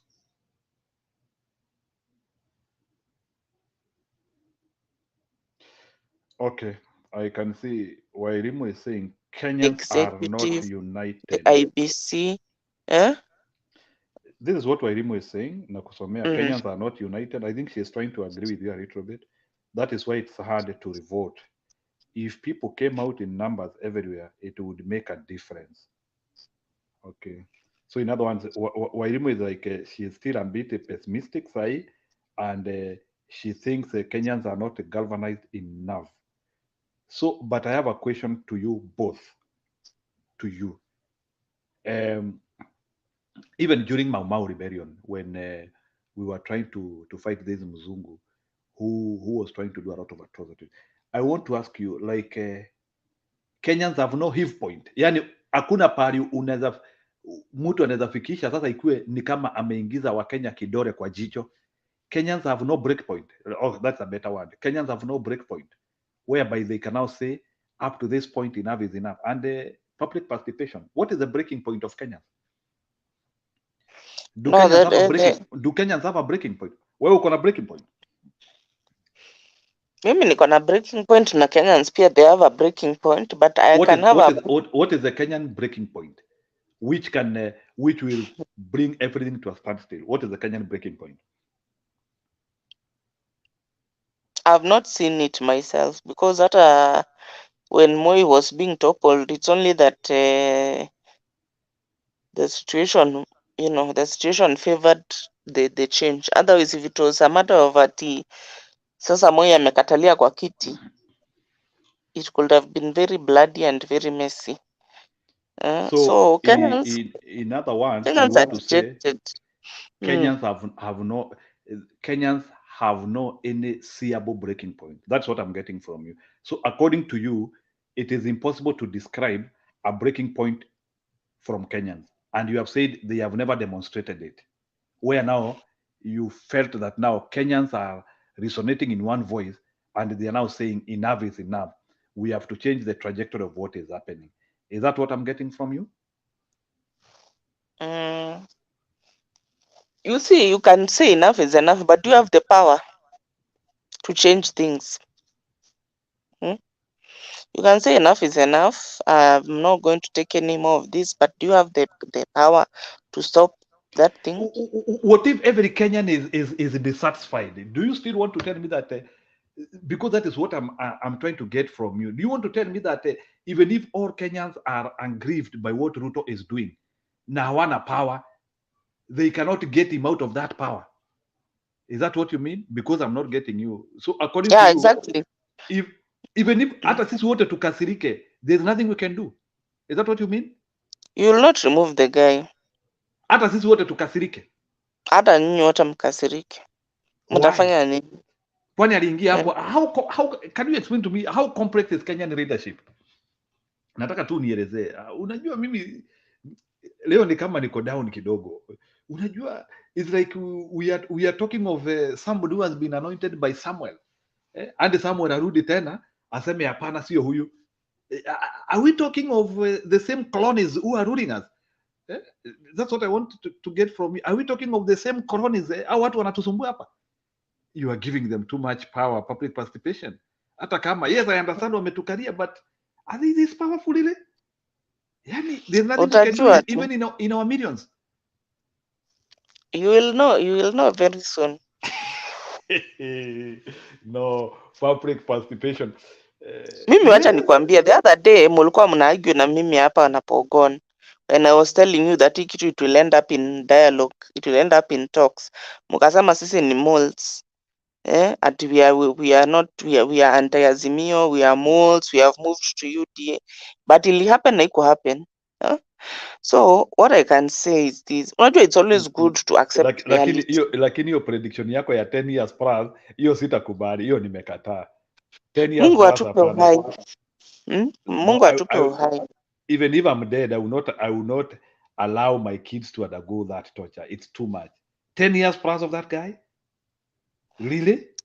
10 years hata ni kidogo. No. According to the plans, mikakati yote yenye anafanya. Participation. Mwaga hiyo mate chini tafadhali. You are high panelists to start telling. Wacha kufanya nisikuje kesho. Unajua unaweza kuwa you are reporting from a point of information. Ama unajua unaweza kuwa ulisikia kina Nduara wakisema.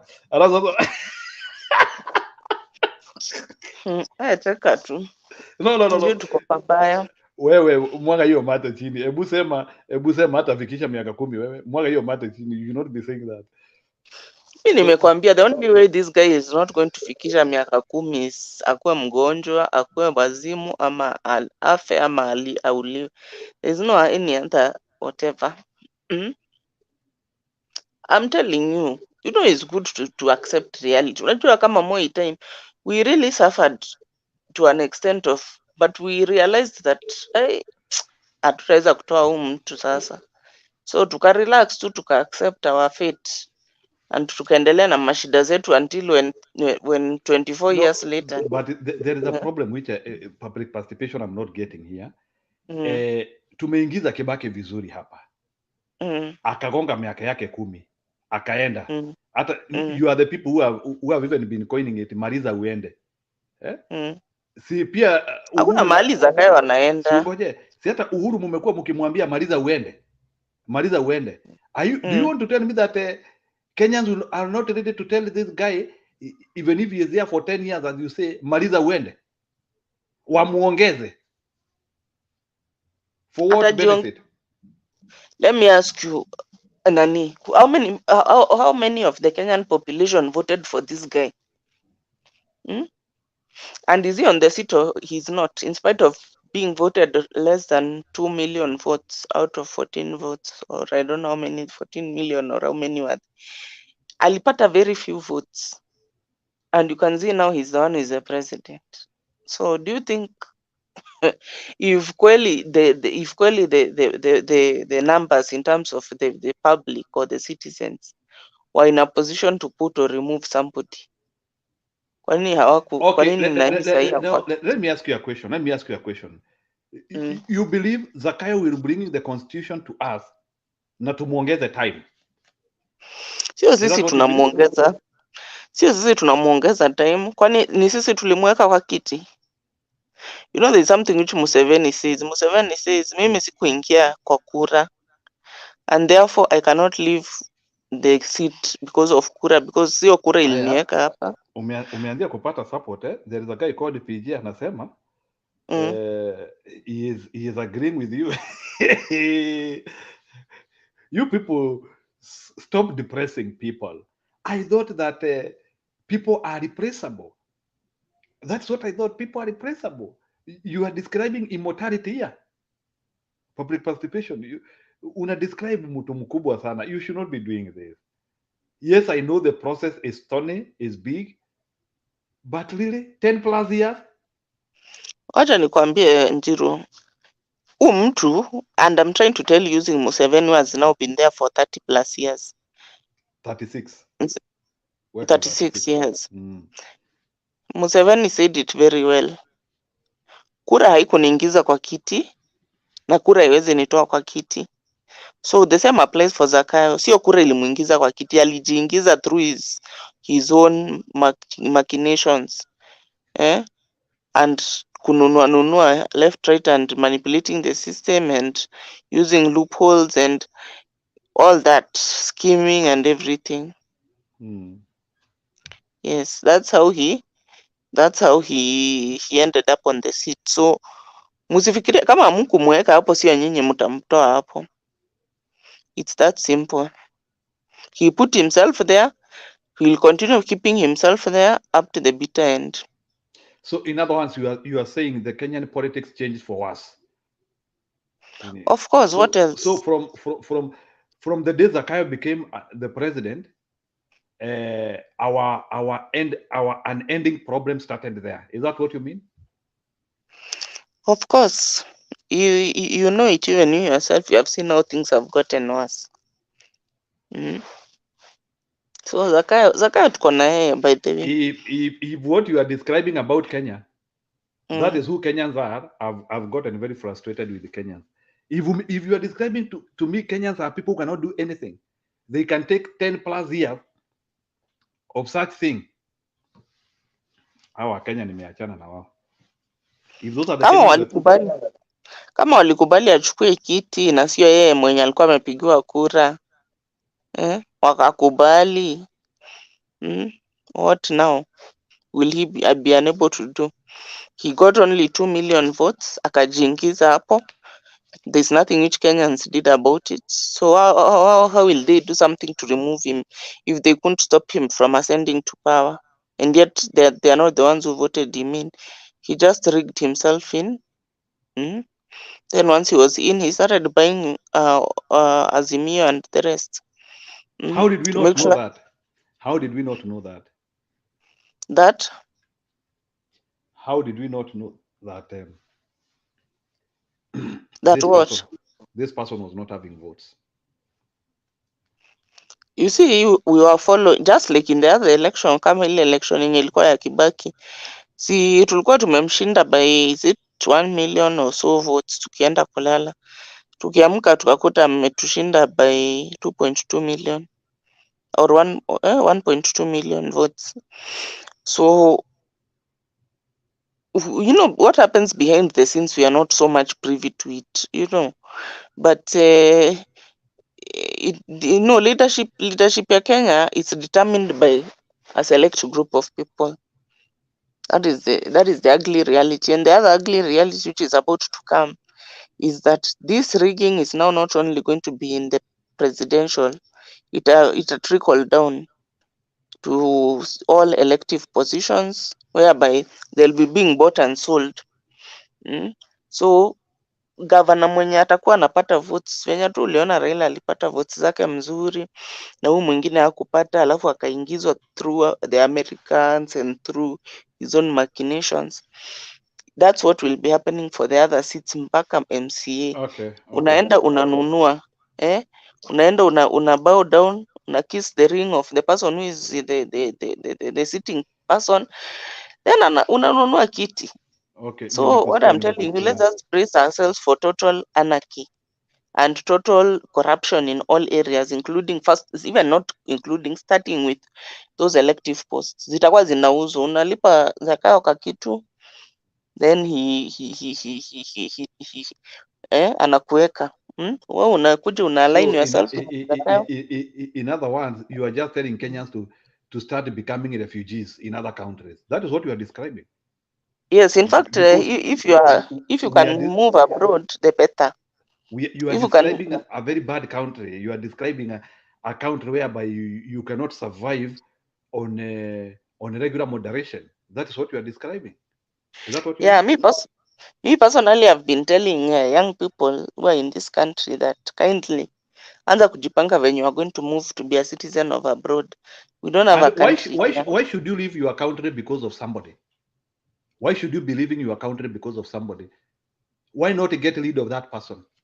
Is an honest question I'm asking you. Why should Zakayo make me hate my country? Why should Zakayo make me hate my country?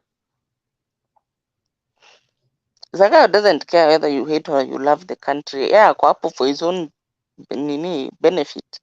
Do you think he's thinking about the Kenyans? He's not. Ako hapo for his own good. So he's there for his own benefit, him and his cronies. So nyinyi mnaweza kufa, mufanye chenye mnataka, mhame nyinyi wote. He doesn't care about the mwananchi. So me, I've been telling like young people, nawaambia, please anza kujipanga venye utatoka this country. This country, there's no future.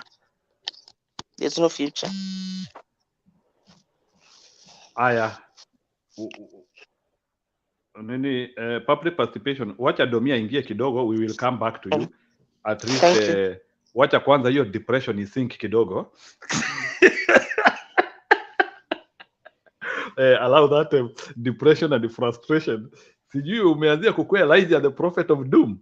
Anyway, but tumekusikia. You have spoken very candidly, but I have a different story. I still believe there is a U-turn somewhere. I still believe there is a U-turn somewhere. I don't believe it is a straight line for Zakayo. I believe there is a U-turn somewhere.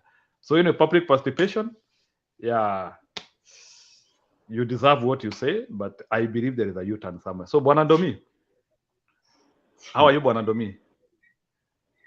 I'm good, sir. Na usiongeze depression hapa tafadhali. Usiongeze depression. I'm not ready to handle a studio full of depression. Go ahead. Nataka mtu ukuje unyoroshe sasa. I think siko hapa muda mrefu. I think I'll be here for just about 2 minutes. You know, I understand the frustration of public participation, and especially if you are living in the midst of people who are people who don't, who are, how can I call it, who are demoralized, and they have it's like, okay, one, they are demoralized. Two, probably as she says, as the picture she's painting, being surrounded with the cowards. I understand you, but I hold a different opinion. You know, it is a decision that people take. It's just a decision that people take. If you decide to lie low, to put your head down and be trodden on, you will.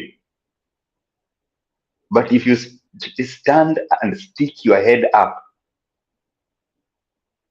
you can still do it. I believe Zakayo cannot kill all Kenyans.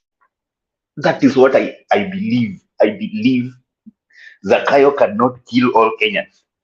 If you decide to get him out, he will go out. It is a decision people can make. And I'll say there is, you know, one of the example here. For there is a man who sold his birthright, and I think everybody knows about that story of Esau. When he demanded his father to give him to bless him, his father did not bless him, but because he had already given the birthright to the brother Jacob. Now, what the father told him was, you are going to serve your brother, and so many other things. There is the last statement was this, but I know public participation is a Bible student. Go and read what Jacob told Esau. His last statement was, when you will be tired, you will break the yoke. It will only take Kenyans to get tired, and they will surely break the yoke. I believe there is another thing that I want to dismiss. You are creating a picture like Zakayo is a god. Zakayo is not a god, and is not permanently there. Now, Moi ruled for 24 years. He did not do things the way Zakayo is doing now. Moi deteriorating the country was slow, was very slow. It went down in 24 years. This guy has brought down the country in 1 year. So are you telling us that everybody should be silent because they cannot fight back for the next 10 years, so that our children have nothing to think of? I don't think. I think Kenyans, you can do better. Kenyans, you can do better. It is you know. It's also the perspective you see things. Ukiona kuwa sasa mambo imeisha, then itaisha tu. But if you think that no, we cannot, how many people are going to get out of Kenya? Okay, you have told us that you have been telling young people to think of moving out of Kenya. How are you going to? How many millions are you going to get out of Kenya? You cannot get even a village out of Kenya. It's difficult. It's how, and na utawapeleka wapi? Na sasa kule tunaenda hata na sisi wa Kenya pia tufikirie. Muharibu kwenu alafu mwende kudoa kwa wengine. No. There is a statement that Pastor Lai said some years ago. Everybody wants to go to US, and you're forgetting that US was made by some people. Okay, I'm not saying that people should not go out. That's not what I mean. What I mean is, as people are going out, let there be some people at home who are going to help bring up the nation. I will say this again. It will need for people to stand up, and you can stand. Kenyans can stand up. It's only decision that we need. Yeah, that's what I will say. Thank you.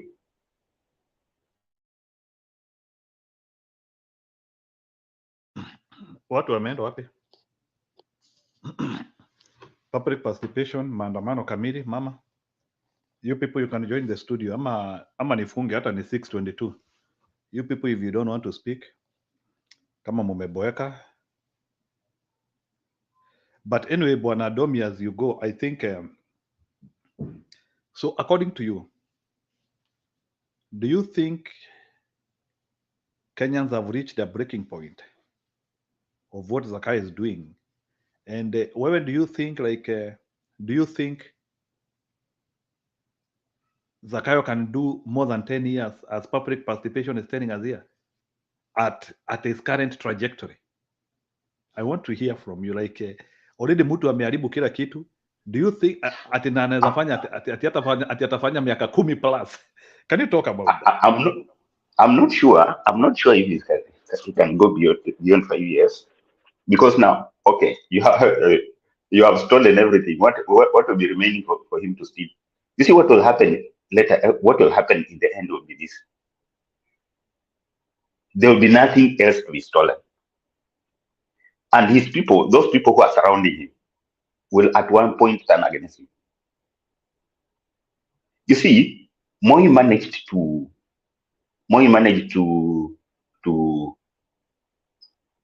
rule for 24 years, and I'll tell you why.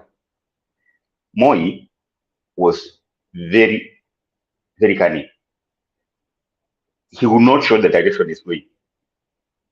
Haizi kuambia anaenda direction gani. You could not predict Moi.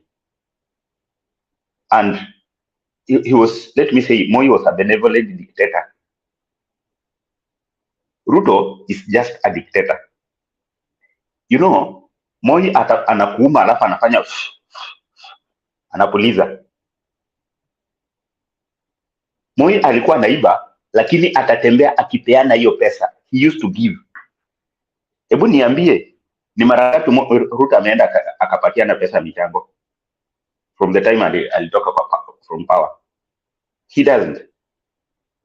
Everything is for he and he himself. From the time alitoka kwa power? Sijasikia vizuri. From the time alitoka kwa power? I mean from the time aliingia kwa power. Si alikuwa not kutoka. Sorry. Alikuwa anapatia. Kwani I'm not in alikuwa anagawa pesa wakati alikuwa na campaign. He doesn't do that now. Kama ni kutembea, anatembeaga okay, ndio anagawa kidogo. Anarudisha. That was loan. You need to know that hiyo pesa yote Ruto alipea wa Kenya, hiyo ilikuwa loan. It was loan. He loaned to Kenyans. The Kenyans who received that money. Ni loan mulipewa. Sasa anaipokea with some interest. I think interest ya moja. Okay, sasa you see what in the end will happen. Wakati watu watakosa kitu kabisa ya kula. Sasa unaona ushuru atakosa pahali ya kupata hiyo ushuru, and hata ile raha yenye anapata sasa hivi hatapata, because sasa atakuwa na tax nini if there is nothing else to be taxed. You know, it's difficult. Haiwezi enda zaidi ya pale penye yuko sasa hivi. Thank you. Sorry, I need to go to work. Tutaongea baadaye. Sawa, you go and enjoy. Enda utafute hiyo coin ili Ruto akule vizuri. Your party ya wale watu wanamulisha bwana. Muko na Ruto hapo bwana. Bwana Domi. Usifikiria ati unahepa. Until you come up, hata wewe public participation. Mbona whether useme story ya miaka 10 ama story ya miaka 15, huyo jamaa anakula pesa yako. So the area you also resonate in this strategy, the better. But I'm of the school of the thought that hakuna binadamu ndovu na hakuna kitu ndovu. Hakuna kitu wow, Julia is here. So yes, Julia, karibu. Leo tumekuwa unafunga. Hakuna story ya kufunga. If you want 2 hours we can give you 2 hours. Sisi hatuna story ya mbio kukimbiza watu hapa, na hii station tumeifungua ni ya bure, as long as you are here to talk against Zakayo, kutuambia vile amekuchokesha, we can give you those airwaves. Mbona usikuje kutuongezea ka depression? Unajua leo kuna vile tumepata ka depression. We have been told by some people here that Zakayo is going for 10 plus years, and you can see his trajectory. So can I hear something different from that? Can I hear something different? Karibu. Asante Njiri, good to see you. Thank you for holding up.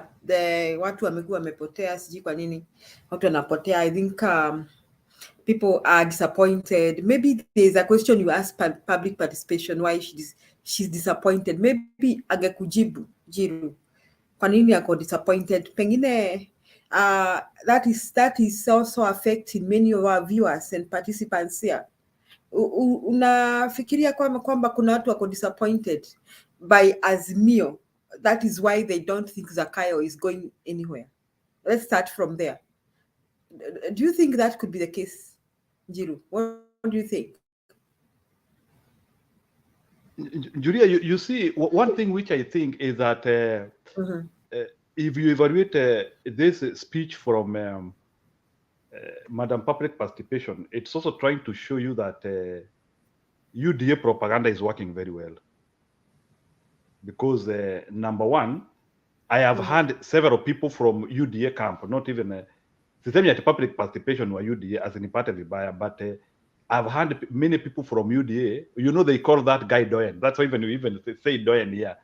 Wanasema Doyen ako hapo kukaa. That is what they are saying, some UDA minions. So, and this guy, he is trying to show this iron fist na hii story ya kuongoza watu na hii kifua, na watu wameanzia kuona ni kama huyu jamaa he has become ni pandikizi la mtu, kumtoa hapa ni ngumu sana. He is behaving like Idi Amin, the lifetime of Idi Amin, when Idi Amin looked very powerful and popular. But the frustrations which people are having is people think like even us as Azimio, we have lost hope, tulienda kwa maongeo na hakuna kitu inatoka huko. So people think like inakaa pia us in Azimio and our leadership, there is no tangibilities which can be seen. And now people think like, see now, Zakayo has subdued everything. But the truth of the matter is that maybe there are some plans which are coming all over the sometime. So frustration, maybe it is they are seeing some inactivity from Azimio. So they thought maybe Azimio could be pushing Zakayo live as they used to do. You saw tuliona maandamano haifanyi kazi. So, and I think maybe there could be some hyper plans which Azimio is hyping. But one agreement which we have agreed is that we don't know how long Zakayo could last in power, but ultimately I think his days are numbers. So it's only that public participation to frustrate kidogo, akisema he is seeing this guy doing 10 plus years, which is quite horrible, because hata Kibaki hatukusikia story kama hiyo. Even during Uhuru time, kila mtu ni maliza uende. Huyu saint ametoka wapi over Sunday that he is so special, he can do 10, 11, 12, 14 years, or whichever the time you want, lifetime president. That is something which we should be very keen about it, even to talk about it. I believe no one is unreplaceable, so this guy can go away. Ni sisi tujue ya kwamba we can build that momentum from the people. That's what I would say, Julia.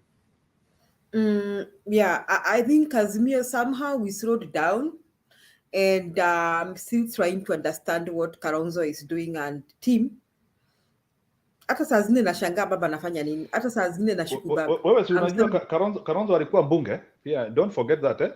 So ulisikia Kalonzo was in the parliament to listen to nothing. Unajua saa zingine mimi sielewange Kalonzo. Unajua saa zingine Kalonzo needs to become a serious human being. How do you go to the parliament to listen to nothing? And let me ask you another question. Have you had mother talking with those people? Have you seen them? How with them? Sijawahi ona Martha Karua. Yes, Kuna kitu Kalonzo sielewange. Kuna kitu ilikosa.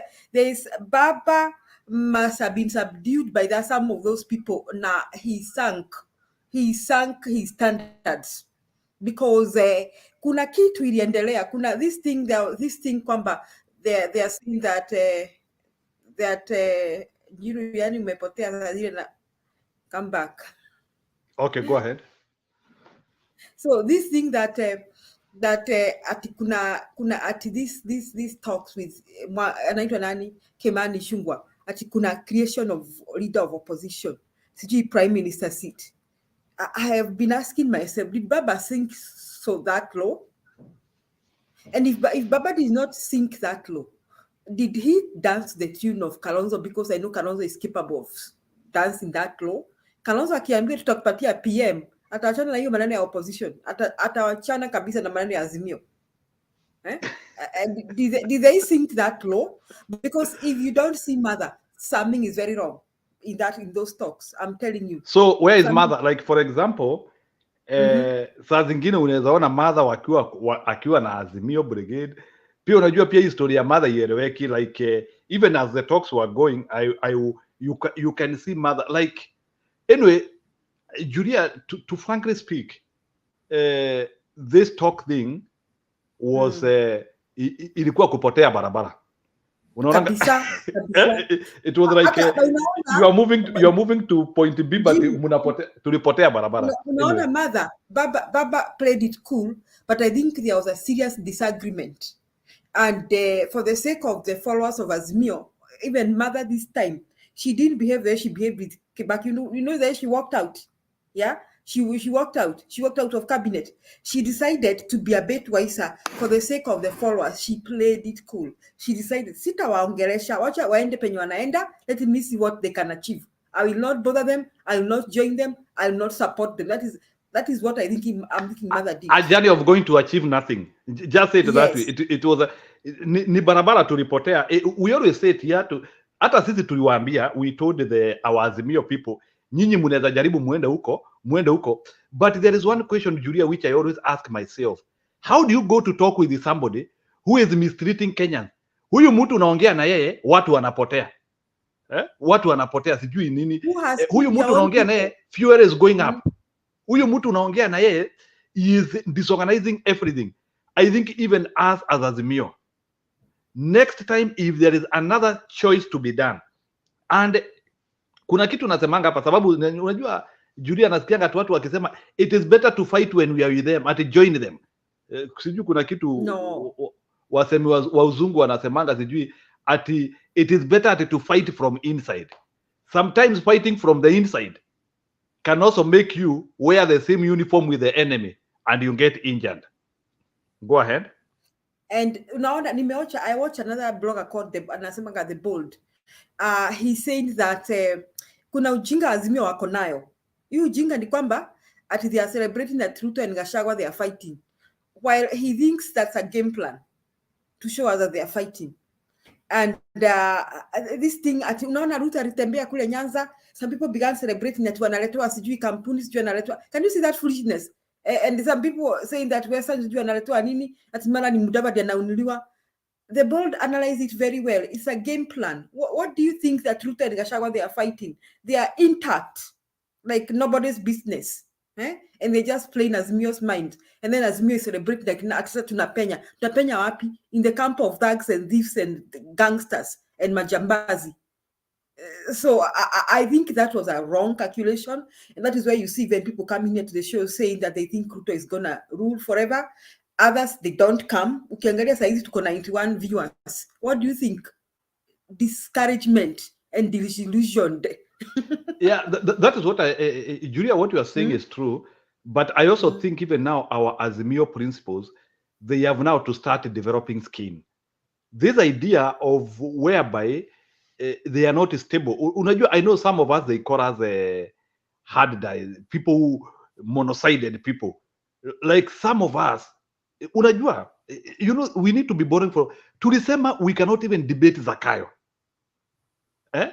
Baba himself could not appear for debate.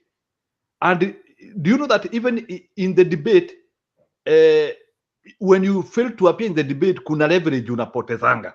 We said we cannot debate a thief or somebody who is not having good character. And then the same person you said you are not going to debate, tunasema tunaongea na yeye. Mimi personally naonanga hapo kama Azimio. Munaongea nini? You see, hii kitu, it has even withdrew some of the leverage which Kenyans had for us. Even some of the respect which Kenyans, serious Kenyans had for us. People who fight for transformative changes na wale watu ambao wanafikiria vizuri. Kuna kitu tulipoteza. We lost something in that cocoon of dining with the thieves. We lost.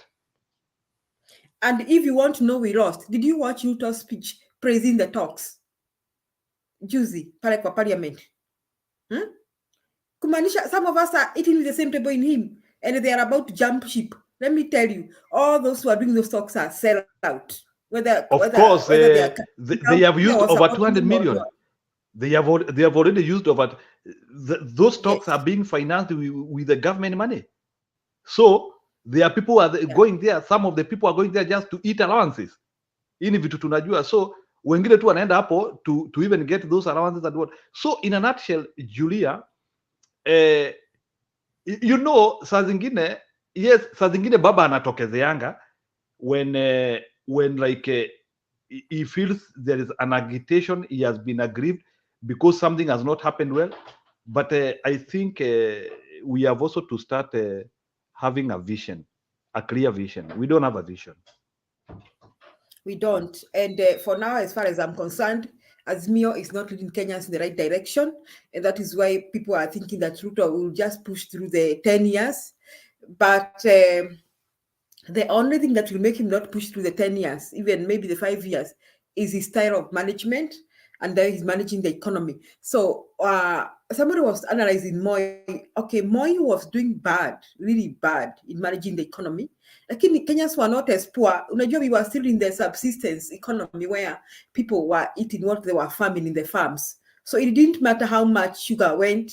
It didn't matter. And then I think Moi's policy did not affect education so much. Okay, he introduced the school fee to university, but still Kenyans could access loan from Higher Education Loan Board.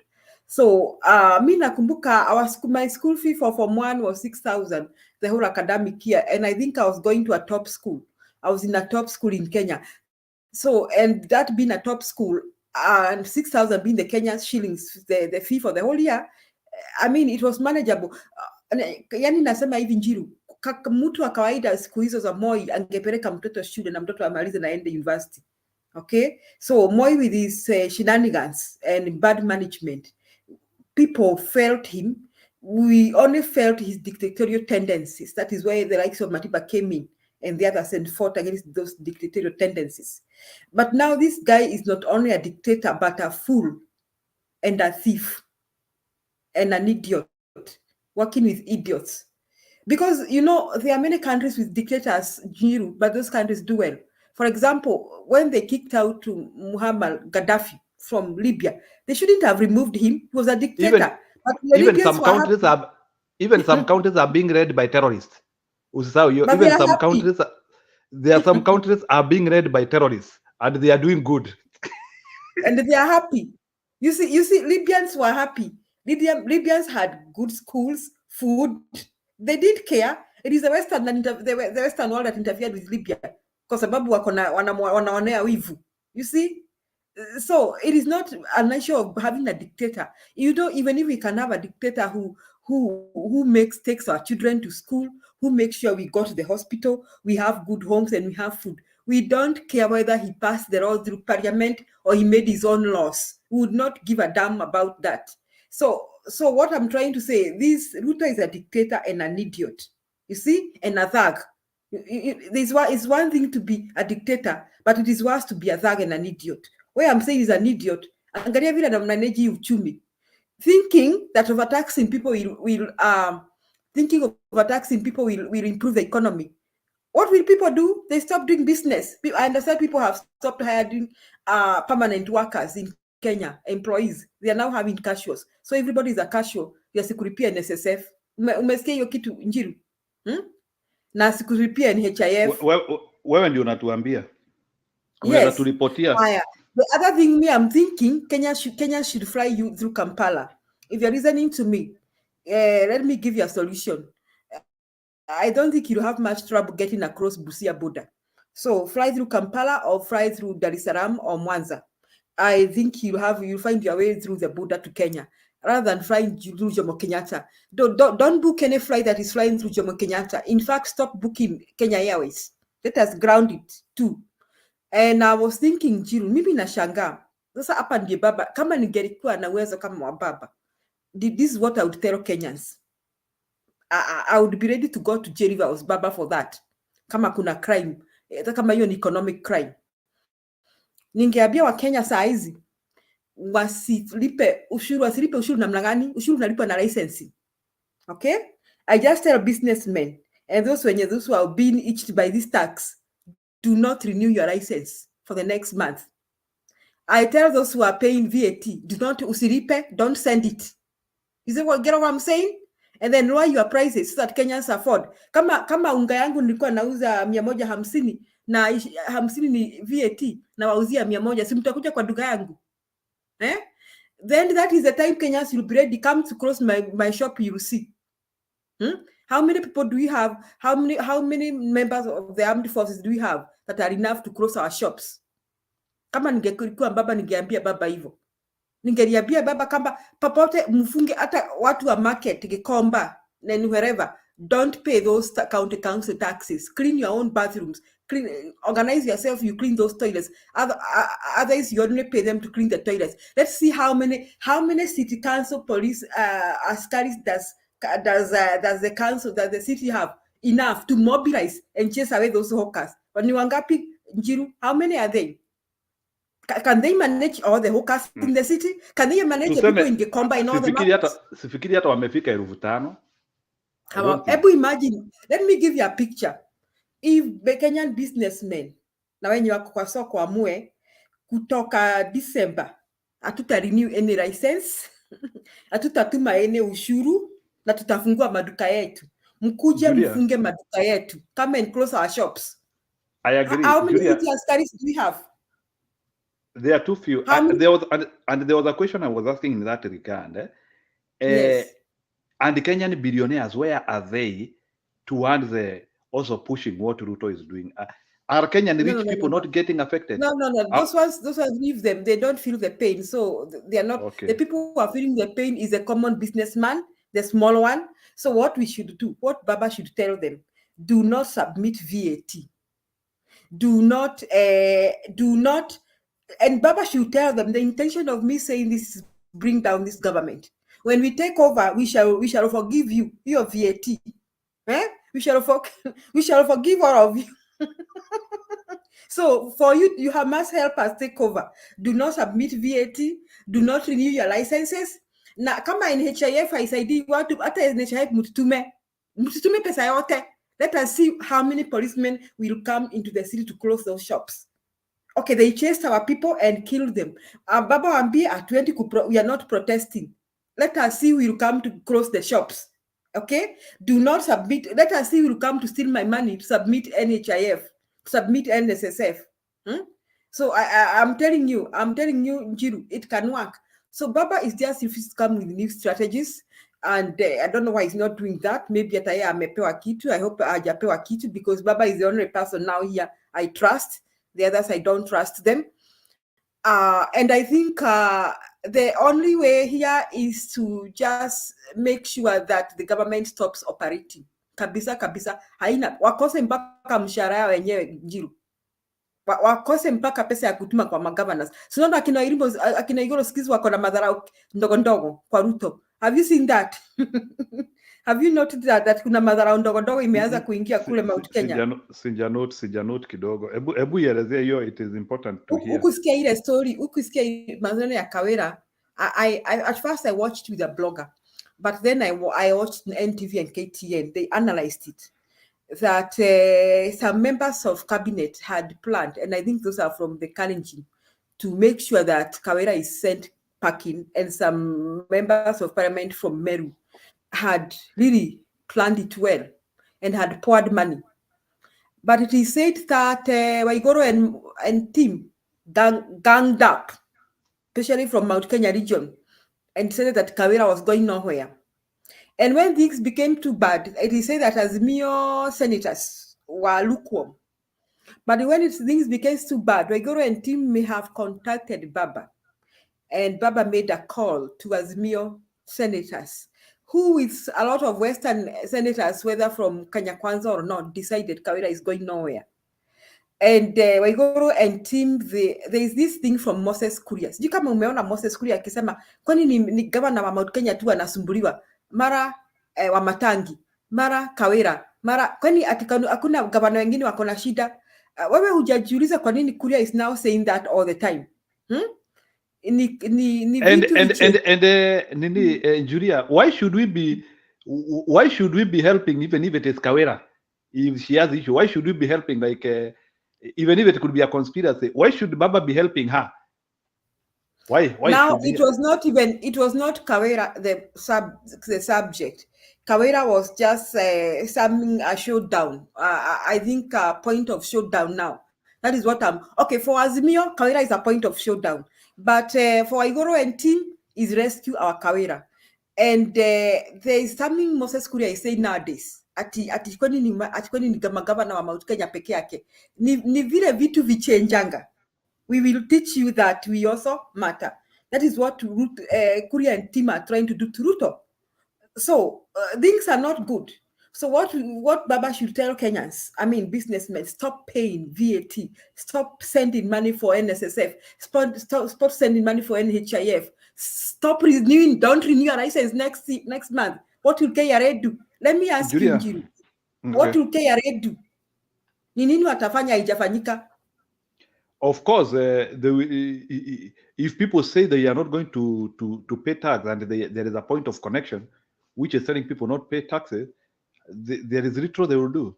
They will just be counting losses. I open my shop leo, wakuja kunifungulia nitafunga, kesho nitafungua tena. We'll be paying mchezo wa paka na panya kama those workers in Nairobi, right? I won't care. Let me tell you, I was thinking, if I land in Jomo Kenyatta and they decide to harass me with my suitcase, nitaachilia hizo nguo na underwear, nitazimwaga hapo kwa floor, nitatoka na suitcase yangu. I'm telling you, I will dramatize. I will tell them, look here, that money you are asking me, nitaenda Gikomba kununua nguo zingine. Chukueni hizi nguo mpaka na underwear mkae nazo. Nimewapatia zote. Let me tell you, people, Kenya should learn to do drama. You see? But meanwhile, I'm telling Kenyans not fly through Jomo Kenyatta International Airport.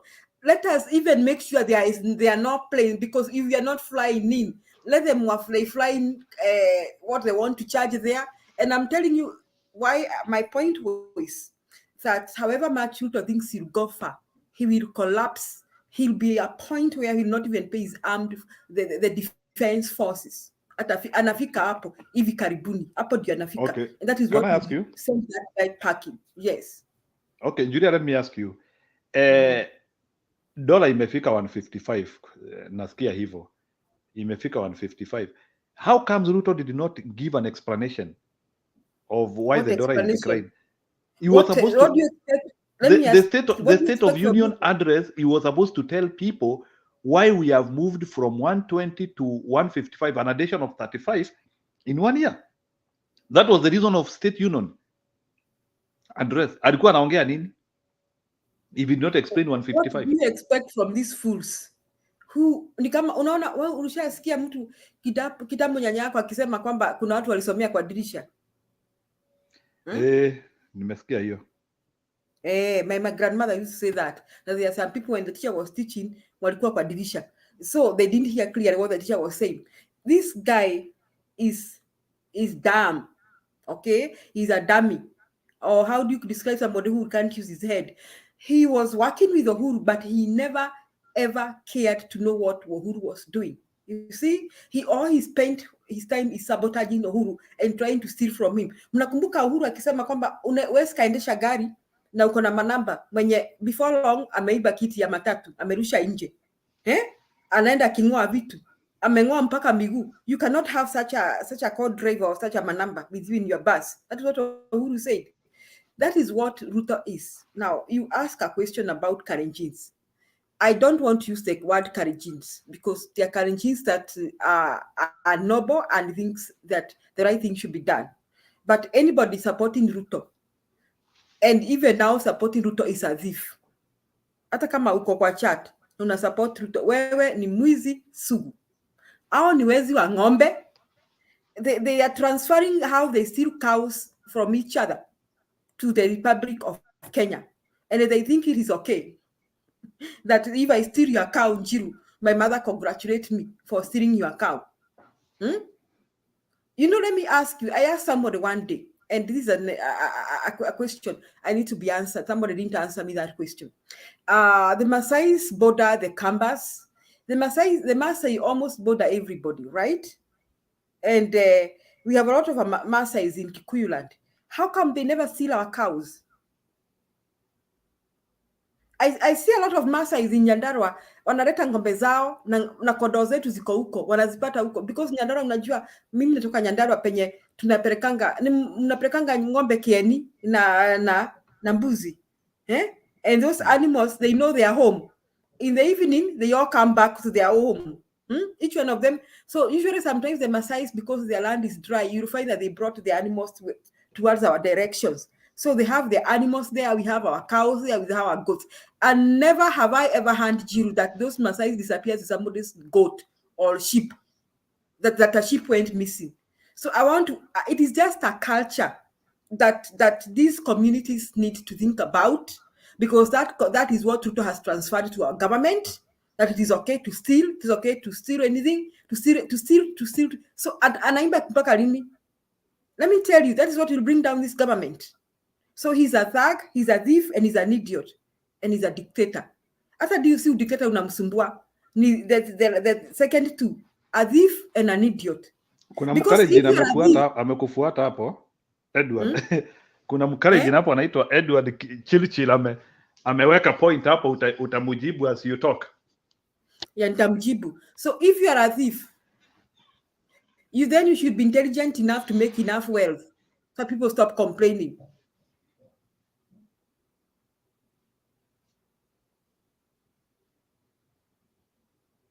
Hawa ni wale wanaamini ati baba ndiye aliweka watu ati kwa hii shimo. Ni shimo gani Uhuru walituacha wakiwa na baba? Can you explain about that shimo wanasemanga No, kila we are saa? not talking about baba, we are not talking about, and Uhuru retired a long time ago. Chilchil, bwana Chilchil, we are asking you, Chilchil, kwa nini mmetransfer wizi wa ng'ombe mpaka kwa serikali yetu? Hata hiyo ng'ombe mnaibanga, si muache. You people, you can't see it's outdated and uncouth and culture. So this guy Ruto is a thief, an attack, and an idiot. Kwa sababu angekuwa as clever thief, angekuwa natutengenezea wealth na anatuibia. Atuke kuna unajua naiba ama anje Jiru. We didn't even know he's stealing. Of course, unajua ni ile, you know, there's no any leadership which does not steal, by the way. Hakuna leadership inanga wizi, lakini hii wizi yao ni too much, whereby wanaiba from the oil, yani every avenue where money is created, wameweka nini zao huko, wameweka correctometer zao huko. It is bad. Na nikuulize sasa, Julia, now that you are speaking this, how long can Kenyans take these issues? Like, for example, can Kenyans take 5 years of Zakayo in this trajectory he is taking? I was asking a question. Alienda kabomrea watu. Kwani watu wajui ako na Western Hotel? Watu walibomolewa. Didn't Ruto steal the place where he has built Western Hotel? Come on. Huh? I mean, Ruto is you jamaa, wacha hata Gachagua. Hata pengine Gachagua angetutukana na tupelekee watoto shule. You see, I'm not defending Gachagua because I never like to even hear his name, Njiru. But think about it.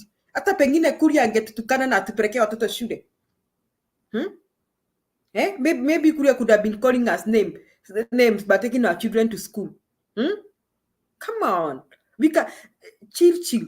Let us not talk about Baba. Baba has never become president. Baba has never. Why do people even mention Baba in the first place? Baba has never been president. Uhuru was president 1.5 years ago. Unajua hawa ni wale watu wamekubali vichwa zao ziwekwe uji ya propaganda. Ukiona mtu kama huyu Chilchil anahitaji kusaidiwa sana. I think he is mentally deranged. No, these people have a demon of stealing. But they have an evil spirit that tells them, even if they want to steal my earring, because they are supposed to steal it. They see me with a nice car. They should steal my car. Ruto is stealing everything and everything. So now that treasury haina pesa ya kuporwa tena, wanapora watu kwa JKA. Come on. Can you people stop flying through Jomo Kenyatta International Airport? And everybody who is going to Kenya, stop flying to Kenya in the first place. You can fly to Uganda, visit Tanzania. I think it is high time we render this government. They have stolen, let them have no tax, let them not have any tax to collect. Tunaweza fanya business ya barter trade. Kama ni hivyo Njiru. Tufanye biashara ya barter trade.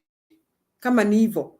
so that the Kenyans cut all places where these people are collecting money to go and spend in those numerous international useless trips from Saudi Arabia to Singapore to North Pole to South Pole. What is wrong with this president? You answered me, is he going anywhere? No.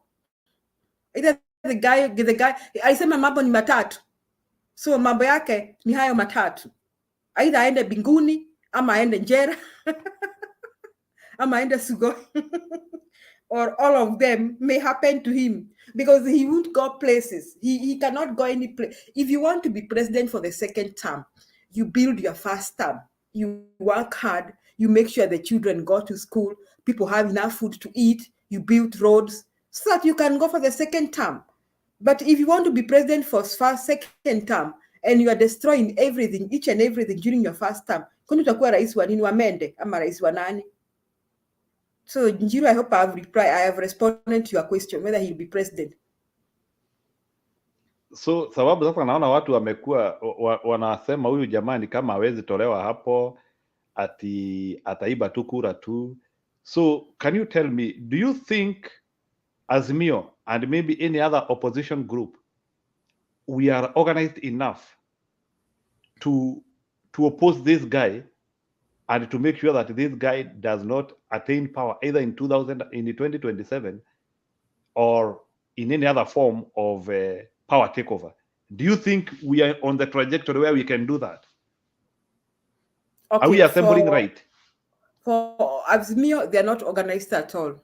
I saw somebody saying that we could even have Kalonzo and Babu, and then I thought that was a big joke. Azimio, we are completely disorganized. We are heading nowhere. Okay, okay. Before you answer that, as you advance that, nataka kukuwasha kidogo. Can you tell me, as we say we are disorganized, so you want to tell me that still we are so much disorganized that in a contest, Zakayo can defeat us? Is that what you mean? Okay, the only thing that can make Zakayo not win is that now even his followers are too much fed up. Okay, kama wenye walitoka Mlima Kenya, si walitoka na Uhuru. Saizi hao watu ndio wameumia kabisa. So what they'll do, they'll not come out to vote for anybody, neither Zakayo nor the other person. Now, the Kalenjins, they'll still vote for him. They will. Even if he's stealing from them. He has always been stealing from them. Mindy and everything. They will still vote for him. So the votes that Zakayo will get are from the Kalenjins. So, maybe, Julius, you come in, the only person who, I don't know who defeat, I don't know. Now, maybe you're asking me a question which I don't have an answer. Ni nani anaweza simama on behalf of Azimio? Do you think Baba will vie for presidency again?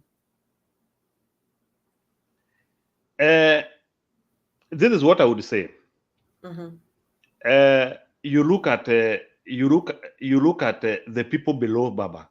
Unajua, that's what you look at. Based on all the people who are below Baba, we don't have a resilient person. Mtu ambaye munasema this guy can fight to the tooth. That is the problem I have. Yes, people can say that we can work with Kalonzo as our flag bearer. But wewe Julia, as a person, do you trust Kalonzo? No. As a flag bearer, as somebody who can drive this party na musipotere kwa musitu? No, then you know the male chauvinism in our society. If we say it is Mother Karua to become number one, can Baba be able to transfer over 90% of our support to Mother Karua? And yet you saw like even Mother Karua, we had a lot of jitters in our location. Though kura zilibiwa from where she comes from, I would want you to tell me the reason why we were not able to get any position from her location. Those are some of the things we need to be very keen. I would want Baba to retire.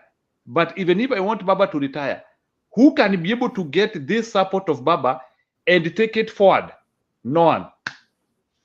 So for why Baba transition cannot be discussed now, because hata hiyo, if Baba gives out this thing now, yes, I would want him to retire. Julia, he is old enough, but the truth of the matter is hakuna mtu, we have no one.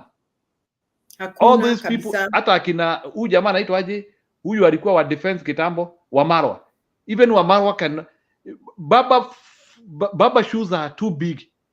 Baba shoes are too big. Hawa akina Kalonzo akina nani, they will just be marred. Hawawezi hata enda phase 2 au atamalizwa na Ruto one touch. How those are The not only people. person, let me give you a person that can my choice was a Matiang president. And Matiang, I think people harassed him so much that he went underground. My choice was a Matiang, yes, a Matiang presidency. That was my choice. Backed by Baba.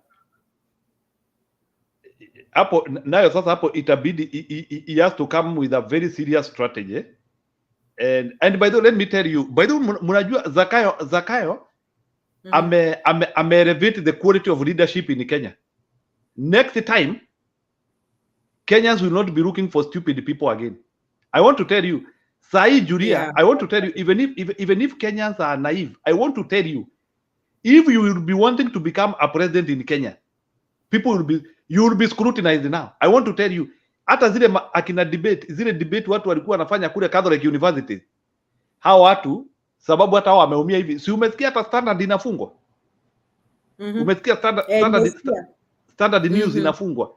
So kumaanisha kila mtu anarambo. I want to tell you, if there is one thing which Zakaya has done, he has increased the moral standard of leadership. Next time the Kenyan president will not be a joker. I want to tell you, yes, we agree we have a joke, but this is the last joke. So what I would say is that I know Baba will be very old, atakuwa around 82 in 2027. But I can still give him one term compared to all those people who are behind him. It is not the right thing to say. I feel we are locked somewhere, but ni vile nikiangalia choices ya watu wengine wote hatuna kitu. They are just hollow. Even Joe Biden is fine. How old is Joe Biden? Mimi sitakangi kuongea maneno ya Joe Biden sababu but how old is he? Ako na miaka ngapi sasa? Anaenda 82, anavaa ina 82. Lakini okay, we cannot compare Kenya and the US. Let's go back to Kenya. Now, Baba, like you are saying, Baba bado hajapata mrithi. Na let me say this. We have Baba, jokers. Baba should just prepare for a Matiang presidency. That is a guy to watch. Njiru. Hakuna mwingine. And serikali ya Matiang na Mother inaweza kuwa mbaya mbovu.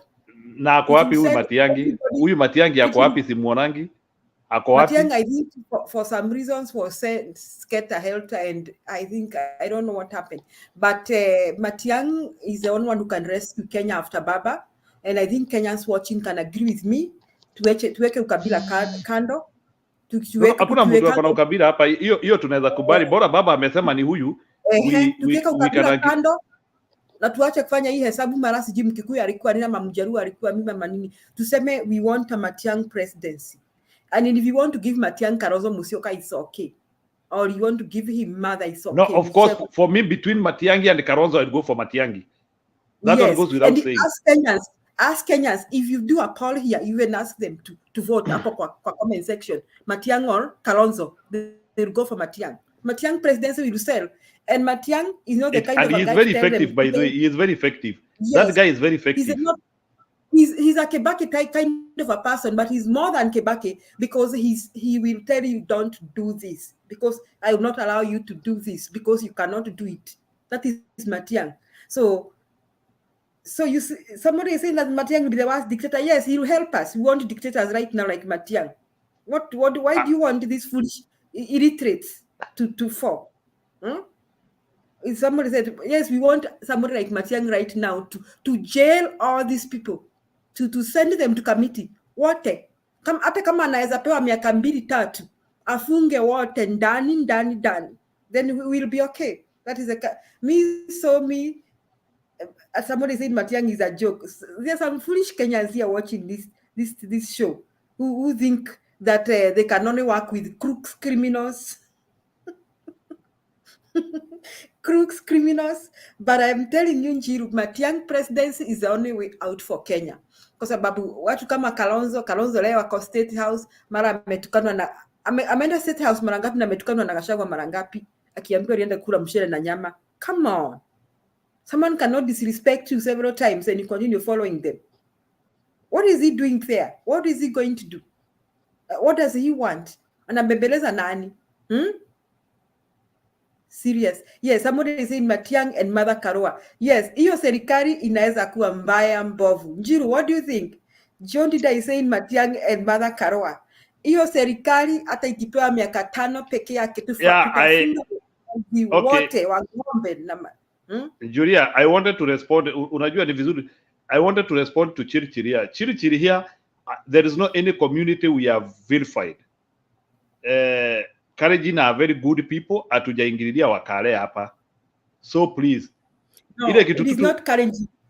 We are not talking about even cattle restaurants. Hii ni kitu nataka kusema, hata wale watu wanaiba ng'ombe. They are not doing it on behalf of Kalenjin. So Bwana Chirchir, you should not lower our discussion to this. Wewe unatafuta tu maneno ya kuongea na sisi. So in terms of succession ya baba, Julia, that thing has to be done very carefully. We have to evaluate our strength based on what we are going to face, hoping that Ruto na Gachagua wake wataenda hivyo, hakutakuwa na nini along the way. So succession ya baba ni like for example, I want to ask you a question.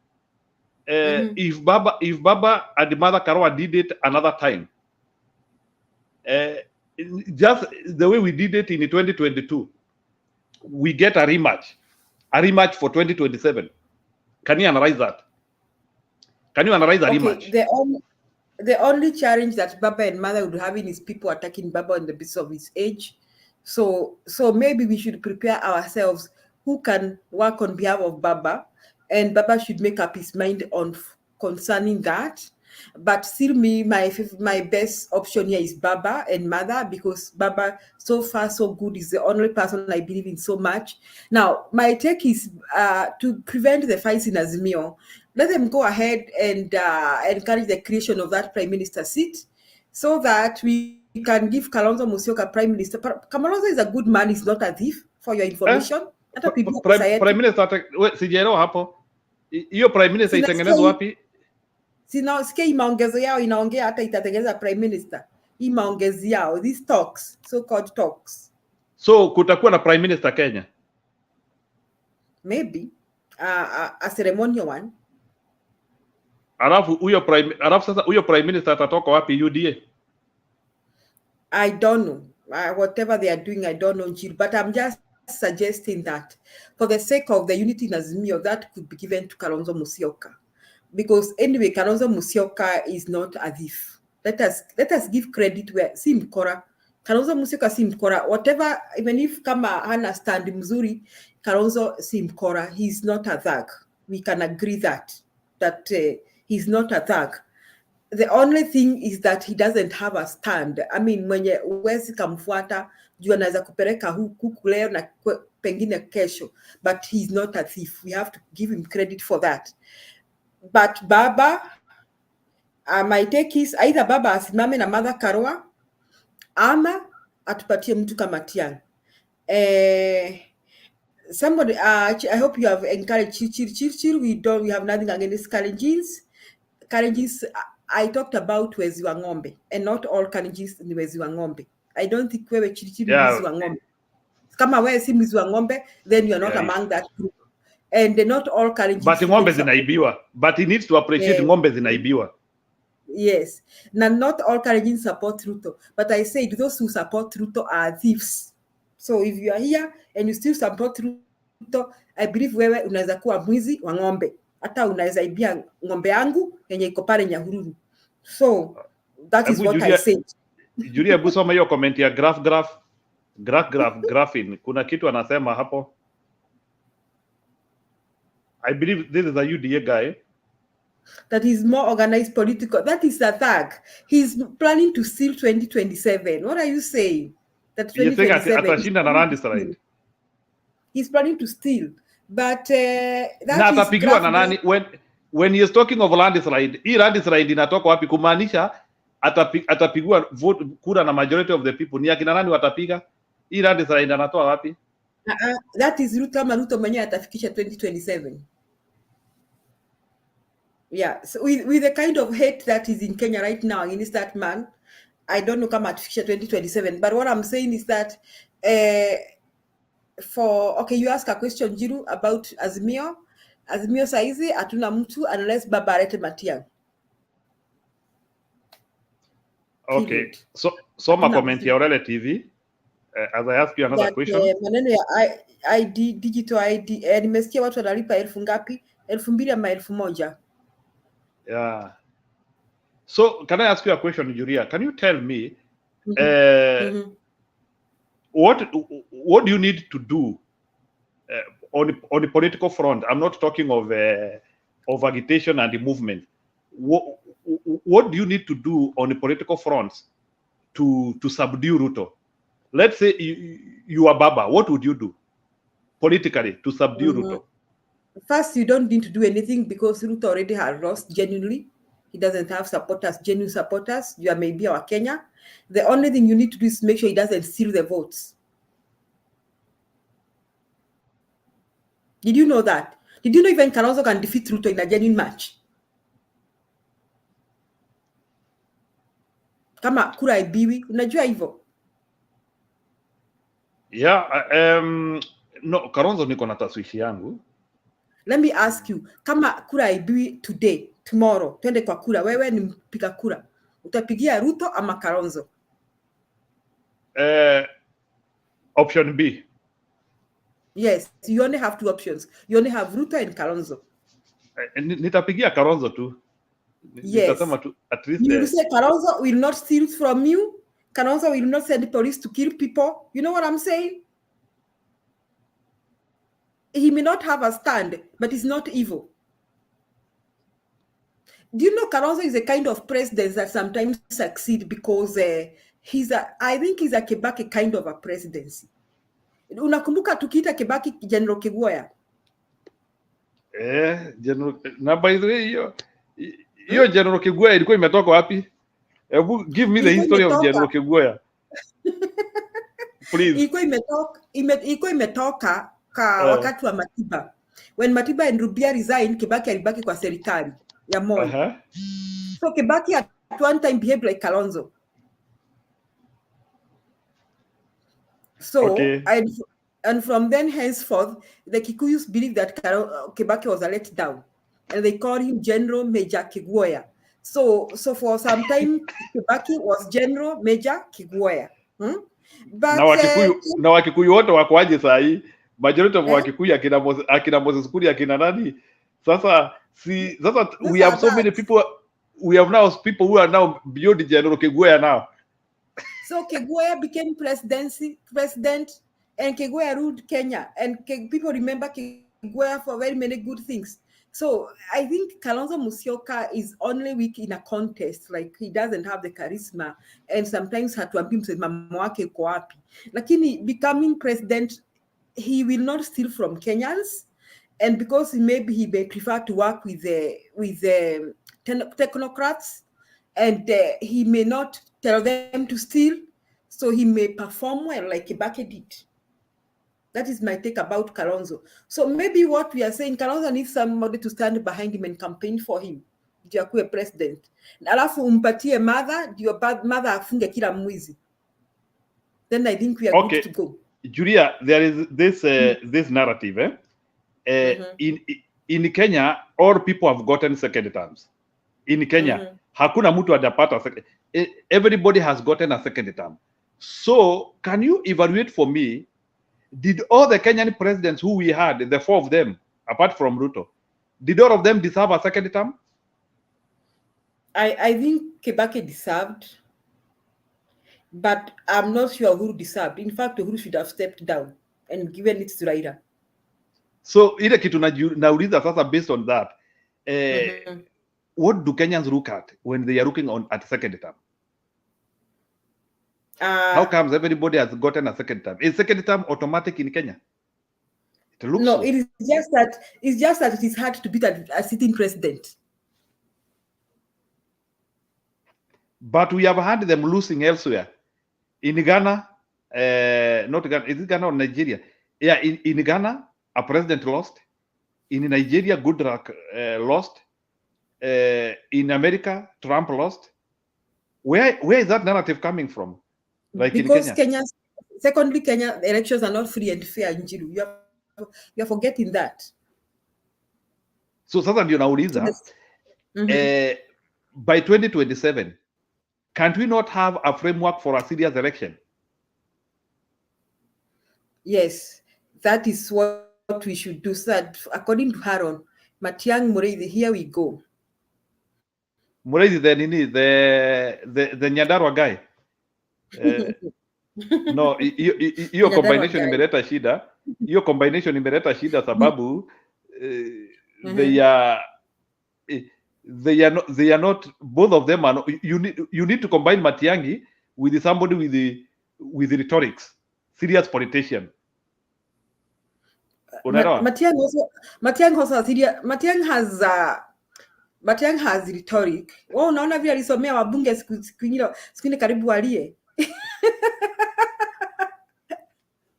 Do you remember when he gave a lecture to MPs? They almost wept. Matiang has a rhetoric. Matiang is good in rhetoric, but he needs somebody who is popular, who is not as annoying as he is, who has charisma. Matiang needs somebody who has charisma. Nani huyo tutampatia nani? Kwa sababu wewe patia Matiang na Kalonzo will bring Ukambani votes. Maybe Matiang Kalonzo can work because Matiang will fight everybody and arrest everybody, but Kalonzo will be talking them. Maybe that will work. But a Matiang presidency should be coming. Let somebody give this message to Raila as per Julia. According to Julia from Sound Candid Talk, a Matiang presidency, they should begin working on a Matiang presidency. Tunaona tuko na mgeni anaitwa Omolo. Unataka aongee Njiru? I think hata ndiye alikuwa anajiita gaf hapo. So I hope amefuata storyline. Wacha Omolo atupatie mane. I think amekuja kuchangia kwa sababu he doesn't beat around the bush. Najua amekuja kujibu hii story tunaongea Kalonzo na Matiang'i.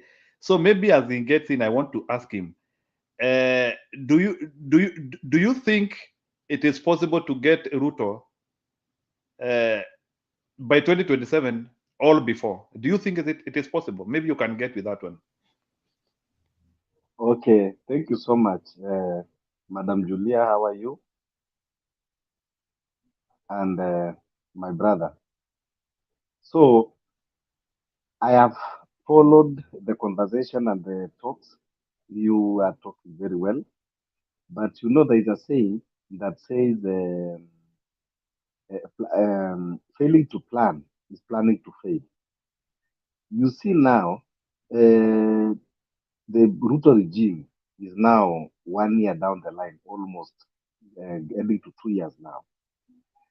And we are talking, yes, the regime is bad, the regime is going to fail, Ruto presidency, have a lot of, things that even the supporters of UDA don't agree, it's a lost kingdom, what I can put it, is a lost kingdom. But now, what we should be talking as opponents is not even who will be president or who is going to buy. Number one, until now, there is no strategic plan on the referee. And that is exactly what happens during the last 5 years of Uhuru Kenyatta, when the Azimio did not follow up on the structures of the IBC, the formation of the IBC, and how it is going to be. Now, we are barely remaining with 3 years. We not yet know the chairman of the IBC. We not yet even have the good structure on IBC. We not yet know how much Ruto is going to influence the IBC formation. So what first you should be talking about is we can decide to choose whoever we want. Very easy. We can decide Matiang'i, we can decide Kalonzo, we can decide whoever we feel. But if the ground is not viable for that person to win, because winning election first, we need a credible with integrity IBC, not somebody that will be compromised. So first, before we go on our candidates, we have a lot of candidates. We have a lot of choices.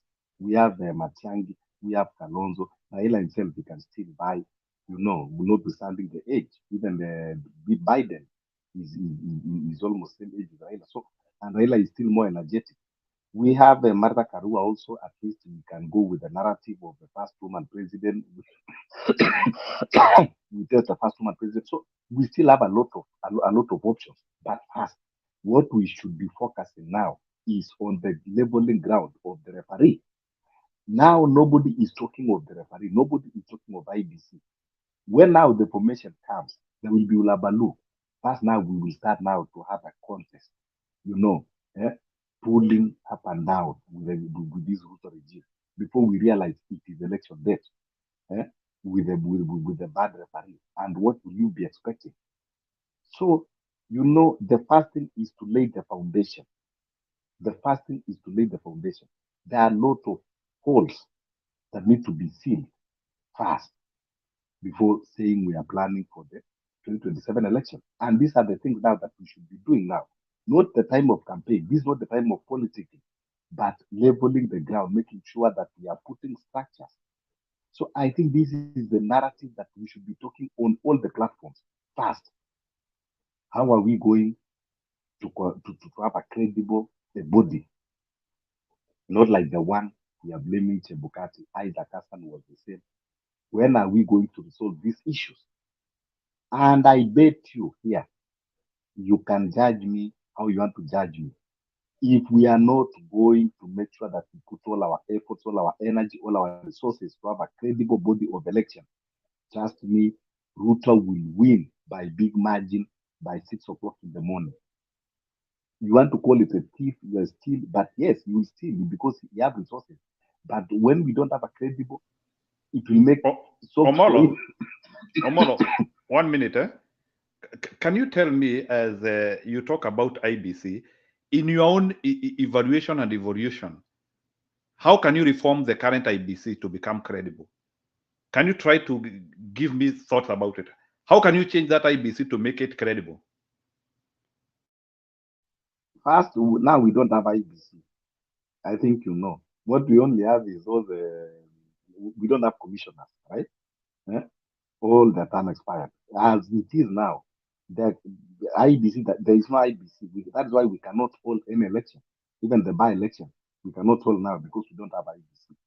What we need is a fresh, even if it is possible, let us even change even the name of IBC so that at least we can have point in mind. So what we need is to have a fresh players. Now there's no IBC, and you cannot change something that is unchangeable. What you need is to bring a new one, a fresh body. So it is not a matter of changing this one. It's just like what we have been talking of police reforms. The police system cannot be reformed. What they need is to do away with the entire system from top to the bottom. Even if it is possible, even if we say maybe you can even privatize, because this system can never be reformed. How many people, the other day, the Chief Justice Marag was going around looking on, reforming, but are they reformed? Can never be reformed. It is rotten. You can never reform something that is rotten. They already have viruses, already have bacteria. So, luckily, now we don't have IBC. What we should be doing is constituting a new body, a credible one. What first needs to be done is the policy. Like we are talking that a person who rob another one, inaitwa robbery stroke 2 can be given a life or death sentence. What of somebody that can rob millions of Kenyans their rights to choose a good leader? Why can't we put that fast that the chairman of IBC, if he participates in stealing elections, should be sent to death sentence or to life sentence? Why are we lenient on somebody that can rob millions of Kenyans, their future? But we are very easy to condemn someone that robbed another person, a phone, that person can even buy that phone the next day. But this one, you rob your future, rob your children's future, rob your grandchildren's future, and then we are very lenient. First thing is to make a policy, a tough one, that anybody that participates, from all the commissioners to returning officers, anybody who participated as an officer in an election, any election offense should be meted with a very serious ramification fast, to exercise caution. But why are they doing this? Because they know they don't have any ramification after. Somebody will just go and bungle election and will come to the media and smile and be declared as zero and go away with it. But why are we not first having a tough measures on these election offenses? So we need first to make this structure. Number two, these people now that they are in government, they are going around stealing money up and down. These are the same money that they will be used to bribe the, those bodies, to bribe the voters, and to manipulate the election. We need to be now talking on guidelines on how we're going to term all these things. So, my fellow folks, these are the narrative that we should be talking on all the platforms first.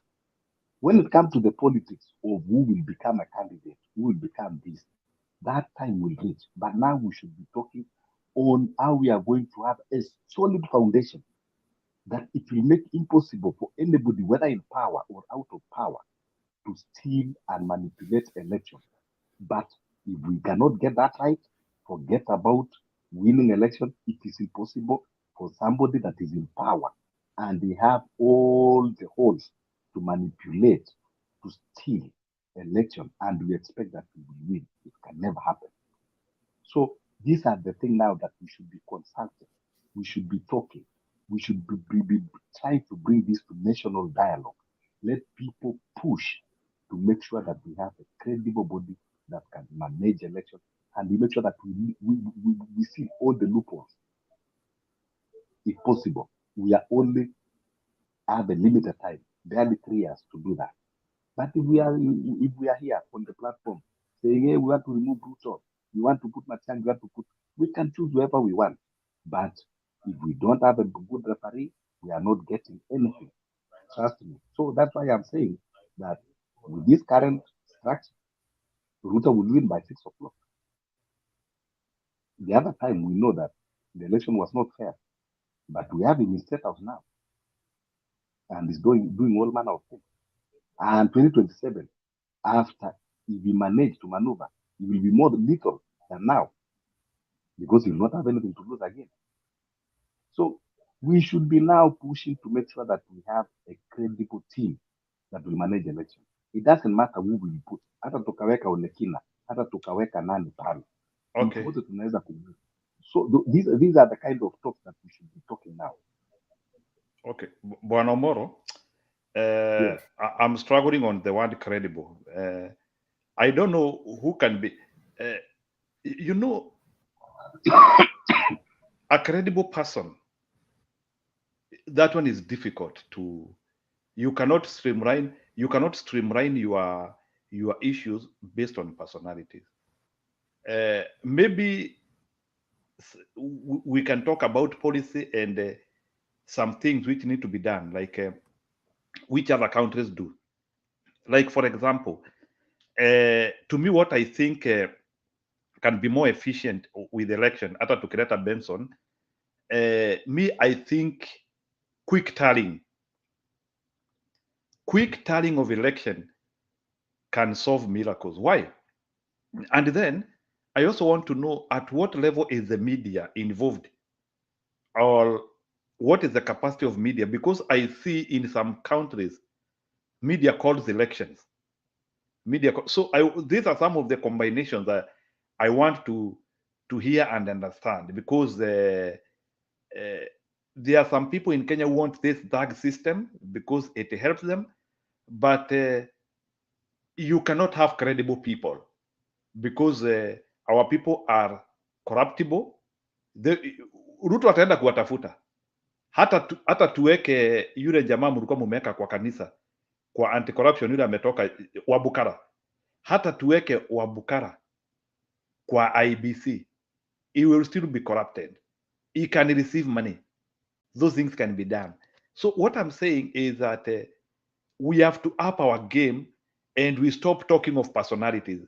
Commissioners are what watusaidia. Commissioners will not help Kenya. That is my opinion. Maybe other people can say what they think. To me, I don't think people can help on election, because these are the same people who wanaenda na wanapokea pesa. But we need to talk of framework and structures and methods which can reduce that contact with the people. And we also talk of how other avenues can also be having this information. And at what level do we involve the media? Sababu uliona what kama wa Citizen the last time they were reporting the votes, then along the way media stopped. So I want to see, is our media independent enough that they can be given more power to be reporting these votes? Because this idea, every election tunafanya kura ina hang. Uliona the last election, hiyo machini ili hang. We are waiting for kura. I think wanahesabu up to I don't know what county, alafu sasa hiyo machine inaanzia kupata ile kakiti ya computer inazungukanga hivi, ile kakiti ya progress inazungukanga hivi, hakuna kitu inaendelea. We cannot live with the inefficiencies. So how do we remove those bottlenecks of inefficiency? So those are the things which we should be talking about.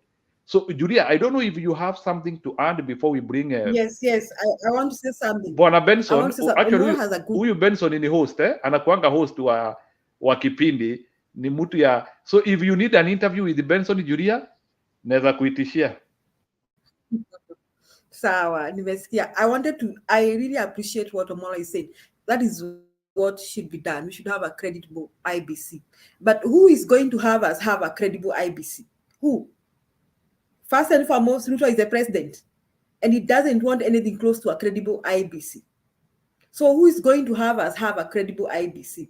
I want to agree with someone called, I think it's Alex. Alex is saying something. I don't know whether I was able to get his comment, that Omola is looking at an event named elections. However, we are in a process of overhauling the whole system that brought our country down, including the judiciary. In fact, our country is literally down. What Kenya needs now is something radical, according to me. We just need a dictator to take over from wherever and lead us to the credibility. For now, I'm wondering what channel we are going to use tomorrow to have this credible IBC. And Njiru has said a good thing, that everybody there is corruptible. Whoever will appoint or is appointed or is not appointed, it will be corruptible or is bound to be corrupted. And Ruto is a president right now, and Gachagua is a deputy president. So do you think that they are ready to facilitate for us a process that will give us a credible elections? The answer, the answer that is no. So in other words, right now where we are, Kenya, is we are at a point where that they are the crossroads. And that is when countries, when they reach this point, they collapse fast and then they start afresh. That is my take. They collapse fast and then they start afresh. They collapse because who will bring that credibility? Is it the talks going on between Azimio and Kenya Kwanza? What if they decide that Azimio and Kenya Kwanza that now we are appointing a team?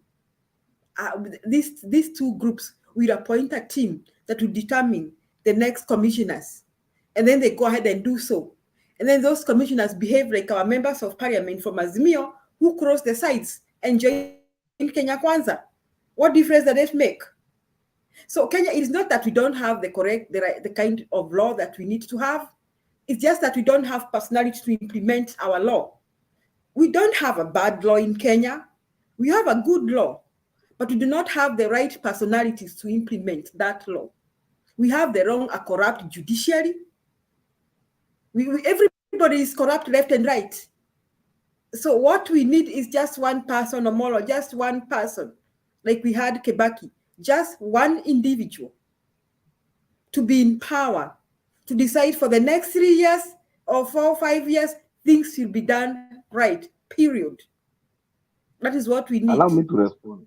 So I Allow agree me to with you. respond I on that. totally agree with you. A minute. I totally agree with you that what we need is a credible IBC. But how credible is credible? Who is credible? Our members of parliament close size and joined Kenya Kwanza. Look at that. What Kenya credible is Kwisha. credible? It is not Kenya Yes, Kwanza, Kenya Kenya Kwisha. Kwisha. Yes, Kenya Kwisha. So that's my take, Njiru. Omara wants to respond, and maybe you can later on you can invite Brother Benson. Yeah, let me respond. First, I want to respond to my brother, a good friend, Alex. You know, I would really wish that Alex could come here instead of being behind the curtain, because we all agree that, I mean, we need to do the overhaul. But I would wish that he could come here and tell us how exactly is he intending to do the overhaul of whole system. Then now to respond to my sister Julia, you know, there is a story we were told, the tell story, when you are a tender age. I'm sure maybe all of you might have read that book, kwamba kuna wakati panya waliweka mkutano na wakasema kuna paka amewasumbua sana akiwakula. So where they were looking for solution, and they reached a solution, a very, you know, a wide solution. You know, one of their Solomonic kind of in the kingdom of Panya, akatoa idea akasema, what we need to do is tutafute kengele tumfunge huyo paka, ili wakati anapokuja tunasikia hiyo kengele, tunaweza, at least we can run for our safety. And they all agree it was the best decision, it was the wise idea. The panya mwenye alikuja na hiyo idea, he was congratulated, and now it was the time to disperse the meeting and now wait for the course of action. But then the youngest had a question. Okay, guys, we have agreed kwamba tutamfunga kengele. Now, nani ataenda kumfunga kengele huyo panya? That is how the wisdom ilishia hapo, na kila mmoja akarudi nyumbani feeling frustrated. So when we talk kwamba tunataka kukuwa na mtu dictator like Matiang'i, tunataka kuwa na mtu dictator, tunataka kuwa na mtu pastor pale, tunataka kuwa na mtu imam pale, but how are we intending to put that person there wakati barabara haipitiki? So ile kitu ningesema, when we talk of a credible election, yes, you ask how credible is credible. Credible election should be election that is free, fair, transparent. How are we going to achieve that? Kwanza, vile ndugu yangu alikuwa amesema, kwanza ni structures, policy, ihakikishe kwamba inafuatiliwa. Secondly, this is what we should be demanding. You know, this is what we should be demanding. Kwamba tunataka kuona kwamba tunapata IBC policies kama vile huyu alikuwa anasema easy tally, kwamba the results ile ambayo inakuwa tally katika polling station, that is the final. Hakuna mambo ya sijui izunguke iende sijui at county tally, izunguke sijui iende national tally. Kwani inaenda kuongezwa nini? Imetoka katika polling station, that is the final. Wewe huwezi kuniambia ati nimehesabu pesa hapa alafu lazima ipitie tena ihesabiwe hapa, ihesabiwe hapa. Kama pesa yangu ilikuwa ni 1,000, hata izungushwe ihesabiwe na mikono mingapi, itabaki kwa 1,000. You know, not unless kwamba kumekuwa na mpango ya kwamba ipitishwe hapa. That is what Samuel Kibuitu was saying. You know, when the results are taken to Nairobi, it is cooked along the way. So to stop this cooking along the way and the cooks and the chefs along the way, ni kwamba Final results ni ile inakuwa tallied katika polling station, mahali ambao umepigia kura, kama ni kura zako 300, hiyo 300 ndio inaenda moja kwa moja ya presidential election. Hivyo ndio kwanza, hiyo ni moja. And I'm sure we have election experts that they know all these structures that need to be done. So this is what we should be pushing. What we should be pushing now. When we talk of judiciary, we have good people in judiciary, but only they lack that spirit of motivation and given a free will to do their work. Lakini mahali shida inatokea ni wapi? Mahali shida inatokea ni kuwa when you don't have the right man at the top, what are you expecting at the bottom? So the first thing that we should be, agree or no, ni kwanza kuhakikisha kwamba tumeweka structures vizuri ya kupata IEBC vizuri. Secondly, tutawezaje kumaliza corruption katika elections? Kitu kwanza wananchi wanahitaji, this can be done even through political parties.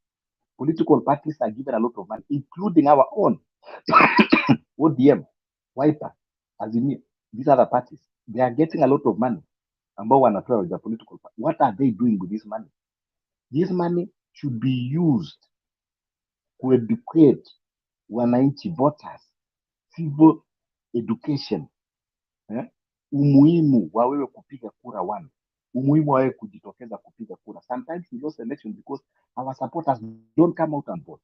So what they need is ile kitu ambayo inaitwa civic education. Kwanza wajue umuhimu wa kuvote na umuhimu wa na makosa ya kutovote, kwamba you will get a wrong guy there. And what does that mean? There is a younger generation, 18 years, ambao watachukua kitambulisho upya. They not yet know much about governance. Wanahitaji kufundishwa. So hizi pesa vyama wanapatiwa, they need to use this money and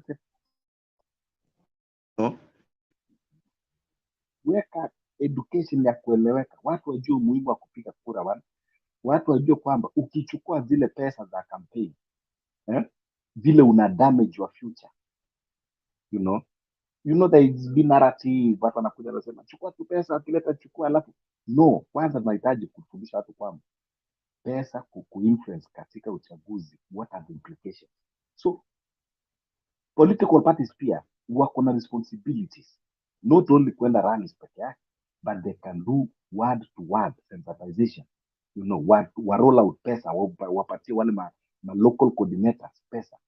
Platform kama hii ipatiwe resources, na hizi vyama platforms za social media kama hii pia zipatiwe resources za kutosha, tuweze pia na sisi kusensitize watu, manake tunafikia watu wengi.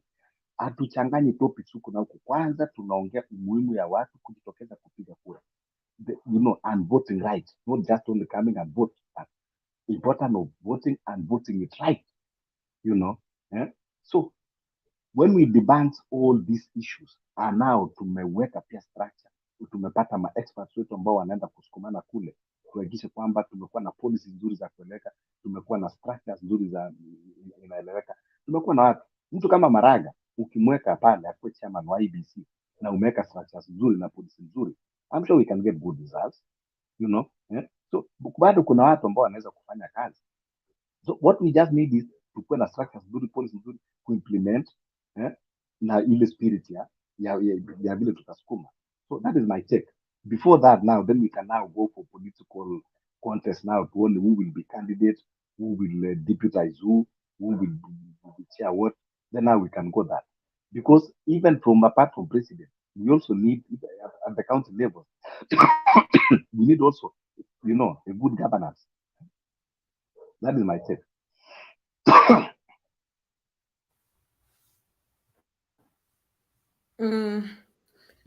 Yes, I agree with you, Omoro. Like you wound up by saying, if you have the right person at the top, we have the right structures. So maybe you could also wind up later and say that this is how I conclude my point, if I were you, that Azimio and the other team, through hook and crook, need to make sure that their votes are not stolen. That's what I would say, Njiru. Si tumkaribishe brother Benson, ama unataka kusema kitu, Njiru? Yes, brother Benson, that's my take. Azimio, through Hook and Crook and other teams, should make sure that their votes are not stolen. That is what then we can move from there. We can put the right person, and the right person can say that from today henceforth, never again will Kenya ever go through this. Karibu brother Benson. Okay, thank you. Can you hear me? Hello? Yes, we can hear you, and we like your studio. Thank you very much. Thank you so much. So I agree with what Omolo has said, but another thing that I might add is one, like, as the citizen of the country, you also have to ask yourself, what kind of leadership do we want? If you've asked yourself and decide, or maybe weigh out and say, okay, what kind of leadership do we want as a country? Then that one, we can have a very good leader. And something that Omolo was talking about election, like election, the way Alex was saying, election is a process. Is a process. This is not something that is happening on the voting day. If you look at our elections, like right now, we are almost 1 year. Yeah, we are remaining with almost like 4 years for us to go to election. There's nothing happening with the IEBC, and by the time we get the commissioners to work, it will be too late. And that's why you will find even during the procurement, they will not follow the due process. And our country very well. If you don't follow that due process, it will go to court, and that one will delay will delay everything. It will delay the process. At the end of the day, it will not be free and fair. So another thing that Kenya as a whole, even if we have what Omolo was saying, the people, the commissioners that are employed, yeah, if they are not patriotic to their country, then even with all those good system put in place, we cannot still have credible election. Because even from the look of things, when you look at our elections, way back, even from 2007, way back, always you'd find that a political party has to fill in somebody. That is in the year 2007, before 2007, that a political party has to nominate somebody to go to the commission. And the main reason for that was the lack of mistrust between Kenyans themselves who are working there. When you are nominating somebody who you feel as a party is going to take care of your interest, is not taking care of the country, or is not taking care of the country as a whole, but the care of interest, like somebody who has nominated you. So when we are in kind of like that kind of the situation whereby the mistrust between the Kenyans themselves who are employed as commissioners to work for Kenyans, but you are coming into the commission with the view like, I'm going to take care of somebody who has nominated me, or I'm going to see on how I can manipulate for somebody who nominated me, So that one will not, I don't think, will make us to have that credible election. So it will depend with the Kenyans that we are employing. Are they patriotic enough for their country? Yeah, whereby each and every votes that are casted count. Somebody in Mandera who has casted her or his vote is counted, So the employees themselves, the Kenyans who are going to be commissioners, first of all, they have to put the interest of the country first before even somebody who nominated them to be in those positions. Then this idea of Kenya envelope, it's something that is working, and it has always been normalized. Everything that we have, like anything that concerns the nation, I think money has to exchange hands, and that is the society where we are in, So if we can do away with all those, yeah, Gomolo was talking about corruption, if we can do away with all those, then at least we will get credible. But without all those, I don't think so, even if all the system and, everything is put in place. because money can buy everything. Kenya, money is the talk of the day. And when it comes to leadership or somebody whom we want to be the president, I heard you're talking about Matiang'i and Kalonzo. To my view, they are good, but sometimes also your character traits define who you are, and your history judges you. Kalonzo is a good guy, yeah, is somebody that I can vote for, but sometimes you are 50-50. Look at when we had election, I think it's 2007, when we were still having on how to figure it out. He was already he was already he was a vice president. We're still figuring out. And he's somebody who is usually latecomer in anything that usually takes place. You remember the where the watermelon came from, So you find like some people would not have so much genuinity in him, because like they feel like what will happen, he might do what he might leave us at the last minute. So, but he's a good guy, very, very well organized, very somebody who has that presidential look. But that his history still is with him. So many people might question that. But for Matiang'i, I think Matiang'i would be good because he's a non-nonsense guy. He will tell you whether you like it or not, provided he's given that power. When you have that power, I think Matiang'i can do it because he has proven us wrong during his time. Even when he was in education, he later came to do the Interior Cabinet Secretary. We've seen changes. Yeah, we have to give credit where it is due. We've seen Kenyans who have been in leadership who have made changes in the leadership. And even if you are in leadership and you cannot make any change in your leadership role, then there's no need for you to be in that leadership. So that is what I can say.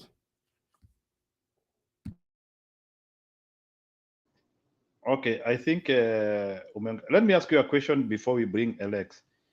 So, Bwana Benson, now that history ya IBC imeletwa hapa, can you give me a method?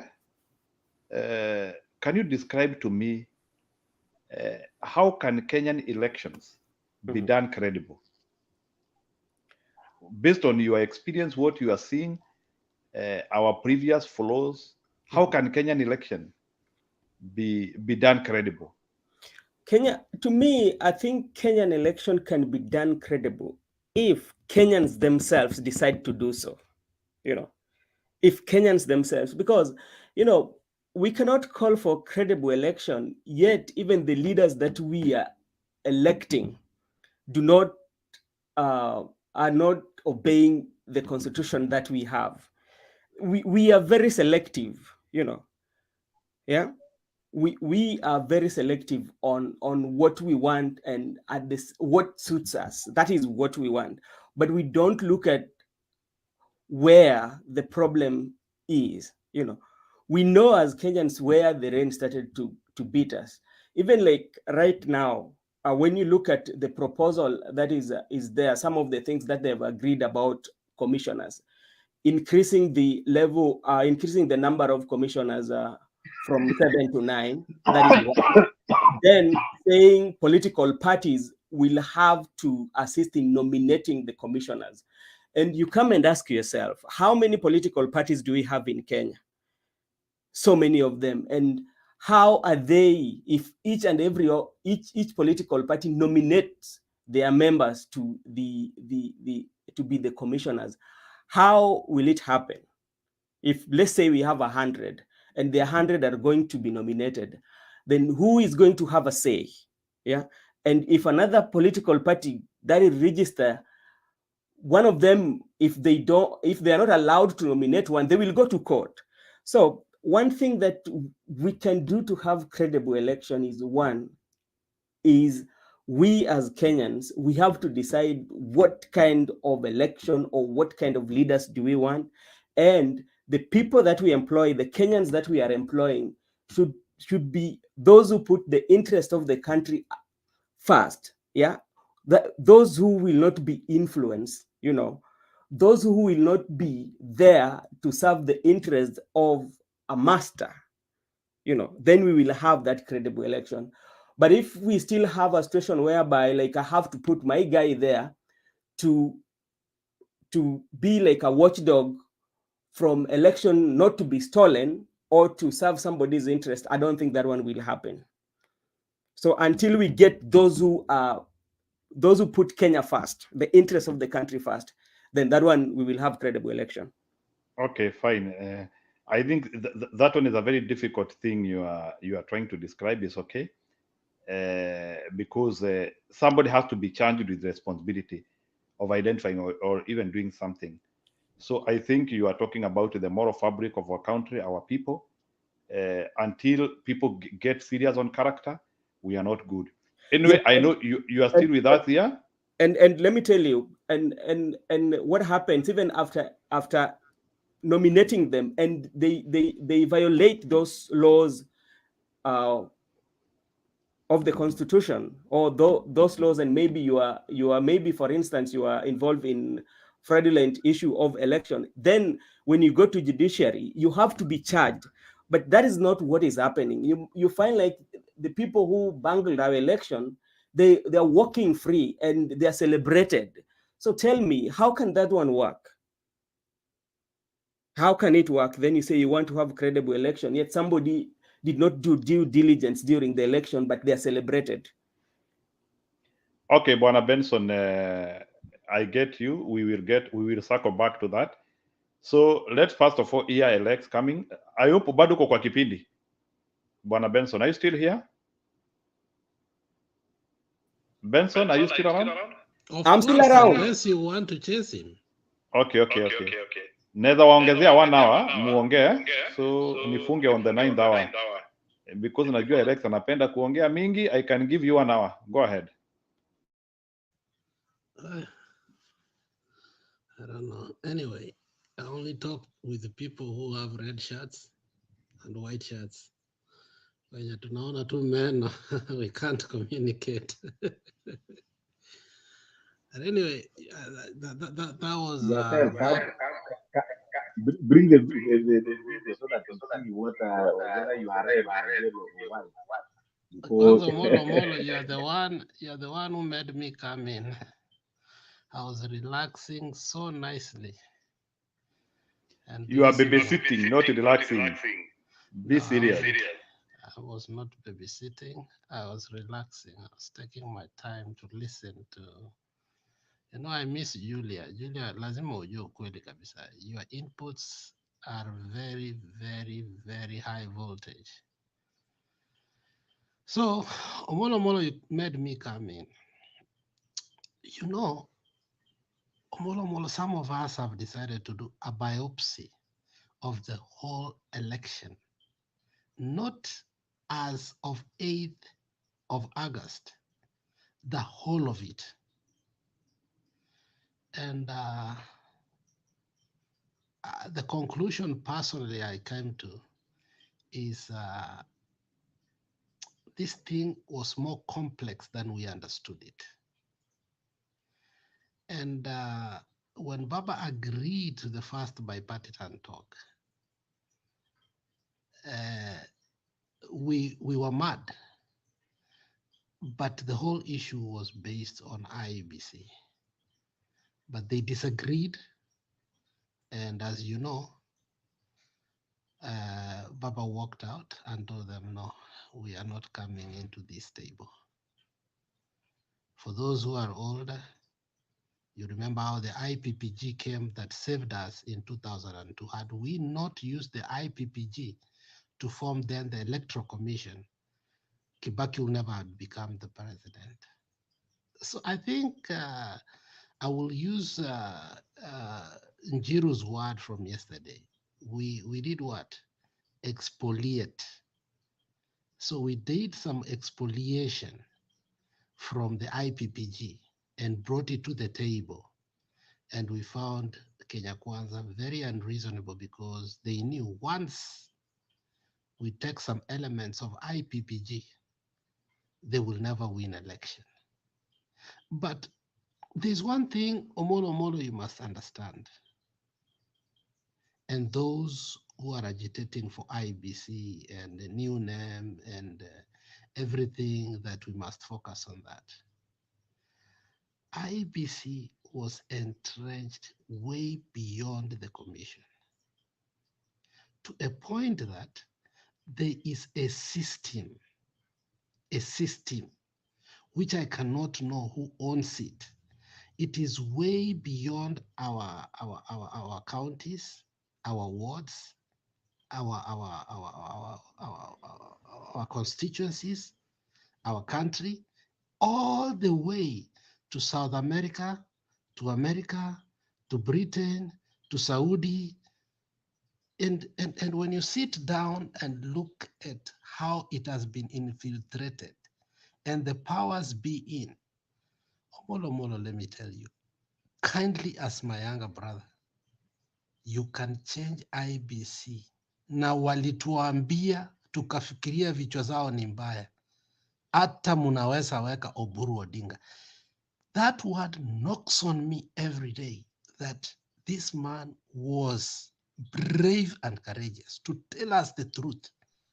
This thing Alex, is point of beyond you. information, I cannot be your younger brother. I am more way senior than you. Continue. I don't know how you look at the word younger brother, but let us not deal with verbs here or adjectives in that. I was dealing with a verb and you are dealing with adjectives here. So that one we can go to Brother Benson's show, and when you're one-on-one, and I think you will lose squarely. But the point is this: IBC is not the problem. There is a system, and that system imejipiga kifua kwetu. From South America, we saw some gadgets that were not supposed to be in bombers, but anyway, they were protected. At least, Omolo, you could have said that, I heard you speak this, then I was like, oh, yeah, I will let anybody get away with this, but not you, saying that. And Ruto again will win the 2027 election. Omolo, Ruto stole 2022. If anything, again, he wants to steal 2027. There is no winning when it comes to these people. It is stealing. And if you want to know this thing is serious, it was just only yesterday that Baba said, I have only lost once ever since I was in the ballot. So by tackling IEBC and thinking we are doing anything and concentrating on it, I think we are allowing ourselves again to the same piety that we got ourselves into. The question should be, how must we dismantle? So if you want to talk about IBC, then you are legitimizing the judiciary. And before the judiciary come, the executive are the one to choose or nominate the so-called the judiciary. The judiciary are the one who swears IBC.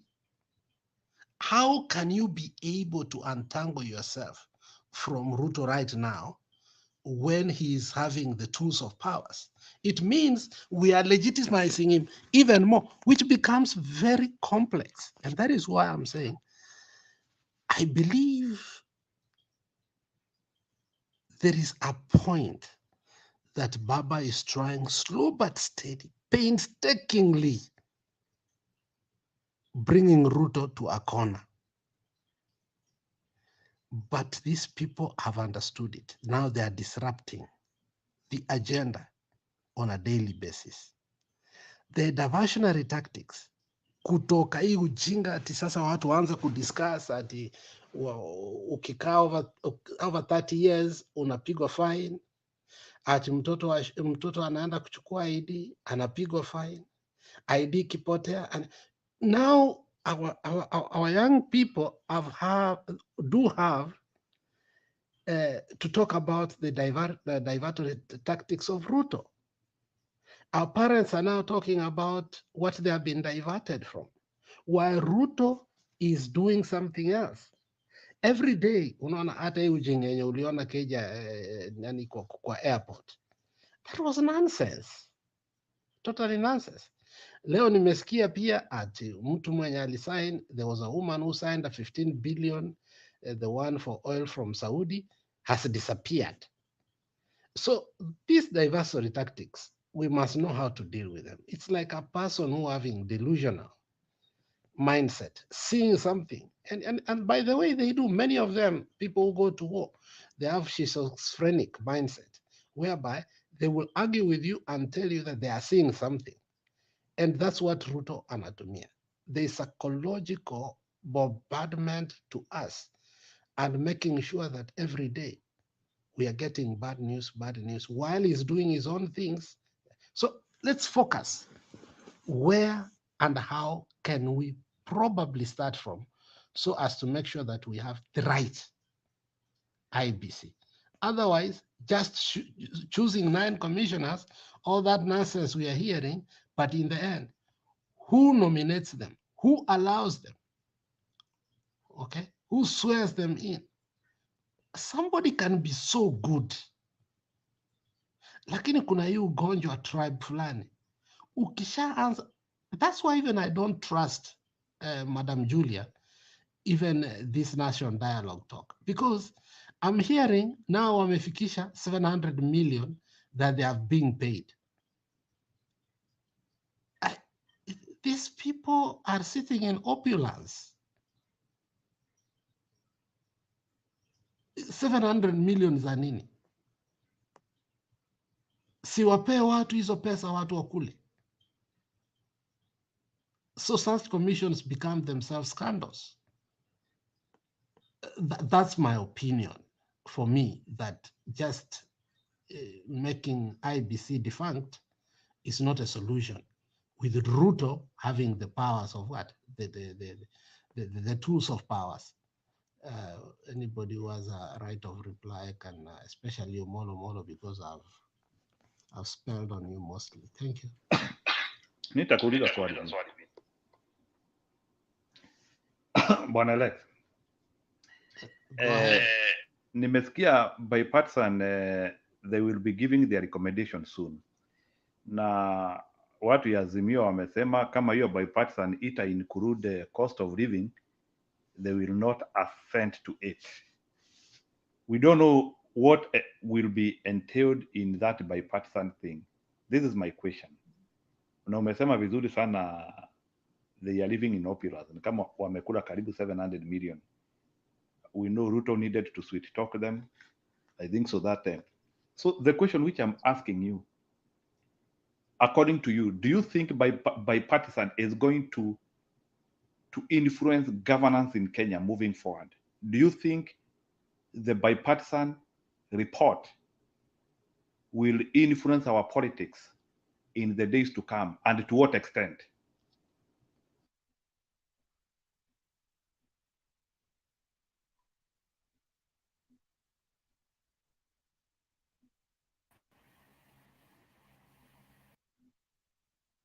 Alex ametoka ama? No, I'm asking, are you talking about the bipartisan of Otienda Molo, or you are talking about the national? Alex ametoka ama? No, I'm asking, are you talking about the bipartisan of Otienda Molo, or you are talking about the national? Alex ametoka ama? Iko shida. Sijui nani aja mute. Kama I think mute kidogo.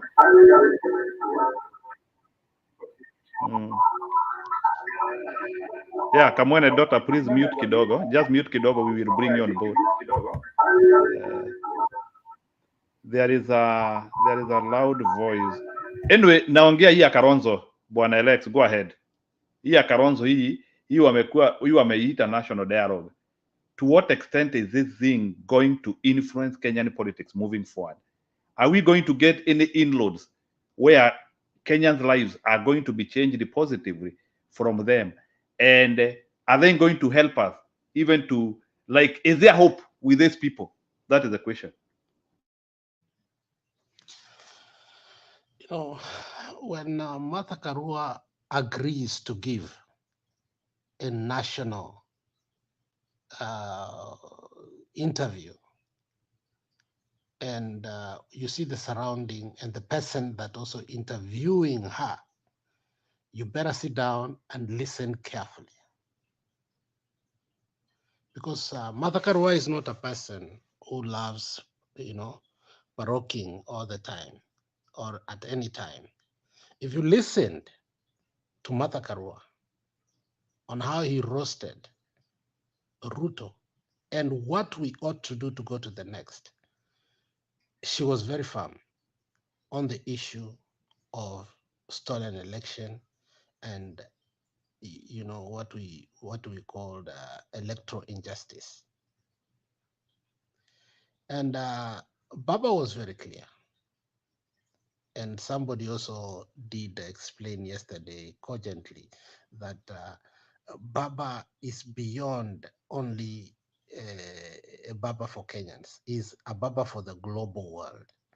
And we cannot criminalize association and friendship. So if there is a part him and Charles share, and to the extent that Charles invited him, Baba at his age will not refuse or act like Gachagua. Baba knows how to act decently. And but after that, he explained himself on the issue why he went to State House. But after that, it was very clear in regard to what, and he said they thought they can buy him into talks because he went to State House. So as far as I'm concerned, our two principals who make the decision are still with us and saying that the cost of living must go down. And then now we start dealing with the nitty-gritty, the most important things for the country. We cannot talk about those issues while Kenyans are crying. It is very difficult, you know. Even watu hawezi enda maandamano kama wako na njaa. So Njiru, you must know that there is nothing coming for the next week. And for Kalonzo, he has been put there as a diplomat to speak diplomatically and take the report back to Azimio, then Azimio makes the decision. So and I think Kalonzo is playing his part very well. Thank you. Allow me to respond to Alex. Okay, 1 minute ili tukue na huyu Kamwene Dota. You know, pia tukipata watu wapya, we also like welcoming them. Maybe in 1 minute, then Kamwene Dota to come. Okay. You know, my good younger brother Alex, sometimes he give me very hard time to understand when you want to, because I think there is something that he is hiding. He don't want to speak it out. And it is good whether he could have just, you know, put his points openly for everyone to understand. Because I know that he is more informed, he's more intelligent. Now, when you talk of we cannot do away with the talks of IBC. I agree with him at some point, Kwamba, we don't have IBC. That word I, independent, should not be included in the IBC because that body has never been independent. So I agree with him that that I should be deleted if we are to run with the same body, or not unless we are going to come with a new body. Secondly, there is something that it might sound controversial, because when we talk of Martha Karua, I personally, I have my reservations. Martha Karua, you know, the problem with Kenya is sometimes we are very easy to forget. Mtu anafanya kitu, tomorrow anaenda anafanyiwa whitewash, tunasahau yale yaliyopita.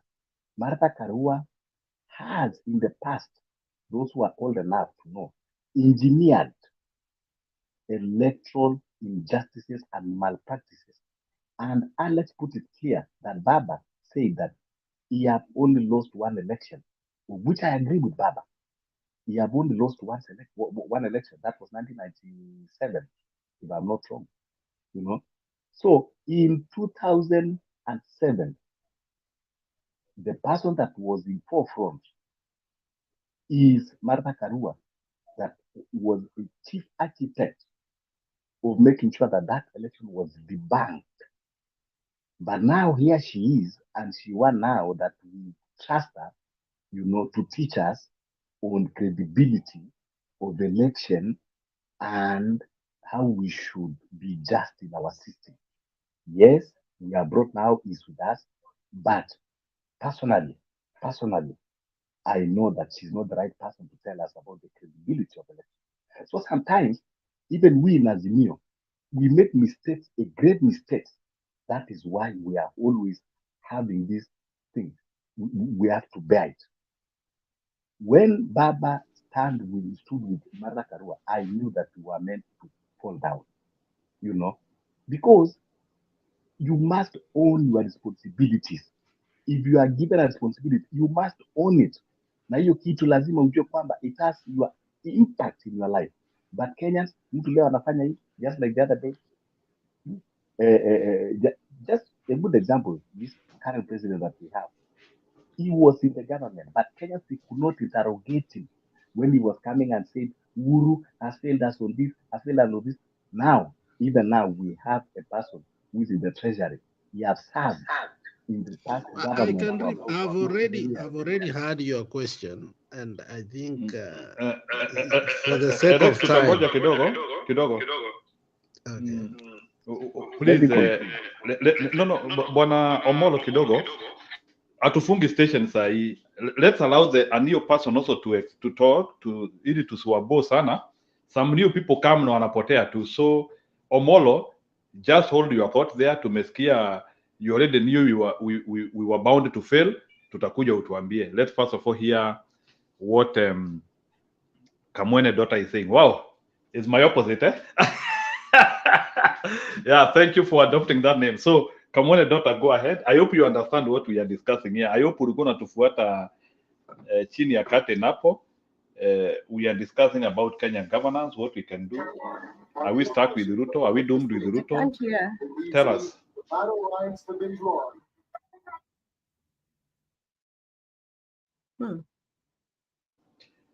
Ni kuunmute tu na kuongea. Just hapo pameandikwa mic. You guys, can you hear me? Correct. Okay, I can't hear you. I don't know where I need to click, but I could see you on another screen. Maybe I'll hear your questions and then I'm sorry about this. I think your two screens have the problem. Take the two screens. Can you guys go ahead?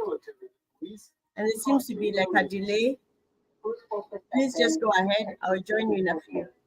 Let me figure this out. Okay, sawa. There's a delay.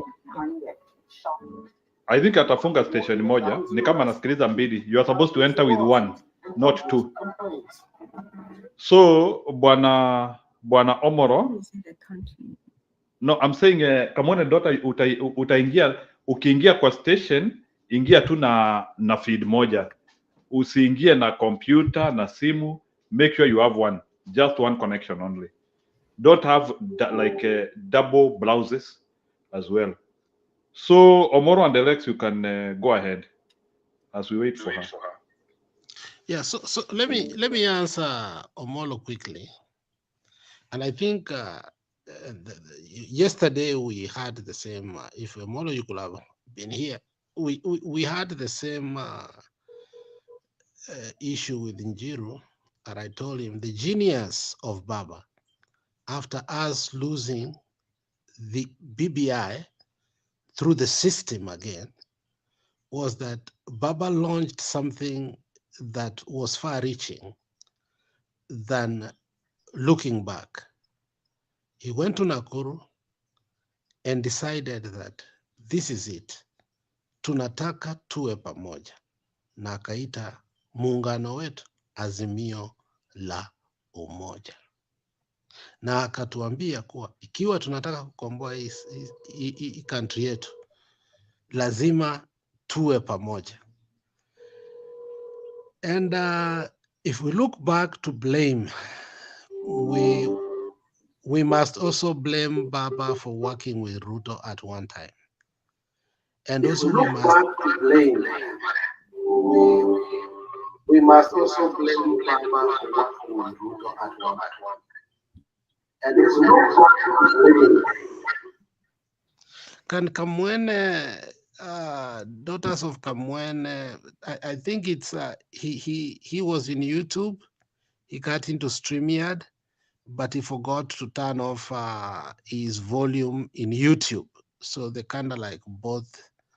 So probably she has to log out, go back to StreamYard, but before she clicks StreamYard, she stops or pauses the YouTube, then she goes to StreamYard.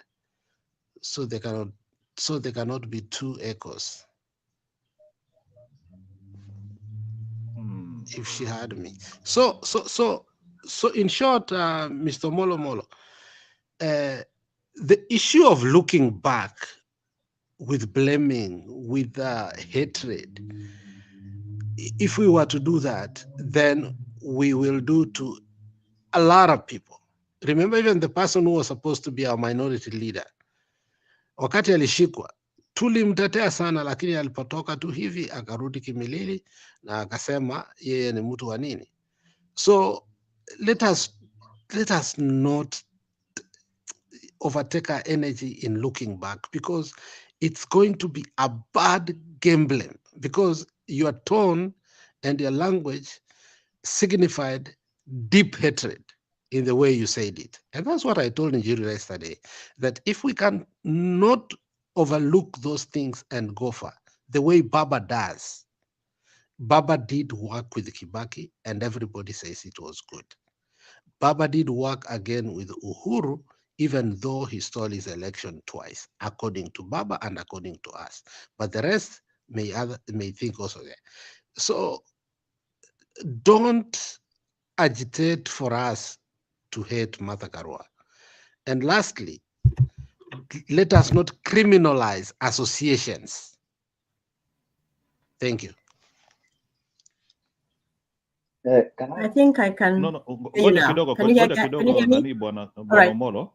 Kamwene daughter, go ahead. It's okay. Go ahead. Oh, okay. Hi. Yeah. Hi. My true names are Comfort Mwangi, and I just started listening to you guys a few days ago. You're doing a good job. I like your line of questioning, your discourse, the way you discuss. It's awesome.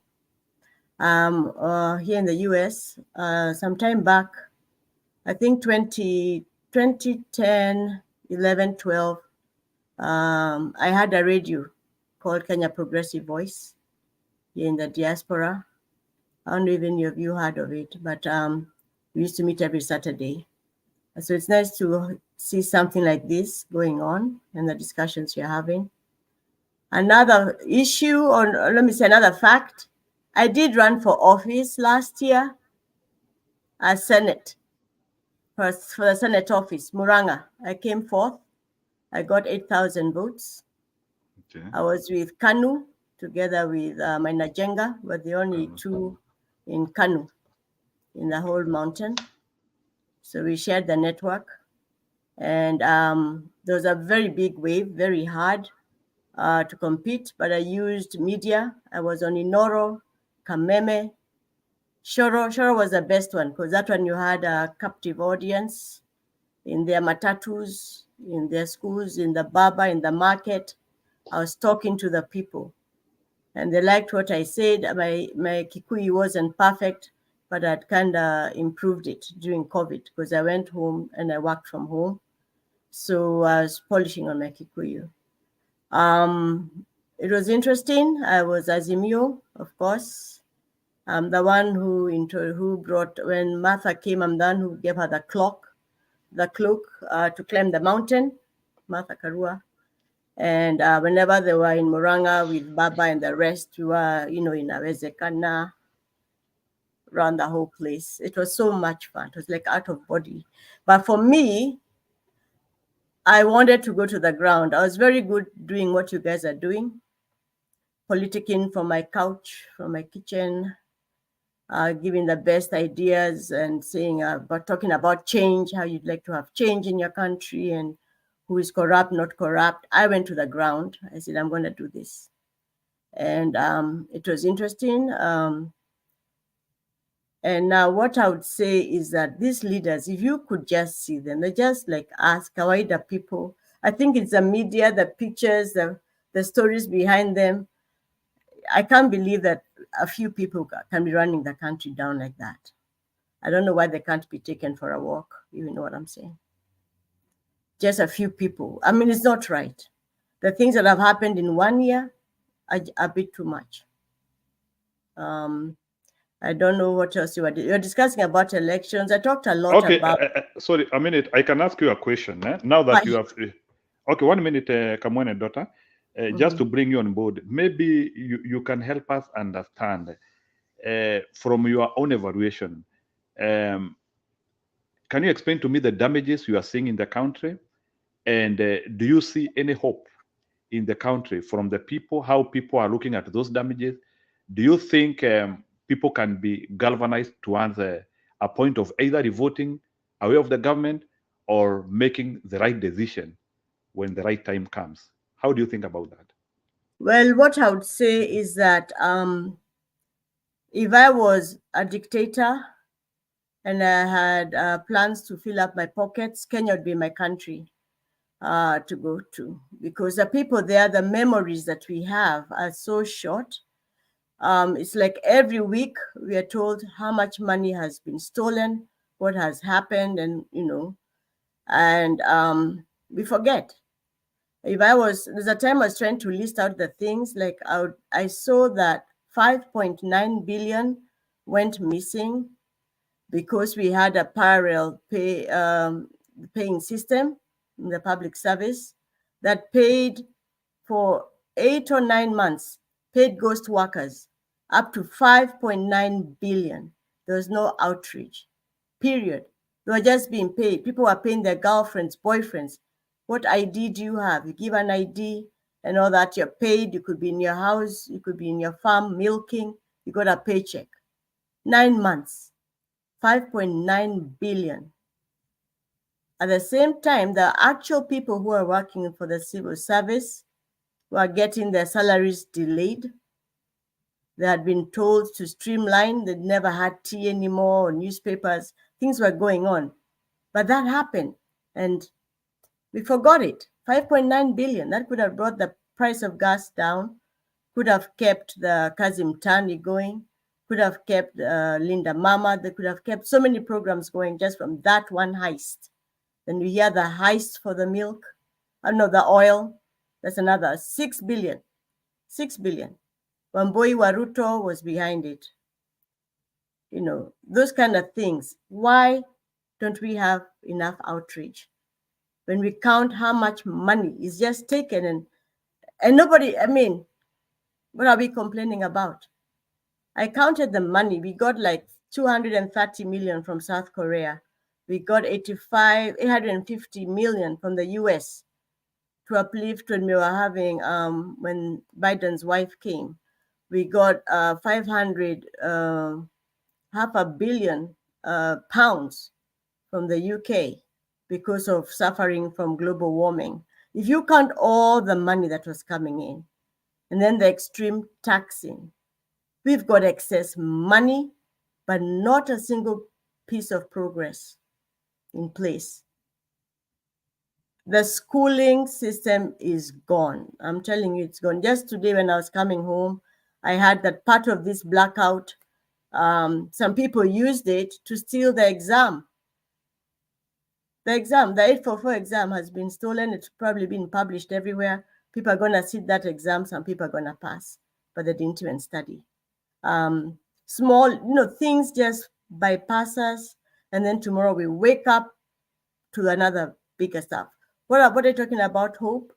The only hope we have is complete outreach, because I go to Kenya a lot. I'm not going to go again in the next few weeks based on all the problems at JKIA.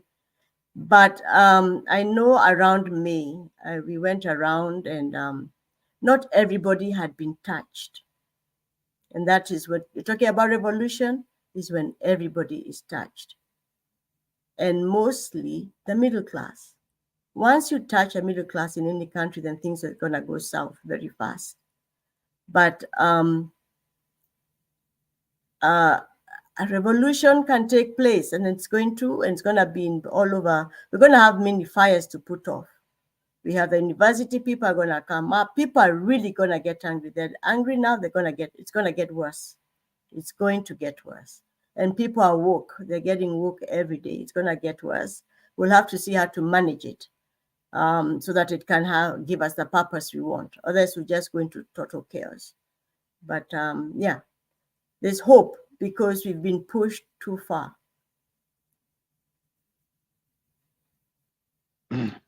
Okay, let me ask you another thing.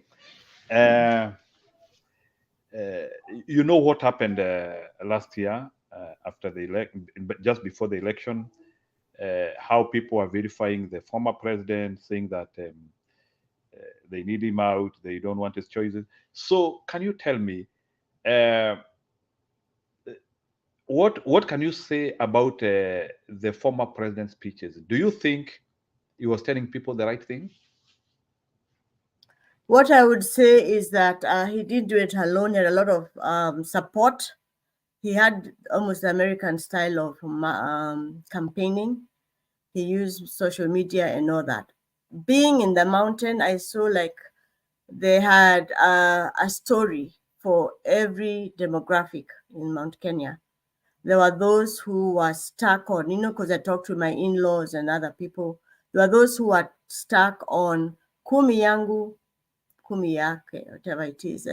And they were so angry with Uhuru not wanting to campaign for Ruto because of, so there was that section.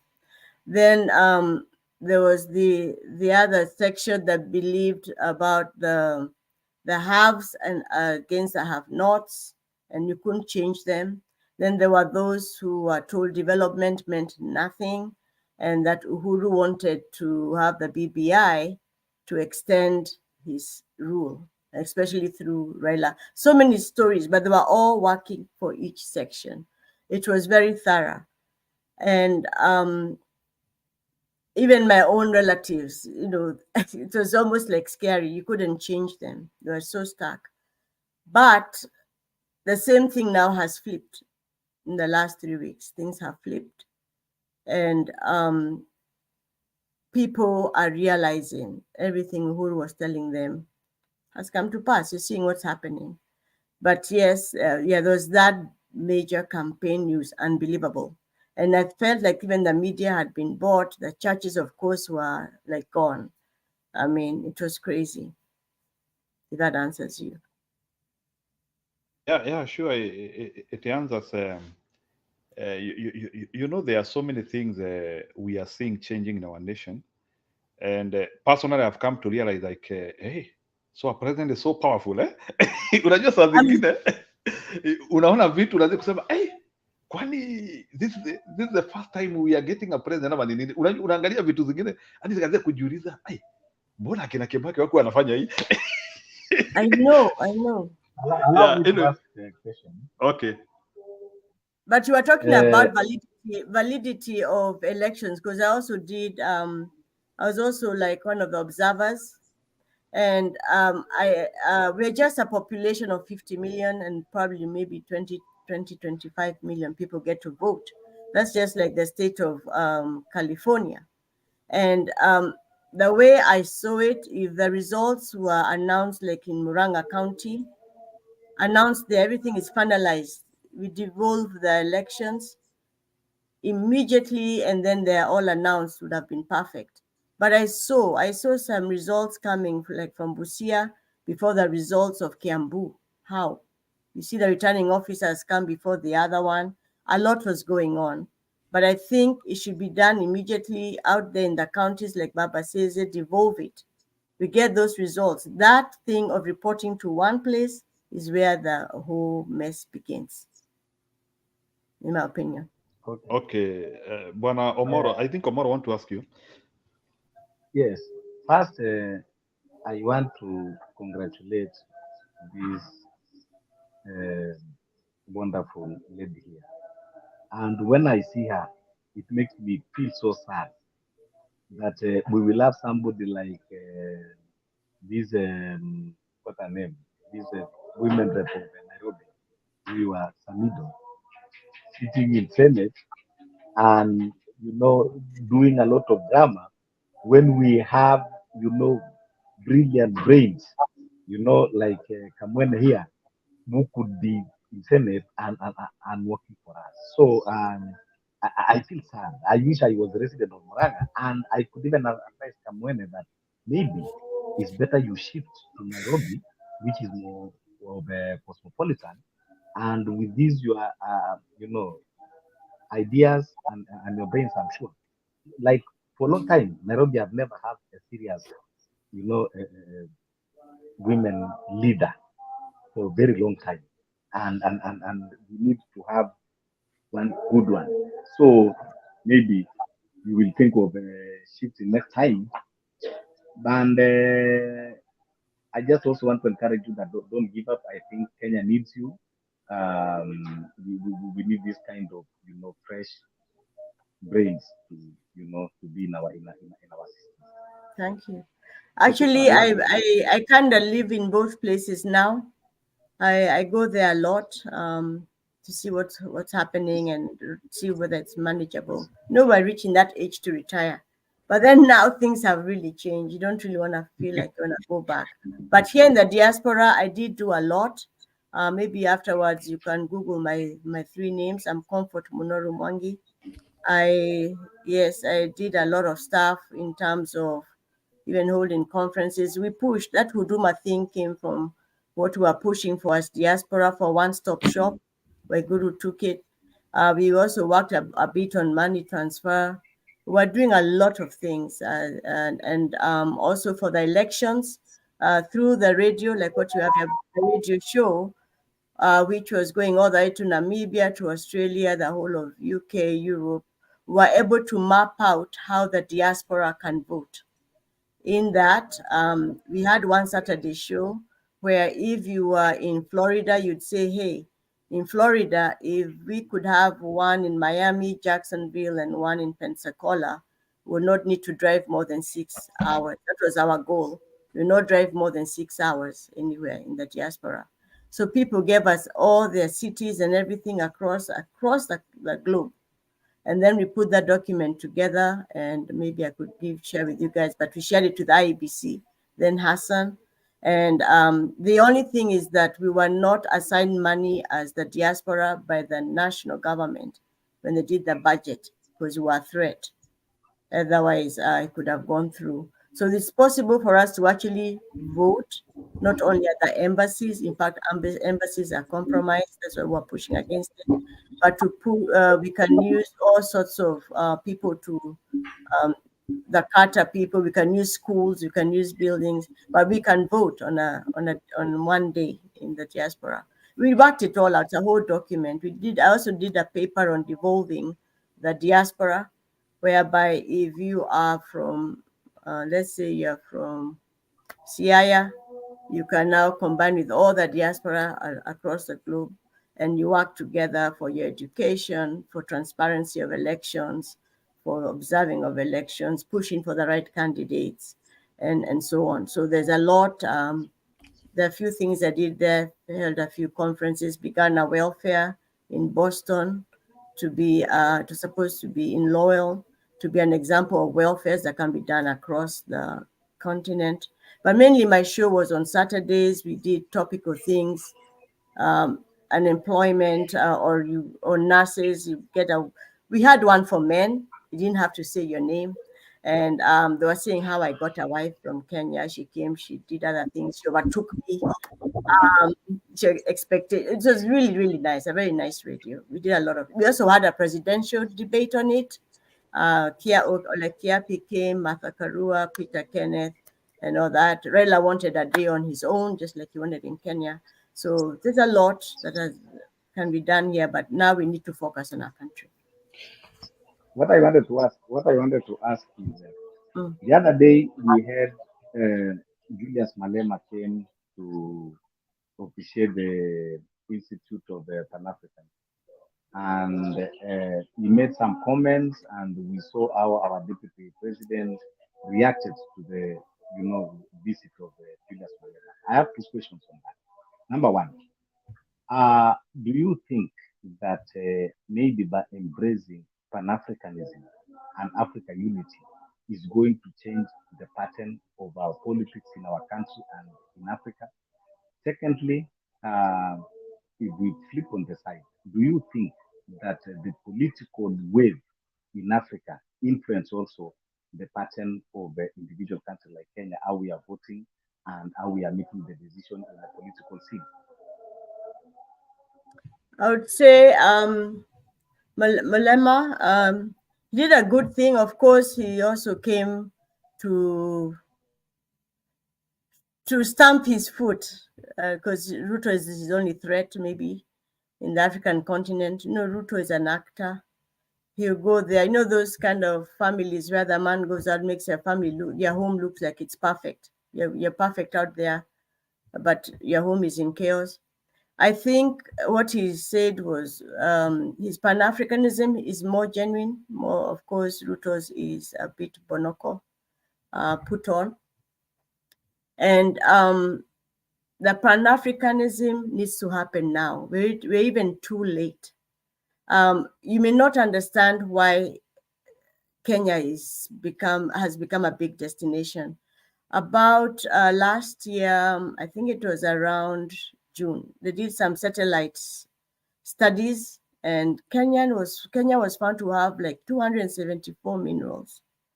Of those, we have lithium, we've got titanium, we've got coltan. Coltan is used for transistors and that kind of a thing. People want to come there, and they don't mind us fighting as they're busy. They try to mine the stuff, and they're doing it. You should investigate those cattle rustles. Maybe they're not for real. Could be people mining stuff. But that we need to protect our resources as Africa. We need to know that the future is ours. We've got the highest population in all continents combined, the youth under 70. We've got our natural resources, which are still here. We've got the sun. We've got the best workers. We've devoted, our work ethic is awesome, and that kind of a thing. But the divisions we have from the boundaries are still working on us. They're working on us. And so we shouldn't even be arguing across each other. I don't know that any of you listened to Wanjigi. He also spoke very well. Did you? Wanjigi, he also spoke very well. I think that the time to wake up is now. Otherwise, we are going to be flattened, in my opinion. Then the other question you asked about whether it affects our local politics, of course it does, because when these people on this other side are interested in your country, they want a useful fool. I'm not calling anybody a fool, but they underestimated the president that we have, who happens to want to be all over the place. He invited the Iranian president. He was in China. He's causing some confusion. So the help may come to us earlier from this side. They may not want him after a time. Okay. Yeah. So, But just only a quick one. Bwana Moro, Just kidogo. only quick one. Okay.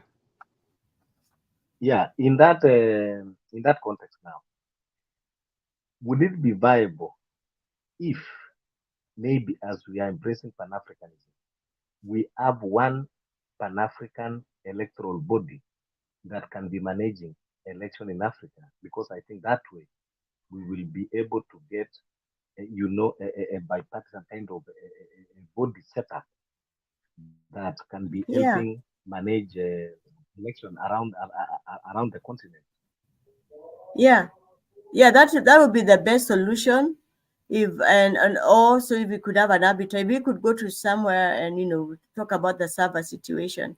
I tried to work on that server situation, which is a different topic. I can talk about it later. But yes, if Africa comes together, we can be each other's big brothers for each country, see that we're choosing the right leaders, and the right leaders who are elected go in. And somebody talked about the civic education. I was in Kenya, and I'm telling you, yes, about 7 million people who were registered did not vote. 7 million. Then 7 million voted, or no, about I think 13 million voted. So we have a problem. But I think this time, the next election, I think people are going to come out and vote. But 7 million people did not vote. Even from Raila's stronghold, they believed the system was going to help them. Then the others were fatigued about it. Yeah, so if we could have proper civic education and we have African countries helping each other in terms of seeing that, helping us oversee our own local elections, it would help. But again, somebody talked about money. Money is a big issue. It's all about money, money, money. Okay. Yeah. Come on, daughter, let me ask you. Mm. 1 minute. Sorry. Okay, let me ask you. I wanted to ask you about Mount Kenya Foundation. Maybe you could be aware of them, or in general, the Kenyan Yeah. billionaires. Mhm. Where are they? I've not had any. It is a question I ask many people here repeatedly. Why are Kenyan billionaires so silent? They are not speaking, even as Ruto is scathing everybody. Where are they? Or I think you are don't. they I part of think, the system?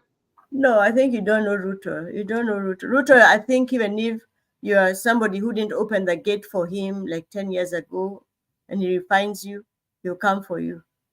They're quiet because they run businesses. He can come for you and finish you. He can come and tell you haven't paid taxes for 20 years on one thing. You calculate that, you have to hand over your business. It is all about taxes and intimidation and threats. You just keep quiet, lie low. They cannot handle him as a group. I know doing it as an individual can be difficult, but as a group they cannot handle him. They cannot speak. No, you don't need to criticize him as a person. Why can't they come out and criticize the policies? And Why do you think Ruto would handle them also as a group? He's handling them individually at their own levels. How do you anyway, like I that? don't know. Sasa, I mean, he's 2 steps ahead of you. He'll just make sure they'll not meet. Even Rigathi had been told you can never meet all the MPs in one place. Yep, he's very smart. like in other words, which is the sane voice for Kenyans? I want you to advise me. Apart from the politicians, who sometimes we know that they don't give reasonable voice, can you tell me which are the alternative voices for Kenyans? Like like in states, like billionaires, Musk can talk and the people can listen. Bill Gates can talk, maybe people can listen. These moneyed people, the influence of money and power. You might not be having political power, but if you have money, you have acceptability. So all these people of Kenya who have money, what is their political influence right now? They cannot push anything. What we have in Kenya right now is not really normal. When if you want to know somebody who doesn't want to leave the presidency, they mistreat everybody. That means they know they'll never let anybody else come in. If that can help you. Now there are those ones now who have their businesses, they've got their billions, but you're called to the state. You see SK go to State House, you don't know what he's been told. Another one is called, he's met. You're told something that is so close to your business that can shut you down. On an individual level, you just lay low. Just lay low. Is it sustainable? But you're asking about if there are any voices. The voices are the youth we have. The youth. If the youth are so many, they're like 70% of the population. and they are pissed, they have platforms to talk to each other, they can shut the system down. Watch. Baba may not need to say much. Just watch. Look, think of the college people. I have a cousin who could have had an opportunity if he had help, but the help is not working. You go there, when they say that they're going to assess who you are, it's not who you are, it is the name and what you can give. And it was supposed to be an equalizer.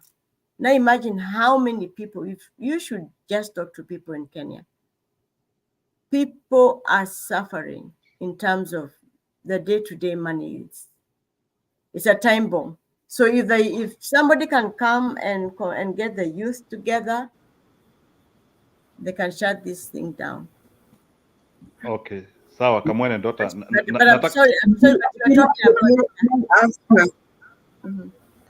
May I ask Kamwene a question? Yeah, okay. She said that her relatives didn't want to listen to her before the elections. Your in-laws, I mean, what are they saying now? What are they saying about the government of the day? Oh my God, they are feeling so bad. They're feeling so bad.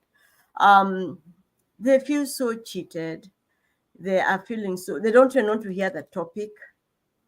I don't know what will happen if the president goes that side. They feel so bad. They regret, deeply regret.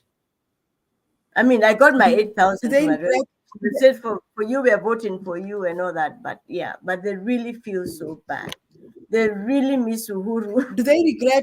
Do they regret about Uhuru's words? Like, what do they say? Yeah. What they didn't want to hear Uhuru. What do they say now? What are they saying? They say he was a prophet. He was a real prophet. He warned us. We did not hear. But then what made it worse was the church people are the ones who now, how do you put it? They let it sink in more.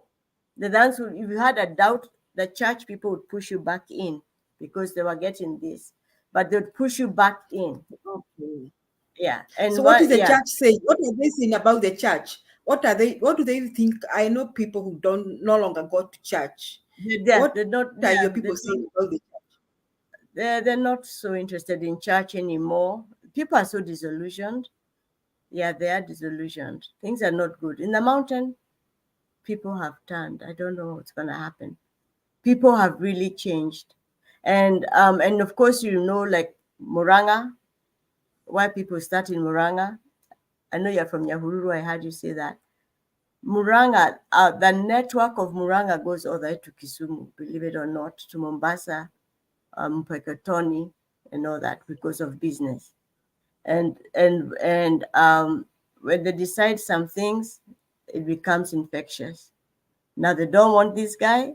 It's spread out now. It's gone. Imeenda ikiendanga. You can comment up to Airimo. What do you all think? I didn't see that question. What was the question? Ndio hiyo nimekuwekea hapo. Weka tena imeenda. Oh. Okay. And Brother Benson also says something. He hasn't said much. Okay. Jimmy Wanjigi knows our country. He's smart. He knows, he knows what's going on. And I think, in my opinion, the day Kenya will decide we're going to run it like a corporation. We have multinationals like Coca-Cola that has got almost the population of Kenya running at a profit all over the world, right? Because people are not going to steal. You hire the best to do the job. They're accountable. We have all the resources. We've got very bright people. Someone like Jimmy Wanjigi, if he took that presidency with other people, we change the ball over. We move politics, run Kenya as a corporation that has gone under. We've got the resources, we've got the people, we've got and we've got the capital. Just run it like a business.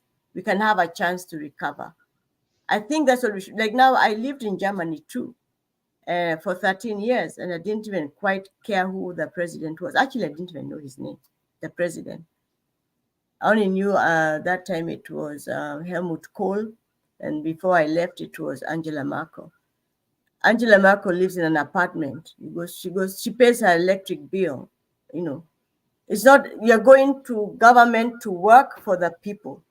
In Kenya, it's the other way around. Once you're in, you think you're going there to eat.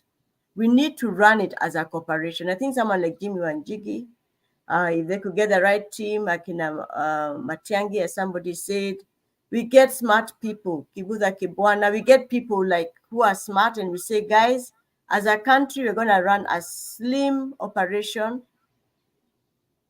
of a few people and running departments, that kind of a thing. It's 50 million people. California has got 50 million people, one governor. One governor is not stealing money. You steal, you're caught, you go to jail. Why can't we run it? Even if we give it a chance and we say, even us, the diaspora, we go back and run it as a business. Move politics away from it. Now we find every Tom, Dick, and Harry can go there. You buy this, you buy that to get this position. If you want to open the server, try and fire Moses Kuria. That server will be open tomorrow. For example, because, you know, because politics is all blackmail and holding others, whatever. But that's what somebody, so if somebody asks about Jimmy Wanjigi, that's what I would say. I would say we can have a whole crop. Myself, I'm at MIT doing AI, artificial intelligence. I've done my master's in education. I've done master's maybe in business. If you combine all those skills that we have, even us here in the diaspora, growing other countries, we're growing them. We go back and say, this is our corporation. We'll make it profitable. We'll make sure people are going to school, they're getting their health. Our resources are protected. We are legally protecting even our everything, our culture, our music, anything, our ideas.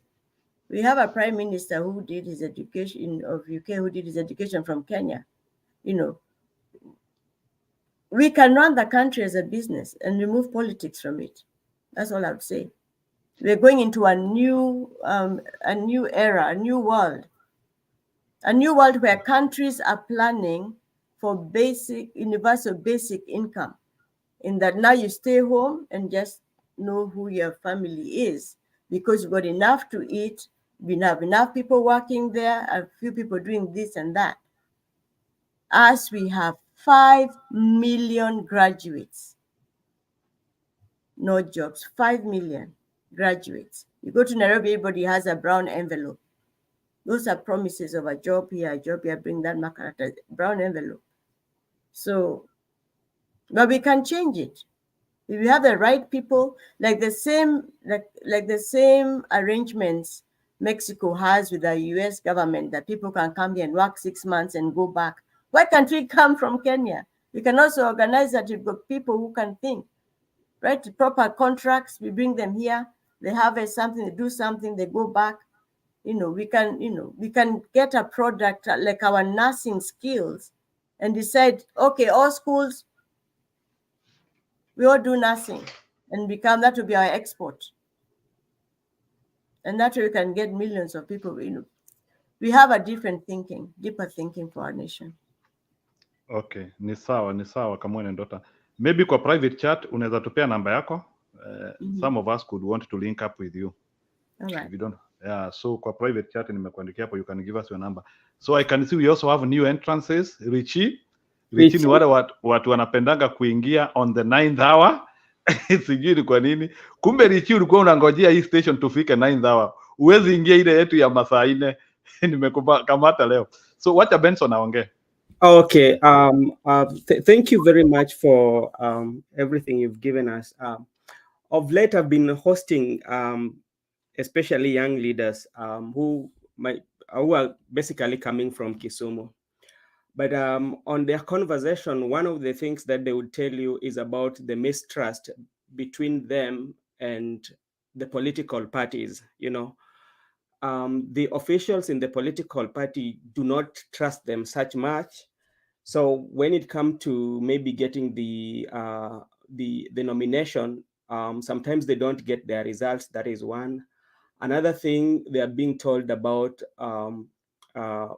in you're not experienced, yeah, but these are people who are graduates who are they're professionals. So like you're being knocked on that ground. That is one thing that I've experienced. I don't know what you can say about that. Then secondly, about the youths, sometimes if you speak to them, the majority of them might it seem like they don't know what they want, yeah, wanafinyiliwa lakini hawawezi tokea.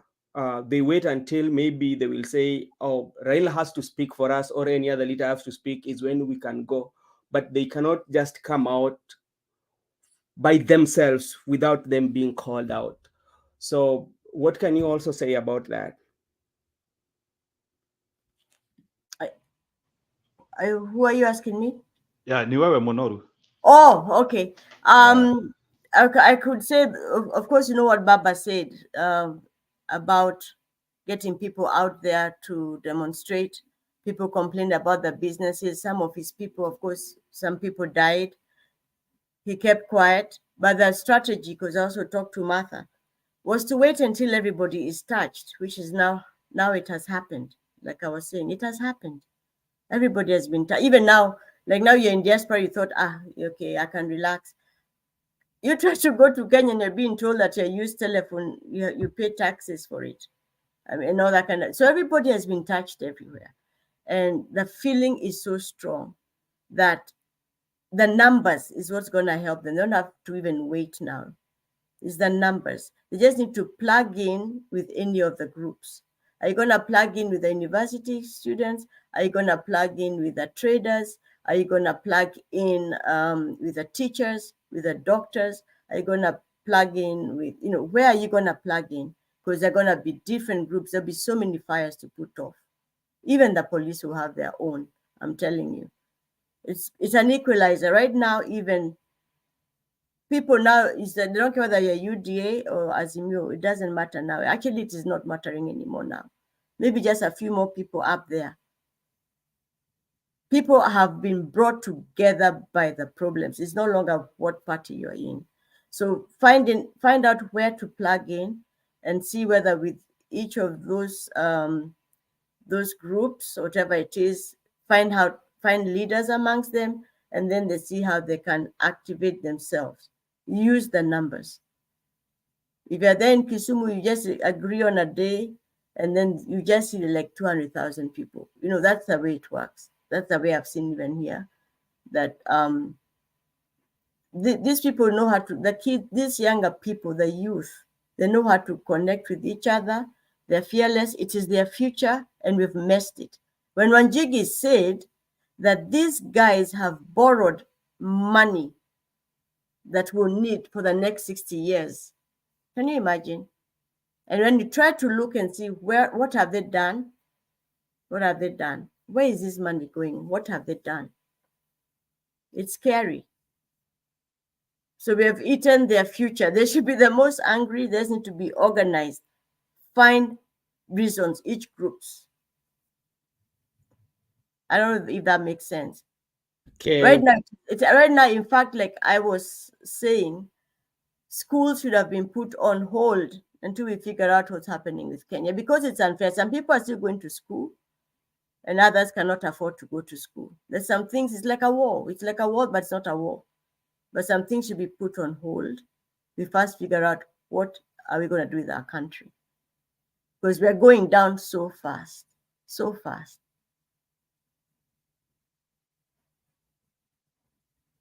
Okay, thank you. Okay, so thank you, Madam. You can answer that question of mine in the private chat if you wish. Then kuna Bakora hapo anasema ati Raila anyamaze mwaka mmoja. So I don't know what you people you have in that. Maybe Kamwene Daughters in 30 seconds you can respond to that. Alafu sasa we give the new entrance time to come and address people. Sorry, I was typing in the chat. What was the question? Oh, swali ndio hiyo. I wish Raila can keep mom for another year. So maybe, do you think that maybe not for a year with the Kenyan memories? The Kenyan memory, I think on Mondays they hit refresh. I don't know. They forget all the scandals that could have pushed them up the wall the week before. Not a year, but it's coming to a crescendo. The way he's talking now and then and this and that, he's promised to say something next week. I think it's good. He shouldn't be completely mum. The way he had kept quiet for a little while, that was fine, but not for a whole year. That can be a bit disastrous. We still need some guidance. People are too desperate. We don't want them. Just hold on. Yeah. I figured it out. Okay, fine. Okay. He couldn't. No, not for a whole year, please. People don't even know where they'll be in the next 2-3 weeks. A year is too much. Okay, ni sawa. Yeah, I think, we need some direction. I was of the opinion aende chini ya miti lakini huyo ni mama ameongea. I think from my main point of view that's okay. That's okay. It's just my opinion. Before I bring Bwana Richi, Julia, do you have anything to tell Kamwene daughter just kabla tulete Richi to do? Yes.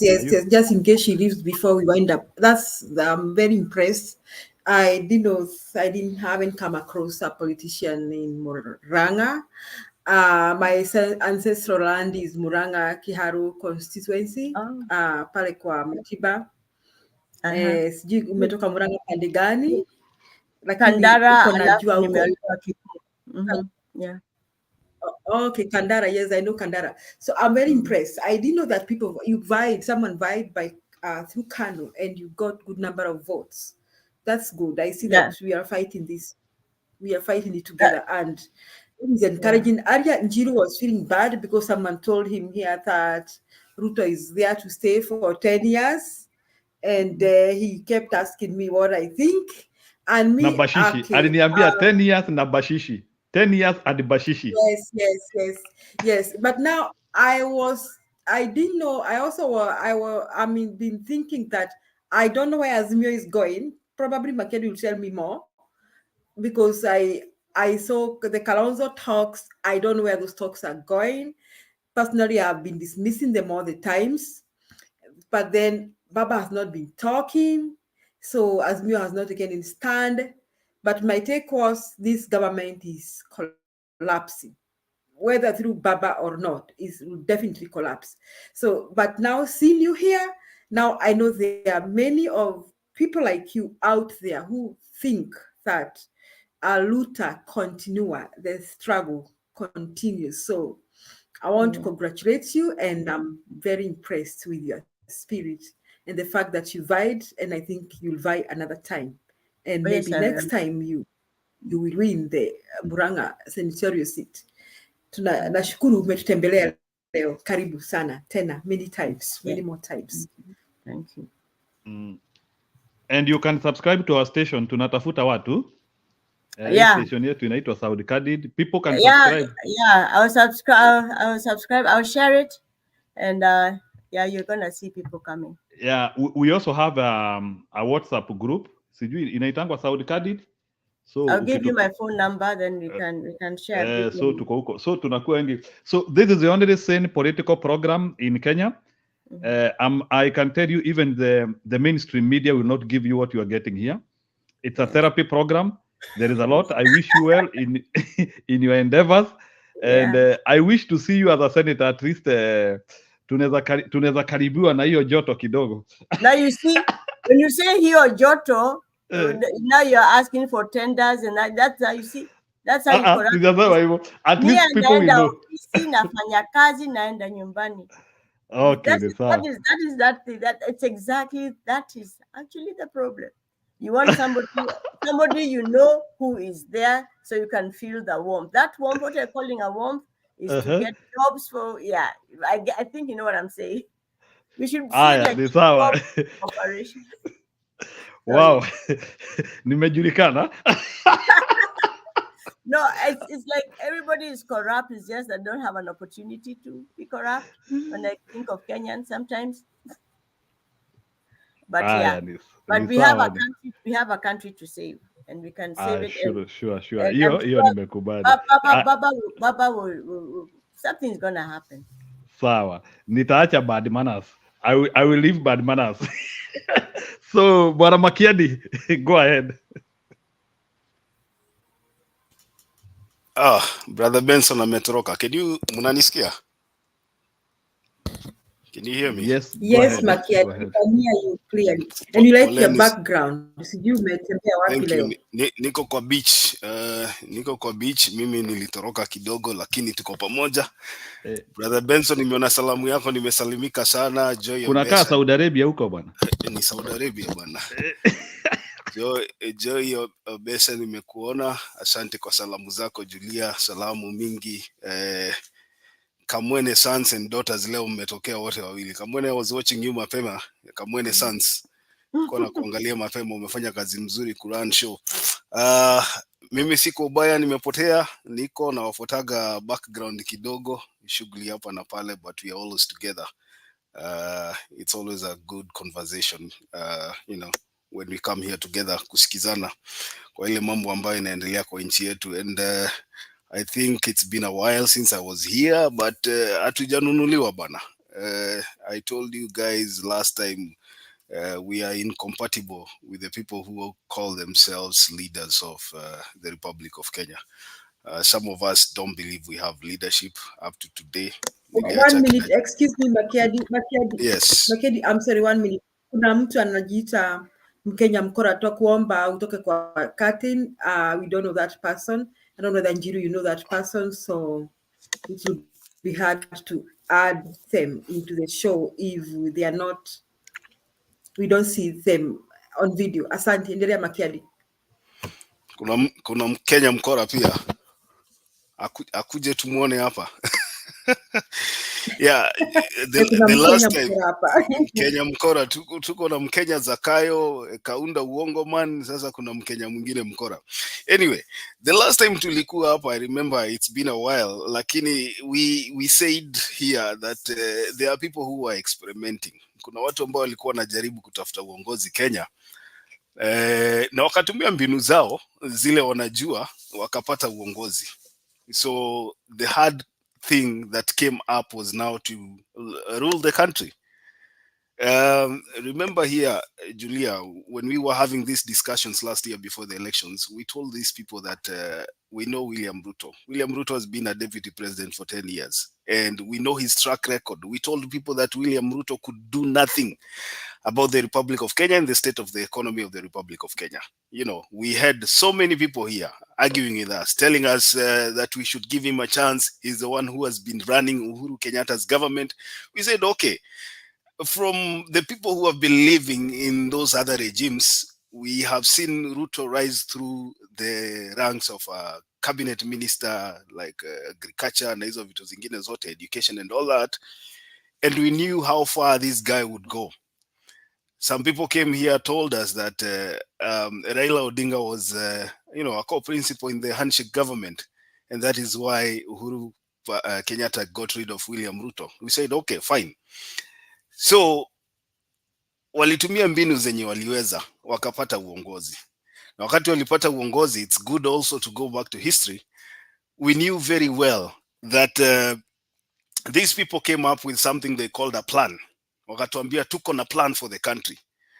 And they gave us a very beautiful manifesto, with all those pomp and color. Ilifanyikia sijui ni Kasarani ya mawapi. Very nice event. They told us how they're going to transform the economy. They are going to uplift the downtrodden, the people who are down there, mama mboga na watu wa mkokoteni and all that. We told them, if you look at William Ruto, you will see what we call a snake's oil salesman. Somebody who speaks very beautiful English, but when it comes to action, zero. And most of the people here who supported UDA almost killed us. Wakatuambia nyinyi wacheni, hakuna kitu mnajua, baba hakuna kitu anaweza. So 1 year, 2 months, I think, today, or 3 months down the line, we are experiencing what we were talking about all those months here, every day in this show. And what you're experiencing right now are two people who have no clue about governance.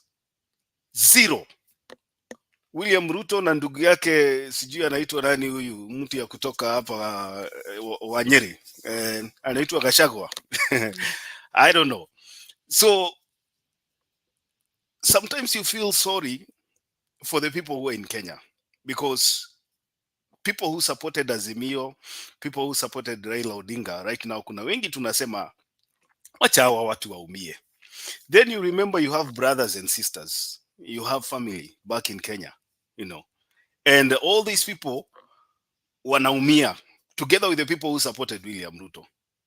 So we have this dilemma as the people who did not support William Ruto of whether to, you know, let him continue ruling the country and let everybody suffer. And Kamwene Sans here, I think you're talking about somebody who told you that he's going to be there. William Ruto is going to be there for the next, I don't know, 10 years or something. All the indicators are pointing towards that direction. All the indicators. William Ruto has shown the country that is a person who does not care about anybody else or anything else as long as he is called the president. It was his fight to have that label, Rais Mtukufu, and he did everything to get that position. Now that he is there, you can see he can meet all the MPs, you know, his MPs, the UDA MPs in State House, and they tell him, Bwana Mtukufu Rais, wananchi kule chini wanatuambia mambo imekuwa ngumu, hakukaliki. In local language tunasemanga ground imekataa. Wakati anaambiwa ground imekataa, because yeye hajali kitu yoyote, he know how he got this presidency, anaambia MPs, it is not the time to be what? To be popular. To be popular. Exactly. Time ya job. Exactly. It is not the time to be popular. So for William Ruto, helping Kenyans live a better life, an affordable life where they can afford 3 meals a day, they can go to work and come back, they can have some extra cash, you know, for saving. For William Ruto, hiyo ni luxury. That is looking for popularity. According to the book ya William Ruto, mwananchi akiumia kwake ni sawasawa kwa sababu yeye hatafuti kuwa popular. Okay, sawasawa. But then you have to ask yourself, how long is this sustainable? Huyu mwananchi ataumia mpaka lini? Bila chakula, bila kazi, watu wanakosa mishahara, bei ya mahindi walisema unga imeshuka. Juzi niliona State of the Nation akisema ya kwamba unga imeshuka mpaka 248. Jioni hiyo watu walienda kwa supermarket and people were posting pictures and you know, videos all over the place and saying hii unga yenye unatuambia hakuenda Ruiru. Hakuenda Ruiru kwa hakuenda unajua kuna mahali inaitango Ruiru. Ruiru ndio kila kitu inafanyikanga ya bei nafuu, kuanzia kwa mafuta sijui nini and everything. So William Ruto says he's not interested in becoming popular. Why? Because he knows very well that you do not have to be popular to be a leader in Kenya. He knows the means to get to where he wants. And that is why we are saying, and sometimes, Julia, I look at, it's good that you brought up the national dialogue, the dialogue thing that is going on between Kalonzo and these other jokers of UDA. You know, we have a way that we can use, a constitutional way that we can use to bring about change in our country. And if that means we have to sit down with the devil in terms of danger until we cross the bridge, then we will do that. The only thing that is remaining probably in our country that will probably salvage our country is to have an electoral process that is justified. At the moment, I'm looking at our country right now. We have no election body. The IEBC is a dead body. So right now, if we decide to go for an election, we do not have a referee. And if we do not follow the right procedure, for that matter, to get a referee there, then we are bound to repeat the same mistakes that we've been going through all those years. I don't know how fruitful this discussion between Kalonzo Musyoka and Kimani Ichung'wah. I've never taken that guy serious. I don't know how fruitful this discussion is going to be. But I would want us to have at least an election body that can be trusted. I don't know if it's possible in Kenya, because from where I sit, William Ruto is prepared to do the same thing that he did last year. He is prepared to steal an election again, because he's not interested in whatever everybody is talking about there. For him, it's about this business. It's about cutting deals. It's about flying out of the country every day. When something happens in Kenya that is not popular, he runs out of the country, goes there for about 2-3 days, few weeks, anarudi kama mambo imepoa. And he has been doing this consistently for the few months that he's been in office. So we should be asking ourselves, my brothers and my sisters, where are we heading as a country? Mimi nikisikia baba amenyamaza, saa ingine anasema baba nyamaza. Nyamaza, hata usiongee.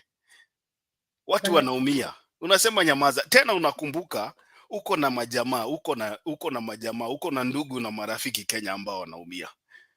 So we are suffering. We are also suffering because when these people that did not support William Ruto suffer, it will affect you in one way or the other.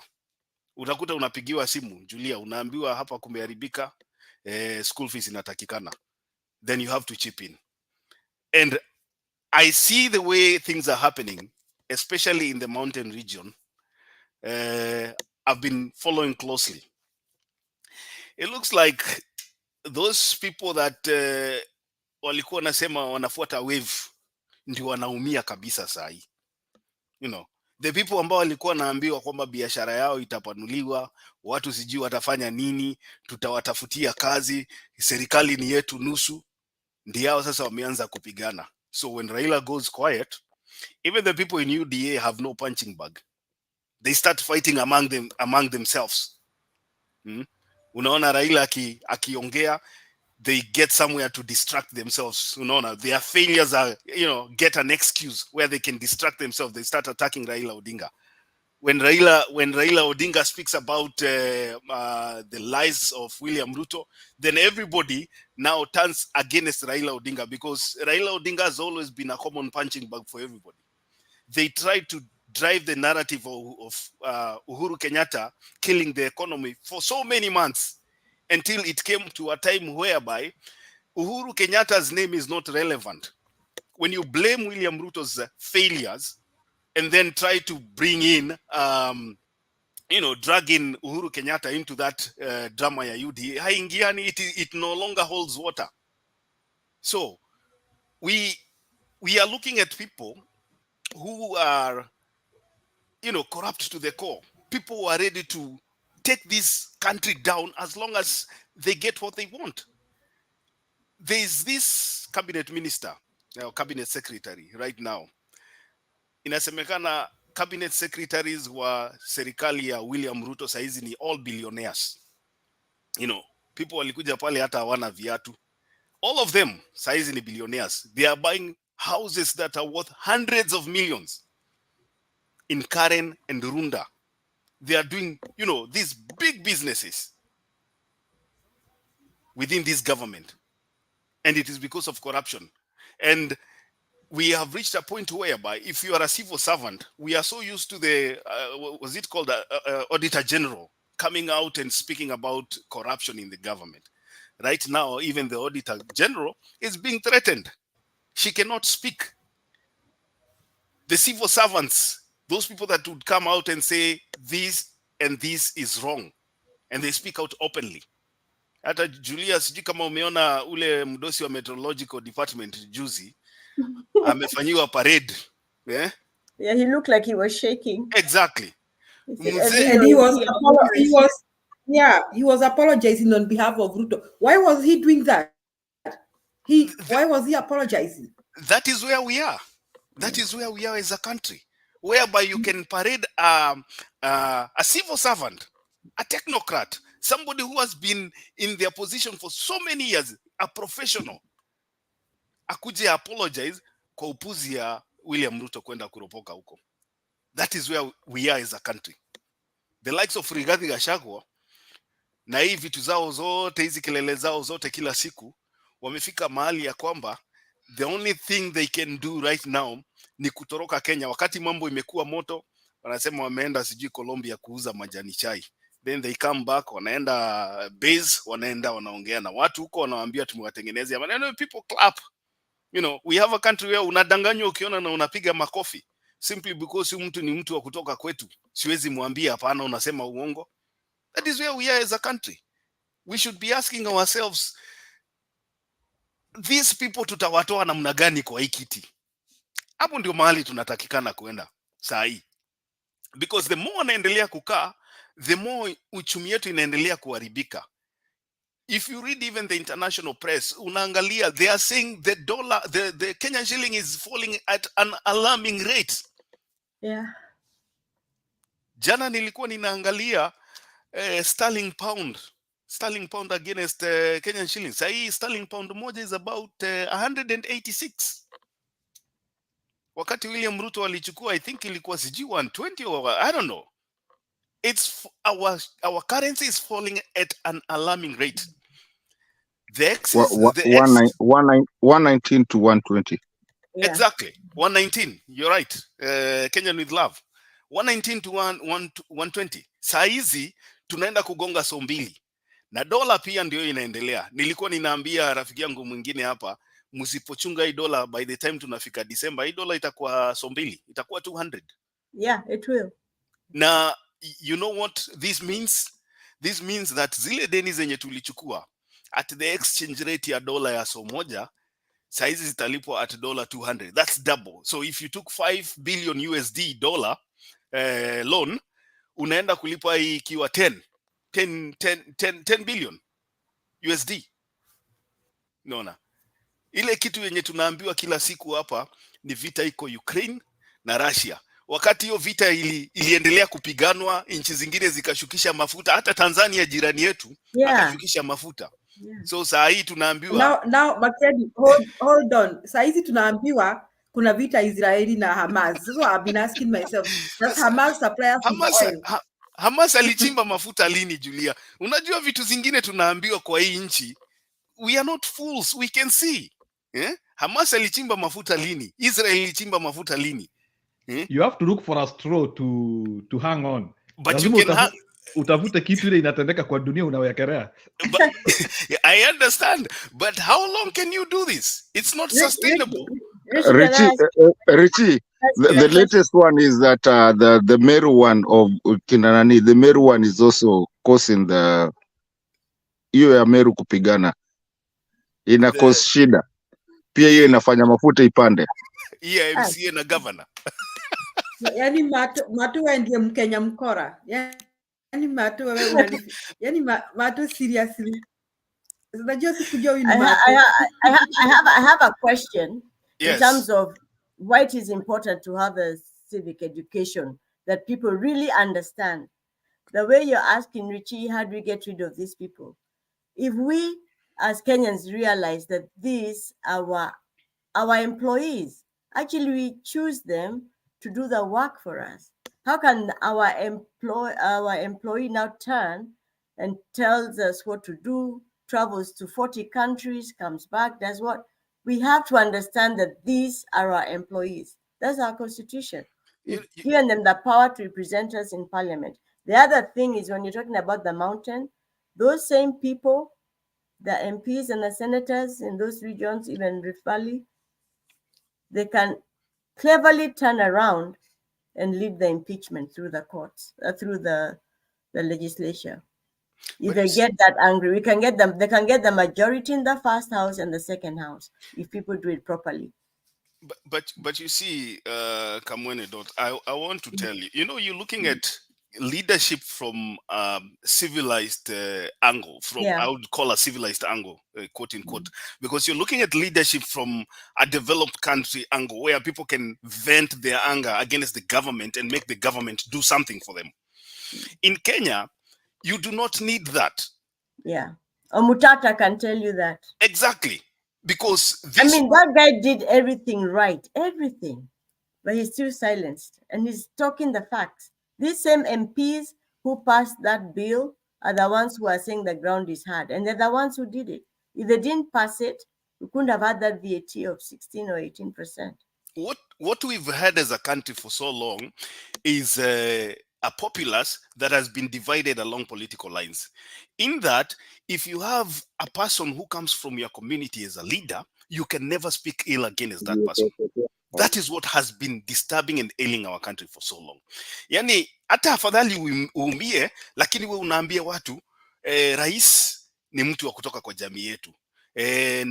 Tulipatiwa ministry 5 kwa hii serikali, kwa hivyo we are in the government. That is what is ailing our country for very long. And people should come to a point where they realize that these people who call themselves cabinet secretaries and PSs and all that, these people will never help you. Hawa watu hakuna kitu watakusaidia kwa maisha yako. And we are suffering when these people wako kwa zile viti. All they do is come back home and tell us, mvumilie, hii miaka sijui mwaka moja amekaa, ule mwingine aliharibu. We were there. We saw these people in office for the 10 years. There's nothing new. I always tell people, hakuna kitu mpya William Ruto ataifanya ambayo hakuwahi fanya kwa the 10 years zenye alikuwa in office. Because the only thing that William Ruto did was try to distance himself from Uhuru Kenyatta in his last 5 years. He distanced himself, and everybody knows, you'll be told here, everybody knows that William Ruto was the deputy president. He was the second in command. But he distanced himself from the leadership of Uhuru Kenyatta. Ndiye asionekane yako na matope. But we all know that William Ruto was part of that government. So you do not expect at any given day, any given time, to see anything new from William Ruto. So right now, mahali imefika sasa, tunaelekea mwaka ya pili. The IMF and the World Bank are running the economy. Everything that is happening in the Republic of Kenya is a directive from the IMF. And the IMF do not care about common mwananchi, because all these policies zenye wanakuja nazo za kusema retrench watu, sijui ongeza bei ya nini, this is because they want to recover their money.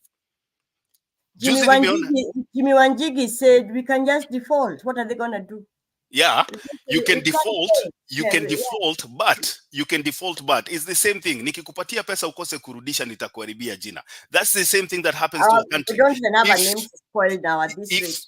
You see, if you default alone, your credit rating as a country is going to go under the water. And when your credit rating, we'll still get there. Richie, it's still going to happen because these guys are not paying. Yeah, but we have not gotten there. We have not gotten there.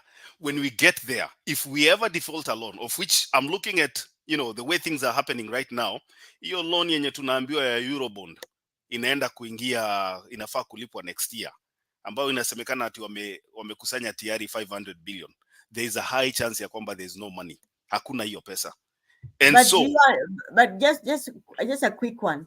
But do you know we don't even need those loans? We were explained to very clearly. Our taxes would have financed the SGR all the way to Malaba. But we took a loan for no reason. We took a loan for people to put in their pocket between China and the people who are here. We probably, if we run our money well, we don't even need those loans. We just don't need them. I'm just saying, but go on. Yeah, so I think I like, there's one thing ambayo ninaweza kubaliana na William Ruto. I don't agree with anything. Sikubalianangi yoyote na William Ruto. Lakini niliona baada ya kupeana presidential whatever hiyo wanafanyanga kwa parliament, sijui State of the Nation address, aliambia watu tighten your belts. Yeah. That was every headline. Standard ilikuwa inasema tighten your belt, prepare for hard times, nation, namna hiyo. And that is the truth. Kenyans, it is time for you to tighten your belts. It is time for us to tighten our belts, because mahali tunaelekea, zile tides zenye tunaenda kuingia as a country beginning next year, we are going to have a financial time. Siombei nchi yetu mabaya, lakini ninaongea ukweli. We are going to have a financial turmoil as a country. We spoke here last time. You know, we tell people, Kamwene Sons, I think ulikuwa hapa wakati tulikuwa tunaargue na watu wa UDA tukiwaambia hii deal yenye wanasemanga ya mafuta. Ati walisema wana save country yetu mafuta wakienda sijui Saudi Arabia kwenda kuongea na mwenye producer ya mafuta ndio tupate pesa mafuta ya mkopo.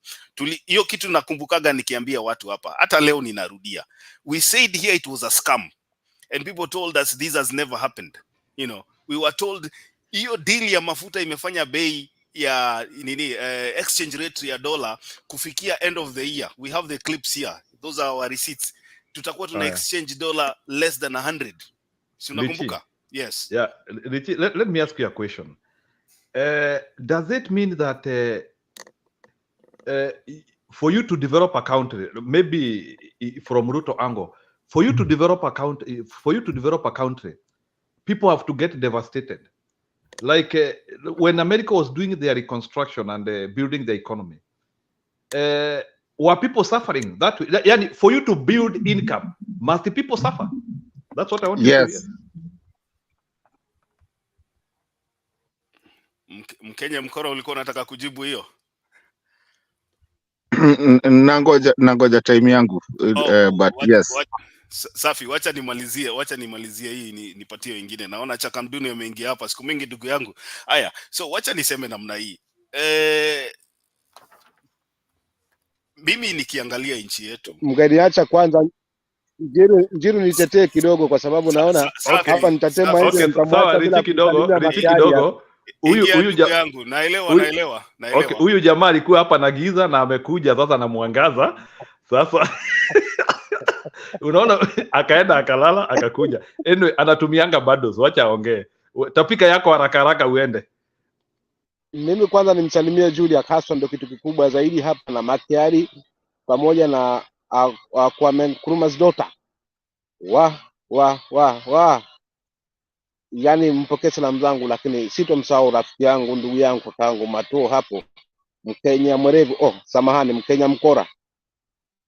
Kwa haraka mimi ni kama tunajalizia pale ambapo Makiari ameweza kuzungumza, kwa sababu ndipo ambapo nimesimama tangia juzi ninapoingia hapa studio, jana, leo, na nitazungumzia hapo ndipo nitakapozungumzia kwamba Wakenya lazima tukaze kamba haswa na tujiulize sana maswali, mpaka lini tutaweza kutumiwa katika hali ya uongo namna hii, eti kwamba taifa litapelekwa uchumi huu kwa wananchi kuweza kutozwa ushuru, ama kwa kila kitu kuweza kutosha ushuru ndivyo watu wasimamishe uchumi, kwa sababu taifa liliingizwa katika madeni na serikali iliyopita.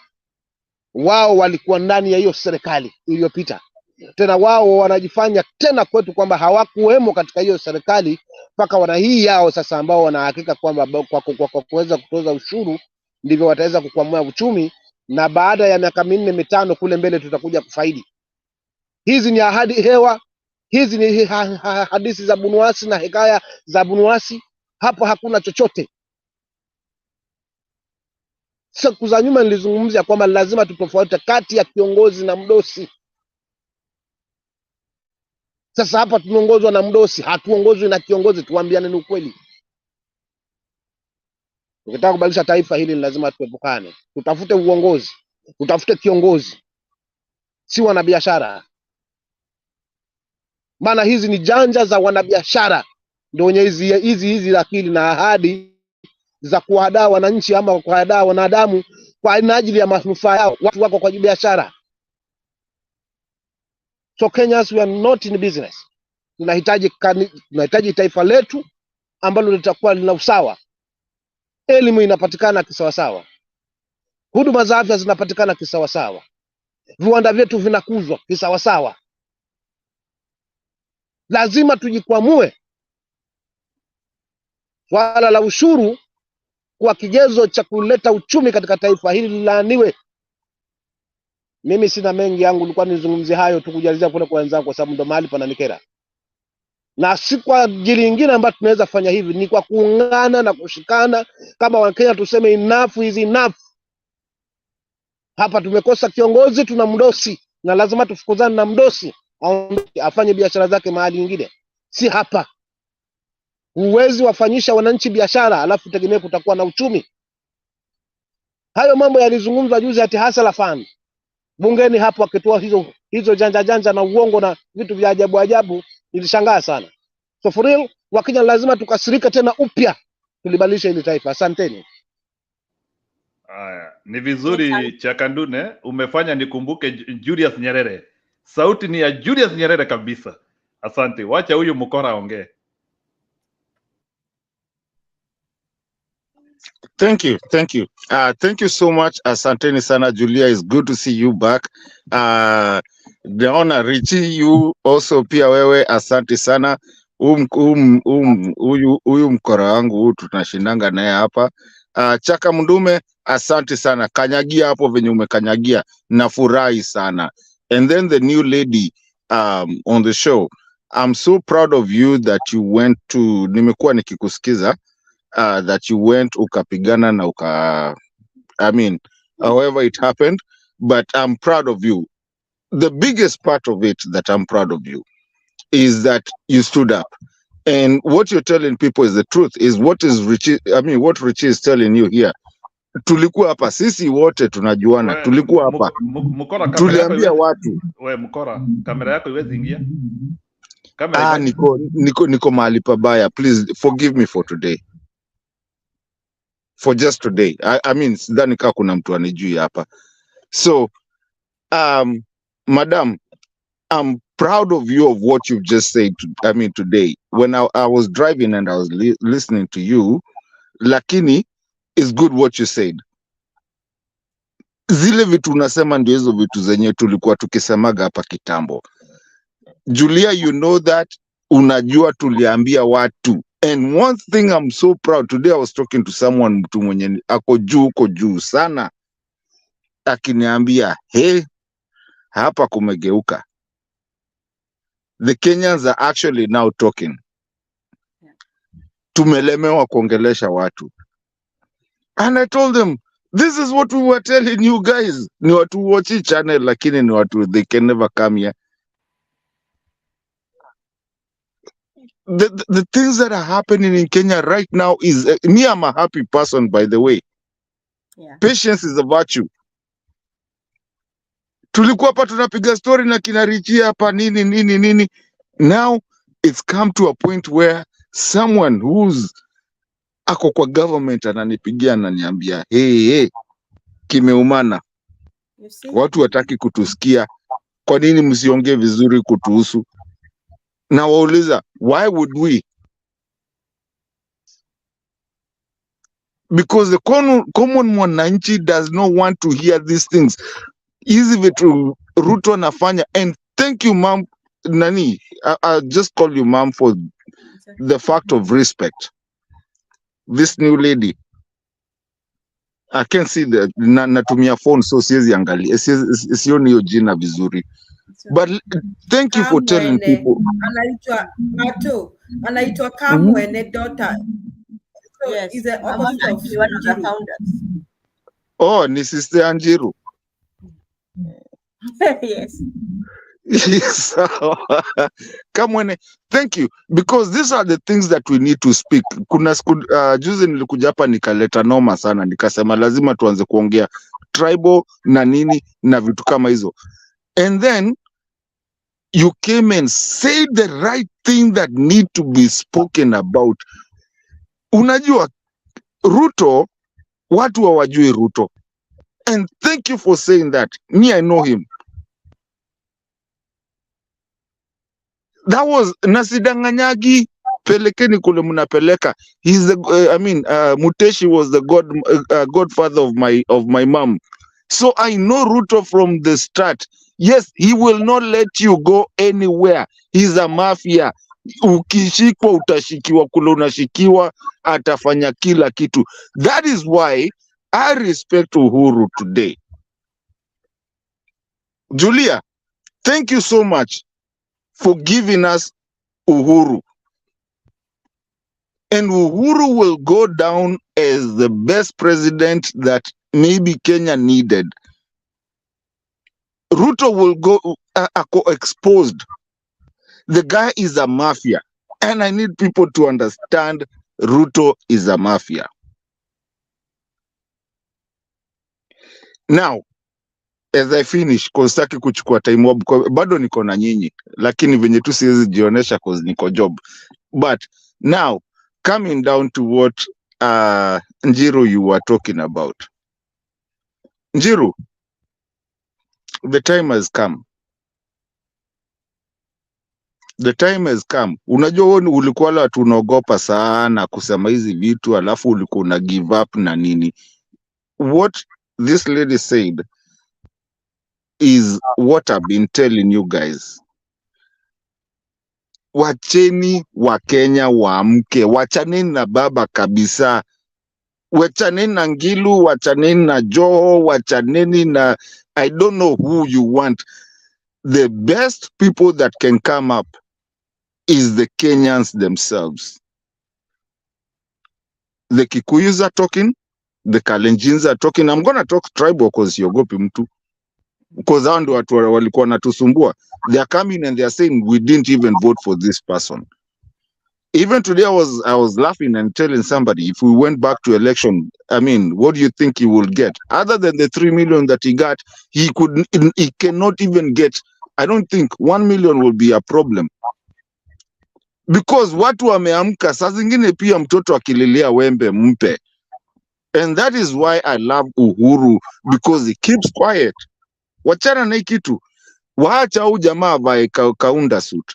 There's someone I saw today ati anasema I don't know, statistics. It's a word of bad governance. Ndio hiyo kuvaa makaunda suit, trying to do your thing like you're the sijui pan-Africanist. Unajaribu kujionesha, unajaribu kumaliza Mkenya kila mkora. mtu. Mkenya Hold on. mkora. Yes. Hata Bakari ametoa poem leo. Bakari. Yeah. So unaona hata nani akikuja huku, Malema akikuja hata Kenya, saizi anasema we huyu jamaa sijui nini. There's something wrong in Kenya, but we need to appreciate it because now we are looking at our political system and our political social system, that we are starting to understand that just because Julia is a Kikuyu and a Makamba, just because you're a who, Luya and who, we don't care, because if we have bad governance, we can have, I mean, it's bad for all of us. So now you realize that all the tribes today, now we've forgotten what you call the tribal thing that we always had. Now we are starting to join together and becoming the right people. I mean, the where we are supposed to be. So he is a blessing in disguise, but is actually making people start realizing. And thank you, Mami, for talking about civic education. Now people are getting civic education, hata kama ilitolewa kwa our education system. Now we are going back to our civic education. People are starting to understand actually what the civic education is. Who's your governor? Who's your person? Where are you going? When you go and try to get a seat, do you really need that money? Like the nani venye ulikuwa unasema, mom. Yeah. Yes, you don't need to get any money. Julia can be my governor any day. Does she need any money? No. Is she a civil servant, or is she coming in as a business person? We're not going to do business with our civil servants. Maybe I can wacha ninyamazi hapo nitarudi, because mi nimekereka, lakini I'm happy where we are at Kenya. Now we are starting to ask ourselves questions. And where is our constitution? Like Richie Makiadi. Thank you, Makiadi, for coming back. Na asante sana. Bring that, your constitution. What does our constitution say? Kuna mtu alikuwa akijaribu kuniuliza ati sijui chapter 6 of our constitution. Nikamuza kwanza chapter 6. Kwanza nuangalie president. Is he even qualified by the chapter 6 of the constitution? Is the deputy president qualified? So why do we need to talk about the constitution? I'm done. Thank you. Sawa, wacha Richie amalizie story yake sasa, ama no, Chaka Muduna utangoja kidogo. So Richie, finish your story. Okay, yangu hata nilikuwa namalizia, unajua nimekuja last minute. I just wanted to say this. There is this thing that is happening in Kenya. I think this joke has gone too far. This tax joke has gone too far. And I think for those people that live in the diaspora, the scenes that we are watching unfold at the airport, I think it is disheartening as a country, because you are being treated as a person that does not have any significance to where you came from. You look at, I was looking at a video here that was posted by this guy that was being harassed. I don't know, Echo. Makiadi, on a lighter note. Yes. Uko na 1.2 million. Yeah, so I was coming to that. I was coming to that in Kenya. So you have a baby. So yeah, so what we are seeing as a country, mahali imefika ni kama hii kitu ya taxation imekuwa ni mchezo, imepelekwa to a level ambayo sasa it is no longer something ambayo ni ya kusaidia nchi, but imekuwa ni mchezo ya kunyanyasa watu. So we need to interrogate these people, and when you get an opportunity ya kukutana na hawa watu wakikuja kutembea mahali huko nje, wherever you are, ukiwa Germany, UK or whatever, you need to ask these people hard questions, because mimi ninashangaa sana, ninaangalia mtu anaenda Nairobi, anaenda anafunguliwa bagi yake, analipa tax hata kwa simu ambayo anatumia. Yeah. You know, your cell phone ile ambayo unatumia. If you have two, yeah. This is blatant corruption. This is corruption that has been taken. This is legalized corruption. It is no longer about taxes. It is about legalizing corruption, even at the entrance of our country. Because Kenyans are coming home, when they send money, they remit money. Hakuna mtu anakata. Serikali ikata inasema hapana, hii pesa ni mingi. No.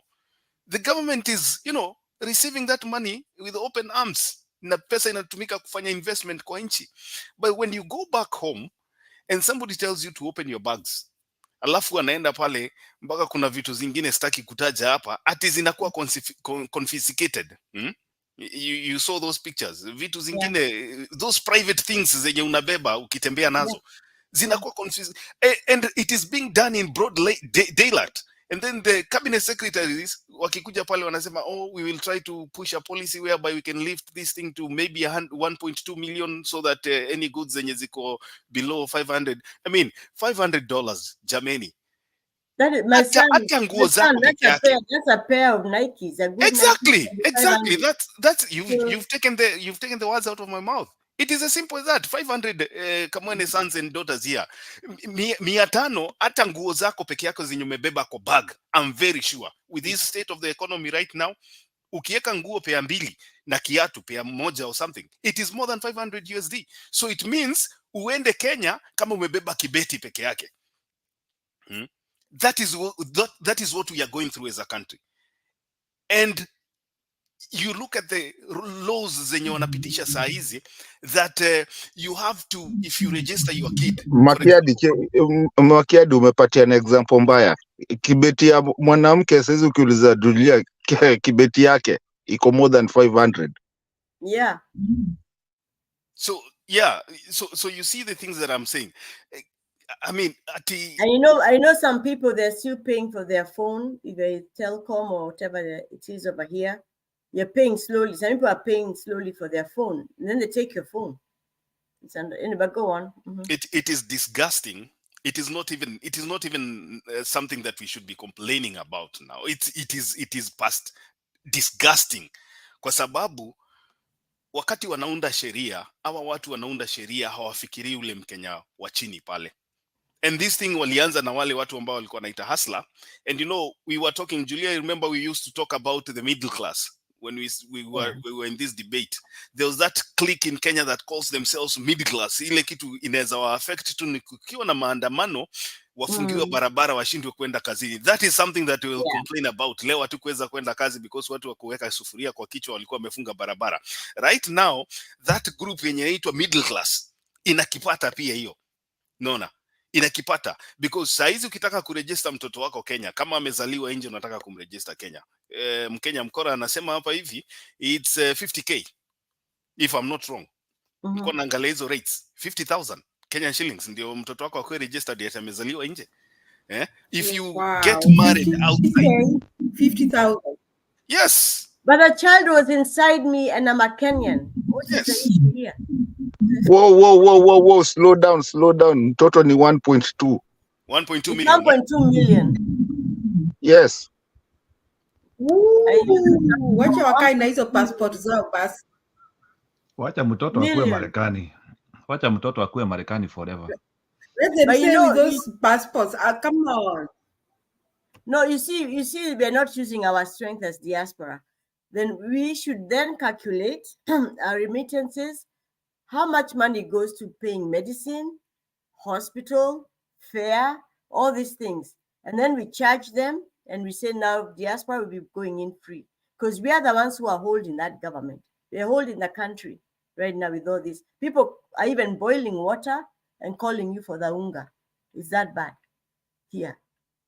So if we are holding the government and filling in all those holes because of poor governance, if we structure it well, to a pig hesabu, we say this is what we are paying for school fees from here for people who you cannot give free education. It can come to billions. And then we tell them now we are taxing you for that as a government. You see?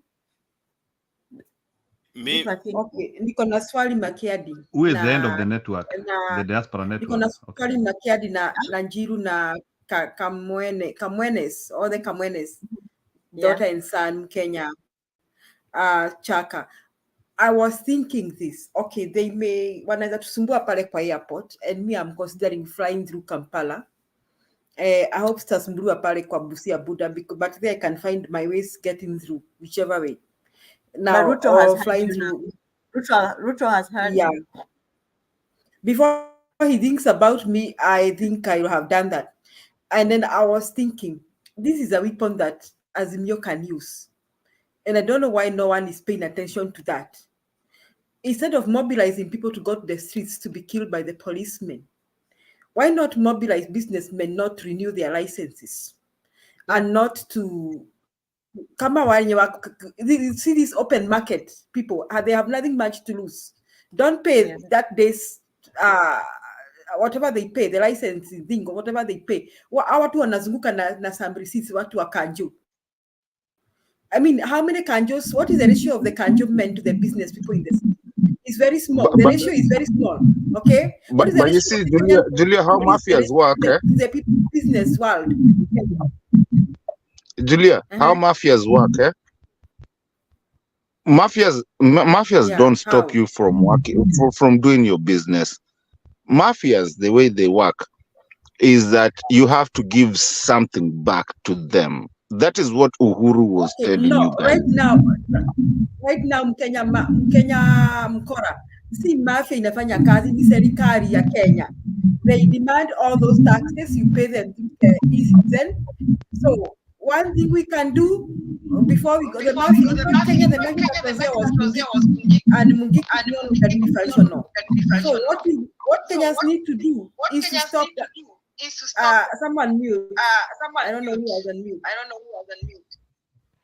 It's Martin Mwema. Naomba mute. Okay. So what Kenyans need to do is that Martin Mwema, stop. Please stop unmuting. Thank you. Now, if people decide, it works like this. Okay, passport watakupata, juu lazima ulipie passport, nataka passport, na ID watakupata, na maybe birth certificate. But businesses work like this. I think every month, some of them, like whatever open markets, they have to pay some licensing fee. That is how the taxes go in. then the businessmen now when you are city, they have to renew their license either on yearly basis or on something. I don't know how many months someone who has done business can tell me. I stand to be corrected. So what Baba needs to do now is tell those businessmen, I don't know, there's an economic crime, whatever it is, not to renew their licenses. The other thing, any payments you are making through eCitizen, if nobody's, who will go after who? How many people do we have to go after who? In Nairobi, for example. Julia, my sister, Yes. you're getting it wrong. With the mafia hood, the way they do now, once you do that, imagine what they're going to do. They're going to come and demolish your house and do whatever. No. So there's nothing you're going to do. Let me finish. How many ratio of the mafia do we have to the people? You see, let me tell you, I was in Kenya when Mungiki was working. I was in Kenya, and Mungiki was a mafia. And one day people decided, watu si wengi. Mtu vijana tu tuvure tu si wengi. One day they made a decision, we will deal with them. That was the end of Mungiki in Kirinyaga County, I think the rest of Kenya. So the mafia, even the ratio of that mafia you're talking about is not as big as the population we have in Kenya. So what the secret is, tell Kenyans, don't renew your license. Don't pay the tickets you pay, Palegikomba. Don't pay. Don't send NHIF money because NHIF is not even working. Don't send NSSF. In fact, tell Kenyans, for now, for the next 6 months, don't send this money. Don't send VAT. I want to see that picture and see how many city askaris will go after people to shut their businesses. And that is the only way to bring that economy down. Munakula pesa yetu, munaenda safari, will not give you that money. Because the best they can do is come and shut your business down. Or mobilize the city askaris, come and shut you. How many city askaris? Ninyi mnaonanga vile vita inakuanga town. City askaris versus the hawkers. Now, supposing the business people get into that war, that fight, that battle, how will they manage? What is the ratio of the Kenyan police to the Kenyan people? They can't manage this thing. It is only that our politicians are not strategizing, because instead of sending our people to the streets to be killed with bullets, I think we can do that. And then the other thing we can do, I wish I was in the shoes of Baba and the others, is just ask parents to take their children to school and not pay fee. So let's see what will happen. And ask the university to go to college and not pay fee. I just disorganize the whole country. Don't pay any fee. Send your children to school and do not pay fee. After all, we are promised you free. That is where we are headed. You don't even need to do them. People, we are headed there. Watch it. That's where people are headed. People have, now everybody is a casual. Myself, I may not say, hey, could be. Anyway, yes, employ casuals. People are paying cash. People are just very good. People are paying cash, and the next thing we'll do, come on. Yes, come on. The next thing we'll do, bank come at KCB, do not take your money to KCB. We strategize. National Bank. Kama si lazima upeleke pesa yako bank, don't take it. Kama si lazima utume pesa yako kwa M-Pesa, don't send it. Watch the effects. Yes. You see, already, the last quarter, they missed 79 billion in taxes. 79 billion just last time. So what you're describing, people are doing it, but now it's going to be done by almost everybody. People are getting there, not because they want it. And Baba, you don't even have the money. They're taxing the gross. Can you imagine? You're not even waiting for you to make the profit, then they tax the from the net. But why pay them? The gross. That's what they're taxing. It's crazy. So people are getting there. They're getting there. So why say, you see, Kamwane, if you go to KRA, kuna hiyo site inasemanga to declare your income. I will not declare. I just simply don't declare and I don't send my VAT. And you see what Azimio should do? Mobilize people, tell them not to do. Nothing will be done to you. After all, I can even shut my business and stop working. Period. And then if I was Azimio, I'll tell them, let us bring this down in the next 2 months and I'll forgive you all your taxes. Kwanza akisema hivyo, atawasamehe all their taxes. Nakwambia that's what will happen. So I was asking, that Okay, was my Julius. question. Julius, do you know the right now we're not even talking about the net and gross because mali imefika saizi is Yeah. become too much. People are not talking about the net and gross. People are talking about what are we doing, and that is what our huyu mwenye ako hapa hivi Kamwene, the reason anasema hivyo is because when you look at your net and your gross, it's already bad. But Yeah. People are not yeah, buying. People are buying half a cabbage. Yeah. Half a cabbage. A quarter of a cabbage. And then you're being taxed the entire gross. What you the amount you owe. Right? Go ahead, Samokora. Things are very Okay, kabla nilete Mwema, Julia, there is something I wanted to say. All those boycotts which we are saying here, can they happen when still this bipartisan thing is going on? You see, those are the things Who where cares? sometimes Who cares about bipartisan? We should the just start our own bipartisan, boycott. bipartisan has brought a lot of truth. I think we've interviewed the one from the Treasury, the one for budget. A lot of truth is coming out. A lot of information is coming out, and it had to go through that phase. So that when we go to the next part, the rest of the world will know that Baba did the right thing. Baba is waiting. Just let him wait. Let it go. A lot of truth has come out. The control of budget, the things she told us about even her own salary of 180. 2 other people are getting 180, 360 people she hasn't seen. 2 jobs. To every state job she said has got 2 other people per job. Where is that money going? So we're learning a lot of truth from that that dialogue. But the time Kamwene, can I ask you? I've been looking for this. Kamwene, can I ask you how much does the control of budget earn? 180,000. So times 3.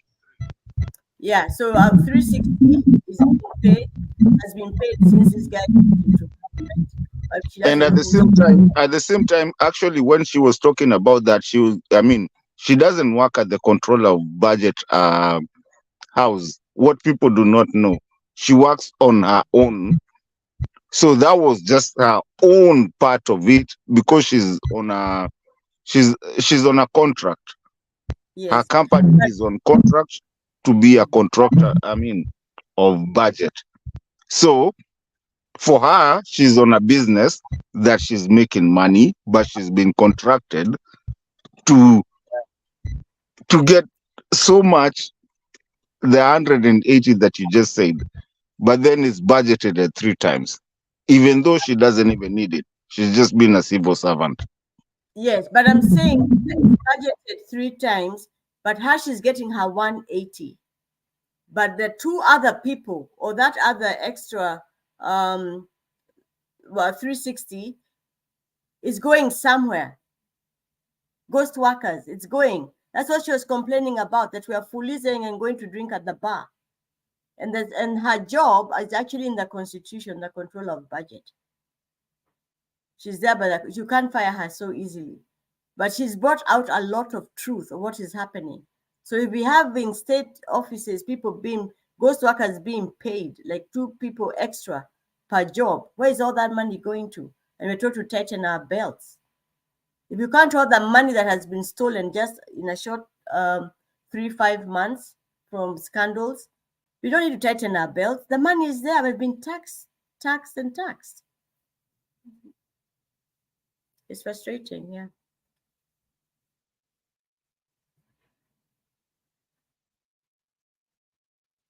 She's not a free contractor. It's in the constitution. Control of budget has to be put there. Sijui kama Mwema ameenda. Let me mute it, please. When you guys talk about constitution, mi mkiniumiza kwa sababu constitution hakuna kitu inafuatwa. First of all, section 6 mi inaniumiza. Anyway, hawa watu wenye wanakuja, hebu please, cause mi constitution, mimi mniambie mahali tunaangalia constitution. Kama kuna mi nimesimamia constitution, Julia na kila mtu mwenye amekuwa hapa hivi anajua nimekuwa nikiongea constitution. Constitution imekuwa pale, tunaweza geuza, but do we follow it? Sasa kama hiyo kitu ya pesa, that lady it's sijui, mi naniumiza mi, maybe mtu ni explainie, kwa sababu tunafanyanga vitu zingine ziko unconstitutional and they are okay. Na hiyo ndo kitu nilipenda Uhuru about, because Uhuru yeye aliamua ni constitution. I miss kamata Friday, tushikwe sisi wote, hata sisi mimi ikifika huko hivyo ndio najua naonganga mtu. Why should I not be arrested kuonga mtu, kumwambia nipatie nipite na vitu? You know, that is my biggest thing that I have in my if we don't have a constitution, then we don't have a country.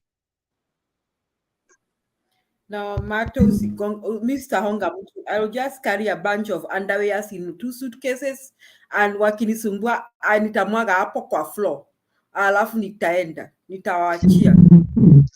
Julia, kuna mtu aliniambia yeye alibeba akaeka hapo hivyo juu, maandawe hapo juu. Sasa unajua as a lady wanakuogopa kwa sababu umeweka maandawe hapo juu, wanaogopa hiyo kitu yote. Sasa inabidi we okay mama pita, you know. Sasa na sisi unatuachia tufanye nini? Sasa mkininyang'anya vitu kwa airport, I'll just give you all my personal, you can take to your wives and do whatever you want to do, but I will not pay a single dime for those things. I'm telling you.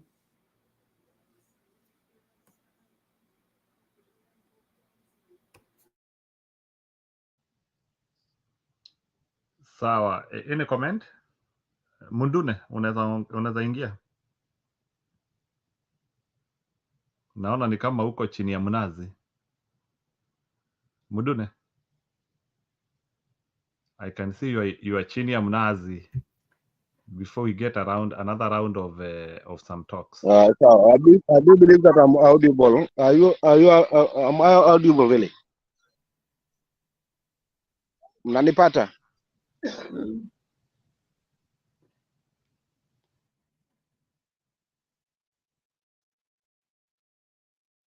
Now he's frozen. No, tunakupata. Mimi nampata, sijui kama nyinyi wengine mnampata. Yes, I can. Naongea.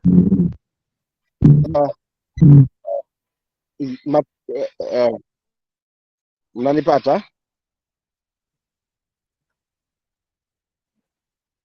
Yeah. Sawa. Asante. Yote 9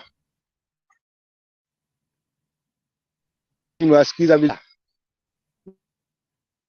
lakini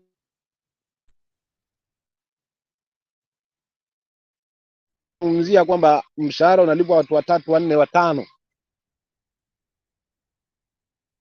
na mtu mmoja tu. Hili si geni wala tusilishangae, kwa sababu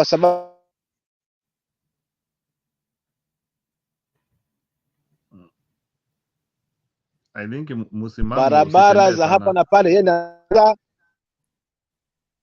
so for real, haya yote ni kwa sababu ya uongozi mbaya tulionao, na yote chimbuko lake kwa sababu ya kura ya Mkenya haizungumzi, na kuzungumza kwa kura ya Mkenya ni kwa wakati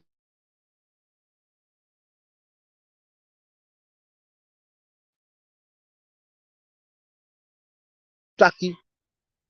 Wewe Julia dadangu, hata ukizibeba 2 ukizibwaga hapo airport hizo underwear tena still bado kuna wengine watakarangwa vivyo hivyo.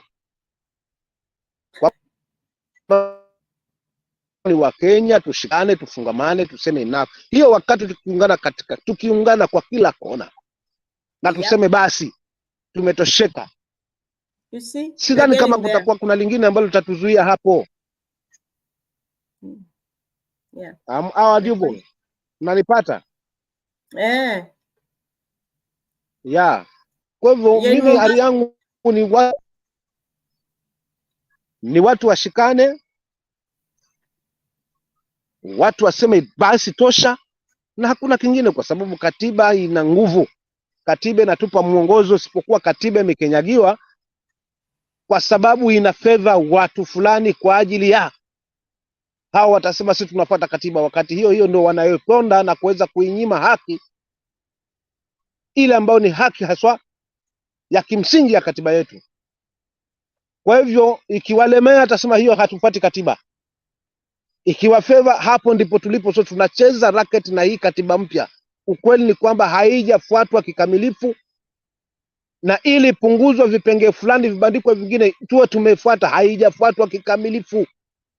Inafuatwa kwa favor watu fulani, either katika kesi, either katika mambo yao ya kibinafsi, lakini si kwa ajili ya kuweza kuleta hili taifa katika hali moja, katika hali ya maendeleo. So for real, katiba iachwe vyenye ilivyo, iachwe. Kitu kilichobaki Wakenya tuondoe haya yaliyo ambayo yanakula mahindi, tusianze kufukuza yaliyo mitini. Mimi sina shaka na bipartisan talks, kwa sababu mengi yalizungumzwa pale, tulifuatilia hao mazungumzo, tuliona tayari ni wapi kumelenga, unless kuna maamuzi mengine ya kiajabu ajabu, lakini kama ni maamuzi tayari tumeona wazi ishara.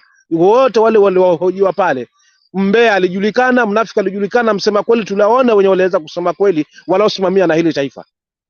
So kwa bipartisan talk mimi sina shaka, lakini halijatimiza lile haja ya moyo wangu. Haja ya moyo wangu ni Wakenya watoke kwa kila pembe wasema sisi hatutaki hivi. Hakuna mtu atawazuia. We have the right. This is our motherland. Hatuna country nyingine ambayo tunaweza itegemea. Hebu acha tu niachie pale, nisipandishe munkari, kwa maana nasikia wengine wanakuja, naweza nikachemka pia nikakosa hiyo mada. Asanteni. Okay, sawa bwana Mundune, pandisha sukari, tunataka watu wapandishe. Unapimia nini? Pandisha. Pandisha, wacha kupimia bwana. Lazima upandishe bodi. Unajua siku zote kaka yangu Njiru, mficha ugonjwa usemwe na kilio. Mficha ugonjwa siku zote haswa usemwe na kilio. Hii mambo ya kwamba tupeni muda, tuwape muda, na bado kuna wengine bado wanabebwa na wimbi hizo. Yeyote mwenye kubebwa na wimbi ambalo tulipo sasa hivi, huyo mtu simpenda, si mwenye mazuri katika hili taifa. Halitaki mema hili taifa, na bado tuna chembe bado zimebaki, ni wenye kutazama matumbo yao na nafsi zao, yeyote yule. Lakini ukweli wa mambo ni kwamba uchumi utadorora, mambo yatakuwa ghali zaidi na zaidi, kwa sababu waliopo si wenye katika uongozi. Tangia awali wao ndo walikuwa wana mianya hizi corruption. Mimi naweza sema asilimia kubwa wao ndo wanachangia. So kuja kupata hii nafasi sasa ni kwamba tulikuwa tunang'ang'ana na kujibana bana. Sasa wakati uko wazi wa kufanya mambo yetu. Watu wako katika mambo yao, si masuala ya kina msimamo huku, si masuala ya nyinyi ambao mko diaspora huko. Watu wanatazama hiyo shilingi tutaila namna gani ya watu wa diaspora. Watu wanatazama huyu hata mwananchi mnyonge tutamnyorosha kinamna gani. So watu wako katika hiyo hali. Zaidi ya yote tunafumba, tuna vitambaa viwili, tunaletewa neno la Mungu machoni, ili watu wanaziba sasa yale maovu yao, na tunapewa na ahadi. Vitu viwili vinatuhadaa wa Kenya, tunauziwa matumaini na tunauziwa uungu. Lazima tujihadhari kabisa. Chaka, lakini Yes, hawa watu, they are employees. You've forgotten. That's the problem. We forget that these are our employees, and you're talking about. I do agree. Yeah, they were employees. You don't let your employees do all this and all that. We don't need a mandamano to remove your houseboy. I totally agree with you 100%. These are our employees, but kama these are our employees really, tunayo nafasi, tunayo sauti ya kuweza kuambia nyinyi ni waajiri wetu na mfanye kazi tulionayo. We have that sound. You have your representatives. You go and tell everybody. So this mandamano we are saying and boycotts, we tell our MPs who we have given the job to go and vote, right? They all go and vote 100%, and we can do an impeachment by morning in both houses. Yeah, we use our representatives to fire our employees. The problem is we have, mimi tulizungumzia kipindi fulani na kina Julia hapa. What we lack on our succession is civic education back to our people on the ground. That is it. These are our employees, but now we've forgotten that. I do agree they are employees, lakini civic education kuonyesha kwamba je, watu wangapi wanaamini kwamba sisi wananchi ndio wenye nguvu kwa sababu hawa ni waajiri wetu. Je, ni wangapi Kenya wana hiyo? Yeah. Yaani tumeletewa heshima, mheshimiwa, mtukufu. Niende kwa MP na our Senate tuseme, you two guys, you go to Senate and you go to MP. We are impeaching. Kila mtu, you go do that to everybody who's representing you. MP and Senator. They can all be out by morning. They were employees. Exactly. But Exactly, I agree with you, but kile ambacho tuna lack ni civic education back to our people. Na zaidi ya huko katika hao watu wetu ambao tunataka tufanye hiyo ambao unaizungumzia, wengi wanaongozwa na umaskini, ushaona? Na maskini ukishamnyoshea tu, so tukilishua chembe tu kidogo hivi, hapo ndo tunaingia box. Mnajikuta umenyamaza kimya, unaumia na bado umenyamaza kwa sababu za zile punje mbili, maana umepewa katonge ka mkononi, umekula leo, wa kwenye sahani wenyewe wanamalizana nao. So for real, kuna vitu ambavyo lazima Wakenya tuambiane ukweli. Tutaka kufanya succeed katika hii safari, watu wajitolee kuhakikisha kwamba hii elimu inaenda kwa watu wote, waelewe wana haki gani wao haswa katika hili taifa. Wananchi wana haki gani kutokana na hao kwamba ni waajiri, wamekuja kwetu, wametuomba kazi na tumewapa, na kama hawafanyi kazi jukumu ni kuwafurusha. Je, mbona sasa ikifika hatua ya kuwafurusha kuna kuwa na vikwazo? Lazima tujiulize pale. Yeah. Ushaona? So for real, haba mambo ni rahisi, lakini je, elimu ya kutosha kwa watu wetu, hasa kuondokana na hili wimbi la kurushua punje. Mtu anakuja hapa, anakuja na shilingi ngapi na wataletea, basi watu wote wana relax, wananyamaza, wanaona lakini kumbe ndo tunajikanga na mafuta yetu. Lini tutaweza kuwapa walimu? Ndio maana hizi platform kama hizi ambazo tuko nazo zenye zinasikizwa, tuzungumzie haya maneno, at least hapa wengi wameweza kukua. Tukianza hapa watu hawakuamini, but for real nimegundua kwamba this thing works. Mimi peke yangu imenisaidia kutengeneza forum ya siasa gani utaipiga kosti hapa, na usione kimya chote kwamba niko wapi msimamo. Mimi lazima nipiganie hii nchi kwa njia moja au ama nyingine, kwa sababu ni wakati wangu. So unaona, so kuna vile ambavyo tunaja kuwaleta watu wetu katika hali ya umoja. I can share with you ile progress yenye tuko nayo. Lazima tubadilishe mfumo mzima towards 2027. Tunaangalia pale kwa sababu hapo ndo wajanja wanaangaliana. So ni jinsi gani tutabadilisha kabla huo wakati, na Wakenya wawe macho na waelewe haki zao, kwamba hawa viongozi, hili jina mheshimiwa ndo linatupotezea tija, hili jina mstahiki governor linatupotezea tija. Hawa watu ni waajiri. If they don't deserve, if they don't deliver, the only healing solution is to get them out. Jamani, msiache nikaanza kupromosha uzungu wangu wa peni na ndururu hapa. Wacha ninyamazie hapo. So Julia, he's supporting what you're saying also, but Julia is more advanced. Boycotts. Boycotts na tuanze kupreach hii message. Usitumie Kenya Airways kuja Kenya kama wewe ni tourist. Hakuna haja ya kusafiri Kenya. Yes, go tembea Tanzania. Kama unataka kutembea East Africa, tembea Tanzania, Uganda, Rwanda. Do not bring your visitors to Kenya. Tuanze hiyo boycott. We see watatoto kama watatoa pesa zetu kwa mfuko. If they will get our money by force from our pockets, period. Julia, kuna mtu mwingine aliuliza, kuna mtu aliuliza swali hapa na hatuku handle. There is somebody who said hao watu wa UDA Kenya Kwisha wako na malobbyist mpaka DC. They having, I think people are lobbying for them at DC. Sijui they are lobbying for what. And somebody said, us as Azimio, we don't even have lobbyists. Hatuna watu lobbyists, or maybe people can be giving, because kuna watu wanajaribu kusema pia hizi serikali za nguvu za dunia ni kama zinashikilia watu. So it's kind of, he was arguing that we are not playing high tech ikifika international politics. So do you think Azimio is on the right track in terms of international politics? Are they linking well with with the US Parliament? Do we have lobbyists who can? I don't know. I don't know whether that matters, Jiru. I don't know whether that matters. I want to take the side of Kamwene daughter. I think I listened to her analyzing our relationships with the rest of the world. Na vile Ruto anarukaruka, mara ako Saudi Arabia, mara ako kwa Russia, mara ako Pandei, mara ako na Iran, mara, you know, let me tell you, these guys are not, this Western world, hawananga msimamo. Just as soon as they pick you up, is as soon as they dump you. Yep. As wakigundua kwamba you are the kind of a person that embarrasses them, they dump you very fast. So I'm not in the school of thought. Yeah, they just dump you. I'm not in the school of thought of people who have been claiming that America is the source of our troubles. I don't think so. America is just taking advantage of our foolishness and the foolishness of our leaders. And once they see that that is no longer working, they quit very fast.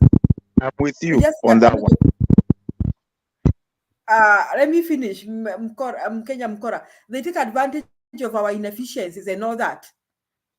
So I don't want to think that it is because of America that Kenya is like this or Ruto is like this. If we get rid of Ruto, there is nothing America will do with us. They just have to dance to our tune, period. If we decide that we cannot have this kind of leaders, you see, let me say this mediocrity that is in Africa. A lot of time we spend our time blaming the West. But what if we do things right? What if we do things right? What will America do? Nothing. They'll just have to dance to our tune and accept that tumerevuka. But because we do our foolishness, we have corrupt leaders, we tolerate them, then that is where they get in. So, and they come in to exploit, just like they are doing, the France are doing in Congo and in West Africa. Unaona wale watu wamepindua serikali mpaka wakufukuza France. What has the France done? Nothing. There's nothing they can do to them. So even as if we decide we don't want Ruto, there's nothing US will do. They will have just to accept our way.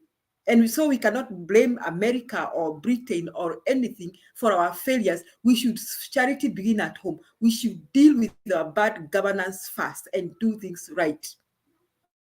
And then now we can start to stop interfering. America knows what that is what I think. So this thing of yes. Yeah, nakubaliana na wewe dadangu Julia kabisa. Nakubaliana na wewe dadangu Julia kabisa 100%. Hawa watu wanategemea yale mapungufu tuko nayo, lakini kwa wanajiuliza, tukisema hatutaki watatufanya nini? Kama wananchi tumesema taifa letu hatutaki, na tena kwa wingi, yaani tumeondoa haswa ukabila, tumeondoa na majamaa, tumesema tumechoka, tumeungana kama kitu kimoja na tusema this hatutakubali taifa letu lipelekwe namna. Watatufanya nini? Je, watatulazimisha? Wana nguvu ya kutulazimisha kweli? Kwa sababu hawa wanaangalia mapungufu, na wanaangalia mapungufu hayo kufanya yao, but wakiona hilo jambo halifanyiki, si kwamba wataendeleza hapo, wanaachana wanaachana na huyo mtu.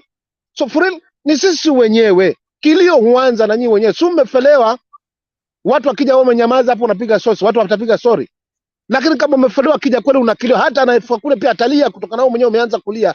Sasa kama kija wenyewe tumenyamaza zing, si mataifa hata majirani hapa wanatushangaa. Hawa walijitia wasomi na werevu, lakini sasa werevu wao na wasomi wao umefikia wapi? Umeishia katika corruption. Wao wenyewe wanajikaanga kwa mafuta yao wa Kenya. So for real, ni waibu hata hawa mataifa yenye yametuzunguka, wacha tu uko nje, hapa tu East Africa ni waibu. Ikiwa sarafu yetu haina thamani hata chembe, ni aibu. Ikiwa mafuta tauzwa Tanzania, rais hapa Kenya yauzwe hali, ni aibu. Na yote haya ni yote haya ni kwa ajili ya uongozi mbaya. So what we lack here, we don't have a leader. We are being ruled by our boss. I will need tazungumza hili jambo mara 100. Kwa sababu ukweli lazima tuzungumze hapa. Tukitaka kuponyesha taifa letu lazima tuwaambiane ukweli. Wacheni kule kuogopa. Wacha kina Malema wa kutoka South Africa waje tuambie hapa, wakati wa Kenya wenyewe tuko hapa. Pia ni aibu.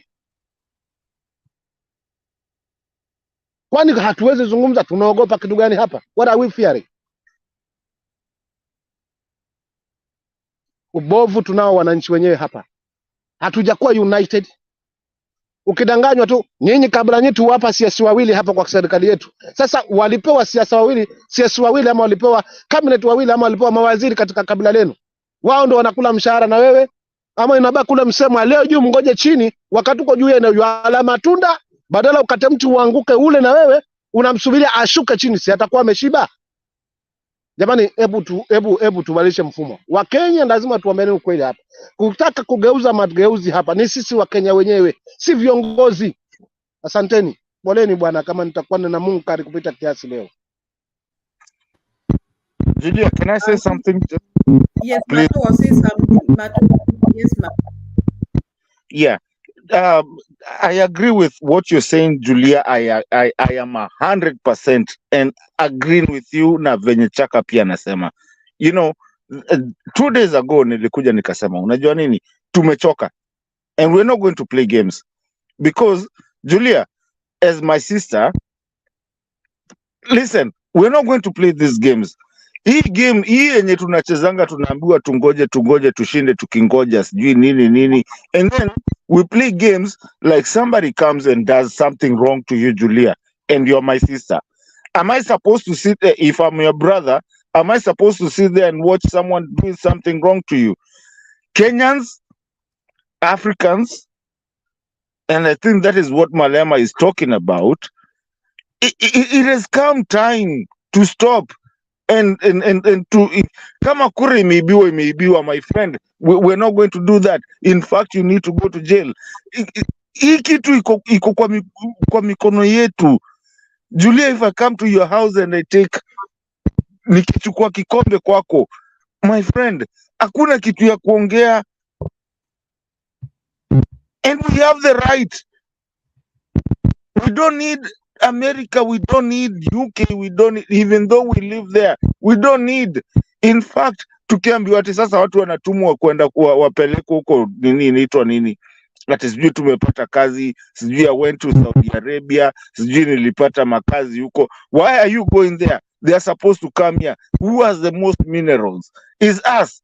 Why can't we just shut it down as Africa and as Kenya? And also, the biggest thing that I've found that is so belligerently a lie this time is to see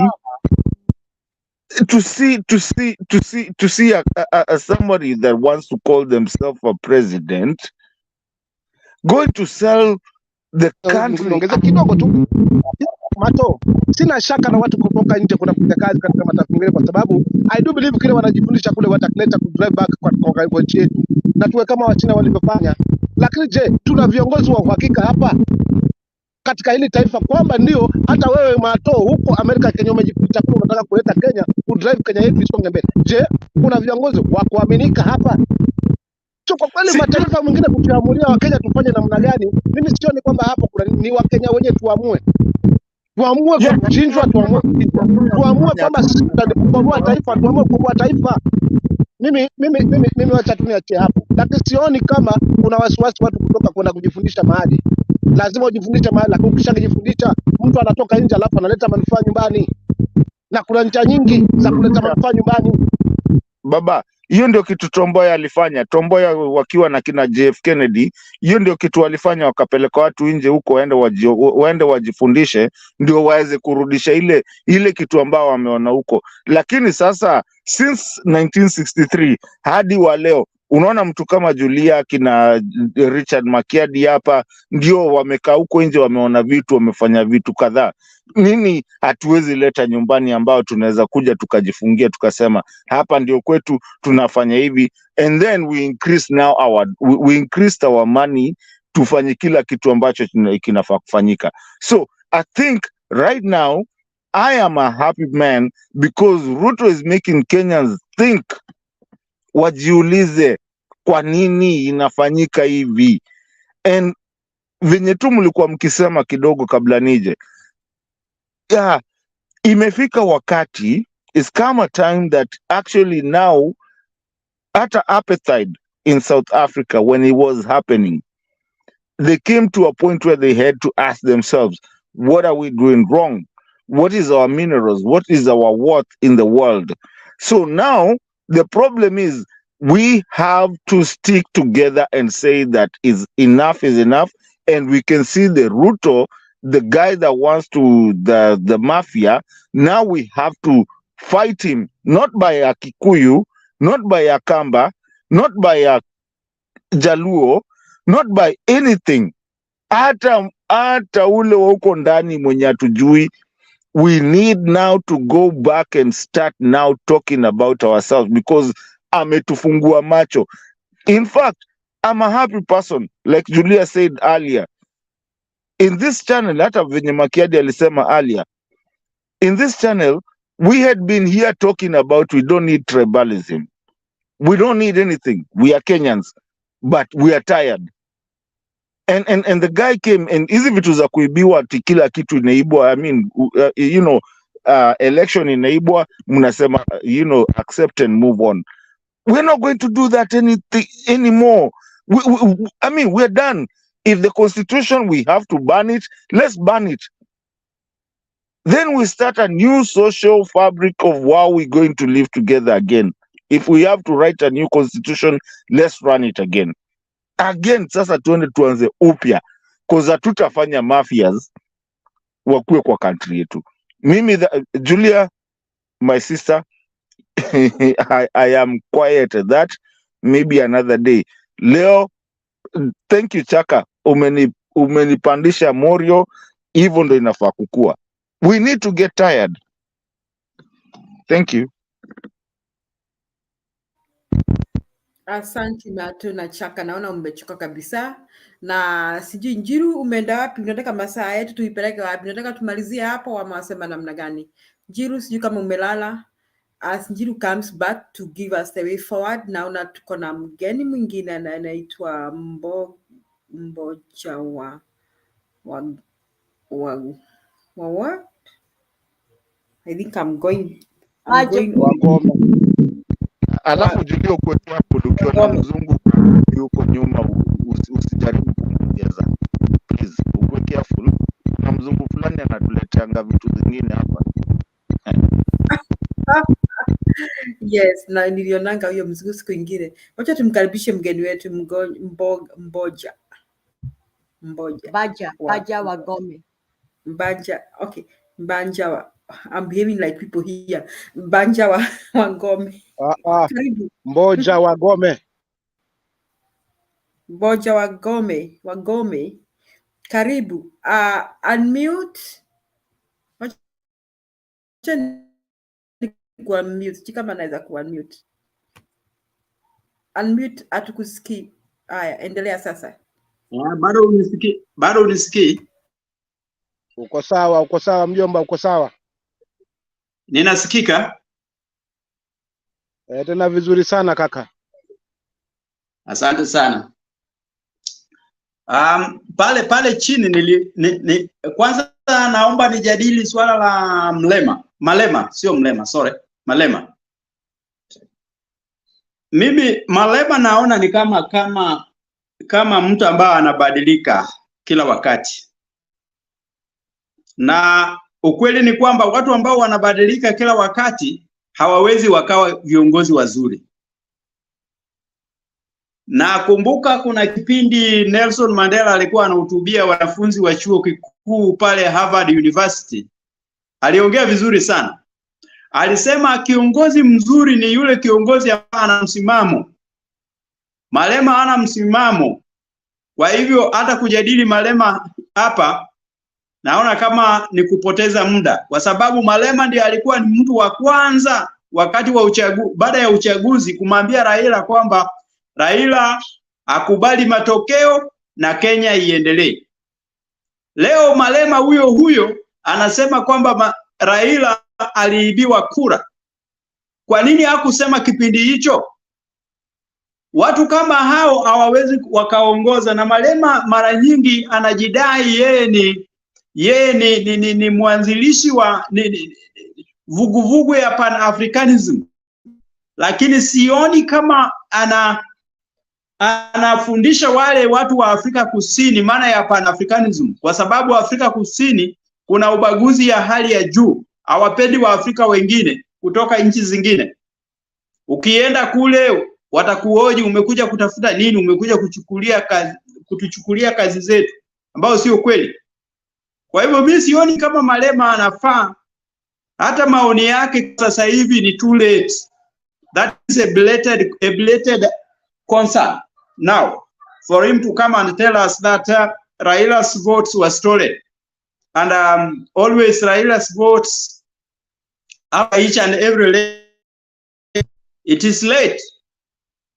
He ought to have said those things when immediately the election result was announced. Na sio sasa hivi. Baada ya hapo, naomba nichangie uchumi, nichangie mambo ambayo yanaendelea kule Kenya.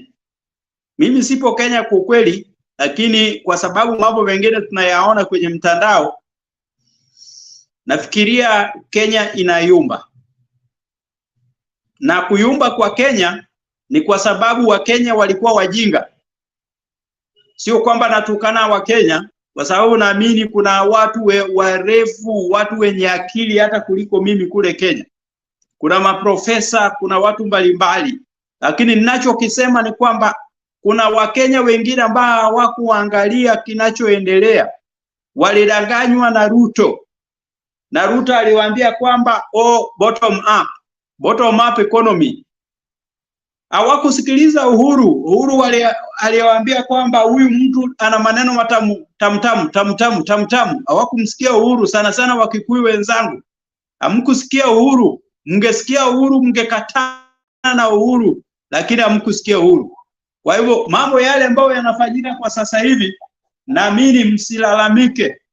Onjeni joto la Ruto. Mkishaonja joto lake, nafikiria next election mtakuwa umejifunza na mta make correct decision. You will not make decision on money. Make decision on the fate of your country. I believe your children are now suffering. Let them suffer. Let them suffer to the maximum. And from there you will learn the best lesson. And once you have learned that lesson, you will not want to do the same mistake you did. Always you blame the Luos. You are saying, oh, Luos are men of throwing stones. I believe Luos are wise, and that is why they are throwing the stones.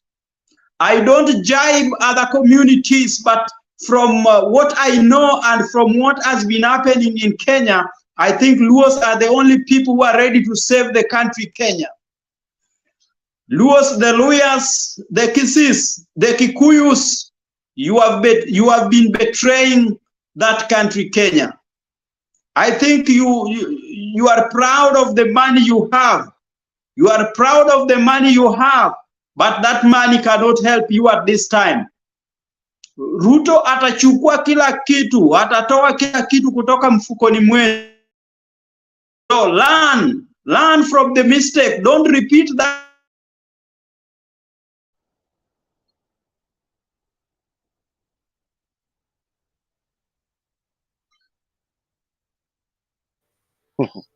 Boga na kuomba jamaa anatuambia ukweli sana wa kupotea. Alikuwa ameongea vizuri sana akaanza kupotea. Tunakuomba, ulikuwa unaongea vizuri sana lakini ukaanza kupotea kidogo. Tunakuomba tuache maneno ya kuongea maneno ya makabila, kwa sababu hatuwezi sema kabila moja ndio linapigania nchi, ama pia kila mtu hapa anataka kupigania nchi yetu, hata kama yeye si Mjaluo. Sasa tunakuomba kwamba you stick to the agenda of the day. Endelea. Alafu pia Julia anaomba pia nimkumbushe kwamba kufanya kosa si kosa, kurejea kosa ndio kosa. Pili, mgomba usiku ukiwa wima. Hatuwezi subiri 2027 wakati tunaona tayari mambo yamechemka. So lawama si mzigo, lakini lazima pia tutafute njia ya kuweza kujiokoa na kujinusuru. Wewe unamuomba atupe suluhu. Je, tufanye nini? Kwa sababu kama ashamwagika na kama ni kuzoleka tena hayarudi yakiwa tele wala hayazoleki. So nitakwamba tayari tunaumia, lakini tunawatetea vizazi vinavyokuja kwa sababu visije vikapotoka katika hali ambayo tunaiona. So atupe suluhu ni gani? Asanteni.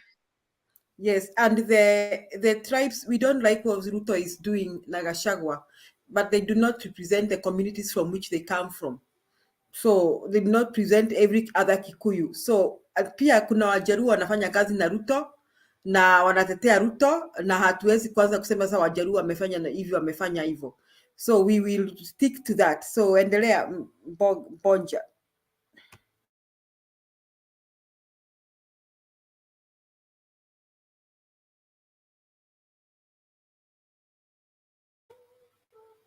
Unmute.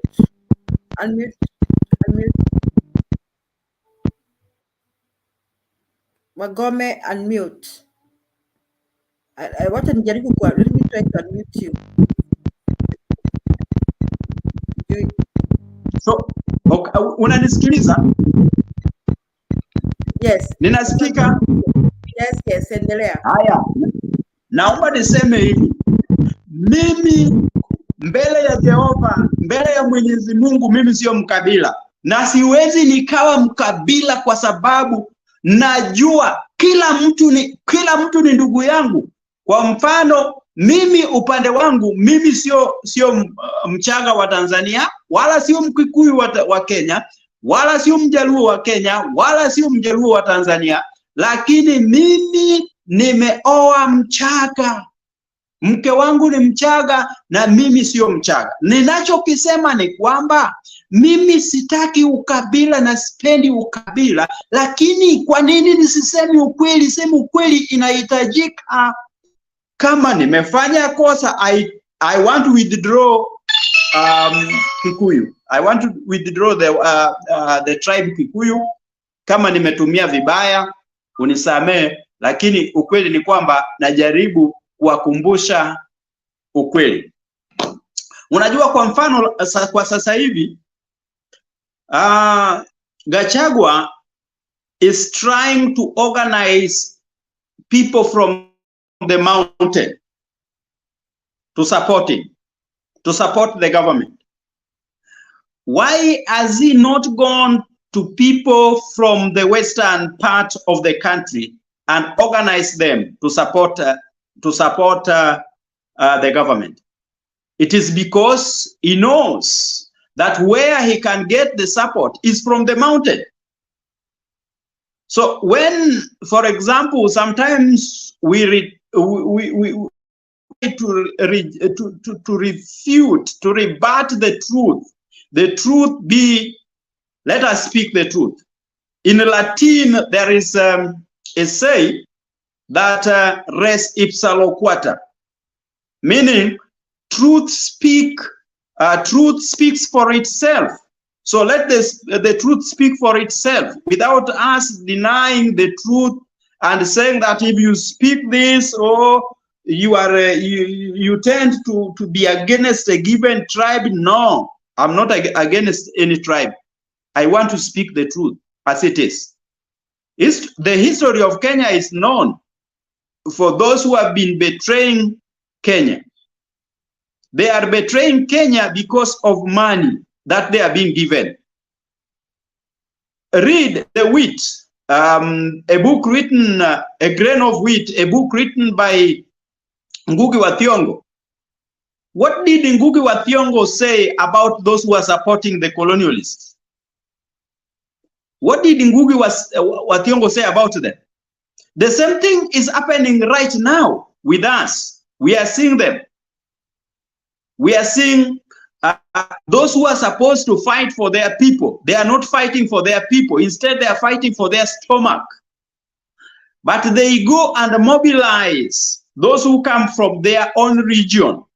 And then they say, oh, please support me so that we can make we can make this government.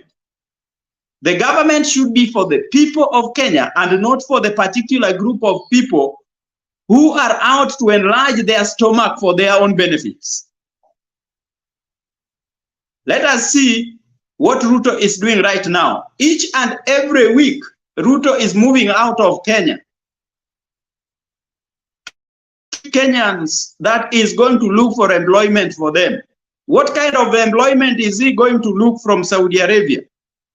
We know what is happening to our ladies, to our sisters in Saudi Arabia. what they are done for.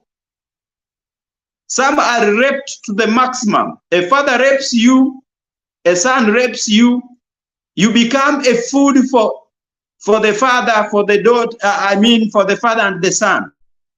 And now he pretends to go there, to go and look for the employment for Kenyans. That is a good lie. He has his intention. He has for going there. And actually, I believe after maybe when we are approaching election, Ruto will change the tactics. He will change the tactics.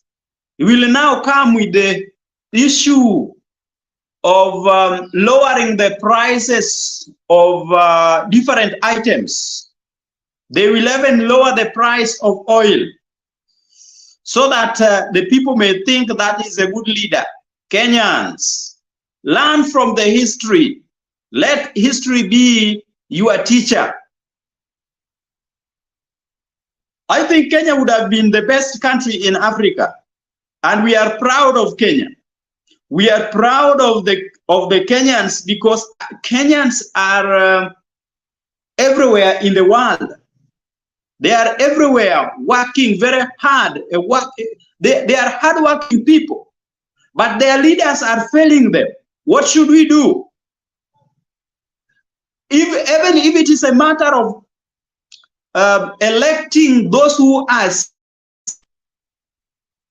the lower class people to lead, let us do it. It is not that we have to be, Kenya is to be led by the tycoons.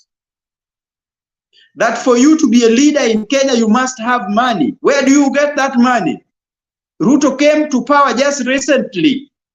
But if we look at the history of the wealth he has now, you will get that majority of the wealth are acquired dubiously from the people, starting from the time of Moi, because Ruto started politics when I was still a child. Actually, I think I was in class 3 to class 4 there. That is when we used to hear the likes of Ruto during the Youth for KANU 92. So imagine right now, Ruto is one of the richest people in Kenya. Where has he gotten the wealth? And still, we accepted that he is such a person to lead us, to lead you, to lead Kenya.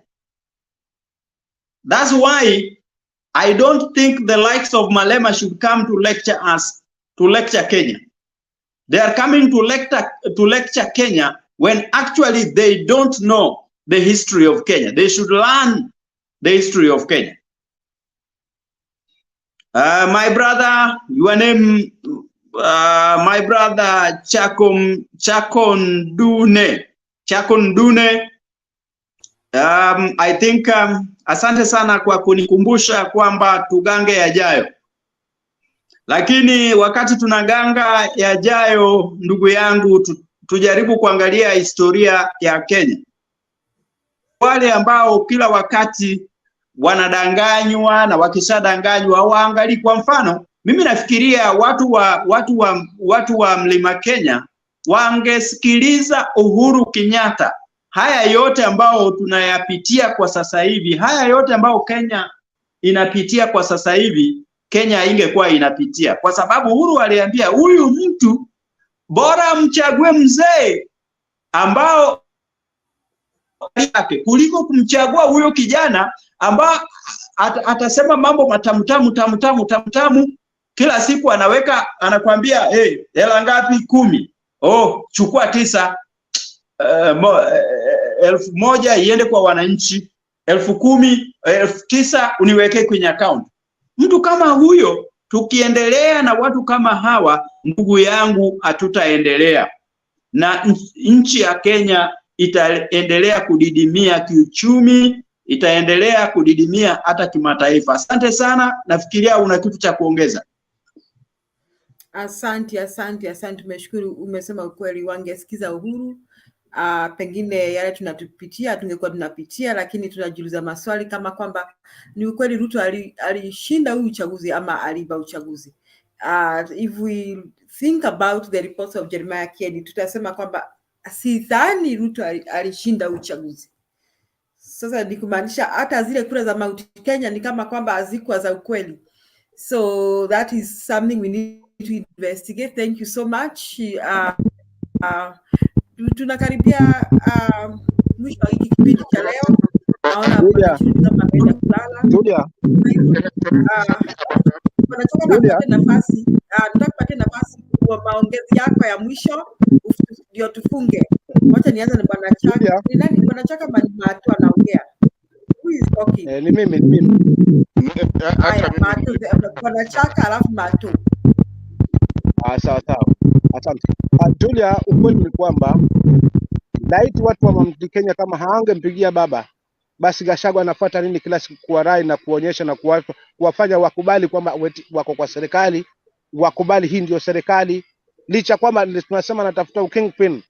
Tayari ni nini haswa bana ameganda taingia awali, taingia kampeni hajatoka haswa wala kuzungumzia mali kwingine, ni kuonyesha kwamba Wakikuyu walikuwa wamefanya maamuzi yao kwamba sisi tunapigia mahali tumeelekezwa.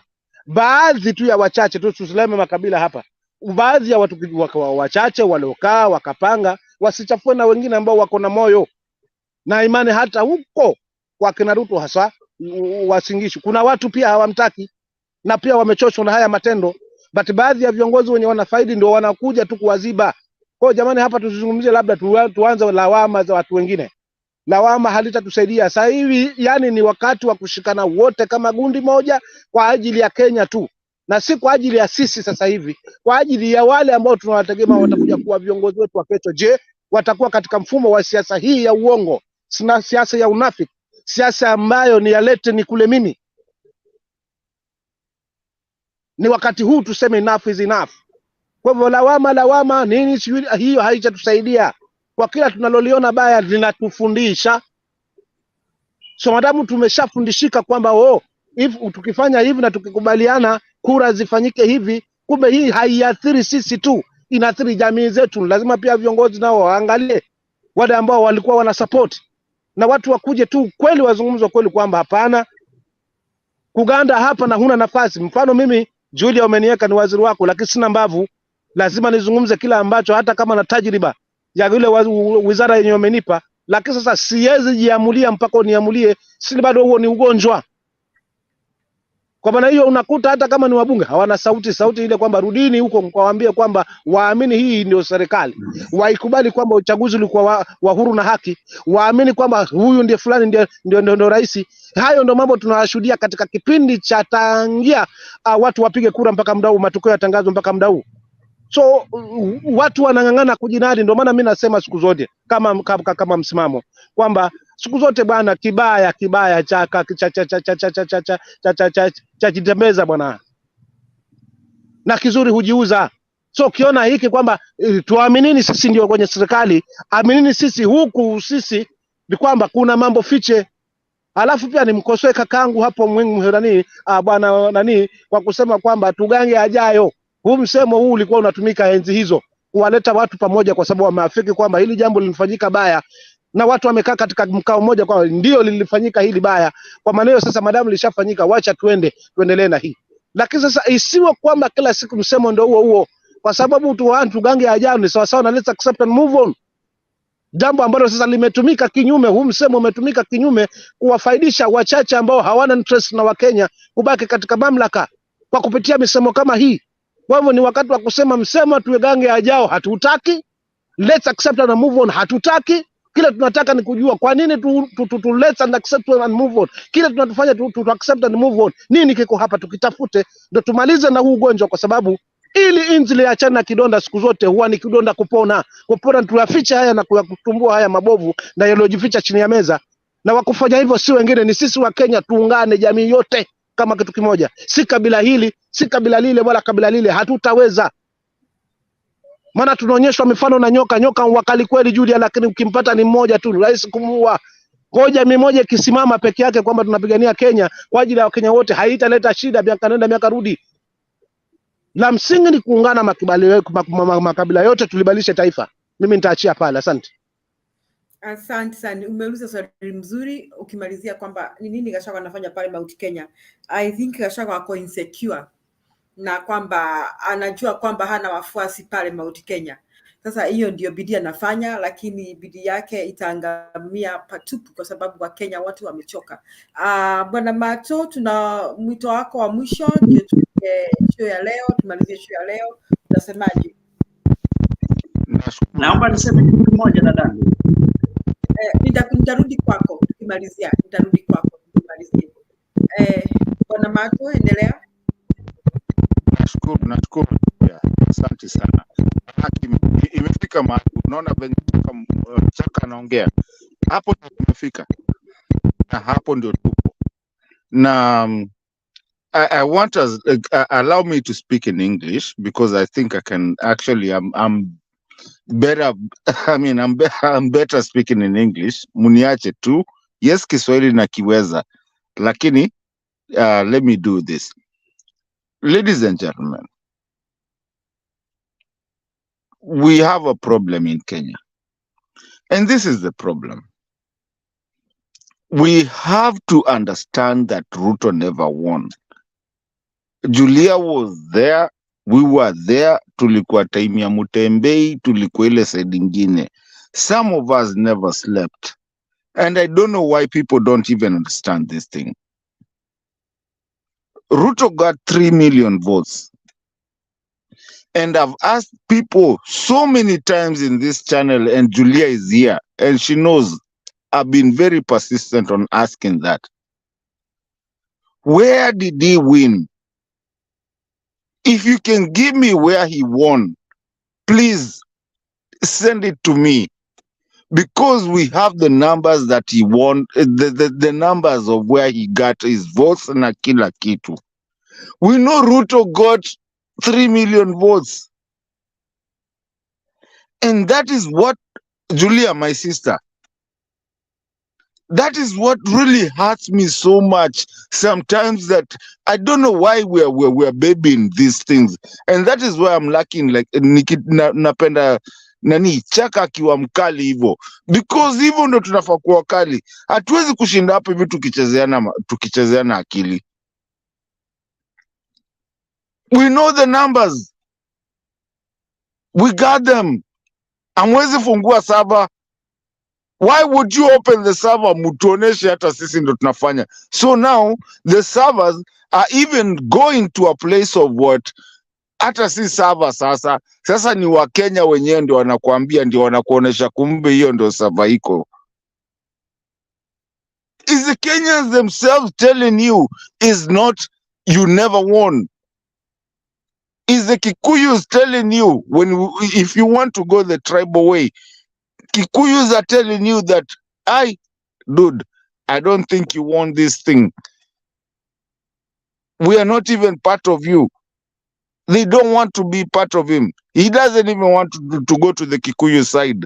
He hates Kikuyus. We knew that. We said it in the channel. He hates Kikuyus. The Kalenjins now are turning around against him. He's never been in his place. Listen, guys, what I'm trying to tell you guys is that numbers never lie. I was part of it. Julia knows it. Anyone knows it. We did the numbers. The man never won. The man was just out of there. But because he's a crook and he's a mafia, he went. And that is why now, when you see even the Kikuyu side, they are being hurt by Ruto.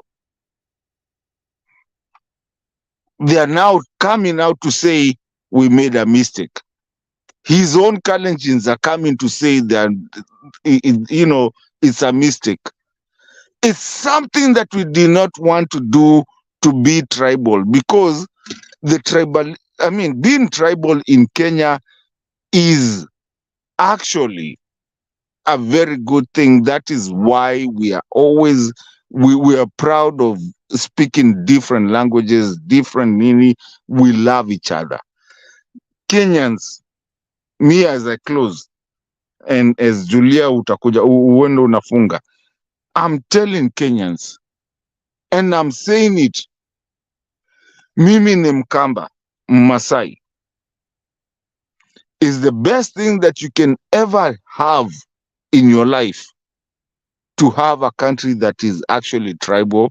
I mean, people having whatever, but the biggest problem that we have, and unless we look at this, is the mafiosis, and also the thing of turning tribes against tribes instead of having a good time. I'm having a good thing of tribes na kila kitu.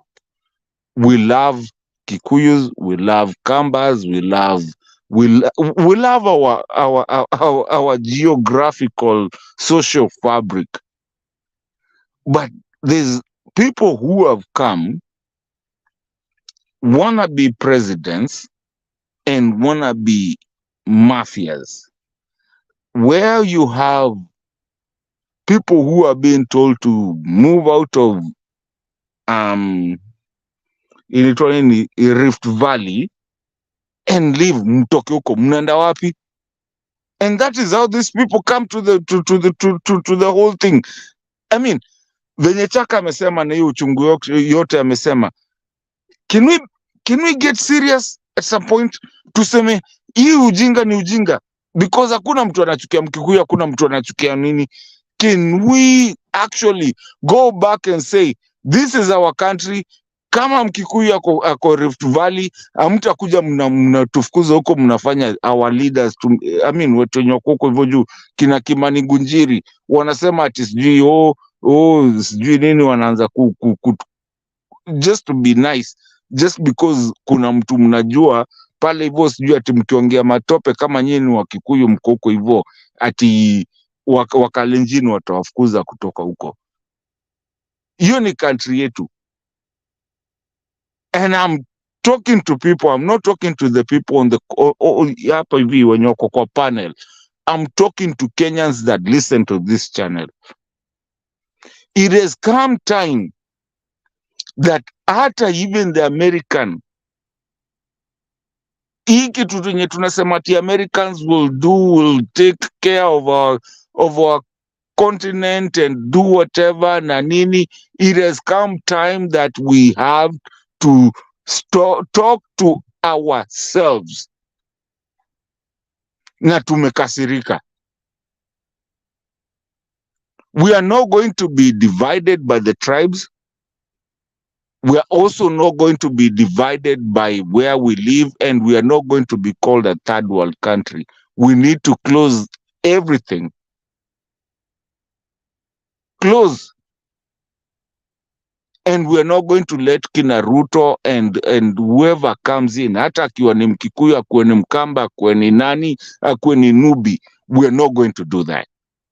It has come time where Africa has to stand by itself, and we are not going to we need to take people to jail, and some big people. We're not going to sit there and see people telling us that you're going to pay for your kid. Who are you? And I'm thankful for Ruto, and I'm thankful for Uhuru for what he did for us, and I'm thankful for Baba.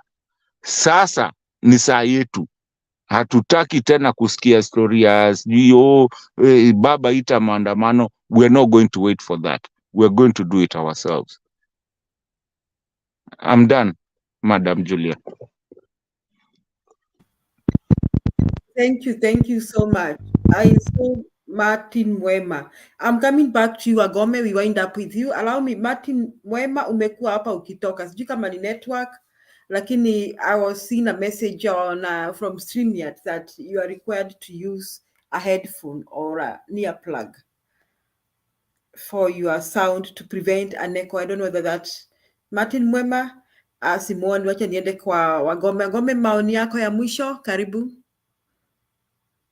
Mr. Wagome, karibu. Unmute.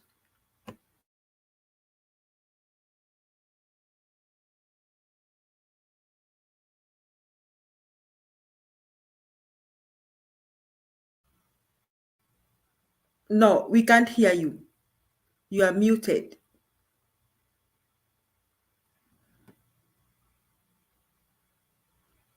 Wacha nijaribu ku-unmute. I don't know whether that will work. No. Has it worked? Yes, it's working. Go ahead now. Okay. Mi naomba niseme hivi, ndugu zangu, kama tunaweza tukaenda ile njia ya Watanzania itakuwa ni vizuri sana. Unajua Watanzania kwenye bara la Afrika ndio nchi pekee ambayo ina mfano halisi kwamba Waafrika wanaweza wakaungana. Nchi moja inaweza ikaunganisha wananchi wake wote bila kuangalia ni kabila gani. Ndugu yangu hapo amesema yeye ni tribal. I think mimi sio tribal. Mimi nina kabila yangu, lakini I will never be tribalist. I will never be tribal. I will be in a given tribe, but I will never be a tribal. Hiyo ndio kweli. Sasa ninachotaka, kama tunaweza tukapata ile njia ya Watanzania ambao hata kiongozi sio anachaguliwa kwa sababu ya utajiri wake, anachaguliwa kwa sababu watu wameona ana kitu ambacho anaweza akakideliver, nafikiria Kenya itakuwa ni nchi nzuri. Lakini tukiendelea kwamba mtu akiingia madarakani anatafuta hela, lazima let me correct something. My brother, sikusema niko tribal, nilisema kila mtu asiwe tribal, lakini kasema lazima tushukuru kwa sababu tuko makabila mengi. Waona kwenyu kuna tuna Wakikuyu, tuna Wakamba, lazima tukubali hiyo. Ndio maana tujuane na tukubali ukweli, kuna Mkamba, kuna nani, kuna Mjaluo, kuna chochote. Sikusema niko tribal, nilisema tusiwe tena tribal, lakini tujuane ni ukweli, and that is the value of country yetu, ambao kuna mahali mtu akikuuliza ongea lugha ngapi, nasema mimi ongemi ngatoka, nasema mimi Mkamba, nasema mimi nimetoka mahali fulani, nasema kwa natia. Unajua hiyo, nasema hiyo ni idini ya tunafaa tushukuru, lakini sijasema tuko tribal. I'm not tribal in any way. I wanted to correct you. Asante sana. Asante sana kaka, kama nilikuelewa vibaya unisamee, lakini mimi nilielewa hivyo. Sasa I ask for forgiveness if I misunderstood you. Have you taken in my request for forgiveness? Yes sir, we are one country. We are one country. I don't care if you come from huko na nataka kujua lugha yenu. So yes. Thank you very much. So what I'm trying to say is that we should go the Tanzanian way, the Julius Nyerere's way, in which each and every tribe was united to form one particular tribe known as Tanzania. In Tanzania, huko Tanzania, hata ukienda wapi, hata utembee sehemu gani, utaona wanaitana ndugu. Na kuna wakati huwezi ukamuuliza mtu wewe ni kabila gani. Cha ajabu, Kenya bado watu tunaulizana kabila gani. Tunajua huyu ni Gachagua, kwa hivyo sitaki nimchague kwa sababu tu yeye saa nyingine yeye ni Mjaluo, sitaki nimchague. Saa nyingine yeye ni Mkisi, sitaki nimchague kwa sababu ya fikiria kutochagua mtu kwa sababu ya uwezo wake, lakini tusiangalie kabila lake. Tuangalie na tusiangalie uwezo wake kwa sababu ana hela.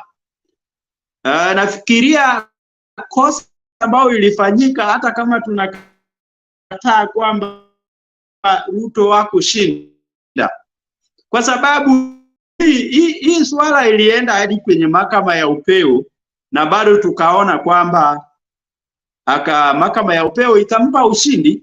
Kwa hivyo hatuna cha kusema, hatuwezi tukasema ali failed to substantiate our points. So if we failed, it means that Ruto won the election. That is the truth of the matter.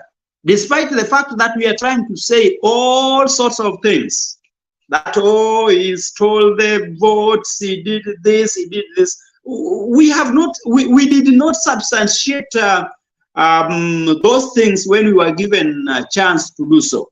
So I think it is time now we accept him to be the president, but we look for future. We look for what we are going to do in the year 2027, because the year 2027 is just at the door. So we should not now accept to be bought. Actually, I want to say that majority of the Kenyans were bought to vote for Ruto. Ruto used his money the way he knew. And he knew that actually Kenyans, the only thing that you can do to them, for them to vote you in, is to buy them. And he decided to buy them.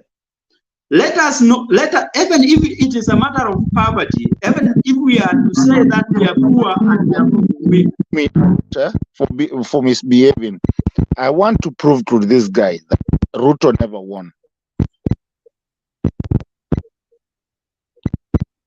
Can we agree? My friend, I'm not misbehaving, and in fact, I don't want to. Actually, I will agree if you can support your point. When intellectuals are talking, they don't use words which are uncouth and somehow right now with the masses of our dear. I can do it right now. Let me tell you, let me ask you, how many provinces did we have did we have before devolution? How many provinces did we have? We had 7 provinces. Okay. Which province did Ruto? You know, my friend, I agree with what you are saying. Why do people run away from this thing? I'm asking you a very simple question. You are asking me a simple question, but I also answer you simply the way you want it. What I want, I agree. Maybe it's told that this is probability. We are not sure whether it's stolen. We are not sure. And I'm not. The other thing that you have to understand, my brother, it is not that I support him. I don't support him. And I cannot support him. He did not win. Numbers never lie. Listen, where did he win? Which province? Actually, what is said, because I was not there, you know, I was taught, this is as per my profession, I'm told not to talk on a fact in which I've not done the research on. My brother, I'm asking you, and I'm at the risk of being kicked out here by my sister. I have asked you, numbers never lie. We had 7 provinces. You just say them. Which province did Ruto win? It is my sister Julie, may you take care of me because I've not finished up my thoughts. And my brother there is on my neck. Okay, Mato, please. My sister.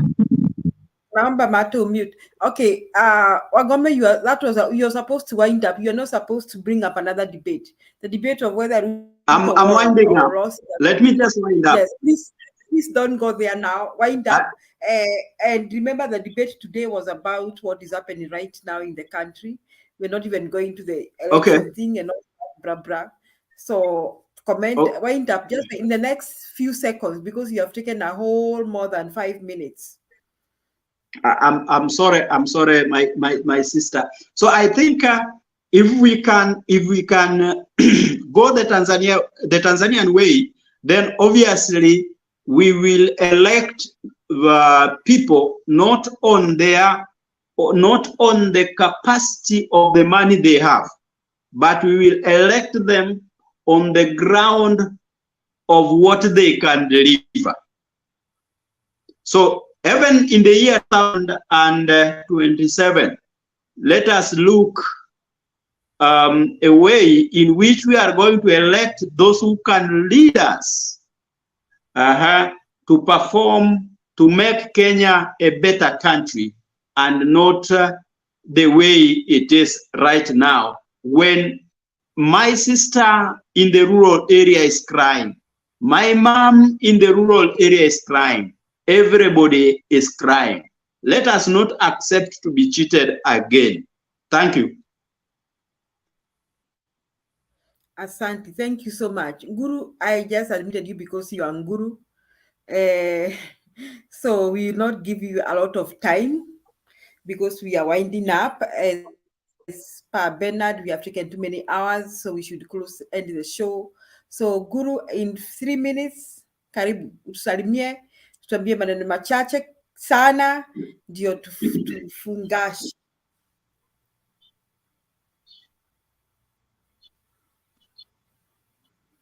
Hello, all of you.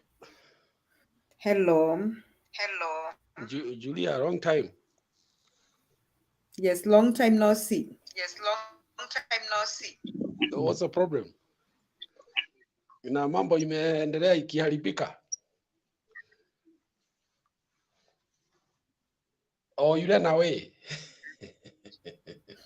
Endelea Guru. Endelea nawe, no, I'm here.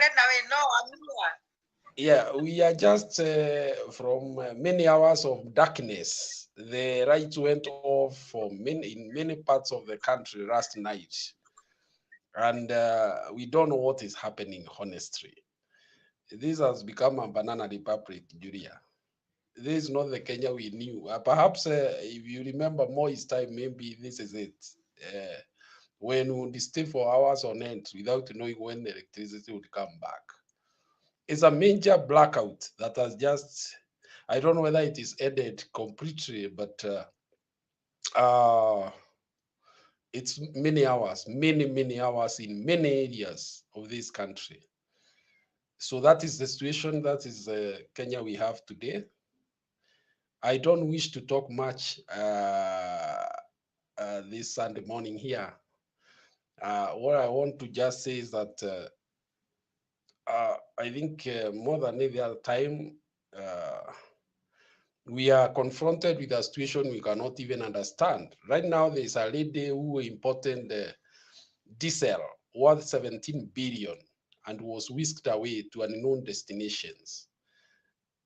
This kind of thing puts a lot of institutions under credibility gap. And then you can see we are, as I've told you, we are through a certain blackout throughout the night. So there's a lot of, there are many things happening in the energy sector that we cannot understand what they are. And then, you know, unfortunately, all the institutions were put under only one ethnic group. So we cannot exactly tell what it is that is surrounding this sector. However, I think Baba said next week he is going to tell us more about what is happening. And we are waiting to hear and know what exactly is happening in this country, especially in the energy sector. When fuel prices are going down internationally, ours is going up. These are the kind of things that really make us wonder where we are headed, honestly. But that is where we are. I wish to leave it there. Thank you. Asante. Sasa giza imeisha ama kunaendaje? Huku kwetu imeisha, lakini you know, you can only know whether there are other places when you get an updated report. Okay. But last night it was widespread in parts of Nairobi Coast. I could see people even Nyanza and many other places. So we don't even know the extent of this blackout. So since when did we have such kind of blackouts? Maybe in the days of Moi, you never had. Actually, I cannot remember any one time we stayed for many hours during Kibaki and Uhuru with this kind of situation. Maybe the last time I experienced this was during Moi's time. When you do not even know when electricity would come back or when you would resume your normal activities because of electricity blackouts. So that is the situation. That's the situation.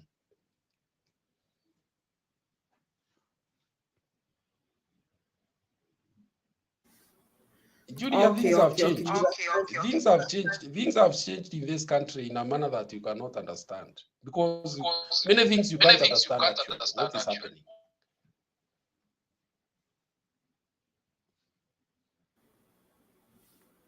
So there are many terrible things happening in Kenya, Guru. Na bado mmekaa kwa Now, when you have an reliable supply of electricity, and you know even most small and medium enterprises use electricity as a component of their production, then you know what that means to the economy. Even you know what that means to the economy.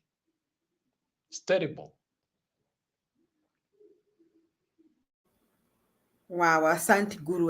That's sad. We shall discuss that tomorrow. Martin Mwema, umekuwa hapa mara mingi, ninakukaribisha ukaenda, karibu ndio ufungashe studio.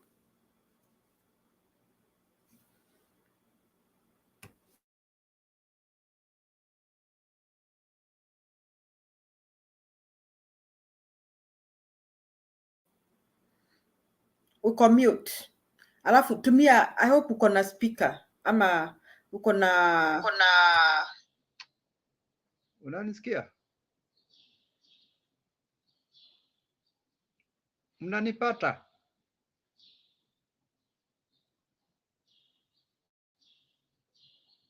Mnanipata? Yes, we don't want to speak because of the echo. Endelea.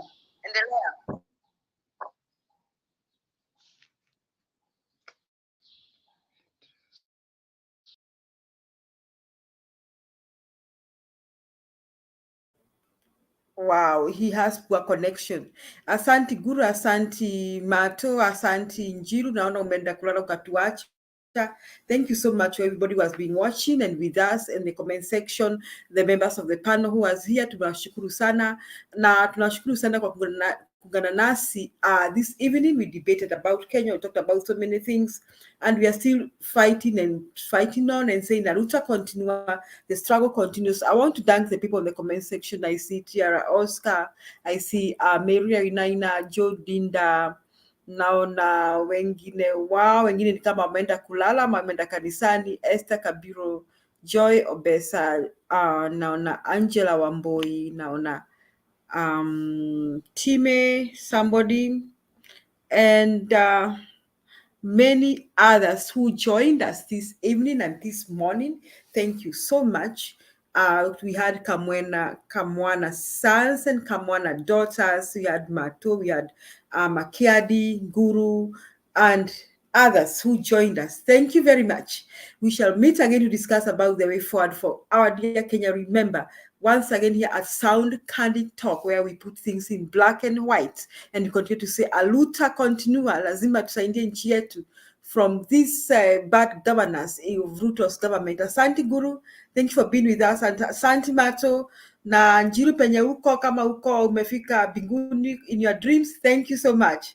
Good night, good morning, tuonane siku ingine, same time, same place.